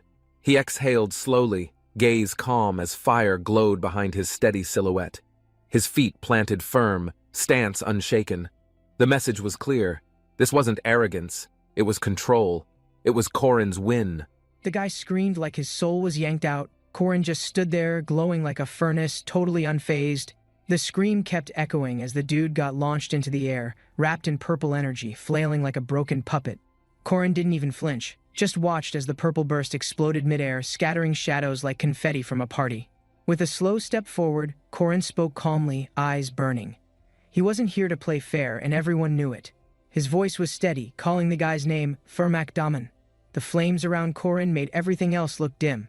Korin's body surged with purple shadows like ghosts at his command. His calm was eerie, like he'd done this before. He warned Firmak this wasn't some spar, this was payback, and Korin had no plans to hold anything back tonight. With a cocky grin, he said pain was part of training now. He'd gotten used to bleeding for progress. Korin asked one thing, how long could Firmak keep standing? His eyes dared him to find out the hard way. Firmak growled in frustration, face twisted in fury. But Korin had already activated it. 12 shadows swarmed like wolves in formation. The fight broke loose. Korin dashed forward, shadows dancing behind. His punch almost looked lazy, until it cracked the air open. Firmak blocked, barely. The force of the blow pushed him back, purple energy bleeding out like smoke from a furnace. Korin smirked, raising his hand. He wasn't finished. Shadows wrapped around his arm again, pulsing as he gathered more force. With a sharp swing, Korin launched his spear. It bent midair, curving around the battlefield like it had a mind. Firmak didn't even get time to react. The spear slammed into the shadows behind him, snapping everything into chaos. Korin launched forward with wild force. The shadows spun like drills, piercing the space between him and Firmak in seconds. A shockwave blasted out. The two collided midair, spinning in chaos. The arena around them blurred from the pressure. Firmak tried to retaliate, shouting. But Korin was already gathering more energy, his arm twitching with raw shadow magic. Wounded and panting, Korin muttered under his breath. He couldn't even feel his arm, but he wasn't backing down. Another explosion lit up the space. Firmak flew backward again, shadows slamming him down before he could even catch his breath. The shadows flared behind Korin. He hovered midair, barely held together, body scorched, but his will stayed sharp like broken glass. Korin reminded Firmak again, this wasn't some hero duel, it was personal now, and he'd see it through to the end. Firmak stood stunned, blood dripping, mind racing. He realized Korin wasn't fighting smart anymore, he was throwing his whole life into it. Everyone watching knew this was suicide. Charging into a losing fight, Korin was laughing while his body fell apart piece by piece. He hurled forward like a missile, the move too fast to follow, shadows and flame wrapped into a single strike. Korin's body was glowing with strain. He wasn't bluffing. This wasn't a test. It was a real battle to end things. He spoke calmly again, told Firmak to stop saving strength. This was it. No breaks. Just one last round, all in. Korin's eyes burned steady. No tricks left. Just two fighters crashing everything they had into one last desperate gamble for victory. Firmak stood there, body shaking. But deep down he knew, Korin wasn't some rival. He was something worse. An arch-nemesis born in battle. With one final shout, Firmak let go. Energy erupted, madness in his eyes. If Korin wanted everything, he'd get it all. The red demon grinned wide, energy crackling around him. He wasn't joking. This was the kind of fight he lived for. Sihu wasn't backing down either. His aura burst upward like a wildfire, dark and violent, shaking the ground beneath them. Korin charged first, muscles tense, eyes sharp. He knew he couldn't hesitate now. Not with what was at stake. They clashed in midair, fire meeting shadows, fists throwing sparks with each hit. It was raw strength versus pure willpower. The air cracked again. No tricks, no escape. Just two people going all out, trying to end it here. They flew into each other again, faster this time. Korin's strike started landing cleaner. But Sihu's power was still rising. Lightning and flame tore through the air. It wasn't just a fight anymore. It was a storm with no calm. Korin pushed through a blow to the ribs, gritting his teeth. His fingers clenched tighter. He was getting closer. With one last burst, he spun midair, slamming his full weight into Sihu. The impact cracked the sky wide open. Smoke cleared. Korin stood above, breathing hard, but something about Sihu's expression made him pause, like this wasn't really over yet. Blood dripped from the blade. Korin didn't remember striking that hard, but the crimson trail told a different story now. Sihu dropped to one knee, hand pressed over the wound. Snow fell lightly as if mocking the heat of battle. The world suddenly felt cold. Korin stepped back, unsure. He had won, hadn't he? Then why did it feel wrong? Sihu didn't scream, didn't beg, just stared up with that same steady look, like he knew this would happen all along. Korin stood alone now, chest heaving, body torn. No cheers, no closure, just silence and the weight of what he'd done. Korin stood there, bloodied and breathless, watching the stars above. Everything hurt, but something inside him still burned quietly. Amazing, he muttered. Even after all that, he couldn't believe he made it through, that he was still standing. The night held its breath. Korin realized this wasn't the end. If anything, it was only just beginning. He remembered the fall, the mission, the moment everything went sideways. And now here he was, alive again. A hell worse than death waited for him next. But this time, Korin wasn't walking into it unprepared. The enemy wasn't just strong. Zernak Dallin, one of the four great evil kings, ruled with absolute twisted power. Last time, Korin barely survived him. This time, he wouldn't make the same mistake. He was going in smarter. The morning sun felt different. Maybe because this time Korin had a reason, a purpose, something more than just revenge. He held the gem tightly. Ania Fail, they called it, a key to power, a piece of something bigger. The past didn't have to repeat. He'd carve a different future now, with his own hands, not someone else's script. Korin felt the rune settle into his chest. The power wasn't overwhelming, it felt right, like it was meant to be. Far away, in the dark corners of the world, Tate Valtazar moved, gathering power, planning something devastating. The sky itself trembled under that name. Korin knew he had to move before paradise turned into another nightmare. He wiped out entire cities, Korin whispered, eyes down. And for what? Power? Legacy? That's not something I can forgive. Their screams still echoed in his memory. That rage they felt, he understood it now. And he'd carry it forward. Korin floated downward, completely drained. The golden sky wrapped around him like a blanket. The battle was over, but barely. Every inch of his body throbbed. Blood soaked through his clothes, but he kept standing. He had no regrets left. The pain wasn't the problem. He'd gotten used to it. The real issue was what would come after this. That last strike hit deep, tearing muscle and bone. His body felt like a puzzle barely holding itself together now. Even though the impact nearly broke him, Korin could finally breathe.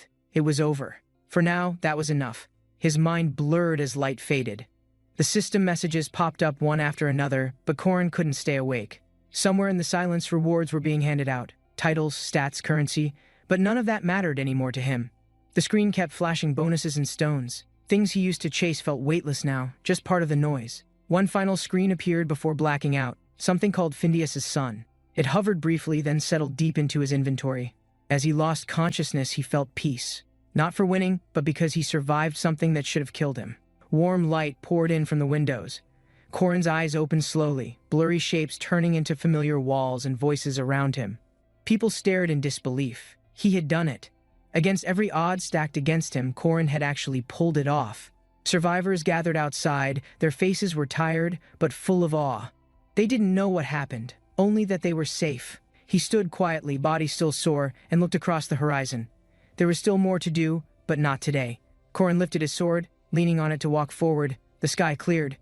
One step at a time was enough. The sun touched her face as she watched him from across the sand. Something about it all felt peaceful now. Corin's magic tore across the sky in bright arcs. Quietly, he had helped shift the battle without even knowing how. He hadn't done it for credit, just instinct. But still, the end result was something no one could ignore. Back inside the academy, news spread quickly. Some were curious, others confused. His actions always seemed a little strange to outsiders. Among the fresh marks in the dirt, she realized, those weren't accidents. Corin had been carving runes long before anyone noticed. The girls stared at the sunset, the memory of fighting together still fresh. Moments like that didn't fade easily. He'd made light of it, brushed it off, but everyone had seen how far he went to protect them all. Silence lingered for a bit. Emotions were raw. It was better not to say too much, just feel the air. Even though the victory cost so much, it saved more than anyone expected. Sometimes survival alone was enough. Corin closed his eyes under the sky. He didn't need praise, just rest. That was the real reward now. The academy walls stood tall again. Peace had returned, even if just for now. People began picking up old routines. There were still broken pieces scattered around, but healing always started somewhere. Even the loudest places quieted eventually. In the courtyard, familiar faces returned. Laughter bounced off the walls, chasing off the weight of what had passed. Corin barely made it out, but seeing everyone safe reminded him why he kept going, even when it hurt. As cheers filled the air, he smiled, tired, bruised, and grateful. For now, that was enough to carry him forward. The two slammed their books shut, faces flushed with fury. Whatever Corin had done, it clearly ruined their entire morning. Corin walked into the room, eyes on the snacks, but clearly something serious was going down beyond the dessert table. Everyone gathered around the sofa like it was a secret meeting. Corin could feel the tension through the fancy curtains. Jaren and Hayden looked like they just got caught doing something dumb. Their awkward smiles weren't helping the mood. Corin asked what was up, but before he could sit down, the vibe shifted, and now everyone was looking nervous. The group decided to tag along with Corin, even if they didn't totally understand what they were signing up for. The grand doors creaked open. Corin didn't knock, he figured they were expecting him anyway. The quiet hallway echoed behind him. A voice from inside called out. The air changed. Corin could feel eyes on him before the door even finished opening. Aaron turned toward the sound, confused and cautious. The sudden visit wasn't exactly part of anyone's morning plan. She greeted him with a nervous smile, but Corin could tell she was already piecing together why he'd shown up. Chairman Kasul stepped out, his calm voice hiding whatever he really thought. Corin's stomach turned as he offered a greeting. The sunlight spilled into the room like it was trying to keep things peaceful, but the mood was far from calm. Kasul laid it out bluntly. They knew Corin was mixed up in something deeper, and now they were watching closely. Still, they held off on accusations. The academy had its secrets, and Corin was now tangled in all of them. Corin didn't deny it. Professor Furness was a spy. Saying it out loud made it feel more real, more dangerous somehow. Tejas Valtazar stepped forward, confirming what Corin feared. The truth was spreading faster than expected, and Corin wasn't in control anymore. Erin rushed forward, not because she fully understood what was happening, but because something about Corin felt deeply familiar and dangerous. Her energy sparked, wild and sharp, as if trying to shield her from something she'd once seen in a nightmare. Corin didn't flinch. He stood still, calm as ever, while the room braced itself for something big that never came. Kasul stared, realizing there was no fear in Corin, only certainty. That calm was louder than any outburst. It was clear now, Corin wasn't ordinary. And no matter what came next, none of them could pretend otherwise. A heavy silence settled as the advisor stepped forward, holding a strange object like it could explain everything no one understood. He spoke about balance, about the kind of force that didn't belong to students or classrooms, but still found Corin. The artifact glowed in his hand, pulsing with something old. It wasn't reacting to them, it was reacting to Corin. Eyes turned to him again, but Corin had already accepted it. Whatever that thing was, It had chosen him long ago. Irene's expression shifted, not fear now but realization. This was bigger than rivals or classmates, something was changing, and he was the key. Names were dropped like anchors. Behind all the secrecy and rituals there was always Dana, pulling strings from somewhere no one reached. Even the chairman, the one they all looked up to, wasn't as free as he seemed in this twisted game. The question hung heavy in the air. What was Corin going to do now that everything was exposed? Corin didn't speak right away. He didn't need to. His eyes said he already knew where he stood in all this. The fire around him wasn't just power, it was a promise. He wasn't going to run. He was going to end it. The moment hung in the air. Corin half knelt, energy still lingering around him while the others watched in confused silence. In his mind, everything was starting to make sense. But out loud, it probably just looked like chaos and bravado. He remembered what brought him here. All the guilt, all the choices he made trying to fix something already broken. They had called him by a name that didn't feel like his. But deep down, he knew it belonged to him. Erin stood quietly, maybe in judgment, maybe in understanding. Either way, she was waiting for him to decide. Blue glow of the temple cast long shadows as Erin slowly walked forward, her footsteps soft against the old stone. She didn't shout. Her voice was steady. She made her position clear, not because she hated him, but because she had to. The past had left scars on everyone, some deeper than others, and some never stopped bleeding, no matter how strong you acted. Still, the truth couldn't stay hidden forever. Erin looked directly at the woman across the room, ready to finally confront it. She didn't deny it, not anymore. Everything they feared was real, and the silence they shared held more weight than words. In the quiet room, the weight of years settled on them like dust. Everyone seemed frozen, half lost in memories. Erin sat surrounded by symbols of authority, but right now she felt smaller than ever. Too many pieces were still missing. Corin's image flashed through her mind. She remembered his eyes, not just defiant but burdened. He wasn't just another player in this game. His name echoed in her head like a warning she didn't want to believe. And yet, it explained everything. While the rest of the academy prepared for the ceremony, something far more important was unfolding beneath the surface, far from tradition. The room buzzed with tension as the crowd leaned in. Everyone was waiting to hear what the chairman would say next. As the names were called, students shifted nervously. Recognition meant more than status. It meant pressure, danger, and responsibilities no one wanted. Corin listened, arms crossed. The word forest hit differently. It wasn't just a place, it was a reminder of what he'd seen. He was being pushed forward, whether he liked it or not. Behind the smiles, everyone was bracing for something real. Final names were announced, and silence followed. Then she stepped forward, calm on the outside, but clearly holding something back. Outside, the square was full of lights and chatter. But behind that brightness, something darker was already starting to unfold. They had intercepted a major attack before it reached the academy, and only a few people knew how close it had gotten. Mariette stood quietly in the spotlight. She didn't enjoy the attention, but she knew her actions had saved lives. Applause broke out, loud, excited, proud. It was the kind of cheer that came from relief more than celebration. But even as students clapped, the truth was sinking in. None of them were safe anymore, no matter what their rank said. Screen flickered with images, one after another, of battles, betrayals, and choices that couldn't be undone. People were starting to realize the cost. Professor Furnas's betrayal wasn't a rumor anymore. His name would now be remembered for what he'd destroyed, not what he'd taught. The Killick class returned to the hall, quiet and focused. Most wore the same expression, ready but wary. Corin's name echoed across the chamber. Heads turned. There was no hiding now. His name carried more weight than he ever wanted. Chairman spoke calmly, but Corin could feel it in his gut. This wasn't just recognition. This was the start of something irreversible. Corin stepped forward into the spotlight. His name echoed through the hall, but all he could hear was his heartbeat. The ceremony called him a fifth-rank guardian now. The room reacted, but Corin barely noticed. His focus was locked inward. He had fought, bled, and lost too much to reach this point. Nothing about it felt like a reward. Somewhere in the crowd, old memories stirred. Laughter, friendship, even betrayal. Moments that had carried him here, etched deep in his mind. His rank was now public. But the true weight of it? That was something only Corin truly understood. Elsewhere, the real game was beginning. The Guardian system had activated, and its rules were changing everything beneath the surface. Corin knew this was just the opening move. Every step forward would be watched, judged, challenged by unseen forces. But this time, he had the advantage. He knew what came next, and he wasn't planning to hold back anymore. His goal was simple now. Strength wasn't about fame, it was about control. He would gather what he needed and stay ahead. In the West, others had already begun to move. Old castles, ancient powers, everything was in motion again. The rest of the students were already planning their next steps. Some went for magic, some for family, others just for curiosity. Hayden looked excited about the future. He talked about internships and training like they were summer plans, not life or death choices. Jaren wanted to explore the druid paths, tracing roots and learning nature's old ways.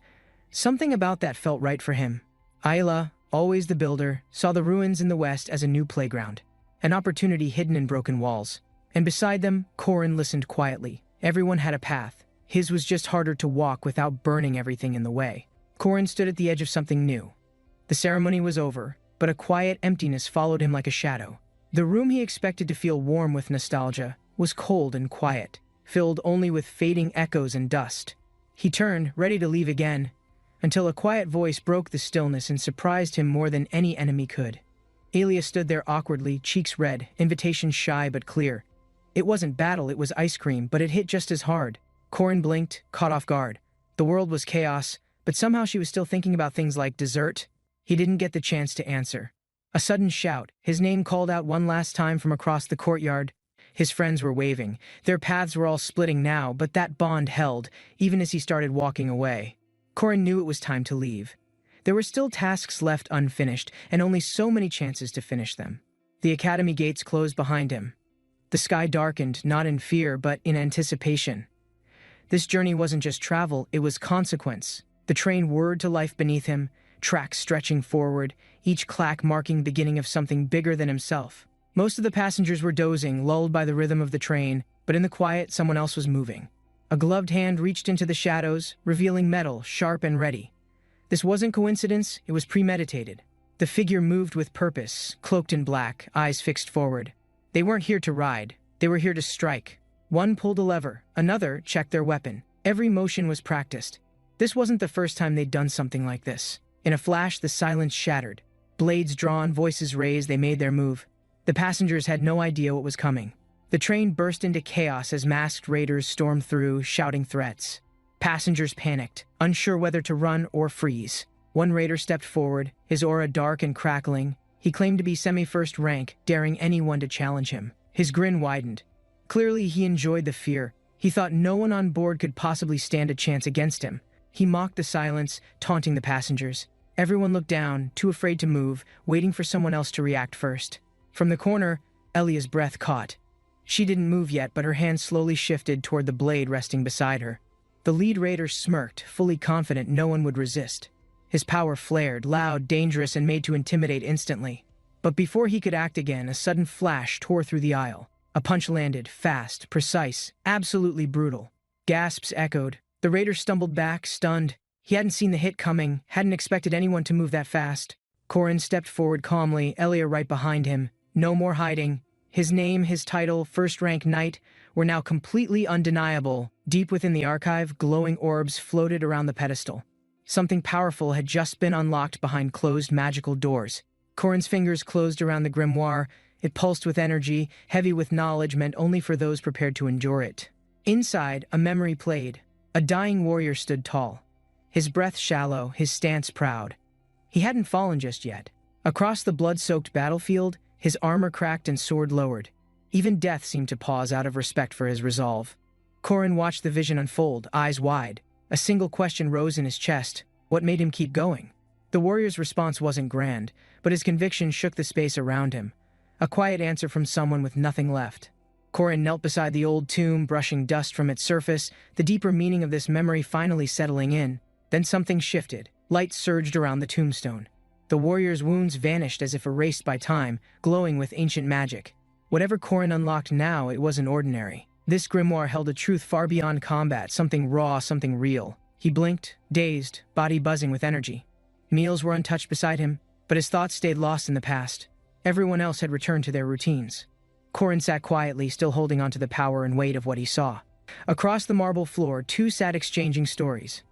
But the energy in the room had changed, tension replacing curiosity. One student remembered another life, a memory that didn't fade. Somewhere deep inside, it made them want to prove something again. Power flared, reckless and red. Magic crackled from fingertips as another presence stirred. The room felt ready to explode without warning. But Corin remained seated, eyes steady. Even when fear crept in, he stayed, because this time running was never an option. Sparks exploded through the room as the spell backfired, launching Corin across the floor in a heap of smoke. News traveled fast. Southern ruins were no longer locked. Adventurers from everywhere gathered quickly, eager to see what changed. The train station filled with voices and hurried footsteps. Everyone moved toward the platform, curiosity outweighing hesitation or fear. The conductor beamed with gratitude, unaware of the chaos Corin had just crawled away from not long ago. Despite refusing any reward, Corin was handed a gift anyway, offered with kindness he didn't quite know how to refuse. Corin burst into laughter, brushing off attention. He didn't feel like a hero, just someone trying to get by. Joking with locals, he joined the crowd toward the boarding zone. His tired legs kept up with cheerful strangers. Everyone who helped was now heading to Wyvern Academy, curious about what secrets the southern ruins might soon uncover. Wyverns circled overhead as the crowd passed beneath the wooden gates. Their shadows stretched long under the clear blue sky. Beyond the gate, Corin glanced up at the sign. The next part of his journey had officially begun here. He stepped through the archway, unsure what to expect. The feeling in his chest was somewhere between dread and excitement. A massive griffin soared overhead, flapping its wings with thunderous strength, shaking dust from rooftops as it passed by. Somehow, Corin ended up being assigned to ride it. Not exactly his idea of normal transportation across the city. Locals pointed and whispered. That wasn't just any beast, that was a rare class mount, reserved for high-ranking adventurers only. From the tower nearby, voices muttered about Corin's odd luck. They didn't know he never wanted attention, just results that mattered. Corin stepped into the hallway, flanked by whispers and distant stares. Everyone noticed the arrival of the Griffin mount. The guards confirmed the message. He was to meet Mariette. Apparently, whatever this was, it had official weight behind it. The Griffin shrieked above, wings wide as it descended. Corin flinched slightly, still not used to being the center of attention. Doors creaked open. Golden light spilled out. He walked in, greeted by a crowd shouting praises toward someone just ahead. All eyes locked forward. Corin followed quietly, unsure what came next, but his gut told him this wasn't just another meeting.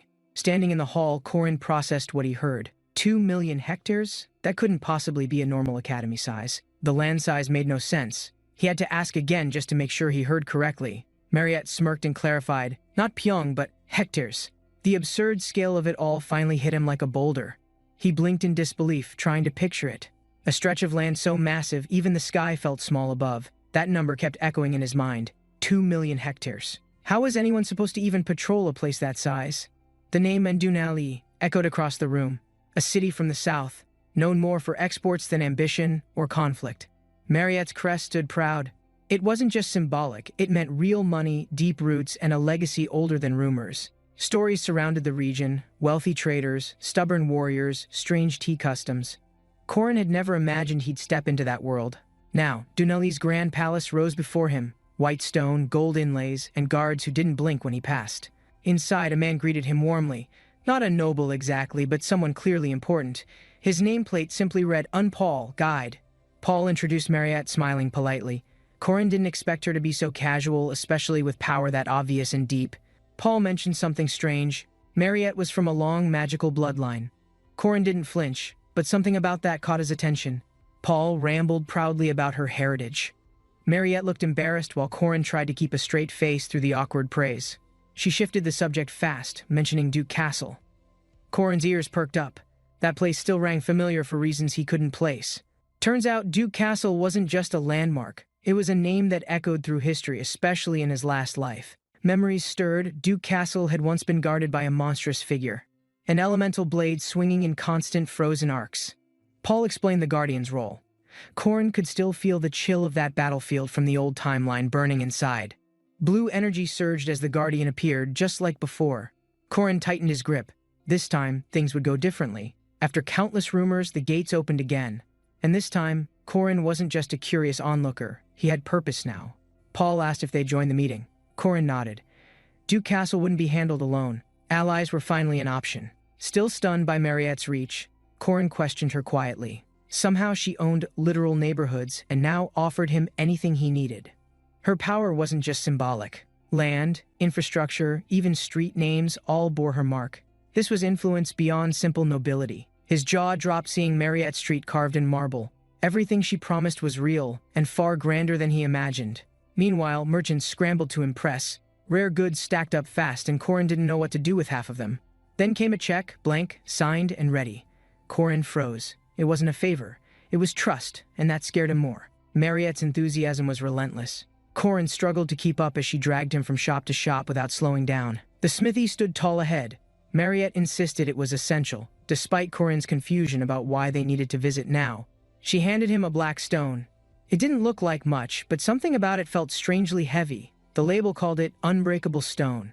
Corin raised an eyebrow, realizing it wasn't just strong, it was impossibly tough, immune to damage. Mariette beamed as she explained its power. Corin grinned, holding it up. A gift like this wasn't ordinary at all. She leaned in, cheeks flushed. For once, her voice softened. This wasn't just another item, it was something personal. "It's the last one," she said, barely hiding a nervous smile. She really had gone above and beyond today. Corin smiled. He didn't need more gifts, but seeing her happy, knowing someone cared that much, meant more than he expected. That night, the estate lit up. A dinner was arranged, formal and grand. Corin wasn't sure how to act. The table stretched forever. Fancy dishes, countless forks. He greeted the others with awkward politeness, just trying not to trip. They gathered in celebration. But Corin quickly realized this wasn't just dinner, it was tradition, and he was the guest of honor. He was expected to sit beside Mariette. Every movement felt watched, every smile politely measured. He stayed sharp, just in case. Then the silence broke. A deep voice echoed from the head of the table, calm yet heavy with judgment. Corin turned. The room dimmed in his mind. The man's presence hit harder than magic. This was Mariette's father. Without warning, he asked a question so blunt, Corin nearly fainted on the spot. His response might decide everything from here. The entire dining hall froze. Mariette yelled across the table, her face red. Corin wished he could vanish instantly, permanently. The manor echoed with screams and clattering silverware. Whatever peace existed before had officially been set on fire and buried. Tension thickened in the room as Mariette's brother appeared, flaring with jealousy and fury over her new closeness with Corin. A loud crash followed his outburst. Plates and glasses clattered while Corin blocked the incoming strike without even blinking. Shock rippled across the table. No one expected Corin to react so fast or for things to escalate this quickly. Mariette stepped between them, her voice rising. But it was too late. Corin had already thrown down his calm demeanor. Her younger brother, confused by Corin's quiet confidence, froze. Mariette, flustered but thankful, gave Corin a soft smile of gratitude. Corin shrugged it off, saying he acted because he could. There wasn't some hidden motive, he just did what felt right. Mariette softened, hearing sincerity in his words. No calculation, just kindness. She wasn't used to that from people around her. Her cheeks warmed. She looked away, uncertain how to respond. Gratitude twisted into something heavier, something awkward but sweet. Meanwhile, her brother was clearly not over it. He stormed out, shouting threats about public decency and family pride. The whole table watched him leave in awkward silence. Corin, of course, barely reacted. He'd seen worse from breakfast conversations. Corin exhaled slowly. "What a family," he muttered, unsure if he admired their passion or pitied their dramatic flair. The next morning, the group arrived at a grand estate, Mariette's family castle, glowing white under a perfectly clear sky. She was greeted with cheers and bows. Everyone welcomed her warmly, but their eyes kept darting toward Corin curiously. The Balzac family host greeted them with wide arms and a booming voice. His enthusiasm was impossible to ignore. Still, Corin's instincts flared. Something beneath the politeness felt off, like behind every smile was a challenge waiting to be answered. The grand hall doors flew open. Mariette entered first with grace, followed closely by Corin, steady and calm as ever. Gold petals fell gently as they walked. The whole hall turned, stunned by their presence, especially the unfamiliar yet composed man beside her. Corin scanned the room quietly. The lavish setting didn't faze him, but the eyes watching did not go unnoticed. Mariette smiled through the attention, handling the noble stares like second nature. She'd lived this life longer than anyone else in sight. The younger noble girls whispered quickly, caught off guard. They weren't sure if they were impressed, intimidated, or just curious. The dance floor buzzed as nobles introduced themselves. Names dropped like titles in battle, each one trying to prove importance. Corin barely reacted, just nodded politely. To him, it all felt like watching a theater performance that repeated the same scene. Mariette twirled away mid-conversation, dragging Corin toward a nearby table with a grin, signaling they were done playing nice for now. Behind the scenes, their gear was prepared in secret. Mariette had made sure nothing distracted them from the real task. As plans unfolded, a loud voice echoed. A proud noble approached, puffed up and certain this was his big moment. He moved fast, clumsy with confidence, demanding Mariette's attention like he already owned it. She stopped him with one cold look. Mariette's voice cut through the room. The noble's bravado cracked instantly, and others started backing off without a word. She hesitated, a bit flustered, trying to soften her tone after shutting him down in front of the entire room. But just before she could recover, Corin stepped forward, saying her name with quiet strength and grounding her again completely. She turned back toward him, posture relaxing. In this place of masks and expectations, Corin was the only thing that felt real. Tension rose as noble guests whispered. They flaunted etiquette but ignored how fragile the balance of social order really was. A confident suitor stepped forward, asking Mariette for the first dance. His tone was smooth, but his timing was terrible. Another noblewoman interrupted with a knowing smirk. She reminded everyone of the tradition, first dance belonged to the one who earned it. The crowd turned toward Corin. His name echoed again, tied now not to battle but the weight of custom. Mariette's hands flew to her mouth, eyes wide, realizing what this meant. Her heart beat faster than the surrounding music. The orchestra swelled, and Corin, unsure of himself, reached for her hand. He wasn't here for this, but now it mattered. Ilya stood nearby, teasing gently. Corin's popularity had grown without him even noticing. That made everything feel even more dangerous. Mariette admitted the truth aloud. He'd protected her when others stayed silent. That alone meant something more than social expectations. Corin reflected on his role. He'd collected favors and allies, but never prepared for emotions that came without calculations. Across the room, Mariette turned away, cheeks burning. This wasn't a mission anymore. It was something too real to control. Corin's face flushed as the spotlight shifted. He wasn't used to this, being noticed without needing to fight for attention. A stumble cut through the moment. One couple misstepped, panic rising as feet tangled awkwardly across the polished ballroom floor. Apologies came fast, and Corin chuckled softly. Even here, not everything went perfectly, especially when dancing was involved. Mariette offered quiet reassurance. She wasn't perfect either, but she'd lead if he let her. That was all he needed. They stepped closer. Her hand guided his gently. She smiled because, maybe this time, the rhythm was finally theirs to share. Mariette's eyes locked with Corin's, soft but steady. The noise around them faded. It felt like time had slowed. Corin smiled gently and told her to follow his lead. No pressure, just presence. She nodded, trusting him without hesitation. Their movements synced easily. Corin guided her with subtle shifts, relying more on instinct than technique. It somehow worked beautifully. They twirled across the ballroom. Her dress flowed like water, his grip sure, his steps guided by quiet confidence. In the glow of golden chandeliers, their eyes met again. Everything else blurred, reduced to a feeling neither could name. For a moment, it really was like a dream. The music lifted them, and the room held its breath. But reality came knocking. Suitors scrambling for Mariette's attention, desperate to steal her away for their own shallow ambitions. She turned politely but firmly, refusing them all. Her voice carried just enough bite to make the message clear. Mariette walked away without looking back. The whispers followed, but she didn't flinch. Everyone now understood where her loyalty stood. Her quiet retreat with Corin sent a louder message than any outburst. Dignity held stronger than pride. From across the room, curious eyes watched them leave. Everyone had questions, but only a few were brave enough to guess. Mariette paused to whisper. Her instincts had picked up something, an odd detail in the room's structure, something easily missed. She was almost sure there was a hidden chamber nearby. Not magic exactly, just good architecture hiding better secrets. Corin reached for the latch without hesitation. The lock clicked softly, and the passage opened like it had been waiting. Inside, the quiet felt heavier. Corin stepped forward first, torchlight brushing across something old, and maybe something he wasn't meant to find. Corin lifted the black book gently. It felt familiar, but the memory didn't match what he was now holding. This wasn't part of the last timeline. Something had changed, a variable, and it had led him straight to this office. He glanced at Mariette. Her curiosity matched his. Whatever brought them here, it wasn't just random fate. The search dragged on. They sifted through books and drawers, but no clear answer emerged. Just a strange silence. Eventually, the mystery faded into hunger. Mariette suggested dessert. Corin didn't argue. Answers could wait. Kate couldn't. Her blush betrayed her thoughts.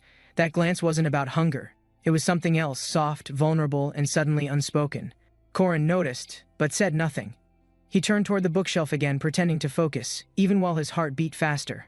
She moved closer. Their legs touched. It wasn't planned, but neither of them moved. The air grew warmer instantly. Mariette tried to retreat, but her voice cracked. Corin nodded calmly, breaking the moment before it spun out completely. She sighed and stood. Corin followed without hesitation. Whatever this was, it wasn't just a side quest anymore. Mariette adjusted his collar, carefully focused. "All done?" she asked. Her hands trembled slightly, but she smiled anyway. Corin nodded. It hadn't hurt, but it also didn't feel like anything. That was the part bothering him now. She stepped back, unsure. "Shouldn't you feel something?" she asked. Corin wasn't certain. His instincts told him it wasn't normal. Then it clicked. His tolerance was too high. Warrior training had dulled pain, and now it dulled something magical too. He reached for the second grimoire. Its design shimmered faintly, blue and red. This book held more than knowledge. It pulsed.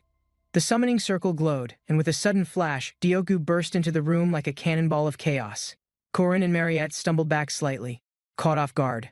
Dioku was never subtle, especially when summoned into unfamiliar territory. His tail twitched, unsure. "Too small," he grumbled. Korin coaxed him gently, knowing the cramped space made him nervous. Dioku whined low, clearly irritated. His senses were sharp. Something about this room felt wrong, like something ancient watched closely. A faint pulse echoed under their feet. Magic stirred, whispering secrets. Korin turned, feeling the shift before it fully happened. The room shattered into crimson light.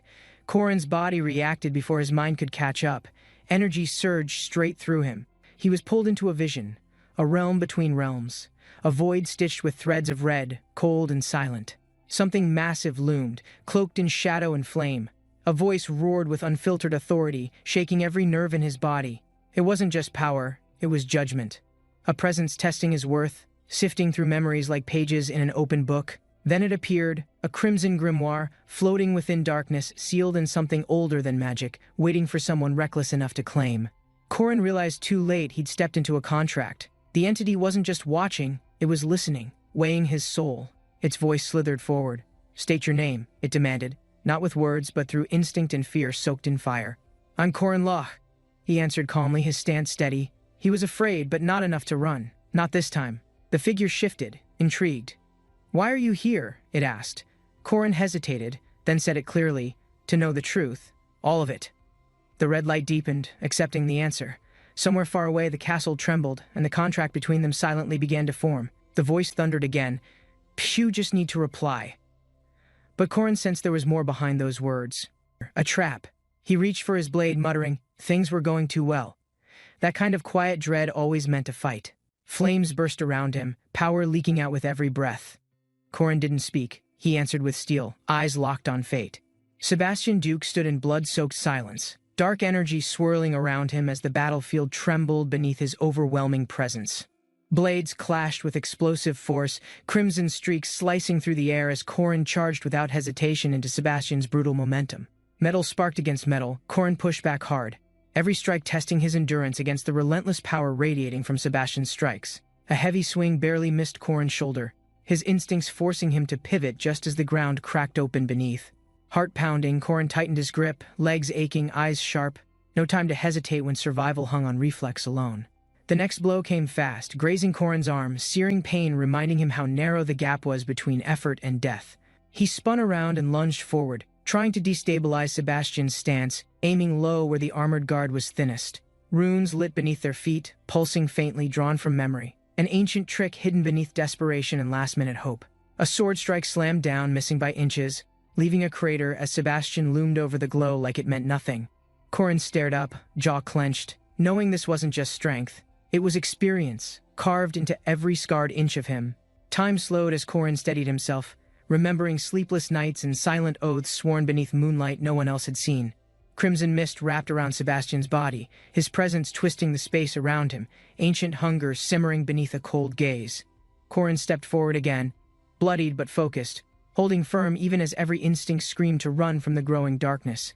The scent of blood hung heavy, awakening something older in Sebastian, a pull stronger than pride, reason, or fading restraint. Korin met his gaze without flinching, understanding this fight wasn't about winning. It was about ending what never should have begun. Sebastian landed with force, dark aura swirling tighter as he stared down, ready to unleash something far beyond his earlier strength.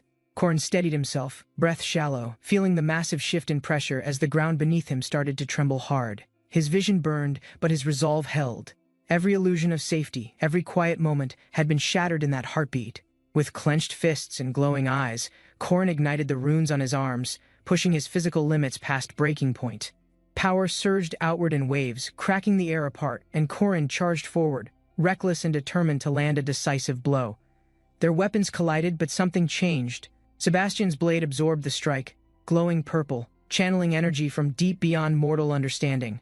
Sparks arced around his arms, eyes glowing bright. Korin's momentum slowed under the unexpected force, pushing him back mid-strike. Sebastian raised his weapon high, the aura twisting upward like a storm, forming a column of raw demonic magic and rage. A shockwave followed as he launched skyward, trailing violet flames that burned through clouds, ripping the atmosphere open behind him. He hovered at the peak, energy coiling around him, preparing to release the technique he'd long sworn never to use again. Korin stared in disbelief, feeling the weight of that power press down. He hadn't expected anything to surpass the previous threats. This wasn't some monstrous mutation. This was deliberate, refined. Sebastian had trained for this exact moment without ever revealing it.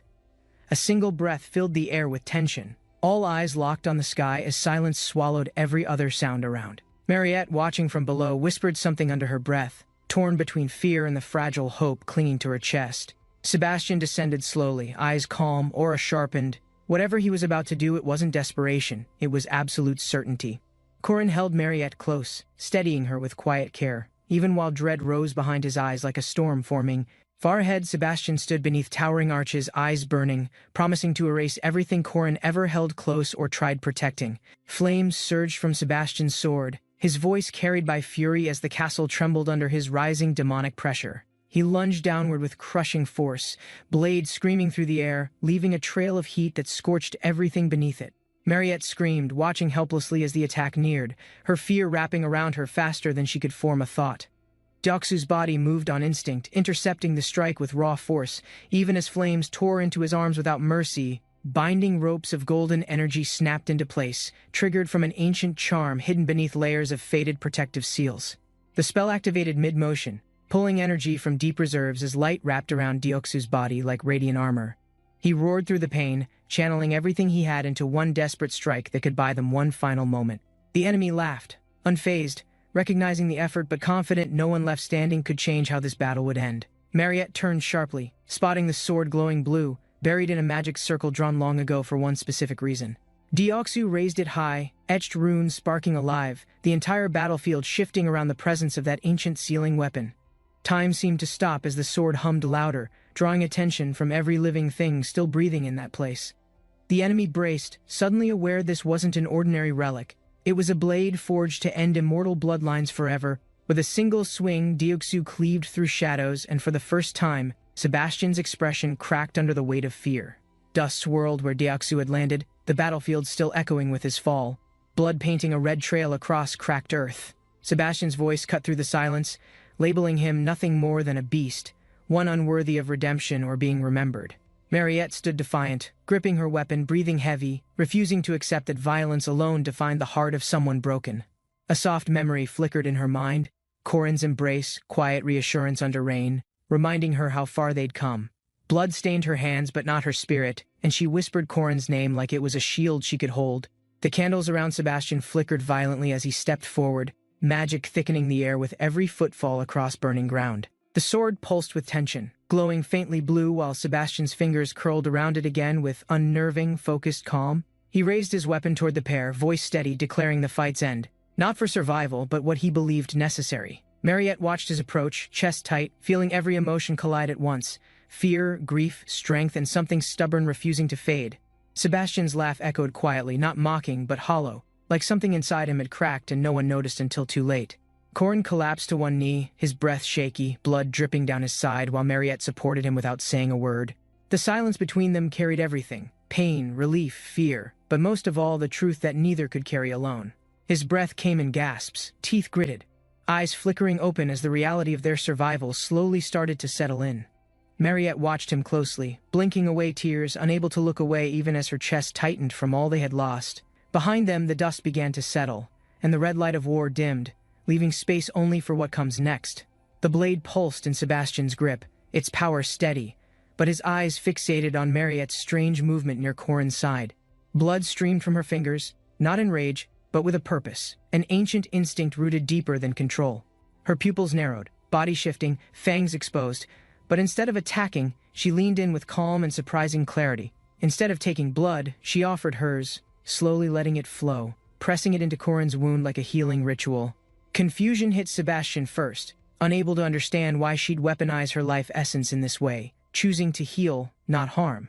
Korin remained still, breathing weak, his body limp in her arms while enemies watched, unsure if this was surrender or defiance. Mariette trembled, lips tight, whispering his name quietly as she held on, refusing to accept the weight of his silence. Her vision blurred, grief rising, heart screaming louder than any battlefield ever had, begging for something, anything to pull him back. She looked up, staring at the battlefield. In her heart, she felt it. She had already lost too many times.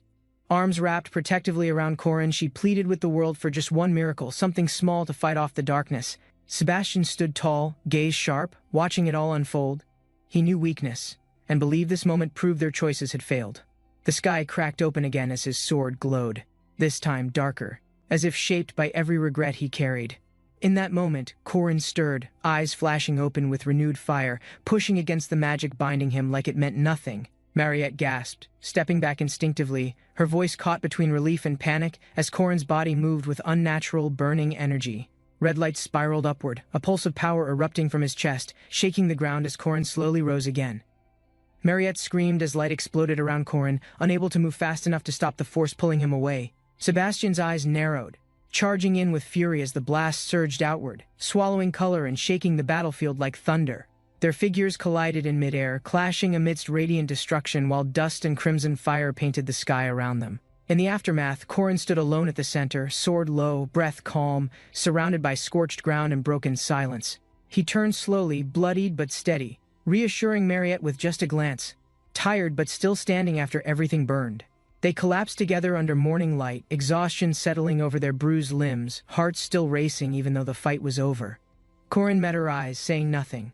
She knew that silence, the kind that held both apology and quiet relief. Fingers intertwined, their weight shifted, not from weakness, but knowing this was something they'd carry together from now on.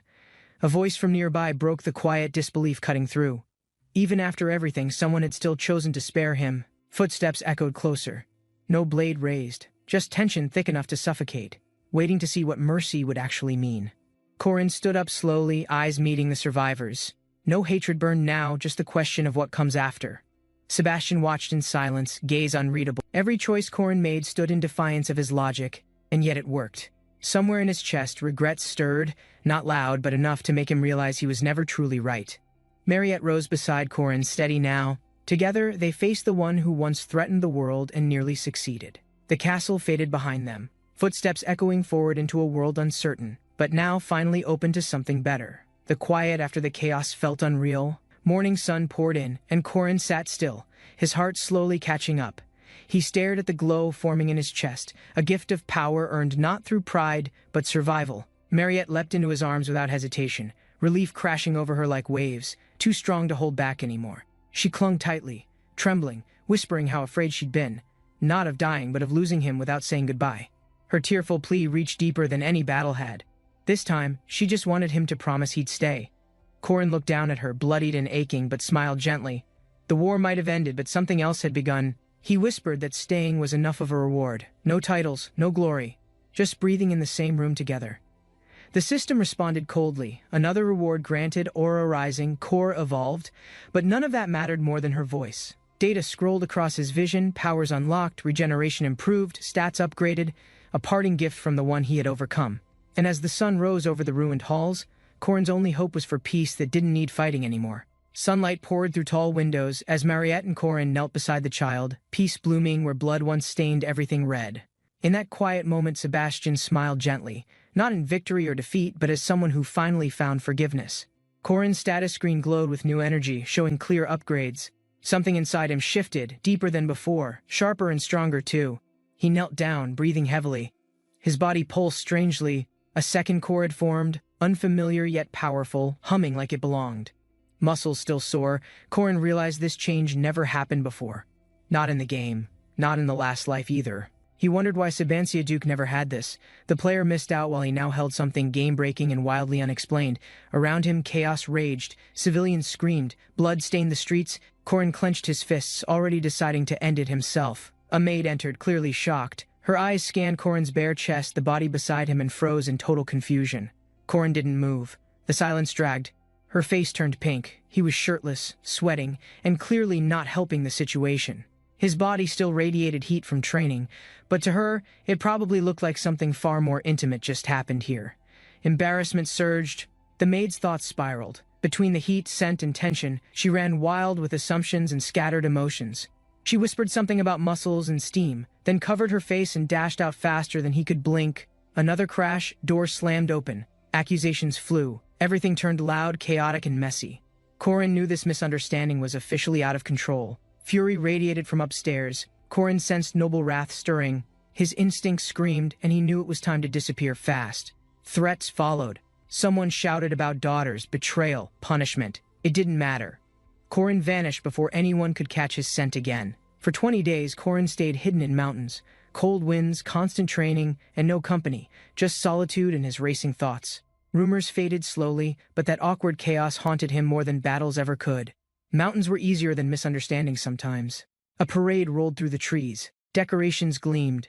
Everything felt excessive, flashy, and dramatic, like someone really wanted attention today. Lavish carriages carried guests toward luxury halls. Gold dripped from every surface. Inside, someone lounged like a smug cat. The explosion in tourism, fashion trends, and gossip all started with one person's outrageous rise from nothing to over-the-top wealth. He'd sold rare loot, gained reputation, and cashed in like a champion. The world couldn't stop talking about him now. Mountains of gold glittered. His sunglasses reflected fortune. Everything screamed confidence. He cackled, absolutely sure nothing could bring him down again. The skies cracked open. His grin faded. Wind howled. People screamed. He stared up, sunglasses still on, face frozen in disbelief. A twisting typhoon tore through the streets. Nothing this chaotic had happened before. This wasn't part of any known path. He stood stunned. This wasn't in the timeline. Not in the past, not in memory. Something new had begun entirely. While others panicked, some just quietly schemed. Not everything broke down. Some saw opportunity in every unexpected mess or disaster. Pink cheeks, subtle smiles, plans forming fast. Not everyone feared change, especially those who already lived outside the rules anyway. Determined, she stepped forward. The storm hadn't broken her. She was still thinking, still calculating, still searching for the right move. Rain poured across the academy. Special dormitory lit up in shadows, sheltering schemes and secrets beneath all its polished design. Inside, chairs shifted. Someone important offered calm instructions. Everything looked polite, but the weight behind each word couldn't be missed. He was asked to stay, a gesture cloaked in hospitality, but every instinct screamed, this was more than it appeared. Quiet suspicion filled his thoughts. Kindness often had purpose. Eyes watched him too closely. Trust wasn't something easily given anymore. The typhoon twisted through the sky, unnatural and roaring. People ran. It wasn't just a storm, it was something far worse. Inside the academy, tension thickened. Eyes turned toward possibilities no one dared speak aloud. Even the calm started cracking. Whispers spread. Strategy was urgent. They sat in circles, measuring every move as the wind howled like it held purpose. One voice broke through, quiet but cold. This wasn't weather, it was intelligence. Maybe even something alive, something no one controlled. Thunder crashed. Lightning cracked down with force. In the distance, the ocean boiled like something massive had finally awakened deep below. From the depths, a shape rose, coils of energy wrapped around a monstrous form. Not man, not beast, but something older. Its body stretched across the storm, impossible to miss. Power radiated from it like waves that drowned everything nearby. Far away, towers shimmered under morning sun. But inside, messengers rushed, voices strained, and alarms began echoing off stone walls. Levent Blandria stood frozen, watching preparations begin. Duty demanded presence. Fear demanded escape. He couldn't choose either path anymore. Emotions stirred quietly in another room. A heart had waited years to speak, but timing had never been worse. Guests gathered in celebration, unaware of the shifting skies. Between laughter and wine, warnings were still miles away from ears. One attendee froze. Her expression shifted instantly. Something was wrong. She felt it before anyone else even glanced up. Another scanned the area calmly. His instincts screamed, but his face remained composed. Nothing good ever followed quiet tension. Suddenly the beast landed. Water exploded upward. Screams followed. Tables flew. This wasn't a battle. It was absolute panic unleashed. People scrambled under chandeliers, yelling names and directions. The party was over. Chaos had arrived, and no one was ready. The serpent slipped beneath the waves. It vanished too fast. No one caught it. Everyone just watched the destruction it caused. Storms lingered. The sea screamed. Lives were lost. No glory, no reward, just soaked regrets and an enemy that disappeared. Somewhere else, a bat fluttered past in a swirl of pink hearts, totally oblivious to the chaos it passed through. Legends marked that region with red ink now. The storm wasn't random. It was a battlefield for strange, unspoken forces. And then, a blur moved. One creature, fast in gold, pierced through waves like lightning. The hunters had failed. With a deep breath, it flew, faster than arrows, wiser than storms, all for the tiny life growing inside. Driven by instinct, it soared north. Maps couldn't capture its reason. It searched for a place far from bloodshed. Every twist in the wind carried purpose. She didn't stop once. It had to be the safest place possible. Her path bent toward an unexpected location, a place bustling with life, strangely untouched by battle. That would be home. Beneath the darkened sky, the land trembled. Something new had arrived. Something no one could have predicted at all. The storm roared above his home. Wind bent trees sideways. He watched, eyes wide. The answer hit like a hammer. It wasn't a normal storm. This was something else. A creature's legacy turned physical. Its child was being born. Here, he shouted over the wind, calling for action. Soldiers scrambled, confused. No one had trained for this bizarre intersection. People scattered. He chased after them not to command, but to understand what might unfold before things got even worse. If the winds grew any stronger, this wouldn't be a simple storm. It would be the start of a disaster. Rain pounded rooftops while wooden beams creaked. He stared at the crumbling mess, realizing everything might collapse before construction finished. Only 220 coins left. That wasn't enough to complete the rebuild. Everything relied on one last gamble paying off. If failure hit, another 700 coins would be owed. Not in theory, actually owed, with real people coming to collect. The panic hit fast. His grin cracked. This wasn't bravery anymore. It was blind hope built on a cliff's edge. Meanwhile, nobles gathered at a grand table, sipping calmly while quietly preparing to decide the fate of his dream. One knight frowned, reading the reports. The growing typhoon wasn't fading. Discussion shifted fast from logistics to real concern. Another voice raised a hand. Her tone was blunt, her stance clear. If it's a threat, then take it down. The table murmured with tension. Someone immediately shouted objections. They couldn't risk rash actions without knowing everything first. She leaned back, calm and sharp. The typhoon wasn't just dangerous, it was unnatural. That changed the logic completely. Another noblewoman calmly added her thoughts. What mattered wasn't fear, but understanding what caused this storm to behave so strangely. Fingers tapped against wood. Minds ran in circles. Arguments tangled. The risk, the cost, the unknown, all impossible to ignore. One noble added historical insight. Unusual storms never pass without scars. Acting now might prevent something worse from arriving. Another agreed, but urged caution. Charging in blind might damage their own power more than the storm ever could. A final voice, steady and firm, suggested trying just once, not to destroy, but to test what they were dealing with. Silence fell. All eyes turned to the table. For now the storm waited, but so did their fragile decision. He sat with hands clenched, thoughts racing, unsure if his voice would even matter to the ones sitting above. Desperate now, he called out, not just for himself, but for the lives already shaking under the storm's cold shadow. Everyone looked up. Corin's name echoed. His entrance wasn't planned, but urgency made it louder than any formal request. His words cut straight through the room. Protect the weak, stop the storm, don't wait for things to break. With a fiery heart, he demanded action. Storms weren't abstract. They were here, real, and tearing lives apart already. Chairs creaked. One noble shook his head, eyes locked on Corin. Passion didn't always win against stubborn pride. Someone gasped, questioning his reasoning. But Corin didn't flinch. His arguments weren't about glory, just survival and basic decency. He shouted again, frustrated. If no one acted, people would die. The damage wouldn't just be numbers on paper. As he pointed toward the window, his voice cracked. You can't put a price on someone else's life. The room grew heavy. Even the ones who disagreed began shifting in their seats, rethinking the weight of silence. His words reached someone. A quiet nod from across the table signaled the shift. They finally understood what was truly at stake. Corin's resolve was clear. He wasn't asking for backup. He was promising to act whether they stood beside him or not.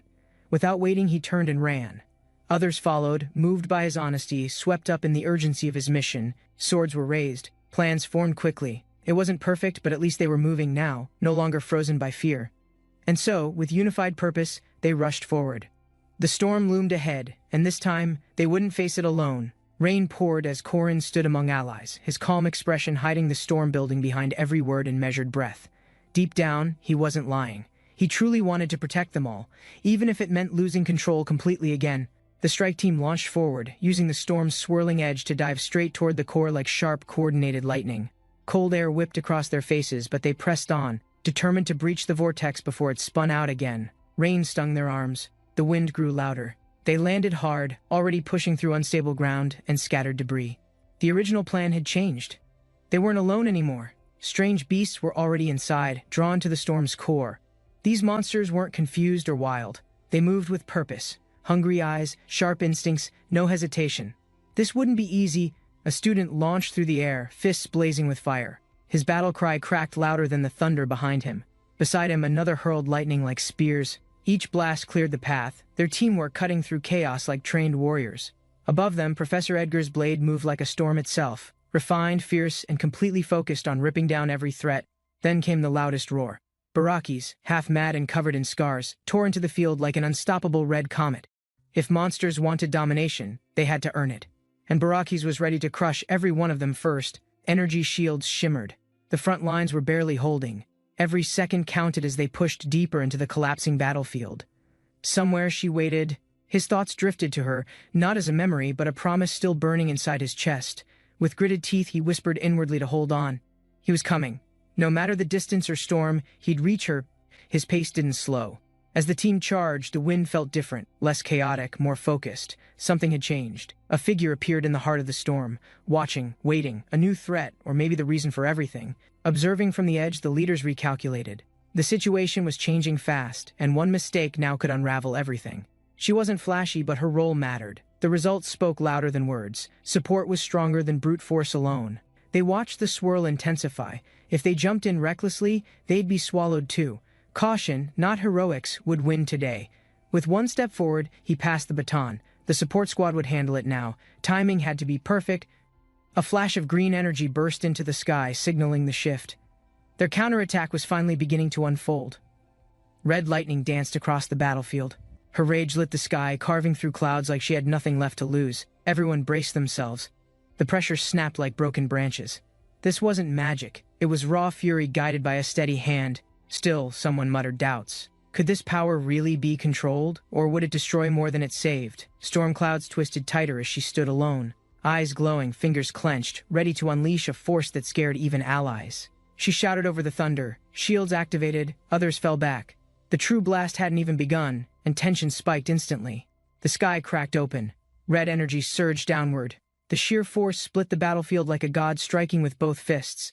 Silence followed, then a sharp whoosh. Dust clouded the field. No one spoke, too stunned by the overwhelming display of strength. Someone finally shouted. The monsters were gone. Not retreating, not hiding, just gone. Disintegrated like paper left to fire. But just as relief spread, heads turned. Inside the typhoon, a shape moved. It hadn't ended. Something else was approaching now. The vortex twisted again. Whatever came next wasn't weakened. It was only getting started, and they all knew it instinctively. Eyes turned toward the storm again. Something was wrong. Power levels were shifting. Even seasoned fighters felt tension crawling higher. Alvin, surrounded by lightning, wasn't stopping. Instead of tiring out, her energy surged like the typhoon had become her home. She kept ascending, higher, stronger, wilder. Her power wasn't fading. It was compounding, and no one could figure out why. The others stepped back instinctively. This wasn't magic anymore. It was change, an evolution triggered by something deep and unknown. One whispered the word aloud. Evolution. They weren't just fighting a monster. They were watching one grow beyond natural understanding. Alvin's transformation finished. The clouds bent around her. Now she wasn't just part of the storm. She was the storm. King of thunderclouds, someone muttered. That title wasn't symbolic anymore. The typhoon had a ruler now, and she was crowned. Wind hurled bodies like leaves. Lightning crashed too close. The battlefield scattered, everyone trying to regroup through the madness. One soldier gritted his teeth, calling others to focus. Now wasn't the time for awe. It was time to move. Another emerged from the smoke, fists glowing and voice rising. If she's evolving, then so must we. Step up! Breakjack leapt forward, but the storm tossed him. Martial arts meant nothing when the ground spun out from underneath him. He flailed midair, screaming for action. Anything. Just one chance to strike without being tossed like a toy. His partner yelled too, unsure what to do. They'd trained for many things, but this wasn't in any handbook. Meanwhile, the others looked weak in comparison. Size, strength, tactics, none of it mattered if they couldn't even reach her. Breakjack finally lost it. Red-faced, veins bulging, he roared about his 720 gold investment crashing if he failed this mission. Korin launched midair, feet finding support on allies' shoulders. He wasn't grounded, but he wasn't falling either. He soared higher, yelling thanks to the one who boosted him. Whatever happened, he'd owe that guy a drink. Someone cursed from below, half in admiration, half disbelief. Crazy guy, they muttered, shaking their head with a grin. Another fighter hurled himself skyward, refusing to be outdone. Momentum surged. This wasn't just battle, it was determination ignited. Chaos erupted as bodies flew upward, a storm of fists and fire clashing against winds that never stopped spinning. The golden bat wasn't just fleeing, it was fighting. And behind that fury was something primal, the instinct to protect. A piercing cry ripped through the sky. Not pain, fury. A mother monster fighting for the unborn life inside her. Korin met her halfway, lightning spinning around him, their eyes locked, and the battle began without a single word spoken. Time slowed. The whole world paused. This was it. No retreats, no delays. Only one could walk away breathing. Below, others braced as the shockwaves reached them. A ripple of awe swept through their ranks, replacing fear with respect. Korin tightened his grip, channeling every ounce of focus. His move required no hesitation, no backup, just flawless execution. Pagoda Tree Mountain Intent. The technique's name flashed across his thoughts as his body aligned with practiced, brutal precision. With a deep inhale, he dropped into his strike. Macro hit wasn't just a move, it was a promise. The clash burst like thunder, no fancy footwork, no gimmicks. One clean strike designed to end everything in a blink. As dust cleared, he landed without a sound. No support, no ground, just raw technique and the will to keep standing. He smiled like everything was done. The red glow said otherwise. Sometimes peace is just the eye of the storm. Lightning split the clouds as if the sky itself was angry. Whatever came next, it wasn't going to be gentle. The regret hit too late. His choices circled back like vultures. He realized he'd bought disaster instead of survival. Thoughts wandered briefly to simpler things, warm food, small joys, a moment's escape from a world far past saving. Reality snapped back violently. His laugh disappeared, crushed under the weight of what he'd unleashed, too late to undo anything. A red blast crashed down, breaking the rhythm of battle. It wasn't strategy anymore, just instinct, fury, and survival. For a second, he believed he could stand against it. Just for a second. Then the pressure collapsed inward. Korin surged forward, piercing through chaos like he belonged in it. His movements didn't match the weight of that power.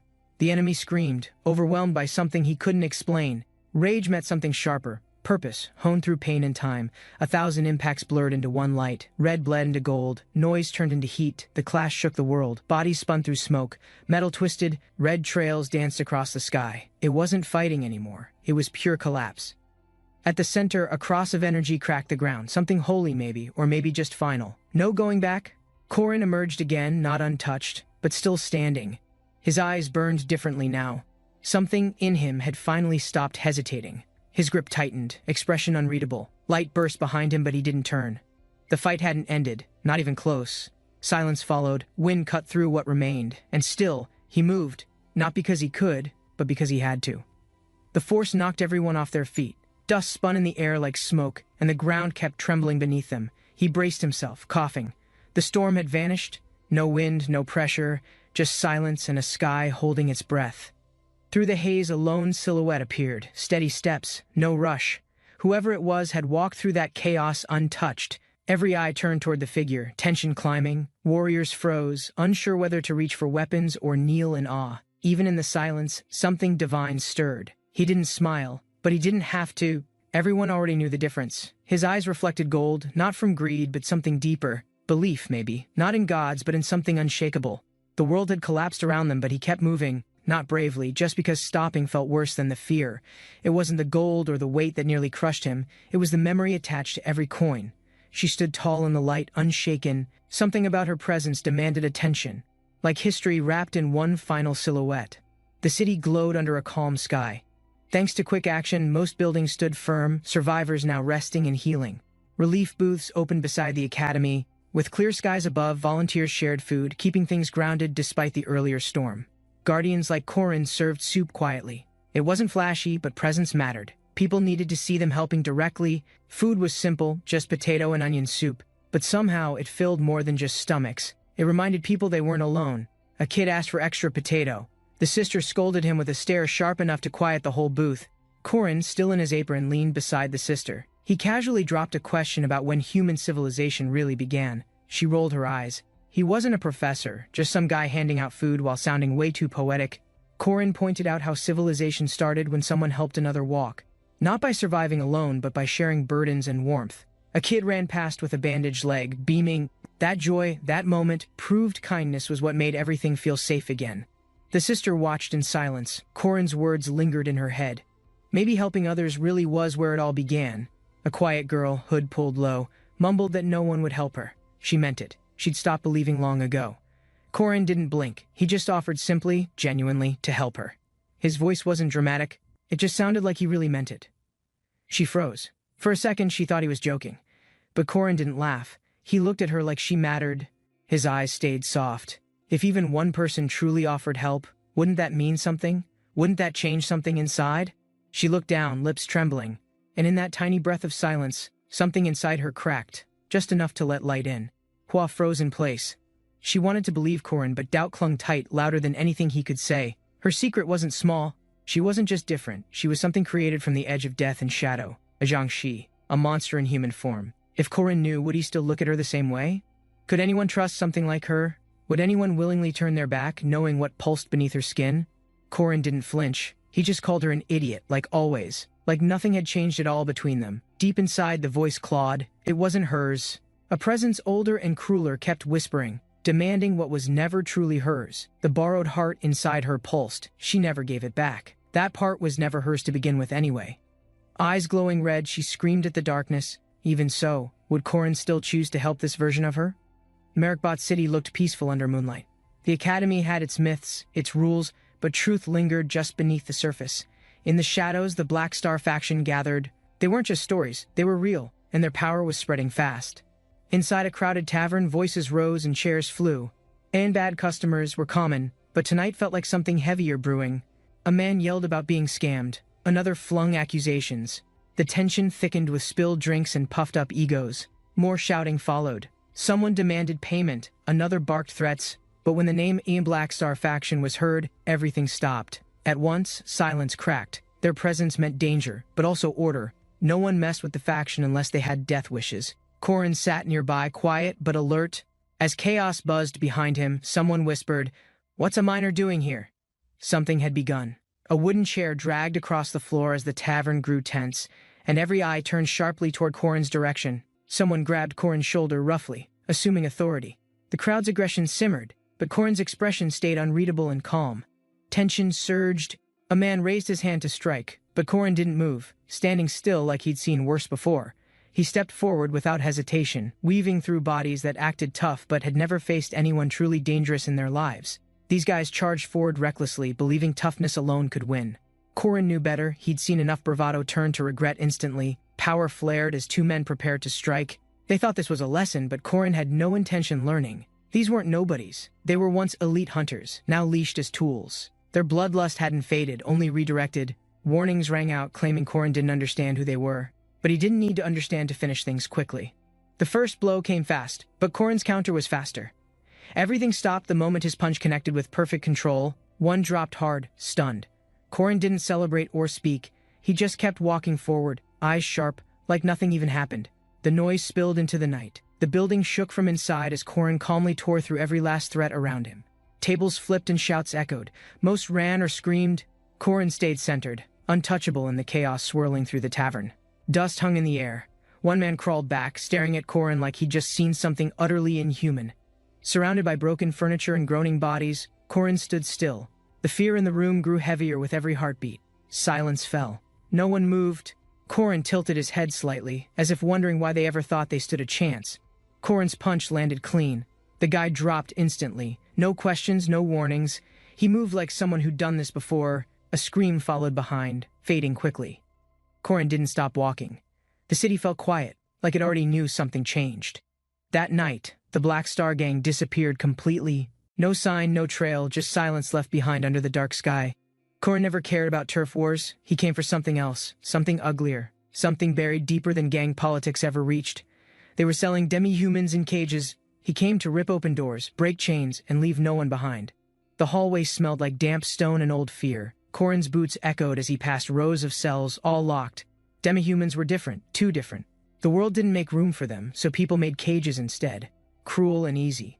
With every door unlocked, the silence shifted. Shadows moved. Some stepped out slowly, unsure if freedom was real or imagined.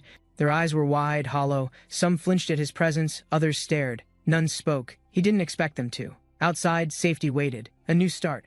He made sure they knew they were leaving this nightmare behind, not escaping alone. Corin left his shirt off, not for comfort but to seem less threatening. Soft edges in a sharp-edged place. He knew they'd be watching him closely. Every move mattered. Trust wasn't easy here. He needed to earn it carefully. This rescue had a name. Two names, actually. Siblings. Ren and Aeon. He scanned every corner, looking for someone familiar.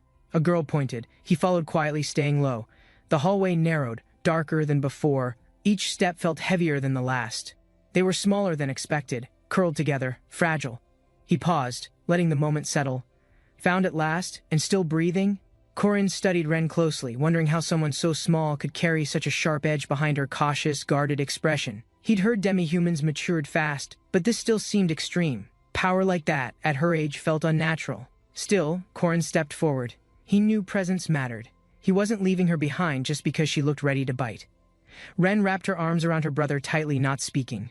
Her glare did all the talking. She didn't trust easily. The truth was harsh. She'd been sold young, shaped by cruelty. And now, she looked ready to tear through steel. In another life, Ren stood tall beside Aeon, feared by even the strongest, but that path ended in blood. Now Corin had a second chance. This time maybe things could change. Maybe they'd survive longer than just 1 year. The lock clicked open. The moment felt quiet, but heavy. Ren didn't move, not yet. She was still calculating. Corin didn't push. He waited. Saving someone wasn't always about rushing in. Sometimes it meant just being there, steady. Eventually she stood up. Her brother followed. They both walked forward slowly, eyes locked on the strange man ahead. Corin knelt, arms open, steady breath. They didn't speak, but for the first time the space between them felt lighter. Ren rested her chin against his shoulder. Ron clung to his arm. They didn't need words. The message was clear. These kids had potential, not just power, but will. Strength born from pain, but still pure underneath all that weight. He didn't ask for their names. He already knew them. But hearing it again felt like something sacred this time. He smiled softly, in Corin Loch, he'd said once. But now, it felt different. He wasn't just a fighter anymore, a guardian. Ron leaned in, burying his face into Corin's shoulder. Ren had finally dropped her guard too, even if just briefly. Trust was a slow thing, but he could feel it starting. Even the smallest signs felt like progress worth noticing. Corin held them tighter. For now, they felt safe, but he knew this safety had a clock ticking down. Lenya showed up right on time, her voice sharp and her eyes calculating. Always felt like she knew too much. He wanted to protect bosses, grown threats, not kids, but life had its own plans. Corin just rolled with it. He scratched his head. Nothing about this mission was going the way he expected. Why was it always like this? His plans never included babysitting, but now they had names, faces, warmth. Plans had changed. He'd already made his choice. Was he supposed to hand them off to someone else? Could he even trust anyone to keep them safe? The tower rose in the distance, standing tall above a quiet village. A new stop, but definitely not rest. A huge bird touched down, wings wide, talons sharp. Always something odd in this world, but he stopped being surprised. People stared as they arrived. It wasn't every day you saw a delivery by feathered beast in broad daylight. A young man stepped forward from the crowd. Quick feet, focused eyes. There was something serious in his expression. He held a paper like it mattered, like words had weight. Not many did that anymore. Corin noticed things like that. An elder appeared, voice calm but with a presence that filled the air. Every village had someone like this, grounded. Introductions began, names exchanged with nods and polite smiles. Still, Corin stayed alert. Peace was just another kind of silence. The place was quiet but polished. Fresh tea, warm light, soft chairs. It felt like they'd stepped into another world. Banter broke out as tensions softened, that brief calm where people pretend everything's fine even when it clearly isn't. The master's voice cut through the air like a sword. He didn't like distractions when things were still uncertain. His eyes said more than his words ever did. Silence always carried more weight when spoken by someone respected. There was hesitation in the air, concern, doubt, memory. But decisions had to be made, and someone had to lead. The old man confirmed it without flinching. No wavering voice, no doubts, just the finality of someone who'd seen enough. He spoke of agreements and titles, how things were already signed. Names meant everything when backed by an emperor's seal. The others didn't speak, but their eyes flared. Anger bubbled quietly, like coals just under ash. Dangerous, if left alone. With calm resolve, the master urged peace. Emotion had its place, but now wasn't the time for hearts to lead. Still, the weight of everything they'd been through clung to the edges of their expressions. Some things were hard to bury. The tower burned behind her, flames licking the sky. She stood alone on bodies, soaked in ash, unmoved by chaos. Smoke curled through her hair as she whispered hate. It wasn't the fire she feared. It was memory burning.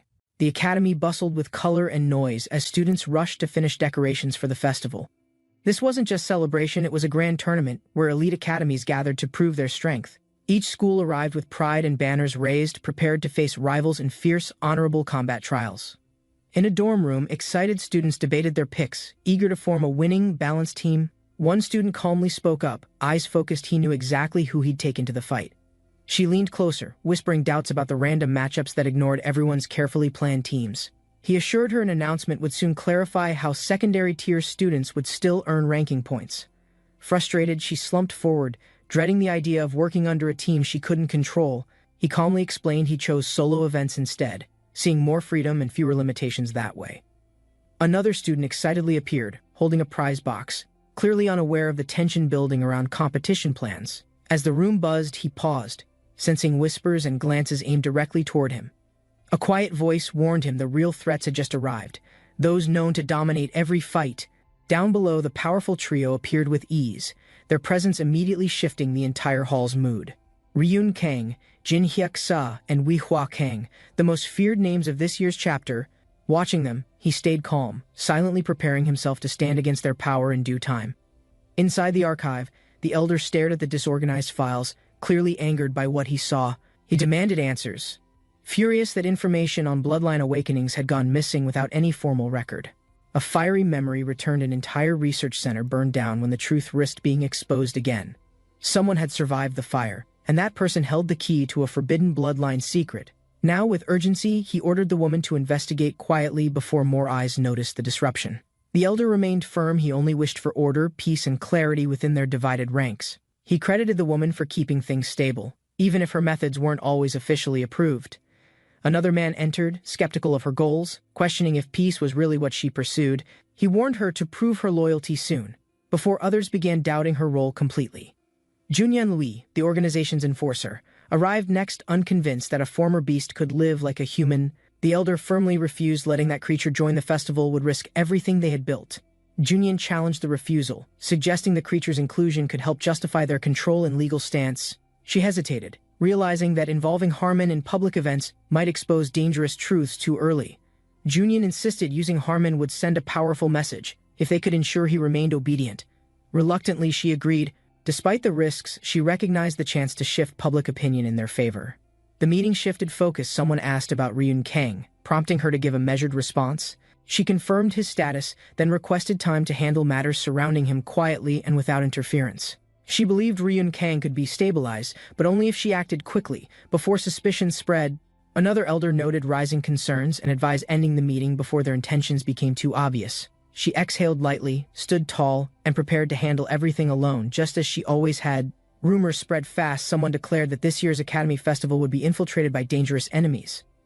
She was shocked, demanding an explanation, clearly unprepared for such a threat so close to events. Another slammed the table, questioning who planned the attack and how such plans escaped their notice. He admitted knowing little, only that trouble was certain, and likely tied to two rival academies. With narrowed eyes, he revealed the truth. Either or both Old Order and Kurama Academy were behind it. Behind every recent attack stood one name, Hwaran, a group bound by shadow and violent purpose. Their influence extended far, threatening peace across kingdoms, organizations, and the entire structure of modern authority. He tasked Josephine with investigating them, expecting her to uncover the truth before disaster struck. She questioned his own role, but he casually replied while eating. He'd quietly observe from the sidelines. His plan was simple: place key suspects in one team to monitor their movements directly. He pulled his jacket tight, feeling the moment his long-held resolve settled fully into place. Declaring his goal, he made the sacred oath: no matter the path, he would save everything. Josephine exhaled deeply, unsure how to respond, shaken by the sincerity behind his quiet vow. As she opened her thoughts to speak, she reconsidered everything she'd assumed about his intentions. Meanwhile, he pondered aloud. The recent attacks had financial backing from students, raising new suspicions fast. He paused, reflecting silently. Despite the warnings, he still hadn't uncovered any real proof or leads. He recalled a moment when someone had tried to warn him, but he ignored the urgency. Still, he'd earned enough through quests, helping others quietly, all while preparing for what was coming. He laughed off Josephine's glare, deflecting with jokes as he handed her a plate of snacks. Time moved quickly. The preliminaries began, and with them, the opening of the festival's first matches. Nervously, one student whispered the question: was it even possible they'd survive what was coming? They scanned the crowd. Only 50 would advance, and the field was already overflowing with competitors. Tensions rose fast. Confused students questioned the turnout and why so many had gathered for this. Corin noticed Warren's absence, realizing she must have chosen solo events. Distancing herself from the selection chaos, a voice called from above. Corin stepped forward, ready to face them all with calm confidence. The elder stood tall, introducing himself as referee, and welcomed the participants to the selection match. He reminded them only the top 50 would advance, so they must give it everything they had. The blonde student muttered nervously, clearly doubting his odds while trying to act like he didn't care. With a sharp tone, the elder declared the trial's theme: rescue as many citizens as possible. Suddenly, the ground rumbled violently, surprising everyone as fake buildings rose and the match began instantly. As the floor split open, the contestants dropped straight into a giant shifting underground challenge zone. They landed inside the infamous Stone Sentinel Maze, a sealed octagonal formation designed to test survival instincts. One student panicked, recognizing the maze from history books as a legendary trap of strategic complexity. His teammate tried to reassure him, but the arrival of strange figures quickly escalated their anxiety. Rules flashed above: guide citizens to safety, avoid harm, and gain or lose points accordingly. The blonde student gathered nearby citizens, confidently offering to lead them safely through the rescue challenge. He cheered on the group, proud of their excitement, unaware of what danger lurked ahead. Suddenly, monstrous barking echoed. The students panicked as a giant hound charged straight toward them with fury. Korin acted fast, slicing the beast cleanly in one strike, saving everyone before it reached them. The children cheered joyfully, calling him amazing. His quick action had already earned their full trust. The students pressed forward, acting as guardians, protecting the simulated citizens from incoming threats and beasts. Their mission was clear: escort as many dummies to the designated safe zones as possible, unharmed.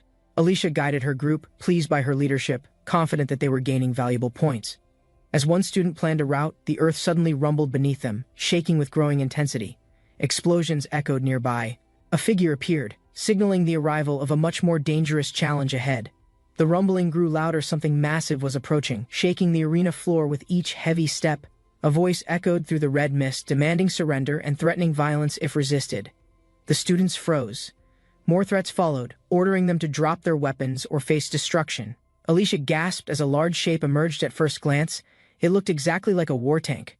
But then someone realized it wasn't a tank. It was a massive group of weaponized mannequins. Jagger charged wildly into the mannequins, ignoring strategy, risking everything for reckless points and chaos. He laughed maniacally, unconcerned about the citizens. He only cared about cutting through the enemy faster. Alicia pointed angrily, horrified at his actions, realizing he was willing to kill for convenience.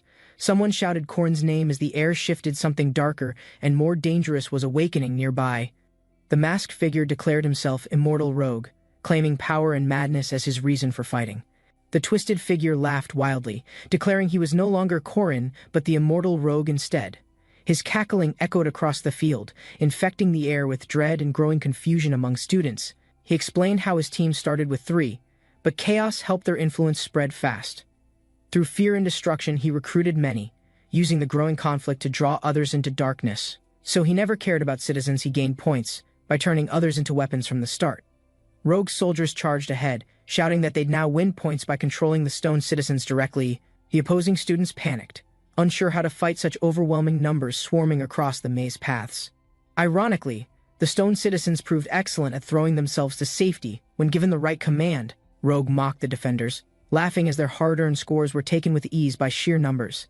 Seeing no other choice, the defenders leapt in, ready to fight hand-to-hand for every remaining point. Rogue gave his follower permission to attack freely, encouraging him to unleash chaos without restraint. With a gleeful shout, the mage hurled a fireball that exploded among the students and citizens. A defender shouted in protest, warning their own stone citizens were at risk in the blast. The rogue mage laughed. He didn't care. He'd simply collect more after destroying his enemies first. Meanwhile, Korin's team stayed ahead by prioritizing alliances early, securing stone citizens before violence escalated. Rogue's follower cheered as explosions echoed behind them. They weren't strategizing, just enjoying the destruction together. But that reckless fun came to a halt the moment they encountered Alicia's prepared and alert team. Seeing Korin among them, Alicia shouted, stunned by his appearance and the madness surrounding his expression. He introduced himself again loudly, proudly as the Immortal Rogue, declaring he'd defeat them without hesitation. Alicia clenched her fists, preparing to face him, even if her heart wavered at the truth. Rogue landed beside Alicia, calmly asking her to join him, despite being surrounded by her allies. He insisted his forces were growing fast, and he needed someone with her strength and influence. As his army expanded, he promised any student could join if they knelt and pledged loyalty. To Alicia's shock, one student defected instantly, bowing and declaring allegiance to Rogue without hesitation. Stunned, Alicia yelled Rogue's twisted logic and tempting power were starting to fracture her team from within. Rogue grinned. The battlefield descended into chaos, students turning violent to protect or steal stone citizens. Trapped and desperate, they clawed for victory like cuttlefish in a barrel, attacking anything that moved nearby. Bloodshed escalated. Friends turned on each other as panic replaced logic in the crowded battlefield maze. Exhausted but resolute, Alicia stood tall. If this was war, she'd fight just as mercilessly back. Elsewhere, other students realized the same. This match would reshape reputations, or completely destroy them forever. The group laughed together, filled with light-hearted trust, believing friendship alone could carry them to victory. But their joy vanished the moment they faced the overwhelming might of Rogue's advancing forces. One of them trembled, calling Corin's name, still shocked that he had become their most dangerous enemy. Marie remained calm, urging them forward, claiming their teamwork and spirit would surpass even Rogue's twisted strength. She then looked at Rogue and asked sweetly, almost innocently, if he'd promised not to hurt her. Isabel proudly declared their long friendship, believing it would hold Marie back from choosing the enemy, but Isabel didn't see the truth. Marie's crush on Rogue outweighed their 2 years of trust. With a wild shout, Marie lunged toward Rogue, her eyes sparkling with blind devotion and excitement. Isabel screamed in disbelief, watching Marie betray their side without hesitation or even a second thought. Shock consumed Isabel's face. Her hand trembled as she realized the friend she loved was gone. Rogue's followers, wild with excitement, rallied under his command, screaming to destroy everyone in their path. Marie flew into battle without hesitation, fully consumed by the role Rogue had given her. The crowd echoed Rogue's name with worshipful chants, his madness now a symbol of power and freedom. He grinned quietly, amused by the chaos. With his followers loyal, he barely needed to act. While others fought desperately, Rogue stood still, confident he'd win the match without lifting a finger. The instructors watched in disbelief, stunned by the destructive influence of one mysterious, manipulative student below. Josephine couldn't answer who he was. His tactics were sharp, yet disgraceful by any academic standard. Though brilliant in execution, his strategies were unethical. Josephine quickly denied he was part of their school. Corin's rogue-led team drew attention and awe. Despite chaos, they passed the round with high scores. The tournament advanced. Round 1 ended, and new skilled opponents stepped into the arena with purpose. An enemy charged with blazing energy, unleashing a strike that split the ground with raw force. Corin dodged swiftly, barely evading the strike, then turned to give orders with his usual smirk. He shouted at Alicia to attack, suggesting her strength was perfect for a direct, physical blow. Annoyed but focused, Alicia muttered in frustration, realizing Corin planned everything around her doing the hard work. Without argument, she launched forward into the clash, blades ringing out as her counterstrike began immediately. Alicia's final strike landed cleanly, knocking down the last opponent with a sharp yell of effort. Corin casually raised his thumb, praising her while admitting he didn't need to lift a finger. Frustrated, Alicia yelled that she fought alone, while Corin smirked and avoided any real accountability again. Watching from above, an observer noted the unpredictable dynamic and realized this group wasn't like the others. Her gaze sharpened as she spotted someone unusual, someone whose calm presence hinted at hidden strength beneath. Seated among the spectators, Alicia and Corin watched silently, knowing stronger opponents would appear soon. The two fiercest threats everyone feared were Vayeziker, the savage berserker, and Marie, the unpredictable vampire. Together, their monstrous presence dominated the arena, their aura enough to silence even the boldest contenders. Yet amid rising tension, one spear wielder fearlessly moved, dodging the Chen Shunin's elite strikes with ease. Though Chen Shunin warriors were skilled and quick, their blade flurries failed to even graze him. Corin adjusted his grip, knowing he'd soon face one of the Empire's strongest and smartest warriors. His teammates speculated that tacticians like them were only useful in large-scale conflicts, not arena duels. He stretched lazily, half-joking, hoping they wouldn't need another desperate maze strategy anytime soon.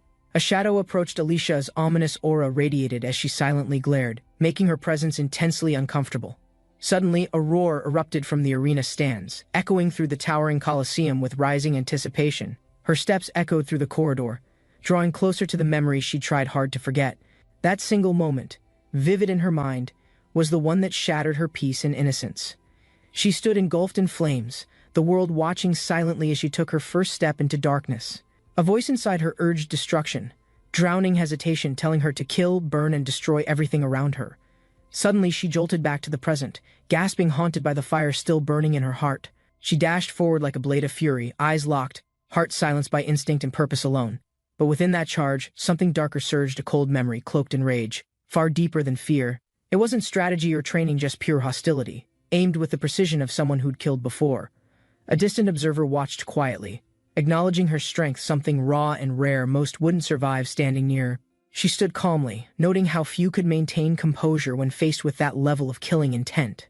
Consumed by vengeance, she charged through the inferno, driven by a singular command, echoing in her mind. Memories of betrayal blurred as instinct pushed her toward her target, unaware of what truly awaited her. A mysterious figure observed silently, her gaze steady, as if recognizing something lost long ago. A boy stepped forward, expression calm. Despite her rage, he felt no fear, only measured awareness. Revealing a sinister grin, he denied any past connection. His presence hinted at something far more dangerous. A mysterious man approached the nun, his presence unfamiliar but oddly deliberate, as if seeking something hidden. She instantly denied knowing him, though a strange, painful recognition flickered behind her hardened, glowing eyes. Despite sensing tension, he backed off politely, masking confusion while retreating from a meeting he hadn't planned. The nun sat motionless, disturbed by emotions she couldn't place, memories clawing at edges she couldn't grasp. She watched him disappear into the crowd, unsure if fate had just warned her or reopened something sealed. Corin silently tightened his grip, suppressing rising anger after his brief, tense encounter with the cloaked nun. He walked away, unaware he was being watched by another woman, one far more calculating and composed. She commented on his impulsiveness, warning that reckless actions could expose deeper truths better kept hidden. She revealed knowledge of a terrifying necromancer's weapon, and the monster Corin was unknowingly connected to. To stop the monster's resurrection, she insisted on forming the 8 Gates array without delay. The woman shared her findings calmly, having traced the origin of the sealed monster's awakening signs. She left the decision to Corin, placing the burden of the next action entirely on him. With burning resolve, Corin accepted the task. His mission was clear: now kill the approaching monster. Elsewhere, the Academy announced a group match in Marcia City, gathering skilled fighters from many regions. Inside a crowded tavern, one experienced warrior sensed something strange and unexpected brewing within the city. A confident woman confronted the man, revealing she'd learned troubling news from Madame Josephine about stolen goods. She questioned him directly about bandits stealing supplies, his reaction mixed panic with forced innocence. Startled, he denied stealing that, trying to deflect attention from something far more specific and dangerous. In truth, he had stolen supplies, but they belonged to the Catholic Church, not ordinary merchants. Unbeknownst to others, Sang Hyun was smuggling holy items through secret networks hidden from church authority. The woman suspected the smuggling narrative was false, crafted by Sang Hyun and Lin Jiang to stall investigation. Their goal was to delay the church's response, buying time to recover or hide stolen supplies. Elsewhere, Corin relaxed briefly. A teammate invited him to eat, noticing he hadn't touched his food. He hesitated, unsure why he lost his appetite, his thoughts still stuck on earlier suspicious movements. Meanwhile, an instructor discussed match structure. 32 teams would compete, grouped into 8 balanced formations for fairness. A stern man monitored the time carefully. Something critical was set to happen at the 1-hour mark. He announced the passing time, 59 minutes. The countdown had begun, but no one noticed yet. Tension slowly built around the room. One student fidgeted, sensing something odd with the instructor's tone. The countdown hit its final seconds. Corin moved instinctively, alerting his teammate just before chaos began. At 1, the man erupted with golden power. An ambush was triggered right inside the academy hall. A deadly energy blast erupted across the hall, striking students without warning. Panic filled the air instantly. Corin charged forward without hesitation, drawing attention. His teammate called out, confused by his sudden aggression. The instructor, now fully transformed, attempted to react only to be struck by Corin's icy counterattack. Caught off guard, the instructor stumbled. "Just what?" he gasped, realizing he had severely underestimated Corin. Blood splattered across the floor. Corin, blade drawn, stood alone among fallen enemies and overturned tables. Alicia stood frozen in shock, overwhelmed by the violence and unable to process what just happened. Corin calmly told her to inspect the corpses. Something about them didn't match the timing. To her horror, the bodies had already decomposed unnaturally, as if dead long before the battle. Corin recognized the pattern. Kang Ryun's influence was active. The disturbance wasn't random, it was deliberate. For 3 centuries, this city had unknowingly looped through time, hiding its curse behind peaceful days. When the sun sets, Marcia transforms. Beneath moonlight, the peaceful city becomes something terrifying and unnatural. Nazria, the hidden half of Marcia, awakens after dusk, an entire city inhabited by undead creatures. This cursed zone is now the next battleground for the Academy's group-based survival competition.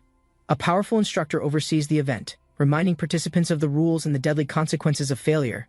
Group D Corin, Alicia, Jackie, and Leon stood prepared, unaware what Nazria truly held beyond its quiet streets.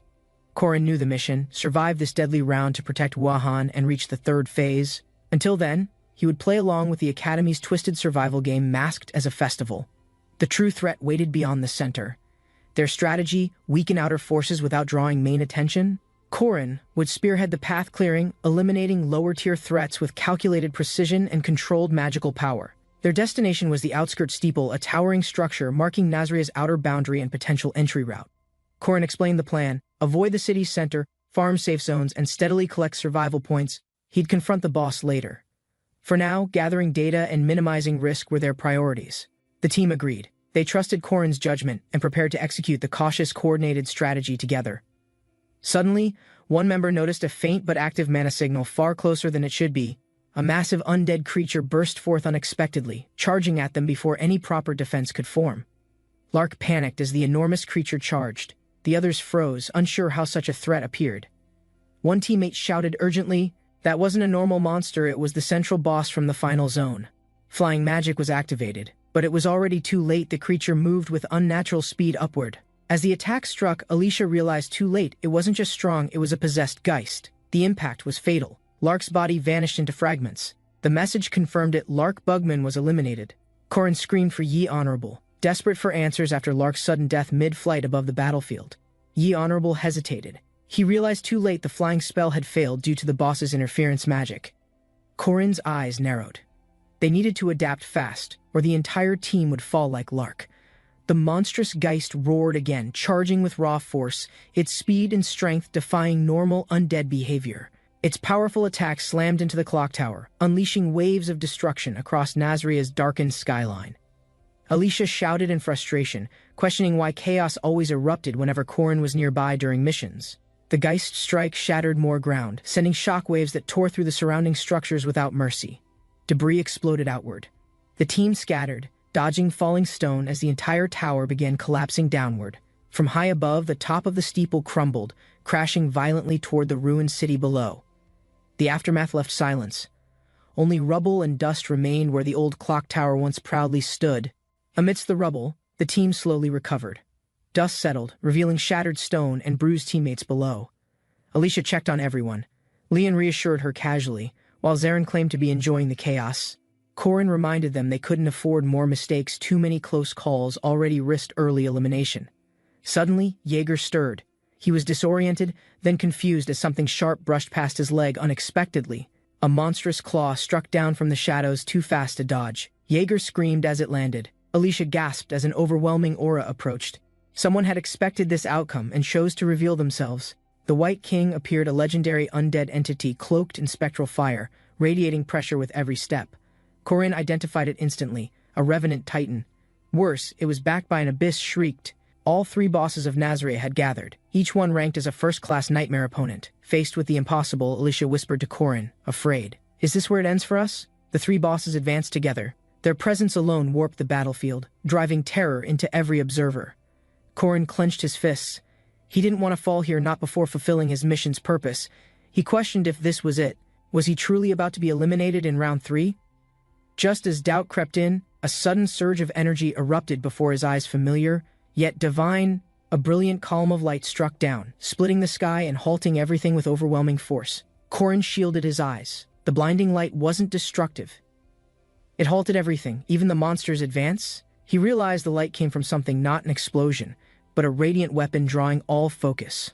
The spear radiated with overwhelming force. Corin instinctively reached for it, surprised by its familiar energy. A voice called to him. No threat, only guidance. The spear was pointing him toward escape. Alicia caught up, relieved. She asked about Jaeger, but focused first on Corin's shaken condition. Corin and Alicia sprinted through narrow streets, following the light's path deeper into Nazria's dark corridors. They reached a hallway. The spear's glow faded behind them, revealing a momentary chance to rest. Alicia placed her hand on the wall, catching her breath, grateful they avoided immediate pursuit. Ahead stood a lone figure holding the radiant spear. She welcomed them, relieved they survived intact. Corin nodded, still winded. He thanked her quietly, aware that mysterious intervention had saved them again. The blue-haired warrior stepped forward and asked Corin directly, "Do you know my spear techniques?" Corin's eyes narrowed. Something in the voice or presence triggered a memory he couldn't immediately place. Alicia watched closely. She admitted the voice had sounded oddly familiar, almost like someone from their past. The stranger nodded slightly, acknowledging her reaction. Two figures behind her moved with sharp, trained precision. With soundless steps, the white-haired woman stared forward, her glowing eye hinting at hidden recognition. She stepped forward calmly, eyes gentle. The others froze as she said, "My master, Aaron Denua." Corin stood speechless, recognition washing over him. The name alone reopened memories he thought were buried forever. Corin approached the grand hall, footsteps echoing, summoned by someone with unknown purpose or intent. A guard questioned Corin's presence, suspicious of his appearance and curious why he'd been called directly. Inside, Corin noticed a familiar face, someone connected to the main player's downfall he once orchestrated. He was told to wait. Someone important wanted to speak with him about a past incident. A woman entered, golden light behind her, softly saying, "Ah, so you're Corin," confirming his identity. Corin remembered clearly that unexpected meeting with her marked the beginning of everything that would follow. As night fell over the academy, tensions rose. The building ahead pulsed ominously with magical energy. Corin hesitated, then entered. She, waiting quietly, invited him inside with calm words and a smile. She offered tea and chocolate, but Corin remained cautious, unsure of her intentions or hidden motives. She explained the relic's danger. Its knowledge came from centuries past, where magic twisted minds beyond repair. Corin stayed quiet while eating, sensing their curiosity. He knew they'd soon question his sudden appearance. The room's mood shifted. They wanted answers: why he came, what he sought, and whom he served. Corin avoided direct answers, letting their assumptions build. His connection to a long-forgotten master stirred interest. She quickly understood. His origins weren't ordinary. There was something unnatural about how he learned so much. The girl realized the truth. Corin's knowledge came from someone long dead, a relic of distant history. Corin analyzed her behavior. Despite the city's curse, she remained calm. Something didn't add up logically. He wondered how she resisted madness. Nazria's corruption should have overwhelmed anyone staying this long inside. She spoke calmly, claiming friendship with death itself, a hint toward her survival and unusual mental clarity. Corin was stunned. She revealed Nazria's truth, a cursed city where the undead slowly awakened beneath. She had been preventing the resurrection of the immortal king, whose rebirth neared with every hour. Corin stood to leave, but her voice halted him. She asked directly what was his goal. He paused, then answered truthfully. She couldn't do this alone. She needed someone to assist her. His suggestion surprised her, but his logic made sense. She had reached her limits operating alone. She acknowledged his insight. Corin's sharp perception revealed her condition and the danger of isolation. Enemies surged from the shadows. Nazria's main quest had begun, and survival meant facing it together now. Tension exploded as enemies approached. Corin's team braced for combat, fully aware this was unavoidable. The White Reaver emerged grotesque and enraged. Its roar shattered the silence, marking the battle's beginning. Corin rushed ahead. The others knew his role: delay the Reaver and find its critical weakness. He dodged a deadly swing, the monster's strength shaking the ground with terrifying force behind it. Weapon clashing, Corin stood firm. One mistake could end everything he had to win this first strike. Lightning surged through the battlefield. Corin activated a magic strike, launching himself directly at the Reaver. The White Reaver roared, swinging wildly. Corin's charge collided, creating a shockwave that cracked the floor. Blow after blow landed. Corin forced the creature back, aiming for its core with relentless precision. His mana surged. He gathered power into his palm, forming a concentrated blast at close range. At the perfect moment, Corin shouted the signal. Everything they prepared depended on this final strike. Corin gripped his weapon tighter. The final blow had to be precise, or everything would fail. He struck with full force, a direct hit to the creature's core, igniting a surge of energy. The White Reaver staggered, limbs flailing wildly. Its corrupted body began breaking apart from within. A shockwave burst outward. The beast collapsed, unable to hold its form as the curse unraveled. Corin stepped forward, retrieving the glowing crystal. So this, he said firmly, was the primary key. With the enemy defeated, Corin signaled retreat. The team would rest and regroup before nightfall returned. The sun rose over Nazria. Though peaceful in appearance, they all knew the danger hadn't passed. Corin recalled that Nazria's threats worsened at night. Unlike other missions, daytime was their only safety. This reversal changed everything. Resting at night meant risking ambushes. They needed strict discipline and morning readiness.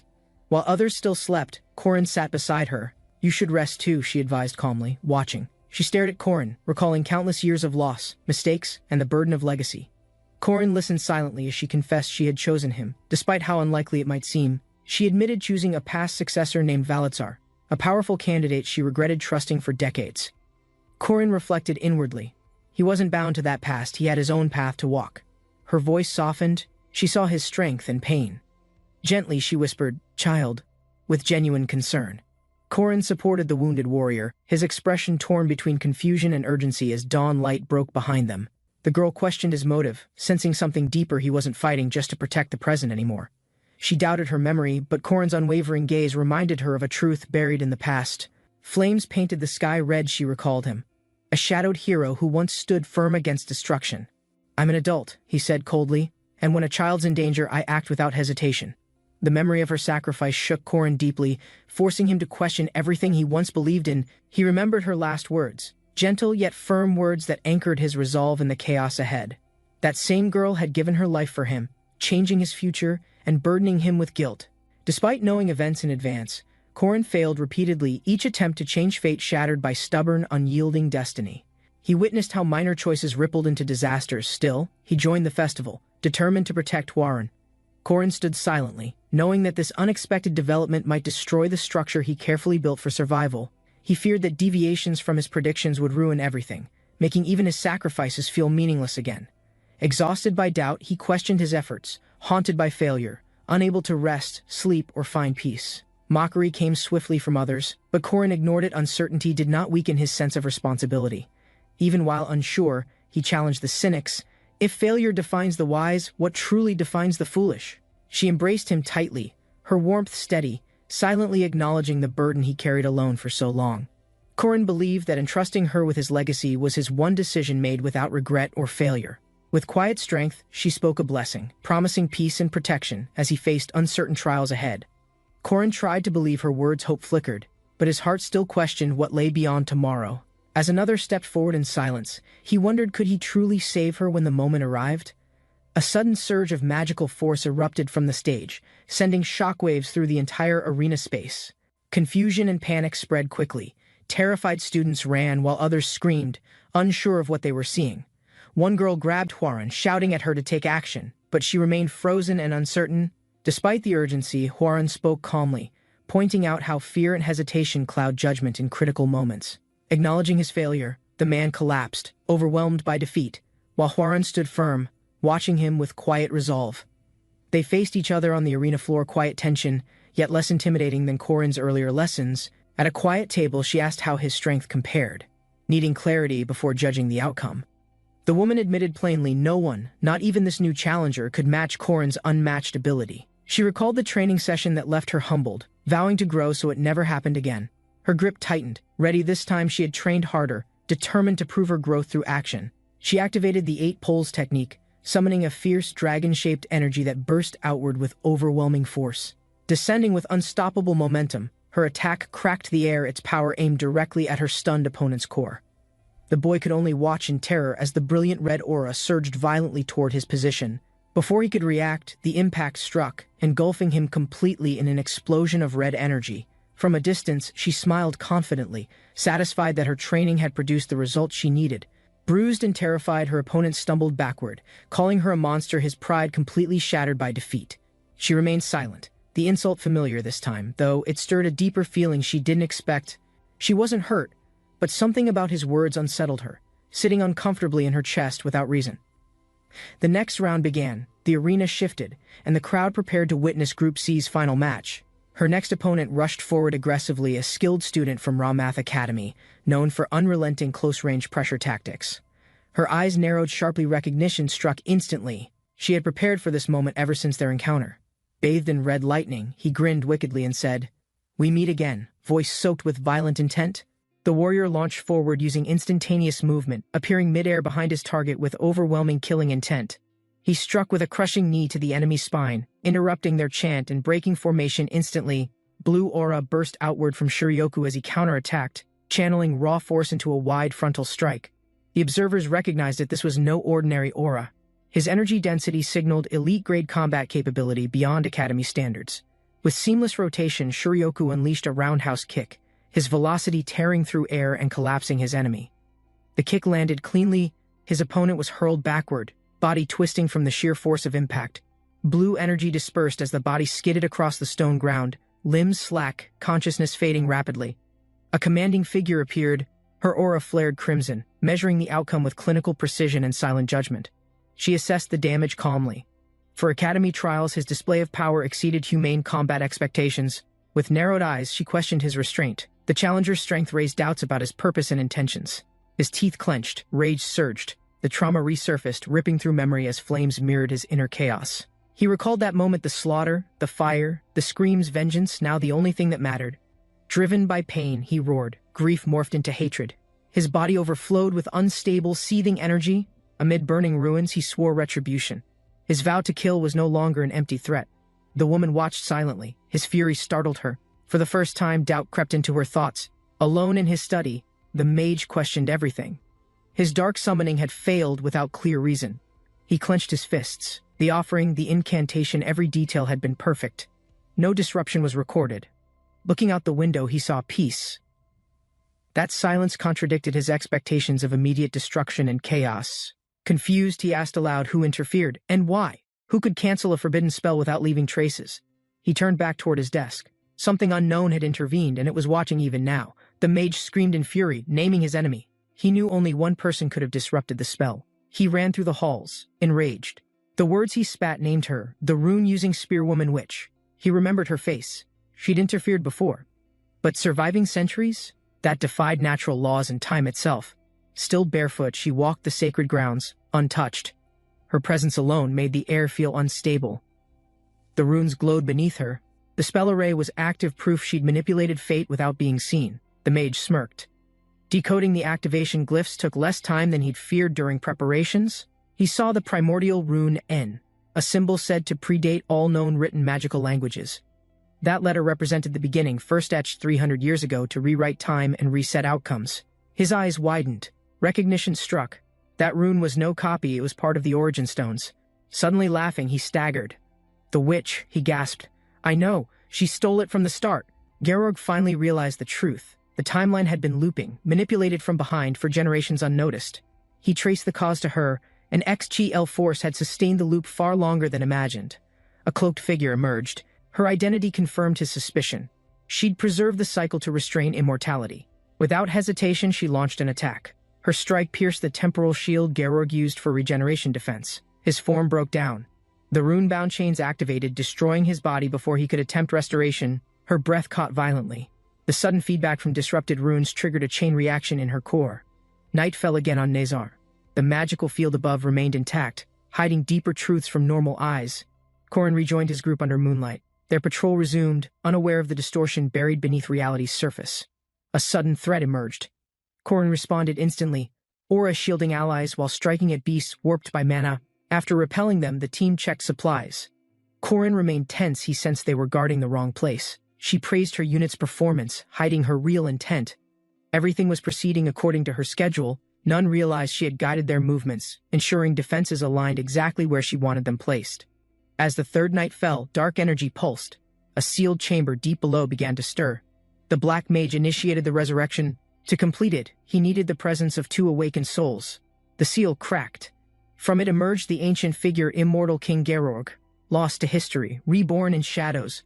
The immortal king's body stabilized, emitting dark aura. His form was twisted from centuries of magical confinement. Corin analyzed the creature's regeneration. Though unstable, the body appeared ready to sustain high-level combat instantly. He calculated options quickly. Recognizing the threat level, he ordered the others back from immediate engagement range. Without waiting, he advanced alone, choosing to face the resurrected monarch before anyone else could interfere. Georg sensed the challenger's presence. For the first time, he noticed the unmistakable presence of ancient magic. Georg flinched. His senses detected something abnormal, an intense surge gathering before he could raise his defenses. The air split. A magical projectile formed mid-cast compressed energy, structured precisely, a high-tier Doombolt spell. The spell hit with massive force. Explosive light tore through Georg's outer shell, shaking the battlefield's center. The observing mage reassessed. The technique's output exceeded Academy benchmarks. This caster was beyond the usual combat category. Georg growled, rising through smoke. Rage replaced shock. His expression confirmed. This opponent was now a real threat. Georg cast a forbidden spell, Death Wind Curse. Its swirling core emitted lethal energy laced with corrosive decay. He activated Apocalypse tier magic. All mana nearby bent toward him. condensing for a catastrophic energy burst. The explosion hit hard. Korin took the brunt, shield barely holding. Onlookers feared he wouldn't survive impact. Through the dust, allies called to him. His silhouette emerged, injured but still standing under intense pressure. Georg screamed uncontrollably. The strain backfired. His unstable magic triggered in-shell rupture, dark essence leaking from his core. He activated Infinite Returning Heavens, a high-level martial technique that unleashed countless radiant strikes in succession. Despite its force, he recognized a flaw: such techniques reduce visibility and obscure nearby targets during combat. Korin adjusted. He launched Naja's demonic technique, designed for precision attacks even within chaotic environments. Timing was key. His body shifted to counter fast patterns, forcing the opponent to break stance. Mastery wasn't strength alone. He understood how reckless power led to collapse when control wasn't fully mastered. After the battle, Korin reassured his companion, downplaying his efforts and hinting at her hidden potential. Confused, she realized someone was missing. Eren had vanished from view during the aftermath without a trace. Meanwhile, hidden nearby, Eren observed silently. Her focus was elsewhere. Something darker had drawn her attention. Korin decided quickly. He would locate Eren alone, instructing his partner to cover ground against undead. Left in silence, she hesitated briefly. Though uncertain, she prepared herself for any threat that might appear. The city remained quiet. Shadows moved unnaturally, revealing that something beneath the surface had not ended. Korin approached her carefully. They both sensed it. This silence wasn't natural. The cycle wasn't truly broken. She confirmed his suspicion. The barrier was reset, trapping the city in a repeated magical timeline again. She acknowledged his awareness. Her expression softened. The number was known: 36,539 iterations completed. This marked the 36,543th reset, 300 years since the cycle began beneath the Academy's corrupted foundation. Every reset began the same. 2 million undead emerged, followed by Georg's rise and abrupt vanishing. She had orchestrated the reset cycle exactly 36,539 times, always vanishing just before the city collapsed. Korin was told it took him 3 days to defeat Georg, yet the timeline still reset. She confirmed the pattern. Georg's defeat alone wasn't enough. Something deeper was anchoring the loop's recurrence. She smiled faintly, prepared to explain. Korin had reached the point few versions of himself ever did. Korin and she surveyed the radiant city below, a strange aura rising from the glowing towers. She remained calm, her presence heavy. She had once shaped this city using forbidden arcane knowledge. That knowledge twisted the city's foundation, binding its survival to a cycle of hidden, massive soul consumption. The core of the city, called Paradise, used 1,240,000 lives as energy to keep reality from collapsing. Korin realized the truth. Ending this system meant saving lives but destroying the world built upon them. As Korin stared forward, an eerie voice echoed in his mind, triggering memories of his regression. The voice belonged to a being observing from beyond, a watcher who recognized Korin's defiance of death. This entity had watched Korin's every move, noting how he repeatedly escaped death through mysterious temporal power. It was the death god, a sovereign who governed soul purification and rebirth through judgment and ritual. The death god's purpose was simple: guide the souls to be purified, then grant them rebirth. Korin learned the truth. She opened the gate, triggering the city's undead surge from within. The city's soul core threatened collapse. She'd summoned Korin not for aid but for destruction. To prevent annihilation, she bargained with the death god, offering a trade few would dare propose. The offer: if 1.24 million undead remained, they could be purified instead of released. The death god was forced to choose: save millions now, or gamble purifying an entire world. To preserve balance, the death god allowed the time loop, 3 days repeating endlessly within the city. Each time Eren Danua defeated Georg, the immortal king, his memories would reset to 3 days earlier.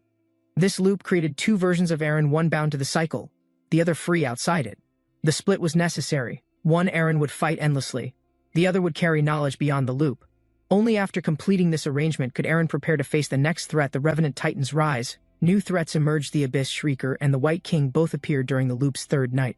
Their purpose was to disrupt Eren's cycle and protect the immortal King Georg's Etchel rule.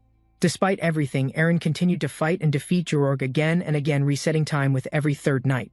This cycle, 3 days long, had repeated without pause or failure for over 300 years. But Eren's expression changed. She sensed something different. The loop was no longer perfectly stable, it was fading. Over time, even Georg, the immortal king, began to recognize the endless repetition that bound them all. Korin questioned Eren, concerned by the toll. How many times can you endure killing him again? He pressed further: her mind, her body, her spirit. How long, until everything finally broke beyond repair? Her answer was resolute. As long as necessary, she said. No hesitation, no weakness, only will. Elsewhere, a cloaked figure watched. She knew why Korin arrived. His presence meant the cycle was shifting. Korin watched her fall again, muttering to himself, "Sacrifices are necessary if we want to save everything." Erin's Ulchita self, created by the loop, lived alone in shadows, unknown beyond the cursed city. Despite isolation and pain, she continued acting selflessly. Korin had seen her do it countless times. In one future, she gave everything to save others. That memory defined his respect for her. But now, the death god appeared unexpected, urgent, interrupting everything. Korin turned sharply, sensing a sudden shift coming. Korin stood firm, facing the death god. He declared a contract, refusing to surrender anything important. The death god reacted, startled. Korin's energy clashed violently with divine force, distorting the surrounding space. A vision appeared, scales of judgment balancing light and darkness, testing the weight of Korin's declared will. This test would measure his intention, whether he sought power, salvation, or something more complicated and personal. Korin raised his voice. He wanted strength not for glory but to rewrite fate and protect her. Korin confronted the cosmic trial, fully aware that failure would result in punishment beyond comprehension or mercy. He made a bold offer: purify the corrupted city of Naria entirely within 6 months. Such a feat had never been achieved before. Even the death god hesitated at the claim. Korin wasn't seeking approval. He declared results would speak louder than belief. Offering his soul as collateral, the divine scale began to respond, weighing Korin's conviction against fate's laws and the world's decay. The cosmic scale reacted, glowing intensely, signaling that Korin's proposed contract had been officially acknowledged. The death god paused, stunned by Korin's unwavering intent and the unexpected shift in balance. Korin's mind remained clear. He wasn't chasing power. He sought something irreplaceable: freedom from unending cycles. He reached for the divine core. This act wasn't symbolic. It would change Naria's fate directly. The death god reeled in shock. Korin's choice defied divine order, triggering consequences not even gods foresaw. Korin returned to Naria. Peaceful streets hid the truth. He now carried irreversible consequences of divine negotiation. He confronted the girl directly, revealing that her future had been altered by his risky intervention. She protested, confused, unsure whether this change meant salvation or destruction. Her role remained dangerously unclear. Korin clarified. He had willingly accepted her burden to buy time she didn't even request. In truth, he once believed this was a game until fear and fire forced him to act. Korin remembered the hero who once saved him, now gone. Lost in flames he couldn't extinguish. Erin stepped forward, no longer afraid. This time, she would become the one who saved him. She had changed, grown strong from failure, determined to never let regret decide her actions again. He didn't need to save the world. Saving just one person would be enough for her. Korin smiled, understanding her resolve. No grand mission, just 2 people choosing each other against impossible odds. Under the quiet night sky, time moved forward. The loop had finally begun to fracture. Sometime later, in Nazria, unnatural forces stirred again, an echo of conflict refusing to vanish completely. A monstrous cry broke the calm. The immortal king's cycle, once steady, was beginning to unravel violently. The city's frozen rhythm, unchanged for centuries, was breaking down, its repeated timeline no longer following divine order. A massive explosion shook the streets. The undead were reacting this time to something completely new. Erin whispered a name, faint, meaningful. She was still anchored to the world by that bond. Nazria, once glorious, remained suspended in undeath. Erin alone carried the burden of defending its silence. She continued fighting for centuries, not because of prophecy or duty, but because she chose not to stop. Erin Denua stood as the last force of order in the shattered remnants of civilization. She knew her life had purpose and accepted it fully, living not for glory, but for others. For centuries, Erin bore everything alone. No one had ever tried to save her until now. Korin changed that. He wasn't asking to be protected, he wanted to return what she gave. Erin, so used to saving others, had forgotten what it meant to be someone's reason. In trying to live as a hero, she lost touch with her own desires and pain. Korin's words, gentle and sure, revived a part of her buried by duty and endless struggle. Erin's heart wavered. She realized Korin had become more than an ally. He saw her completely. And Korin was the first person to treat her as human, not a symbol or savior. The death god, observing in silence, acknowledged that even being shaped by time could still change. Though amused, the god admitted altering fate required sacrifice. Erin had already endured centuries to reach here. Korin stepped forward again. The treasure he asked for wasn't power, it was her life restored. The chosen reward was resurrection, an ability tied to soul essence, granted only through the death god. Resurrection magic normally harms the user. For Korin, unable to control spiritual energy, it risked everything. Yet when the scales judged his intent, they didn't shift. His soul remained completely balanced. The death god was intrigued. Korin's will had stability rare even among the strongest of beings. Far from divine halls, Nazria stirred quietly. Change had already begun beneath the surface of silence. Instructors gathered to evaluate progress. The group ranking trial had narrowed competition to its final phase. Only 4 of 8 teams would advance. The others would be eliminated from the academy tournament.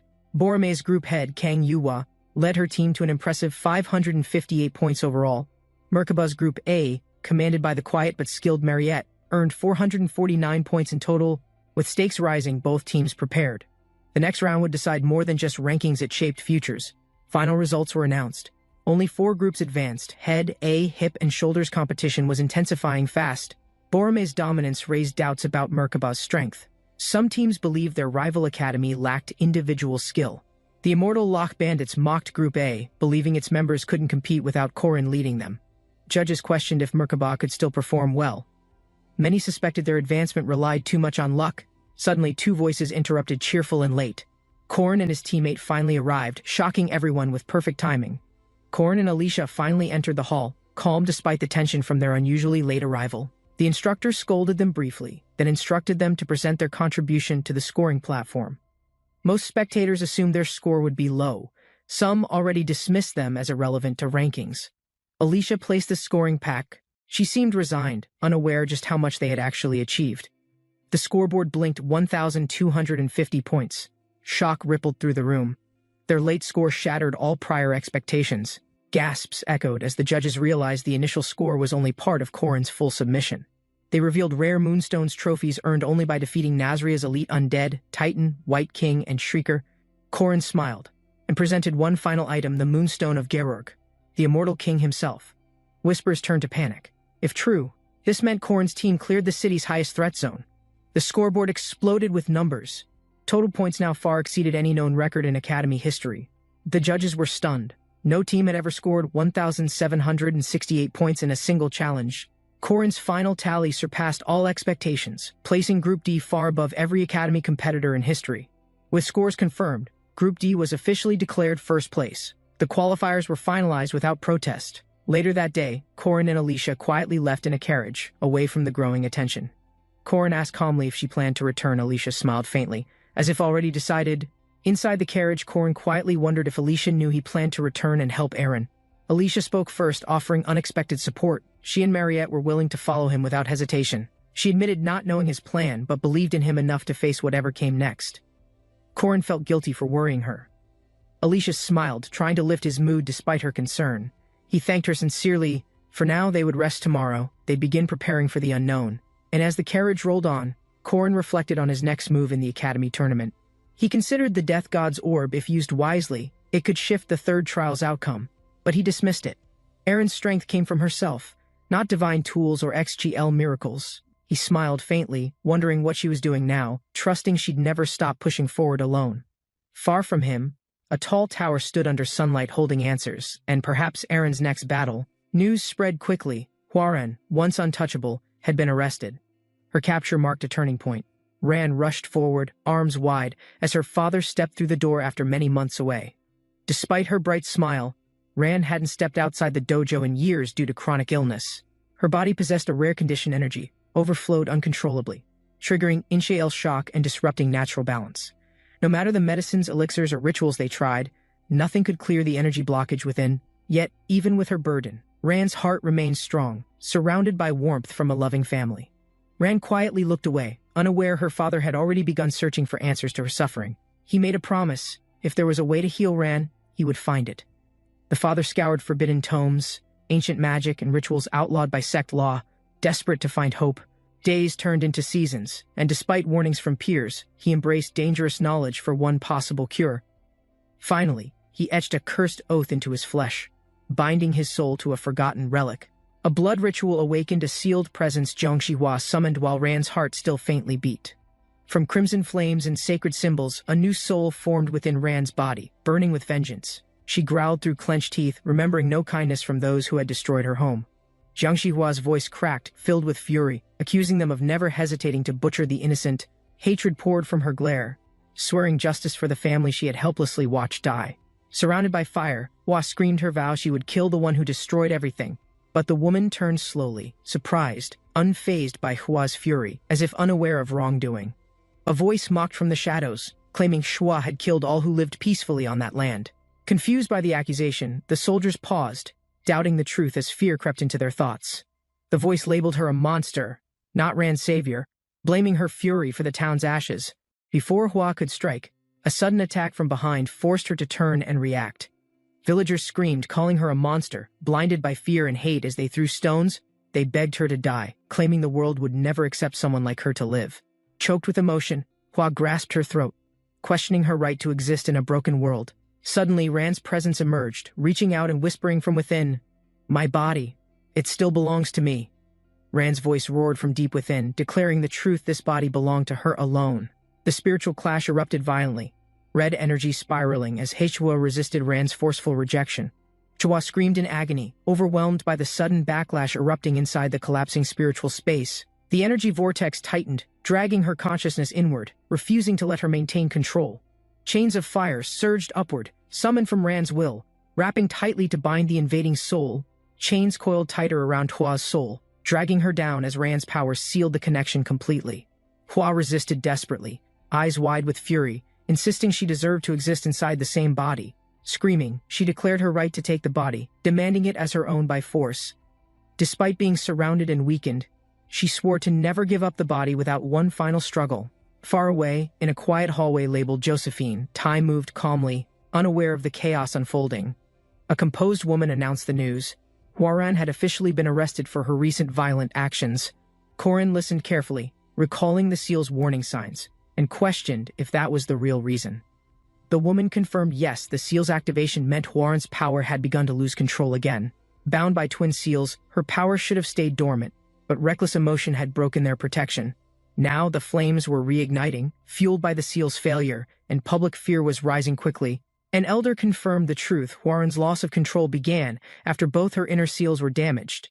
Despite the danger, officials still doubted whether her punishment was too severe for an accidental flare. Corin was told his involvement might have destabilized Huaran further, making him indirectly responsible for her state. A woman approached, addressing him calmly, asking how much he truly understood about the situation already. Behind closed doors, church and academy leaders whispered about the risk she posed and what followed next. The woman spoke firmly, asking Corin to trust her plan, regardless of his doubts or fears. She emphasized unity: every person involved must act together if the result they needed was to succeed. This boss fight, unlike others, depended on narrative and choice, not just strength or enemy strategy. The outcome, she said, would depend entirely on Corin's bond and decisions throughout his personal journey. In the end, he would face one choice: save Aljabua, or save the true Ran within. Corin stood firm, declaring that no matter the outcome, he wouldn't abandon a single person. He dismissed the game's choice-driven narrative, refusing to sacrifice anyone just to meet scripted outcomes. A new quest emerged. Save Ran, but failure meant death for both Ran and her soul. Far below the surface, locked away, Hua trembled in the shadows, whispering to herself once more. Curled against the cold stone wall, she clutched her chest, repeating in pain, "This body is mine." A cloaked figure appeared before Hua, declaring himself the one who enabled her cursed soul's return. He reminded her that her anchor to Ran's body existed because he allowed her essence refuge. Curled on the floor, Hua refused, clutching herself tightly, unwilling to give up what she claimed, but the man pressed further, asking if she truly desired to keep the body forever unchanged. He then made his offer help in exchange for one demand: exterminate every living soul in sight. Hua's red eyes widened as a quiet, calm voice called her name from the surrounding darkness. The voice reminded her gently, no matter the pain or desire, she couldn't take that body. It had never belonged to her. From the beginning, she was only a temporary guest inside. Time passed peacefully above ground, the people unaware that the battle for one girl's soul still continued. Corin walked beside allies, preparing silently for the next phase before Huaran's fate was fully decided. Corin flinched as he was scolded for spending too much money on overpriced festival food. He explained the food stand's markup was outrageous, especially after they removed the sauce and toppings. Despite the complaint, laughter erupted from the crowd, embracing the chaos that always came with festivals. Aiel joined in, tossing a coin toward a game booth, excited to test his strength again. Corin reminded everyone festivals weren't just fun. Merchants crafted them to lure guilty adventurers into overspending easily. The vendor explained that certain wood types were preferred for magic staves, due to their natural response. He warned that softer ones explode easily. While the girl excitedly offered to demonstrate with a throw, Korin stepped forward instead, using his combat experience and throwing form refined through years of spear training. His throw flew straight, striking the center of the target with precision, almost without any visible effort. The vendor tallied the result aloud 95 points while the group stared, half impressed and half expecting nothing less from Korin. Korin's thoughts raced if used properly. That object could expand a magical diffusion range significantly farther. Without hesitation, Korin asked the vendor to sell all remaining mana stones, offering full payment immediately. When questioned, Korin smirked darkly, hinting that he came specifically to use them for a strategy. Marriott stared in horror, whispering that Korin's current laughter was nothing short of chaotic and evil. She warned him gently if he caused damage again. Their carriage would absolutely be banned from festivals. Power surged around him, his presence a warning that the long-awaited return of him had begun. Somewhere else, a carriage approached the estate slowly, greeted warmly by a familiar voice calling Yoa's name. Inside, a girl suddenly collapsed, trembling violently, overwhelmed by a pressure that twisted her entire chest. Her scream echoed down the corridor, the awakening force within her finally breaking past all resistance. Guards rushed into the room, startled by the intensity. Unsure if they could hold her down, the white-haired man stepped forward, calmly stating they had gathered enough to proceed with their plan. He clarified their true mission to remove the dark presence of Showa's soul from Rand permanently. Hua trembled. Realizing the truth behind their words, she was about to be forced out completely. They warned her if she refused to leave peacefully, she'd fade or become a twisted, vengeful spirit. Another voice echoed firmly, cutting through her panic, reminding her again that the body was never hers. Hua's expression broke into panic, realizing her time inside the body might truly be ending soon. Elsewhere, a vendor paused mid-work, confused by a distant rhythmic thumping echoing across the streets. He whispered to himself, was that drumming? A sound out of place in a peaceful morning scene. Suddenly, a massive vehicle barreled down the road, dust and chaos exploding behind its heavy wheels. Eyes wide, the man leapt aside just in time as fire and steel stormed into view. The carriage blazed down the street, sparks flying as metal scraped violently against stone and wood. It crashed into a barrier, splintering on impact, sending debris and dust erupting through the square. A groaning figure rose slowly from the rubble, muttering angrily, who dared cause this reckless destruction here? Footsteps hurried toward him. A girl called out, checking if Yeonhwa and he were still alive. He confirmed they were safe, while another man asked urgently if this was a planned attack. A crimson orb pulsed ominously in the sky, signaling the activation of an unfamiliar blood ritual. The group arrived inside the realm of blood, a dark dimension filled with oppressive, swirling red mist. One panicked man shouted, mistaking the realm for a high-level formation far beyond their understanding. Their leader laughed manically, ordering the others to loot everything valuable, treating this dangerous realm like easy profit. Suddenly, he froze mid-laugh, realizing something was wrong. His team had stopped responding, and fear crept in. A bandit stepped forward, eyes glowing, pressing his boot down ready to strike without hesitation. The academy stood quiet, its white spire towering above. But inside, a crisis had erupted unexpectedly. A furious instructor burst in, shouting about an abduction, slamming the table where reports lay unfinished. She screamed the culprit's name, Heren, a dropout who hadn't been seen since mysteriously vanishing 3 years ago. The accusation shocked everyone. A noblewoman jumped from her seat, face flushed with rage and disbelief. Meanwhile, outside the gates, Heren fled on horseback, holding a silent girl tight beneath his cloak. Heren studied the girl closely, realizing something within her wasn't human, something hidden and deeply dangerous. He confirmed his suspicion. 2 opposing energies lived in her body, and their coexistence was unstable. Luckily, he arrived before either force overtook the other. Her mind was still intact for now. Had he hesitated, one identity would have consumed the other, leaving behind a powerful but mindless vessel. While they fled, a broker who had leaked their location smiled, profiting from betrayal once again. She collapsed briefly. Heren inspected her closely, concerned she hadn't spoken or moved properly since earlier. He suspected poison. Whatever they fed her delayed possession, but her body would still suffer temporarily. Determined to minimize the damage, Heren decided to move faster and find a treatment before worsening. She suddenly stirred, trying to escape his arms, insisting she could run and didn't need help. He held her firmly, stating survival mattered more than pride, especially when walking alone could risk collapse. She struggled to stay conscious. Her body trembled, the earlier effects of the drug returning stronger. Despite the pain, she broke into a sprint, trying to mask weakness from the watching enemies. Heren shielded her as allies joined them.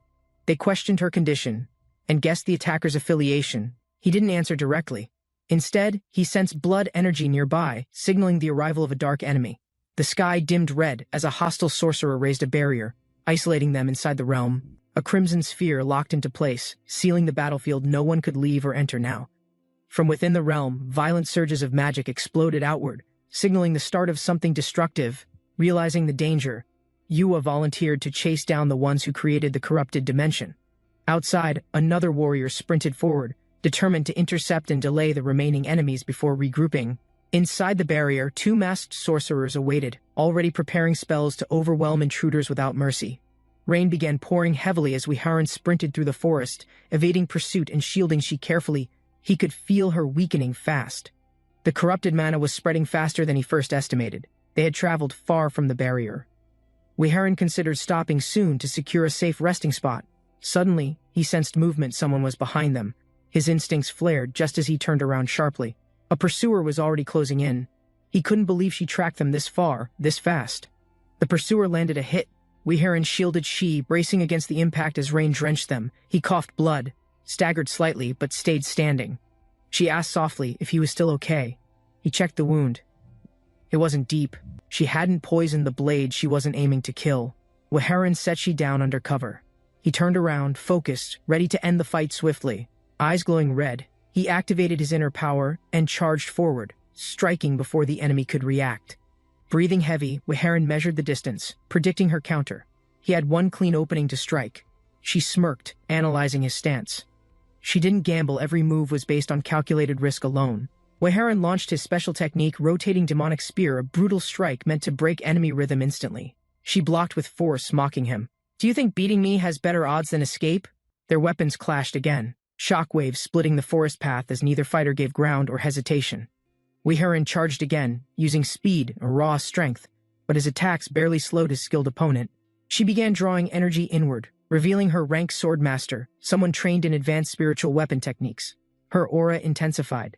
Weharan realized she was now serious and fighting without holding anything back. He dashed forward recklessly, forcing a close-range exchange to prevent her from launching a full technique. He activated his trump card, an unstable martial art that consumed his stamina with every strike used. She noticed Weharan holding back. To her, it meant he was hiding one final dangerous move. Determined to force it out, she launched an aggressive spell, aiming to corner him immediately. Surprised by the pressure, Weharan leapt back and began channeling his final form's destructive martial energy. With a roar, he unleashed True Dragon Strike, his second blade technique, lightning surging through the air. His body trembled. He followed up instantly with Calamity Break Fist, combining force and inner fire perfectly. The collision of techniques sent out a massive shockwave, tearing through the battlefield with explosive force. Blinding light engulfed the area, masking both fighters from sight as energy violently scattered in all directions. Nearby warriors shielded themselves from the blast, stunned by the intensity of the clashing martial arts. One observer muttered, "That was too close," realizing just how dangerous the encounter had truly become. Another asked if Weharan had gone overboard, but no one dared interrupt the fight unfolding above. She watched silently, puzzled by Weharan's actions, realizing his motives didn't match a typical criminal's behavior.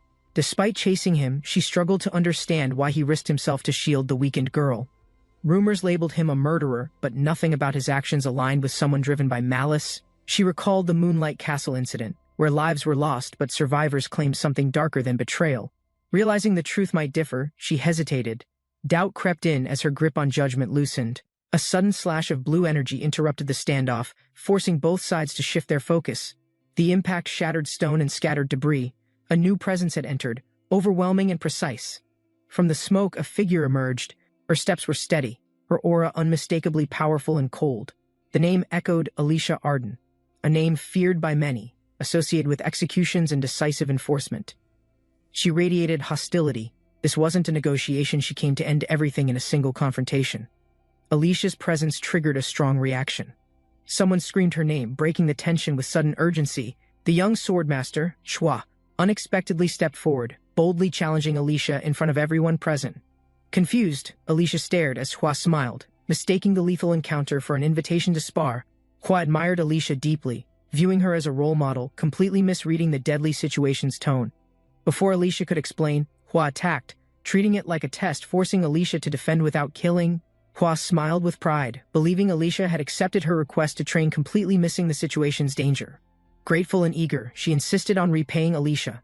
Unaware her words delayed a brewing confrontation nearby. Suddenly, another figure sprinted away at full speed. The chase reignited. Someone was trying to escape again. A pursuer yelled Corin's name. They weren't sure if this was a fortunate chance or a trap. Corin used the downpour to vanish into dense terrain, knowing it would mask his tracks well. Corin rested inside a temporary shelter, exhausted from battle, while she remained unconscious beside him. He checked her temperature. Her condition had worsened the poison, and rain had pushed her into fever. He hesitated, unsure if he should use the rare item he'd been saving for emergencies. Despite reluctance, Corin offered her the potion, hoping it would stabilize her body through the night.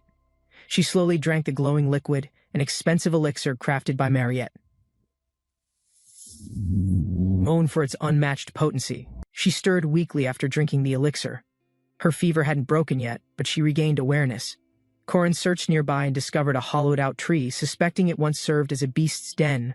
He recognized the signs when lacking caves. Old bears carved nests into massive trees like this one. Glancing back, he saw she's still struggling. The potion wasn't working as fast as he hoped. He frowned. Her condition was worsening again. He needed a better plan, or she might not recover. Corin stood, determined to find an owlbear. Its fur might help stabilize She's body temperature. Lightning struck nearby, bright, loud, and sudden, signaling something powerful had awakened deep in the forest domain. Startled by the flash, she opened her eyes, disoriented but slowly returning to consciousness. She reached out weakly, grabbing part of his cloak, instinctively wanting to stop him from leaving. Corin knelt beside her again, eyes steady. She was breathing hard but still clinging to life. She opened her eyes fully, drenched in sweat, feverish but conscious, her strength slowly beginning to return. Ran slowly regained consciousness, lying wounded beneath the moonlight, her master's silhouette standing protectively nearby. Still dazed, she opened her eyes fully to see him watching, relieved that she had survived. Her master, usually stern, shed quiet tears, overwhelmed with emotion as he gazed down at her. Though confused, Hua instinctively responded to his care, unaware of the deeper bond he now claimed.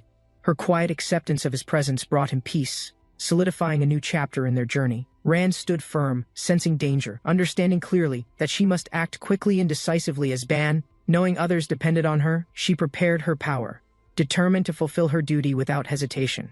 She envisioned a moment in the future when she would no longer need to carry Ban's role, but before any peace could arrive, her hand trembled. Unforeseen danger was already creeping into their lives.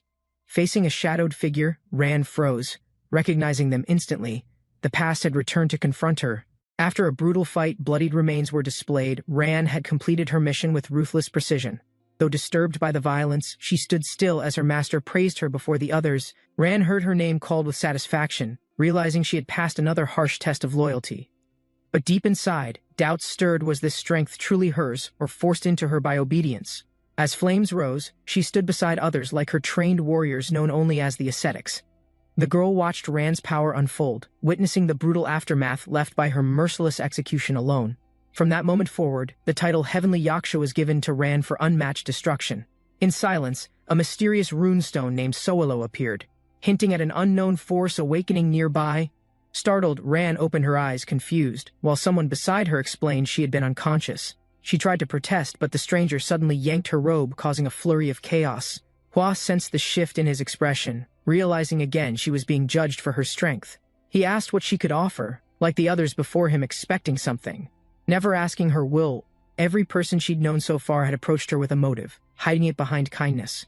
Some wanted a missing daughter returned. They filled her with guilt and claimed it was love. Others craved only power, seeing her as a perfect tool to kill without mercy or hesitation. He looked at her calmly, preparing to revisit a memory that carried meaning for both of them. Rand was unsure what he meant, but his tone held familiarity and something strangely reassuring inside it. He reminded her of their first meeting, how she stood powerless, labeled as a thief without worth, yet he repeated his answer clearly. Being born was not a crime, nor a fault of hers. That moment struck her deeply, words she never heard before, shaking the beliefs forced onto her since childhood. Rand shouted in frustration, unable to accept that kind words alone could erase everything she'd endured. He responded without anger, unsure if words could change the world but still willing to try anyway. Even if uncertain, he expressed one truth: he wanted to help those suffering, no matter what. His eyes showed no hesitation. He had chosen to protect those stuck in pain they couldn't escape. He believed he alone could be their savior, the only player capable of changing their fate. Rand looked down, silent, struggling to express the fear she had kept buried deep inside. She admitted she was afraid, afraid of the body she lived in, afraid of being erased. Everyone said the body wasn't hers and demanded she give it back no matter her will. She understood their reasons but feared losing herself entirely the moment she returned what wasn't hers. Looking at him with trembling eyes, she demanded an answer. What would become of her afterward? He looked at her without hesitation and answered simply, affirming her existence mattered, she had worth. Rand's eyes widened in surprise, realizing he acknowledged her, not as a burden, but as herself. But he reminded her, before any decisions, she should talk openly, like two people sharing real concerns. He joked lightly, comparing it to asking a landlord to share space if rent and deposits paid. Blushing and confused, Rand struck him, overwhelmed she wasn't used to conversations that treated her like a person. He reminded her that what truly mattered wasn't other people's opinions, but her own will and actions. Standing beside her without pressure, he assured her that her future depended on what she chose next. He knew she hadn't made a decision yet, so he promised to stay with her regardless. Lying down calmly, he told her not to overthink and to rest peacefully for now instead. Watching him sleep, Rand realized his words and presence had supported her since the very beginning without demand. That night, Rand couldn't sleep, fearing that if she accepted kindness, everything might fade away again. Her heart felt uncertain and heavy, yet something in his gesture made it hard to turn away. Though afraid, she couldn't deny the warmth in his hand. She no longer wanted to push it away. The next morning, the party traveled to new ground, discussing their next steps under the cold sky. They discovered a tree marked with runes, evidence of something left behind. As if calling them closer, he handed her something wrapped, saying it might be useful now that they'd reached the temple grounds. She reminded she was a Jiangshi, a being with unnatural strength and unique vulnerabilities too. Jiangshi had traditional weaknesses, but with balance, those limits could be softened using ancient spiritual objects. He explained the item's role. It could stabilize her body and spirit into one neutral, controlled state. With a serious tone, he added, if she ate it, something inside her would inevitably change. Hua stared at the item in shock, feeling the weight of the choice placed in her hands. She asked why he gave it to her, still uncertain if she deserved to hold such power. But he made no move to force her. Instead, he let her drop it freely. He believed Shibuya must decide. Not just receive power meant responsibility, not escape from difficult truths. He had seen greed's cost before. He wanted Huaran to choose differently through clarity, not desperation. Hua's eyes narrowed as a sudden presence made her alert. Something dangerous had quietly entered their space. A figure emerged casually, surprised to find them here, mocking their efforts to hide from conflict. The intruder, cloaked in dark energy, praised their skill but with a tone full of hidden threat. Without hesitation, he stepped forward, shielding Hua, and demanded space, ready to confront whoever stood in their way. He knew escape was pointless. No matter how far they fled, the enemy would keep pursuing them. A fierce clash erupted as Korin charged in, striking with full force to block the enemy's attack. The attacker mocked him mid-battle, declaring his name and hinting that no blow could ever kill him. Korin's power surged in response. He activated strong liberation, pushing his magical abilities beyond normal combat limits. The battlefield lit up with explosive force, both sides exchanging deadly blows with speed and intent. Despite the chaos, the enemy remained unfazed. His smile returned, amused by Korin's relentless, desperate resistance. With a grin, Korin challenged his opponent to fight without relying on magical seals or rituals. He struck first, unleashing a direct blow that caught the enemy off guard, forcing him backward violently. The attacker was stunned, realizing the strike held overwhelming force clearly from someone pushing far beyond normal limits. As energy surged, Korin activated Storm Wheel, launching into his next attack with flawless speed and strength. His opponent regained footing, questioning if Korin's aggressive approach might become a reckless risk in battle. Wounded and angry, the enemy began to rise, his expression shifting from playful to deadly serious instantly. Korin narrowed his eyes, sensing the change, and prepared as the enemy declared the game was over. A sudden burst of violent red energy erupted upward, signaling the release of a deadly technique. The enemy mocked Korin, warning that effort alone could never overcome the limits of reality and fate. Enraged by Korin's resistance, he screamed in fury, refusing to accept anyone defying his absolute control. A talisman fell, fluttering through the air, landing near the injured fighters as tension gripped the scene. Hua's expression shifted instantly, her eyes wide, realizing what the talisman's presence truly meant for them all.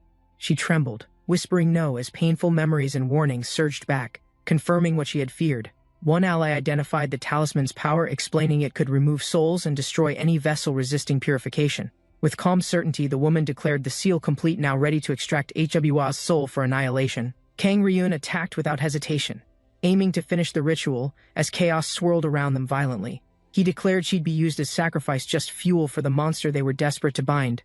The others panicked, realizing too late that Kang Ryun had bypassed every precaution set to protect Hwaran. Inside the raging energy, her figure burned red. Someone cried out, unable to accept her being taken. As she vanished into the woods, engulfed by flames, a desperate scream echoed, "Hwaran, no!" Korin, trapped within Hwaran's form, knelt in silence, red lightning surging as his mind fractured inward. A low laugh emerged, not Hwaran's, but Korin's, echoing as the limits between them began to dissolve. With a crazed smile, Korin fully awakened within Hwaran's body, his power and rage no longer restrained. Korin stood alone, encircled by flames, his aura burning bright as shadows moved within the forest. Dark wolves emerged swiftly from the trees, drawn by his presence, their glowing eyes locked on him. He remained unmoved, gripping his blade tight. The beasts charged, claws raised, teeth ready to tear flesh. They surrounded him completely, growling louder as the fire reflected in their eyes and twisted expressions. With a sharp roar, Korin struck. First blazing power exploded, tearing through the pack like falling thunder. Korin stood still, his body faintly trembling. The heat faded, but tension lingered deep in his chest. Suddenly, more enemies rushed from the trees. Their speed was sharper. These wolves weren't mindless, they were coordinated. Korin barely evaded the strike. Flames erupted again, shielding him. The golden wolves joined the battle instantly. As the ambush failed, the red-cloaked figure watched from a distance, quietly confirming Kang Ryun had vanished. With the threat cleared, Korin loosened up, analyzing the fight. He noted improvements in the wolves' behavior. The golden wolves approached, their expressions curious. They sensed Korin's mood had shifted towards something more serious. One wolf mentioned Lenya's promise to handle an issue. Korin simply nodded, keeping his thoughts hidden inside. Another asked what Korin had requested earlier. His answer was brief, but his expression suggested deeper motives. Korin smirked slightly, reflecting on what he discovered. His investigation had begun with questions about military supplies. A secluded building stood ahead, hidden by vines. It was the starting point of his next move. A woman stood in charge. She questioned the lack of replacements for the recently vanished operatives. The older man responded nervously, explaining they were still searching for Lenya and her missing allies. Her tone sharpened. These factions had hidden too long. Their silence was more threatening than resistance. She thought to herself, if they refused to speak, she'd force action through disruption and exposure. New contacts were located, suppliers with influence who might push certain players out of balance entirely. The woman narrowed her eyes. The name Natakin echoed in her mind, stirring a buried memory. Meanwhile, the arena filled with noise. The final round of the Academy's group match was beginning. A hidden transaction occurred elsewhere. A man confirmed the item's arrival, timed precisely with the public distraction. He inspected the package. Everything checked out. He smiled thinly, pleased with the condition it arrived in.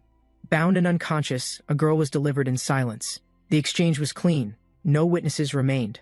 A masked figure tightened their grip on a device, activating it just before the match began. The audience roared with excitement. Students filled the stands, eager to witness the tournament's anticipated final round. Korin stepped into the arena, leading Group F with calm precision. His eyes scanned everything quickly. Across the arena, Group P entered, though one member lagged behind, drawing attention from the staff. Officials noticed the irregularity. Suspicion rose immediately. One instructor muttered that something was off about Group P. A ceremonial spear descended. Its presence signaled a bold declaration. The match would be far from ordinary. A roaring warrior raised his weapon, shouting promises of glory. His return shocked everyone watching from above. Spectators gasped. The woman in black confirmed the impossible immortal he had survived and returned to compete. His supporters screamed his name, energizing the arena. Tension surged as both sides braced for battle. With all participants now present, the professor gave his nod. The final match was about to begin. The loudspeaker echoed across the stadium. Players listened closely as instructions were revealed for the final match. The rule was direct: reach the golden statue at the center without falling to traps or enemies. Only the team that reached the center and activated the dragon symbol would advance to the finals. Suddenly, the battlefield shifted. A massive maze appeared, glowing with danger. The trial was now survival-based. Confusion spread fast. "It's a maze!" someone shouted. Teams hesitated, realizing this wouldn't rely on strength alone. A man activated a cancellation spell. His eyes narrowed, unsure what plans were already in motion. Far away, a woman prepared a vial. The final poison formula was now fully stabilized. He realized it too late. The poison's development had passed the point of no return. Suddenly, the broadcast screen flickered. The live feed from the arena stopped without any warning or reason. Confusion erupted. Supervisors questioned the disruption, suspecting foul play behind the abrupt signal loss on screen. An elder stepped forward, declaring it was time to remove Hua from Ran through ritual means. He instructed Yunhua and Hyuk to protect the Black Tortoise relic, their strongest northern defense artifact. Yunhua hesitated, worried. If the relic was destroyed, the entire defensive barrier would collapse instantly. She asked her uncle to protect Ran in her absence. He gave a calm assurance. Far away, someone watched and laughed in secret. The next phase of their plan was beginning. He grinned, mocking the audience. He claimed Korin's group was tough, but not strong enough to win. Since ancient times, teams guarding the Black Tortoise have always struggled due to its exposed location. He planned a rear assault. He'd strike from the shadows, bypassing the warrior and targeting defense. Observers began to notice his intent. He always fought smarter, avoiding head-on battles when unnecessary. As the fight erupted, he directed his allies. Their strategy was clear: destroy the Black Tortoise first. Mariette charged in without hesitation. Her teammate confirmed this was exactly how they'd planned to start things. She unleashed red energy, cutting through the field. Her overwhelming presence dominated the battle's early moments. A student commented she'd outperform everyone else if left alone, too powerful to balance with teamwork. The instructors quickly recognized a flaw. Their strongest players weren't defending, they were rushing offensively too soon. He smirked at their analysis. He sensed confusion growing and knew how to exploit the chaos. The masked fighter growled, demanding answers. His plan had been exposed before it even took shape. Korin explained calmly their team's supplies were stolen through a network of disguised black market transactions and diversions. He had traced the operation himself, discovering the hidden link between the merchants and the thieves. With a smirk, Korin admitted responsibility. He'd stolen the items and then resold them, masking his tracks. He shouted triumphantly, revealing their identity, the Mandrake Bandits. The entire arena now knew their true name. One of the bandits snapped in anger, shouting that Korin's trickery wouldn't change the outcome. He lunged forward aggressively, boasting that no one in the current lineup had the power to stop him. Nearby, a teammate whispered to Aisha, reminding her of her defeat against Yunhua in the past. Aisha stammered, recalling how pretending to lose during that duel had almost exposed their secret plan. She looked down, embarrassed. Her teammate smiled, amused at how badly she'd struggled with her fake loss. Korin gripped his weapon tightly. He gave the signal. This time, they would end it decisively. His team surged forward with full force. Their coordination and speed left no room for hesitation. From the opposite side, he readied his magic. He smiled. This kind of pressure excited him too. Alicia joined his charge. Together, they responded to Korin's move with a synchronized and powerful attack. The battlefield ignited as both sides unleashed devastating skills. The match reached its most explosive phase yet. He activated his full power. His aura flared violently as his skill, possession, devourer's intent awakened. Blue energy surged around Alicia. She countered with a charged spell, compressing mana into a blade strike. Both sides clashed midair. The impact shook the battlefield, and energy explosions echoed across the entire arena. He was thrown back by the force. He gritted his teeth, barely keeping his stance stable. Korin's team pressed forward. They moved quickly, not wasting the opening created by Alicia's strong retaliation. A chained figure struggled. Their strength had weakened, but something inside still refused to completely break. The masked woman gritted her teeth. Her blade cracked, unable to withstand the force of resistance. She clenched her fists. Even broken, they refused to fall. The enemy still had strength left. Despite the injuries and shattered weapons, Korin's allies rose. Flames circled them, but they did not retreat. A figure with red eyes emerged. Her presence alone shifted the atmosphere. She had returned Hua. Yunhua's mind locked on a single thought: Ran. Her mission was clear. There could be no compromise. She charged forward, eyes glowing red. To her, Ran must be eliminated at any cost. Alicia rushed in the opposite direction. Her mission was the opposite: Ran must be saved. Korin stepped between them, his voice steady. "I'll show you my sincerity," he declared without fear. Before anyone could respond, a bizarre beast appeared, fangs, horns, and a roar twisted into one form. The Taoti emerged, one of the four perils, symbols of destruction, chaos, and primal disorder itself. It stood in direct opposition to the four symbols that represented protection, harmony, and world balance. Shock spread. Taoti's seal was on Ran's back. Korin and he clearly weren't behind this. Kang Yunhua realized the truth. The ritual wasn't to remove Hechua, it was to awaken something darker. Korin explained, Kang Ryun's real goal was never Ran. It was to unleash the sealed Taoti spirit. Kang Ryun laughed uncontrollably. His plan had reached the final stage exactly as he had intended. The glowing red formation beneath Hwa revealed everything. She was always the target, never just a vessel. This ritual wasn't to free Ran. It was designed to erase her, giving Hwa full control. Years ago, after escaping the Moonlight Castle, Hua wandered the battlefield alone, wounded and unconscious. She eventually met the necromancer, Kang Ryun, who offered her shelter and promised her a future. While he claimed to raise her with care, he secretly shaped her for the Moonlight Gate. It was true Kang Ryun awakened the heavenly Yaksha. But his goal wasn't to protect her. Instead, he chained her soul and used her power to fuel a larger ritual, and Hua obeyed. The man appeared Spear Star, the legendary warrior from 10 years ago, now radiating ominous purple energy. He'd accepted one request from Kang Ryun alone: unleash chaos without limits across the region. His orders were clear: kill every human possible and destroy the chairman's sacred protective barrier. The goal was simple: force her to leave the castle once her only sanctuary collapsed. Once she moved, Kang Ryun's forces would be ready. Everything had been arranged with perfect timing. Many questioned why Kang Ryun would destroy an entire city just to complete a single ritual. The answer: weakening Zun's Western Seal would free immense power necessary for breaking HWA's inner restraint completely. With her resistance erased, Ran's remaining soul would shatter. Hua's transformation would begin without interference. Once the soul transfer completed, Kang Ryun would offer her body to his awaiting god. At that moment, Hua would awaken fully, not as a girl but as a true Yaksha being. Kang Ryun sensed interference. A powerful presence had entered the arena, disrupting the ritual's intended flow. Korin and his allies arrived, positioning themselves between the ritual site and the defenseless spiritual seal. The observers realized Korin had likely uncovered the truth behind the ritual's goal: complete soul eradication of Ran. As suspicions rose, it became clear the four perils were intentionally bound into the ritual's framework. Kang Ryun dismissed their concerns. To him, exposing the truth meant nothing if they couldn't stop it. The ritual intensified. Blood symbols activated as the formation responded to HWA's forced spiritual alignment. A forbidden technique, Law of Fresh Blood, ignited, binding her life force to the formation's core. In 10 hours, her consciousness would dissolve. She and the formation would become permanently fused. The ritual was meant to create a vessel, one capable of hosting a fully transcended Yaksha. Only beings like HWA, born with dual attribute mana, could survive the transformation and house divine power. A sudden surge of energy erupted from the center, piercing through the ritual's protective blood field. Kang Ryun's expression shifted. His complex formation had been disrupted by an unknown force within the arena. Panic followed. The entire Law of Fresh Blood, his main binding spell, vanished without leaving a trace. The battlefield changed. A counter seal had been activated, redirecting the ritual's flow and absorbing its power.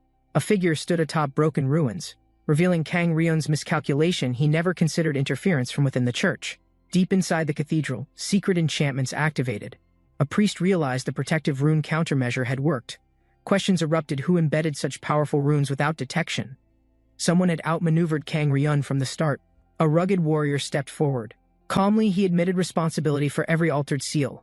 His preparations were complete. Kang Ryun exploded with rage. He finally understood his entire ritual had been sabotaged by a traitor. Desperate, Kang Ryun released a final attack. He poured everything into one strike to regain control. Korin released the counter seal, disrupting the ritual's main structure and breaking the bloodfield's outer layer. Kang Ryun panicked but quickly shifted plans. If he killed everyone now, the ceremony could restart. He ordered his subordinates to attack immediately, confident that no one could stop him in time. Hwoarang appeared suddenly, surrounded by crimson energy. Her body moved unnaturally, clearly bound by Kang Ryun's command. The group realized too late Kang Ryun had taken control of Hwoarang's body through the corrupted link. Yunhua and her ally watched closely. They realized the seal's collapse gave them one last opportunity. Korin knew Kang Ryun wasn't finished. More danger remained, and they had to act immediately together. No one hesitated. They understood the mission: disrupt the summoning and stop Hwoarang's forced transformation permanently. One fighter rushed in to hold the enemy back. "I'll stall them, go trigger the seal." As explosions erupted behind them, Korin sprinted forward. This was their final chance to stop everything. Rainin paused, stunned. She couldn't move or speak, completely overwhelmed by the power unfolding before her eyes. Korin moved with precision and fury.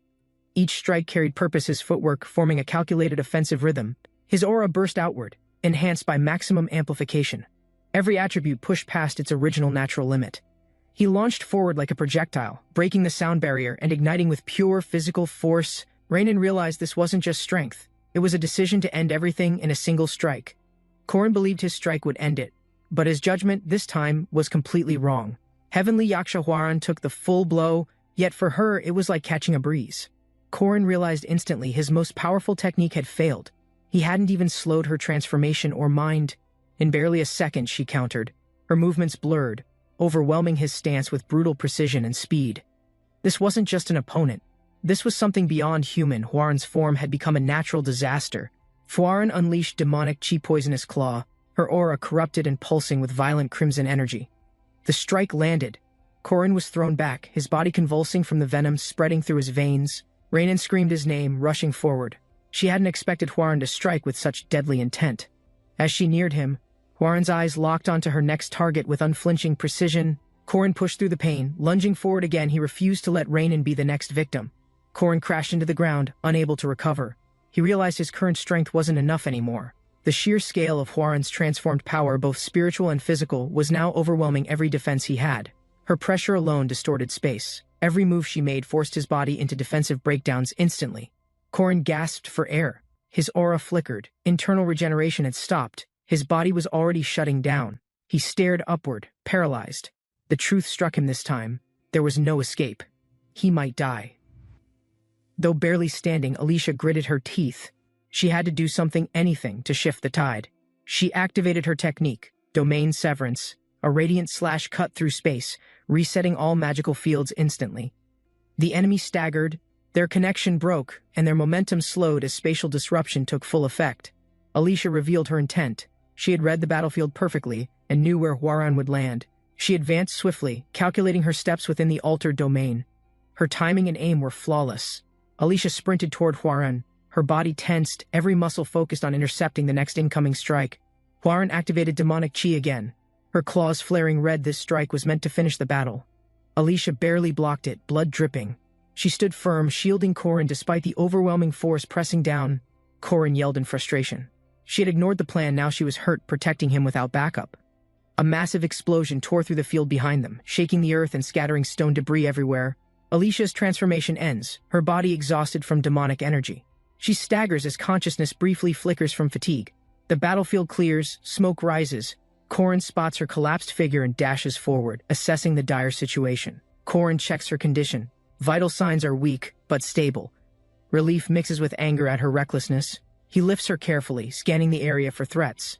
No enemies remain, only allies regathering nearby. As he prepares a healing dose, Alicia regains clarity. Her survival ensures the plan remains on track. Korin tended Alicia's wounds, knowing her survival depended on immediate action before blood loss claimed her life. He paused, reflecting on their near-death experience, recognizing how much the situation had deviated from his plan. Originally, he would have waited until Moriette destroyed the 4 perils items to expose the final vulnerability. The strategy involved Domain Severance, launched during a brief gap, to disable protection and trigger his hidden card. However, things changed. The first unexpected factor, Hwoarang's seal broke, releasing immense power earlier than anyone anticipated. Alicia stabilized the situation. Korin, strained from domain control and battle fatigue, realized he couldn't continue fighting longer. Exhausted, he questioned if he could survive until Moriette completed destroying the enemy's cursed relics. Though Alicia broke the plan, Korin accepted it was necessary. Her sacrifice bought them precious seconds to regroup. That devastating blow would have likely killed him instantly.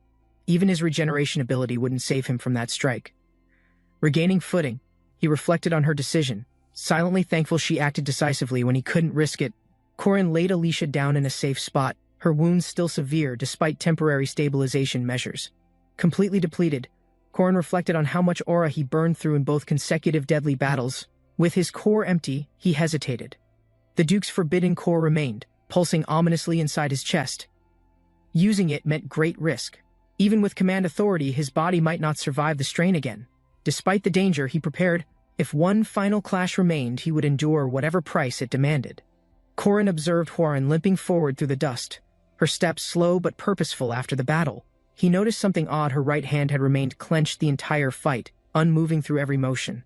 As she dragged her body onward, he realized she was concealing something tightly within her fingers. Despite the pain, she smirked faintly. Korin knew she was preparing for something only she understood. He stopped. This final decision wasn't his to make. What came next belonged solely to her. Korin stood silently, watching Hwoarang struggle under the emotional and spiritual weight she still carried alone. Despite the rage burned into her face, he called out, uncertain if she still remembered herself.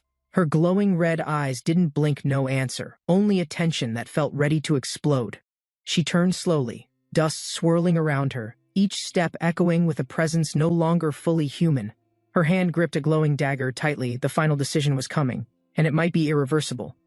With his aura surging violently, Korin raised the radiant blade, preparing to strike before she lost control.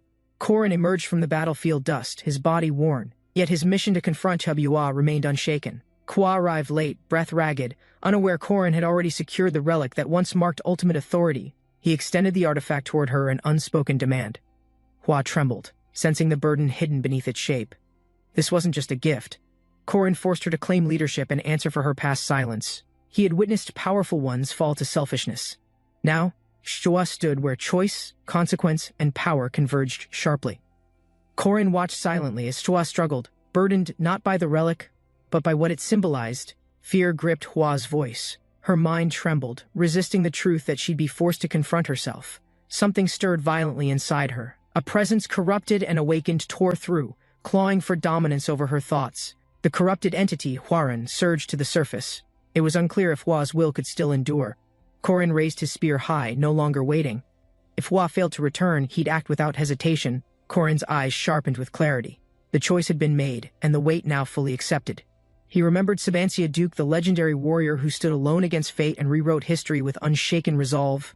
As energy surged around him, Korin silently vowed to forge a path just as powerful, relentless. He welcomed the overwhelming force. His body trembled, but his goal remained: resurrect the myth from memory. The red spear ignited violently. Korin's aura grew chaotic as his new legend began one of absolute defiance. Huaran, fully consumed by demonic energy, launched forward with overwhelming force and intent to destroy everything ahead. Her attack collided with Korin's spear. A shockwave erupted, shaking the very air between their powers. Energy surged violently across the battlefield. It was no longer a clash, it became an unstoppable magical storm. Their duel reached mythic scale. Power defied physics. The title "I Killed the Academy Player" was earned. The ground split open, everything burned. But Korin stood firm, even as chaos raged through the world. A commander shouted in disbelief. Unable to accept Korin had withstood the destructive force of Huaran. Frustration erupted. The order to kill was issued, revealing just how threatened they were by Korin's resistance. Dark energy surged. A single fist, pulsing violently, projected the force of 1,000 condensed killing intents. Korin responded without hesitation, unleashing the black mystery demonic spear, ominous serpent, to counter her overwhelming aura. Their weapons collided again. But this time, Korin had prepared. His strike carried purpose, calculation, and brutal precision. Korin clashed again with Huaran's fury. Despite the chaos, he remained certain he could face her. His only goal now was survival. His body needed to endure just long enough to strike back. The shard-like juice inside him enhanced recovery. Cells healed mid-battle, letting him ignore damage for precious seconds. He knew the limit. Once tendons snapped and bones failed, he'd lose mobility, but he kept going. Looking into Huaran's glowing eyes, Korin stayed firm. He wouldn't stop, not yet, not until it ended. Korin activated his final technique, 8 trigrams, extreme fist compressing every ounce of strength into devastating precision. He struck Huaran cleanly in the jaw. The force bypassed defense, momentarily disrupting her demonic concentration. Caught off guard, Huaran staggered. She hadn't expected Korin to land a hit with such clarity. He stepped forward again, dodging retaliation, pushing beyond human limits with reflexes honed through relentless combat experience. His foot slammed down, measured and lethal. Korin committed completely. Knowing the next blow could cost everything, Korin shifted position. He pulled his left arm back like a javelin, preparing a final strike. The enemy commander shouted, sensing something different, a critical technique that couldn't be defended by ordinary measures. Korin synchronized body, breath, and thought in one motion. It was a perfect half-step of unity. He recognized the opening, a rare, fleeting vulnerability. There would be no second chance to break through. And then, he moved, eyes locked, muscles tensed. He committed with full intent. This was it. Korin executed his ultimate technique, Black Mystery, 8 trigrams extreme fist aimed directly at Huaran's core defenses. His follow-up came instantly, Primordial Chaos Palm. A blast of pure energy erupted, crushing everything ahead. The battlefield went silent as Korin stood bloodied and gasping, his technique having pierced through chaos itself. A distant observer coughed, stunned. No one had expected Korin to endure, let alone break her barrier. Korin had done it. Against all odds, he shattered Huaran's absolute defense, proving his resolve was real. Korin's footing faltered. His final strike hadn't been enough. Huaran still stood through sheer will. Despite everything, he realized he couldn't completely suppress her. The transformation had advanced too far already. Her energy flared again. Korin, injured and drained, knew death was approaching fast with no escape. Their commander laughed mockingly, confident that Korin's struggle was meaningless. He declared the battle's outcome as inevitable. "Die, it's over now," he shouted. But Corin's eyes still held one last, burning spark of resistance. Hwoaran advanced again, her aura pulsing uncontrollably. The corruption inside her was spreading with terrifying intensity. Her face twitched. Something deep within resisted. A crack appeared not in power but in mental control. She stumbled slightly, her hand tightening. Corin's final strike had shaken more than just her body. The demonic glyph glowed violently, her breath slowed. Conflict erupted between her original self and the entity's grip. Hwoaran let out a sharp cry, uncertain. Her eyes widened and internal battle had just begun. Corin's final move hit, blood flew. For a moment, the battlefield froze and no one breathed. The ground ruptured beneath them. Energy reversed course, triggering panic among distant observers as shockwaves spread wide. A commander gasped in disbelief, watching the divine chains pierce through the chaos with overwhelming golden force. Hwoaran collapsed mid-air, sealed and bound by the sacred binding technique. Her body stopped, unable to resist further. Corin stood tall, bloodied but victorious. Breathing heavily, he whispered to no one, "I did it." Elsewhere, Allied forces dismantled the ritual array, scattering debris and removing all anchors tied to corruption. Professor Kang Ryun staggered backward, stunned. The formation believed invincible was completely broken by enemy sabotage. A lead commander confirmed it. Every core item within the formation had been successfully destroyed and disabled. Kang Ryun panicked, feeling something sharp pierce near his neck, an immediate threat he had no counter for. A calm voice warned him. Professor Elise stood firm, energy primed. "Stay still, Professor Kang Ryun." Corin stood, injured but calm. He believed the battle had ended. The chains held firm around Hwoaran. He looked toward her with relief, whispering, then, as if expecting her to return to herself. But Hwoaran's body twitched unnaturally. The glyph still glowed unfaded, resisting, trying to regain control through sheer will. The chains rattled violently. Dust swirled around her feet. Corin's eyes widened as tension rebuilt in silence. Their gazes locked. Corin's breath caught. Deep down, he knew this fight wasn't over yet. Corin's eyes caught at a cursed relic embedded on her back, pulsing ominously with crimson energy lines. He realized the item wasn't broken. It still fed corruption, anchoring the demonic glyph's lingering influence. Without hesitation, Corin lunged forward. If he hesitated now, she'd be lost permanently to possession. His hand reached her shoulder, steady but firm. Her eyes, still tinted red, followed his movement silently.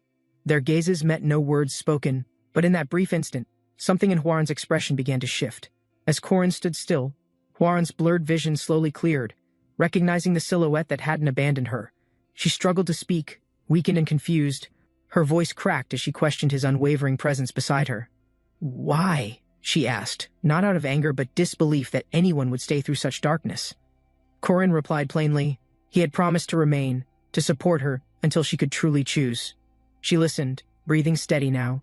Corin wanted only one thing: for her to make a proud decision. Moved by Corin's words, Hwoaran resolved quietly she would repay him with more than survival or thanks. She would prove she wasn't a monster. Her choice would reflect the humanity Corin believed in. Her body trembled as something shifted. She felt a loss, as if something inside had vanished completely. The cursed future she nearly embraced, the path of destruction, crumbled. The grip of fate shattered into ash. Staring at her trembling hands, Hwoaran whispered, broken, "What do I do now?" Corin chuckled weakly, bloodied but steady. The battle had passed, but its weight still remained. He sat down beside her, admitting calmly that many paths still existed for moving forward together. "Thanks," he said. His tone was simple, sincere. Trust wasn't earned easily, but she had returned it. Hwoaran trembled, confessing everything. She admitted to violence, guilt, and even the crime of stealing another's form. Her voice broke. She asked honestly, "Is there any path where I can still be forgiven?" Corin closed his eyes in silence, unsure if true forgiveness was something he had the right to offer. With a quiet voice, he admitted he didn't know, but he didn't back away either. Overwhelmed, Hwoaran cried out, not in fear, but release. For the first time, she felt truly seen. Behind bars, Kang Ryun sat in silence. His plan had failed, and retribution had begun quietly. The Academy's leadership moved fast. Just like always, the aftermath would be managed quietly, and without exposure. Madame Josephine and Master Aaron had already agreed, if things looked settled, they'd bury the scandal quickly. But this case involved Hwoaran. The ritual had exposed her, and covering it up would spark suspicion. Now those who feared Hwoaran's strength began preparing to denounce her, using fear as their justification. The Academy resumed normal operations, but internal factions began re-evaluating authority after the ritual's public consequences. Despite the chairman's past efforts to keep peace, the truth forced policymakers to act decisively now. Master Aaron and Madame Josephine acknowledged institutional flaws. Knowing the Academy's structure was vulnerable to manipulation, Korin, still recovering, reflected on the battle's cost, both physical and political, as decisions loomed beyond his reach. Though his role had concluded, Korin sensed future conflicts would return. His name would remain in play. Korin turned in surprise. The battle had ended, but emotional fallout among allies was just beginning. Tears weren't just sorrow, they reflected shared pain. Allies had suffered watching Korin fight nearly alone to the end. Korin's condition was questioned. He had dismantled multiple defenses and constructs without reinforcement during the final conflict. Elsewhere, Yua and Jinyuk's efforts had delayed the ceremony, but they'd vanished shortly after their task succeeded. Korin understood now. Their withdrawal wasn't abandonment. It was part of a larger strategy, carried out in secret. Korin listened as his ally clarified her stance, urging compassion for those driven by desperation, not evil. Jinyuk acted for revenge. Yua fought to protect family. Each had motives shaped by painful circumstances. Their actions weren't justified, but the blame wasn't theirs alone. Kang Ryun had orchestrated everything from the shadows. Korin understood. Misplaced hatred could fracture fragile trust. Enemies weren't always who they first appeared to be. Though light-hearted banter followed, her words held truths she cared deeply, and just didn't want Korin hurt again. Korin acknowledged his limits. He wasn't the player, just a substitute relying solely on skill and endurance.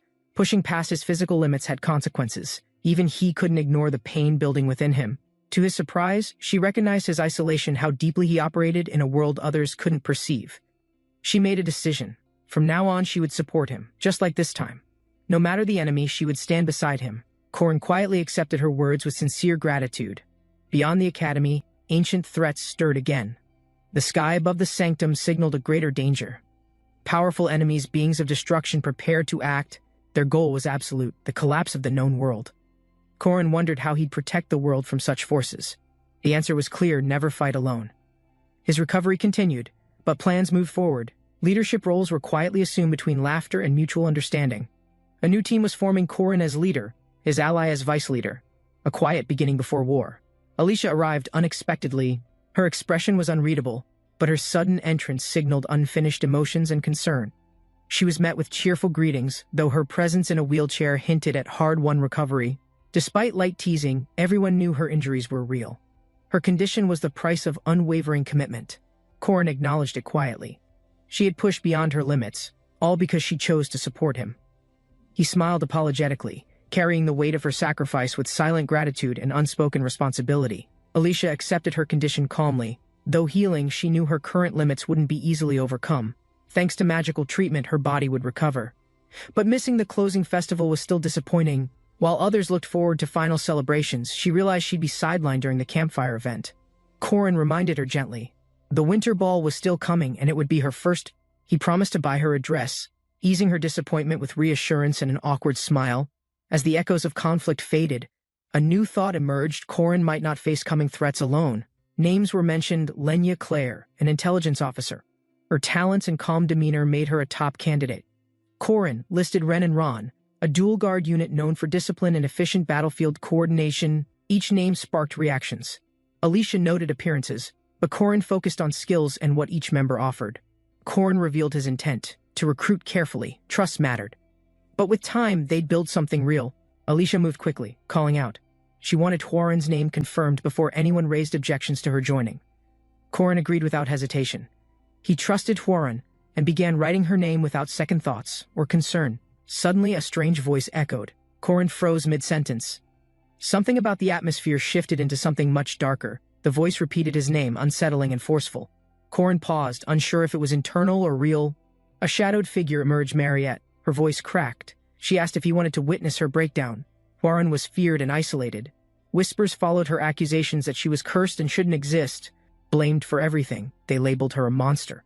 Her presence alone invited suspicion, regardless of her actions. When Korin got hurt, guilt consumed her. It reminded her how close she'd come to harming again. Yet Korin had stood beside her, keeping his word to stay and help her choose her path. Haunted by past failures, Hwaran believed strength was her only salvation. Depending on others felt like weakness. Korin's words echoed. He urged her to make a decision she'd one day be proud of. He never demanded perfection, only effort. Together, he said, they could face what comes without regret. Hwaran wept. She didn't know what came next, but for once, she wasn't afraid to try. His kindness overwhelmed her. The sincerity in his support stung like warmth too sharp to hold comfortably. She whispered bitterly, I hate you, Korin. He but the weight in her tone meant the opposite. Corin's words echoed. He urged her to make a decision she'd one day be proud of. He never demanded perfection, only effort. Together, he said, they could face what comes without regret. Hwarin wept. She didn't know what came next, but for once, she wasn't afraid to try. His kindness overwhelmed her. The sincerity in his support stung like warmth too sharp to hold comfortably.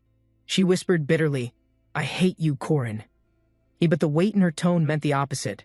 Hwarin kept others distant. Her pain was private, her thoughts shielded, her walls built high and firm. That had always been her truth until someone chose not to force entry, but to stay anyway. Alone in her room, she breathed out slowly. A presence near the door disrupted her silence. Corin stood calmly. "You're better," he said, as if the answer had been worth waiting for. She tried to hide her feelings, but failed. All this time he smiled gently. "Hurry up." Hwarin stood quietly. Corin called her name with familiarity, anchoring her to something warmer than survival. She hesitated, then asked honestly, was there still a way for her to return to who she was? Corin looked at her without judgment. Her sincerity reminded him despite everything, her kindness still remained intact. Suddenly, she reached out and grabbed him, not out of desperation, but from something more human. With flushed cheeks, she blurted her wish. Not power, not vengeance, just to eat fish again. Corin noticed her hesitation and gently reached out. His calm voice reassured her she wasn't alone. He promised her a simple meal fish. After all this, it was enough to steady her. Hwarin stepped forward, leaving safety behind. Corin watched silently, understanding she'd made her choice to fight. He turned his back to the past, gripping his sword. "I'm starting," he said, quietly determined. As tension rose, Corin swallowed hard. The Death God's orb appeared, pulsing with ominous power and resolve. The Death God's orb activated, revealing its danger. Within human hands, its accuracy dropped to nearly nothing. Corin realized the terrifying odds. His grip tightened as he braced himself for what came next. He threw the orb with all his might. It flew forward, striking the ground with precision 0. Surprised by the result, Corin looked ahead, then calmly announced he'd demonstrate actual magic instead. From his pouch, he drew a cracked gem, a defective mana stone meant only for festival display. Corin explained the game was rigged. The system was designed to limit winning through randomness and spread. He described how the orb's diffusion effect weakened accuracy across a 10-meter zone, minimizing precise targeting. But Corin questioned, what if the orb was used while already inside the lowest accuracy threshold? He activated the orb again. This time, a powerful pulse spread wide, creating a radiant burst. The orb's range multiplied, surpassing limits. As precision disappeared, it finally hit everything, triggering its hidden destructive power. A surge of energy flared from the orb, launching purple light across the plaza without restraint. Corin shielded his eyes and braced as the pressure intensified, then slowly settled to stillness. He stepped forward, hands glowing faintly. "Hwarin, I infused you with mana. It should stabilize you." The girl stirred, eyelids twitching as sunlight warmed her face. Slowly, she began to regain awareness. She blinked up at him and softly whispered, "Hello." Her voice steady but uncertain and quiet. She opened her eyes slowly, recognizing the voice. Light warmed her face as peace settled in.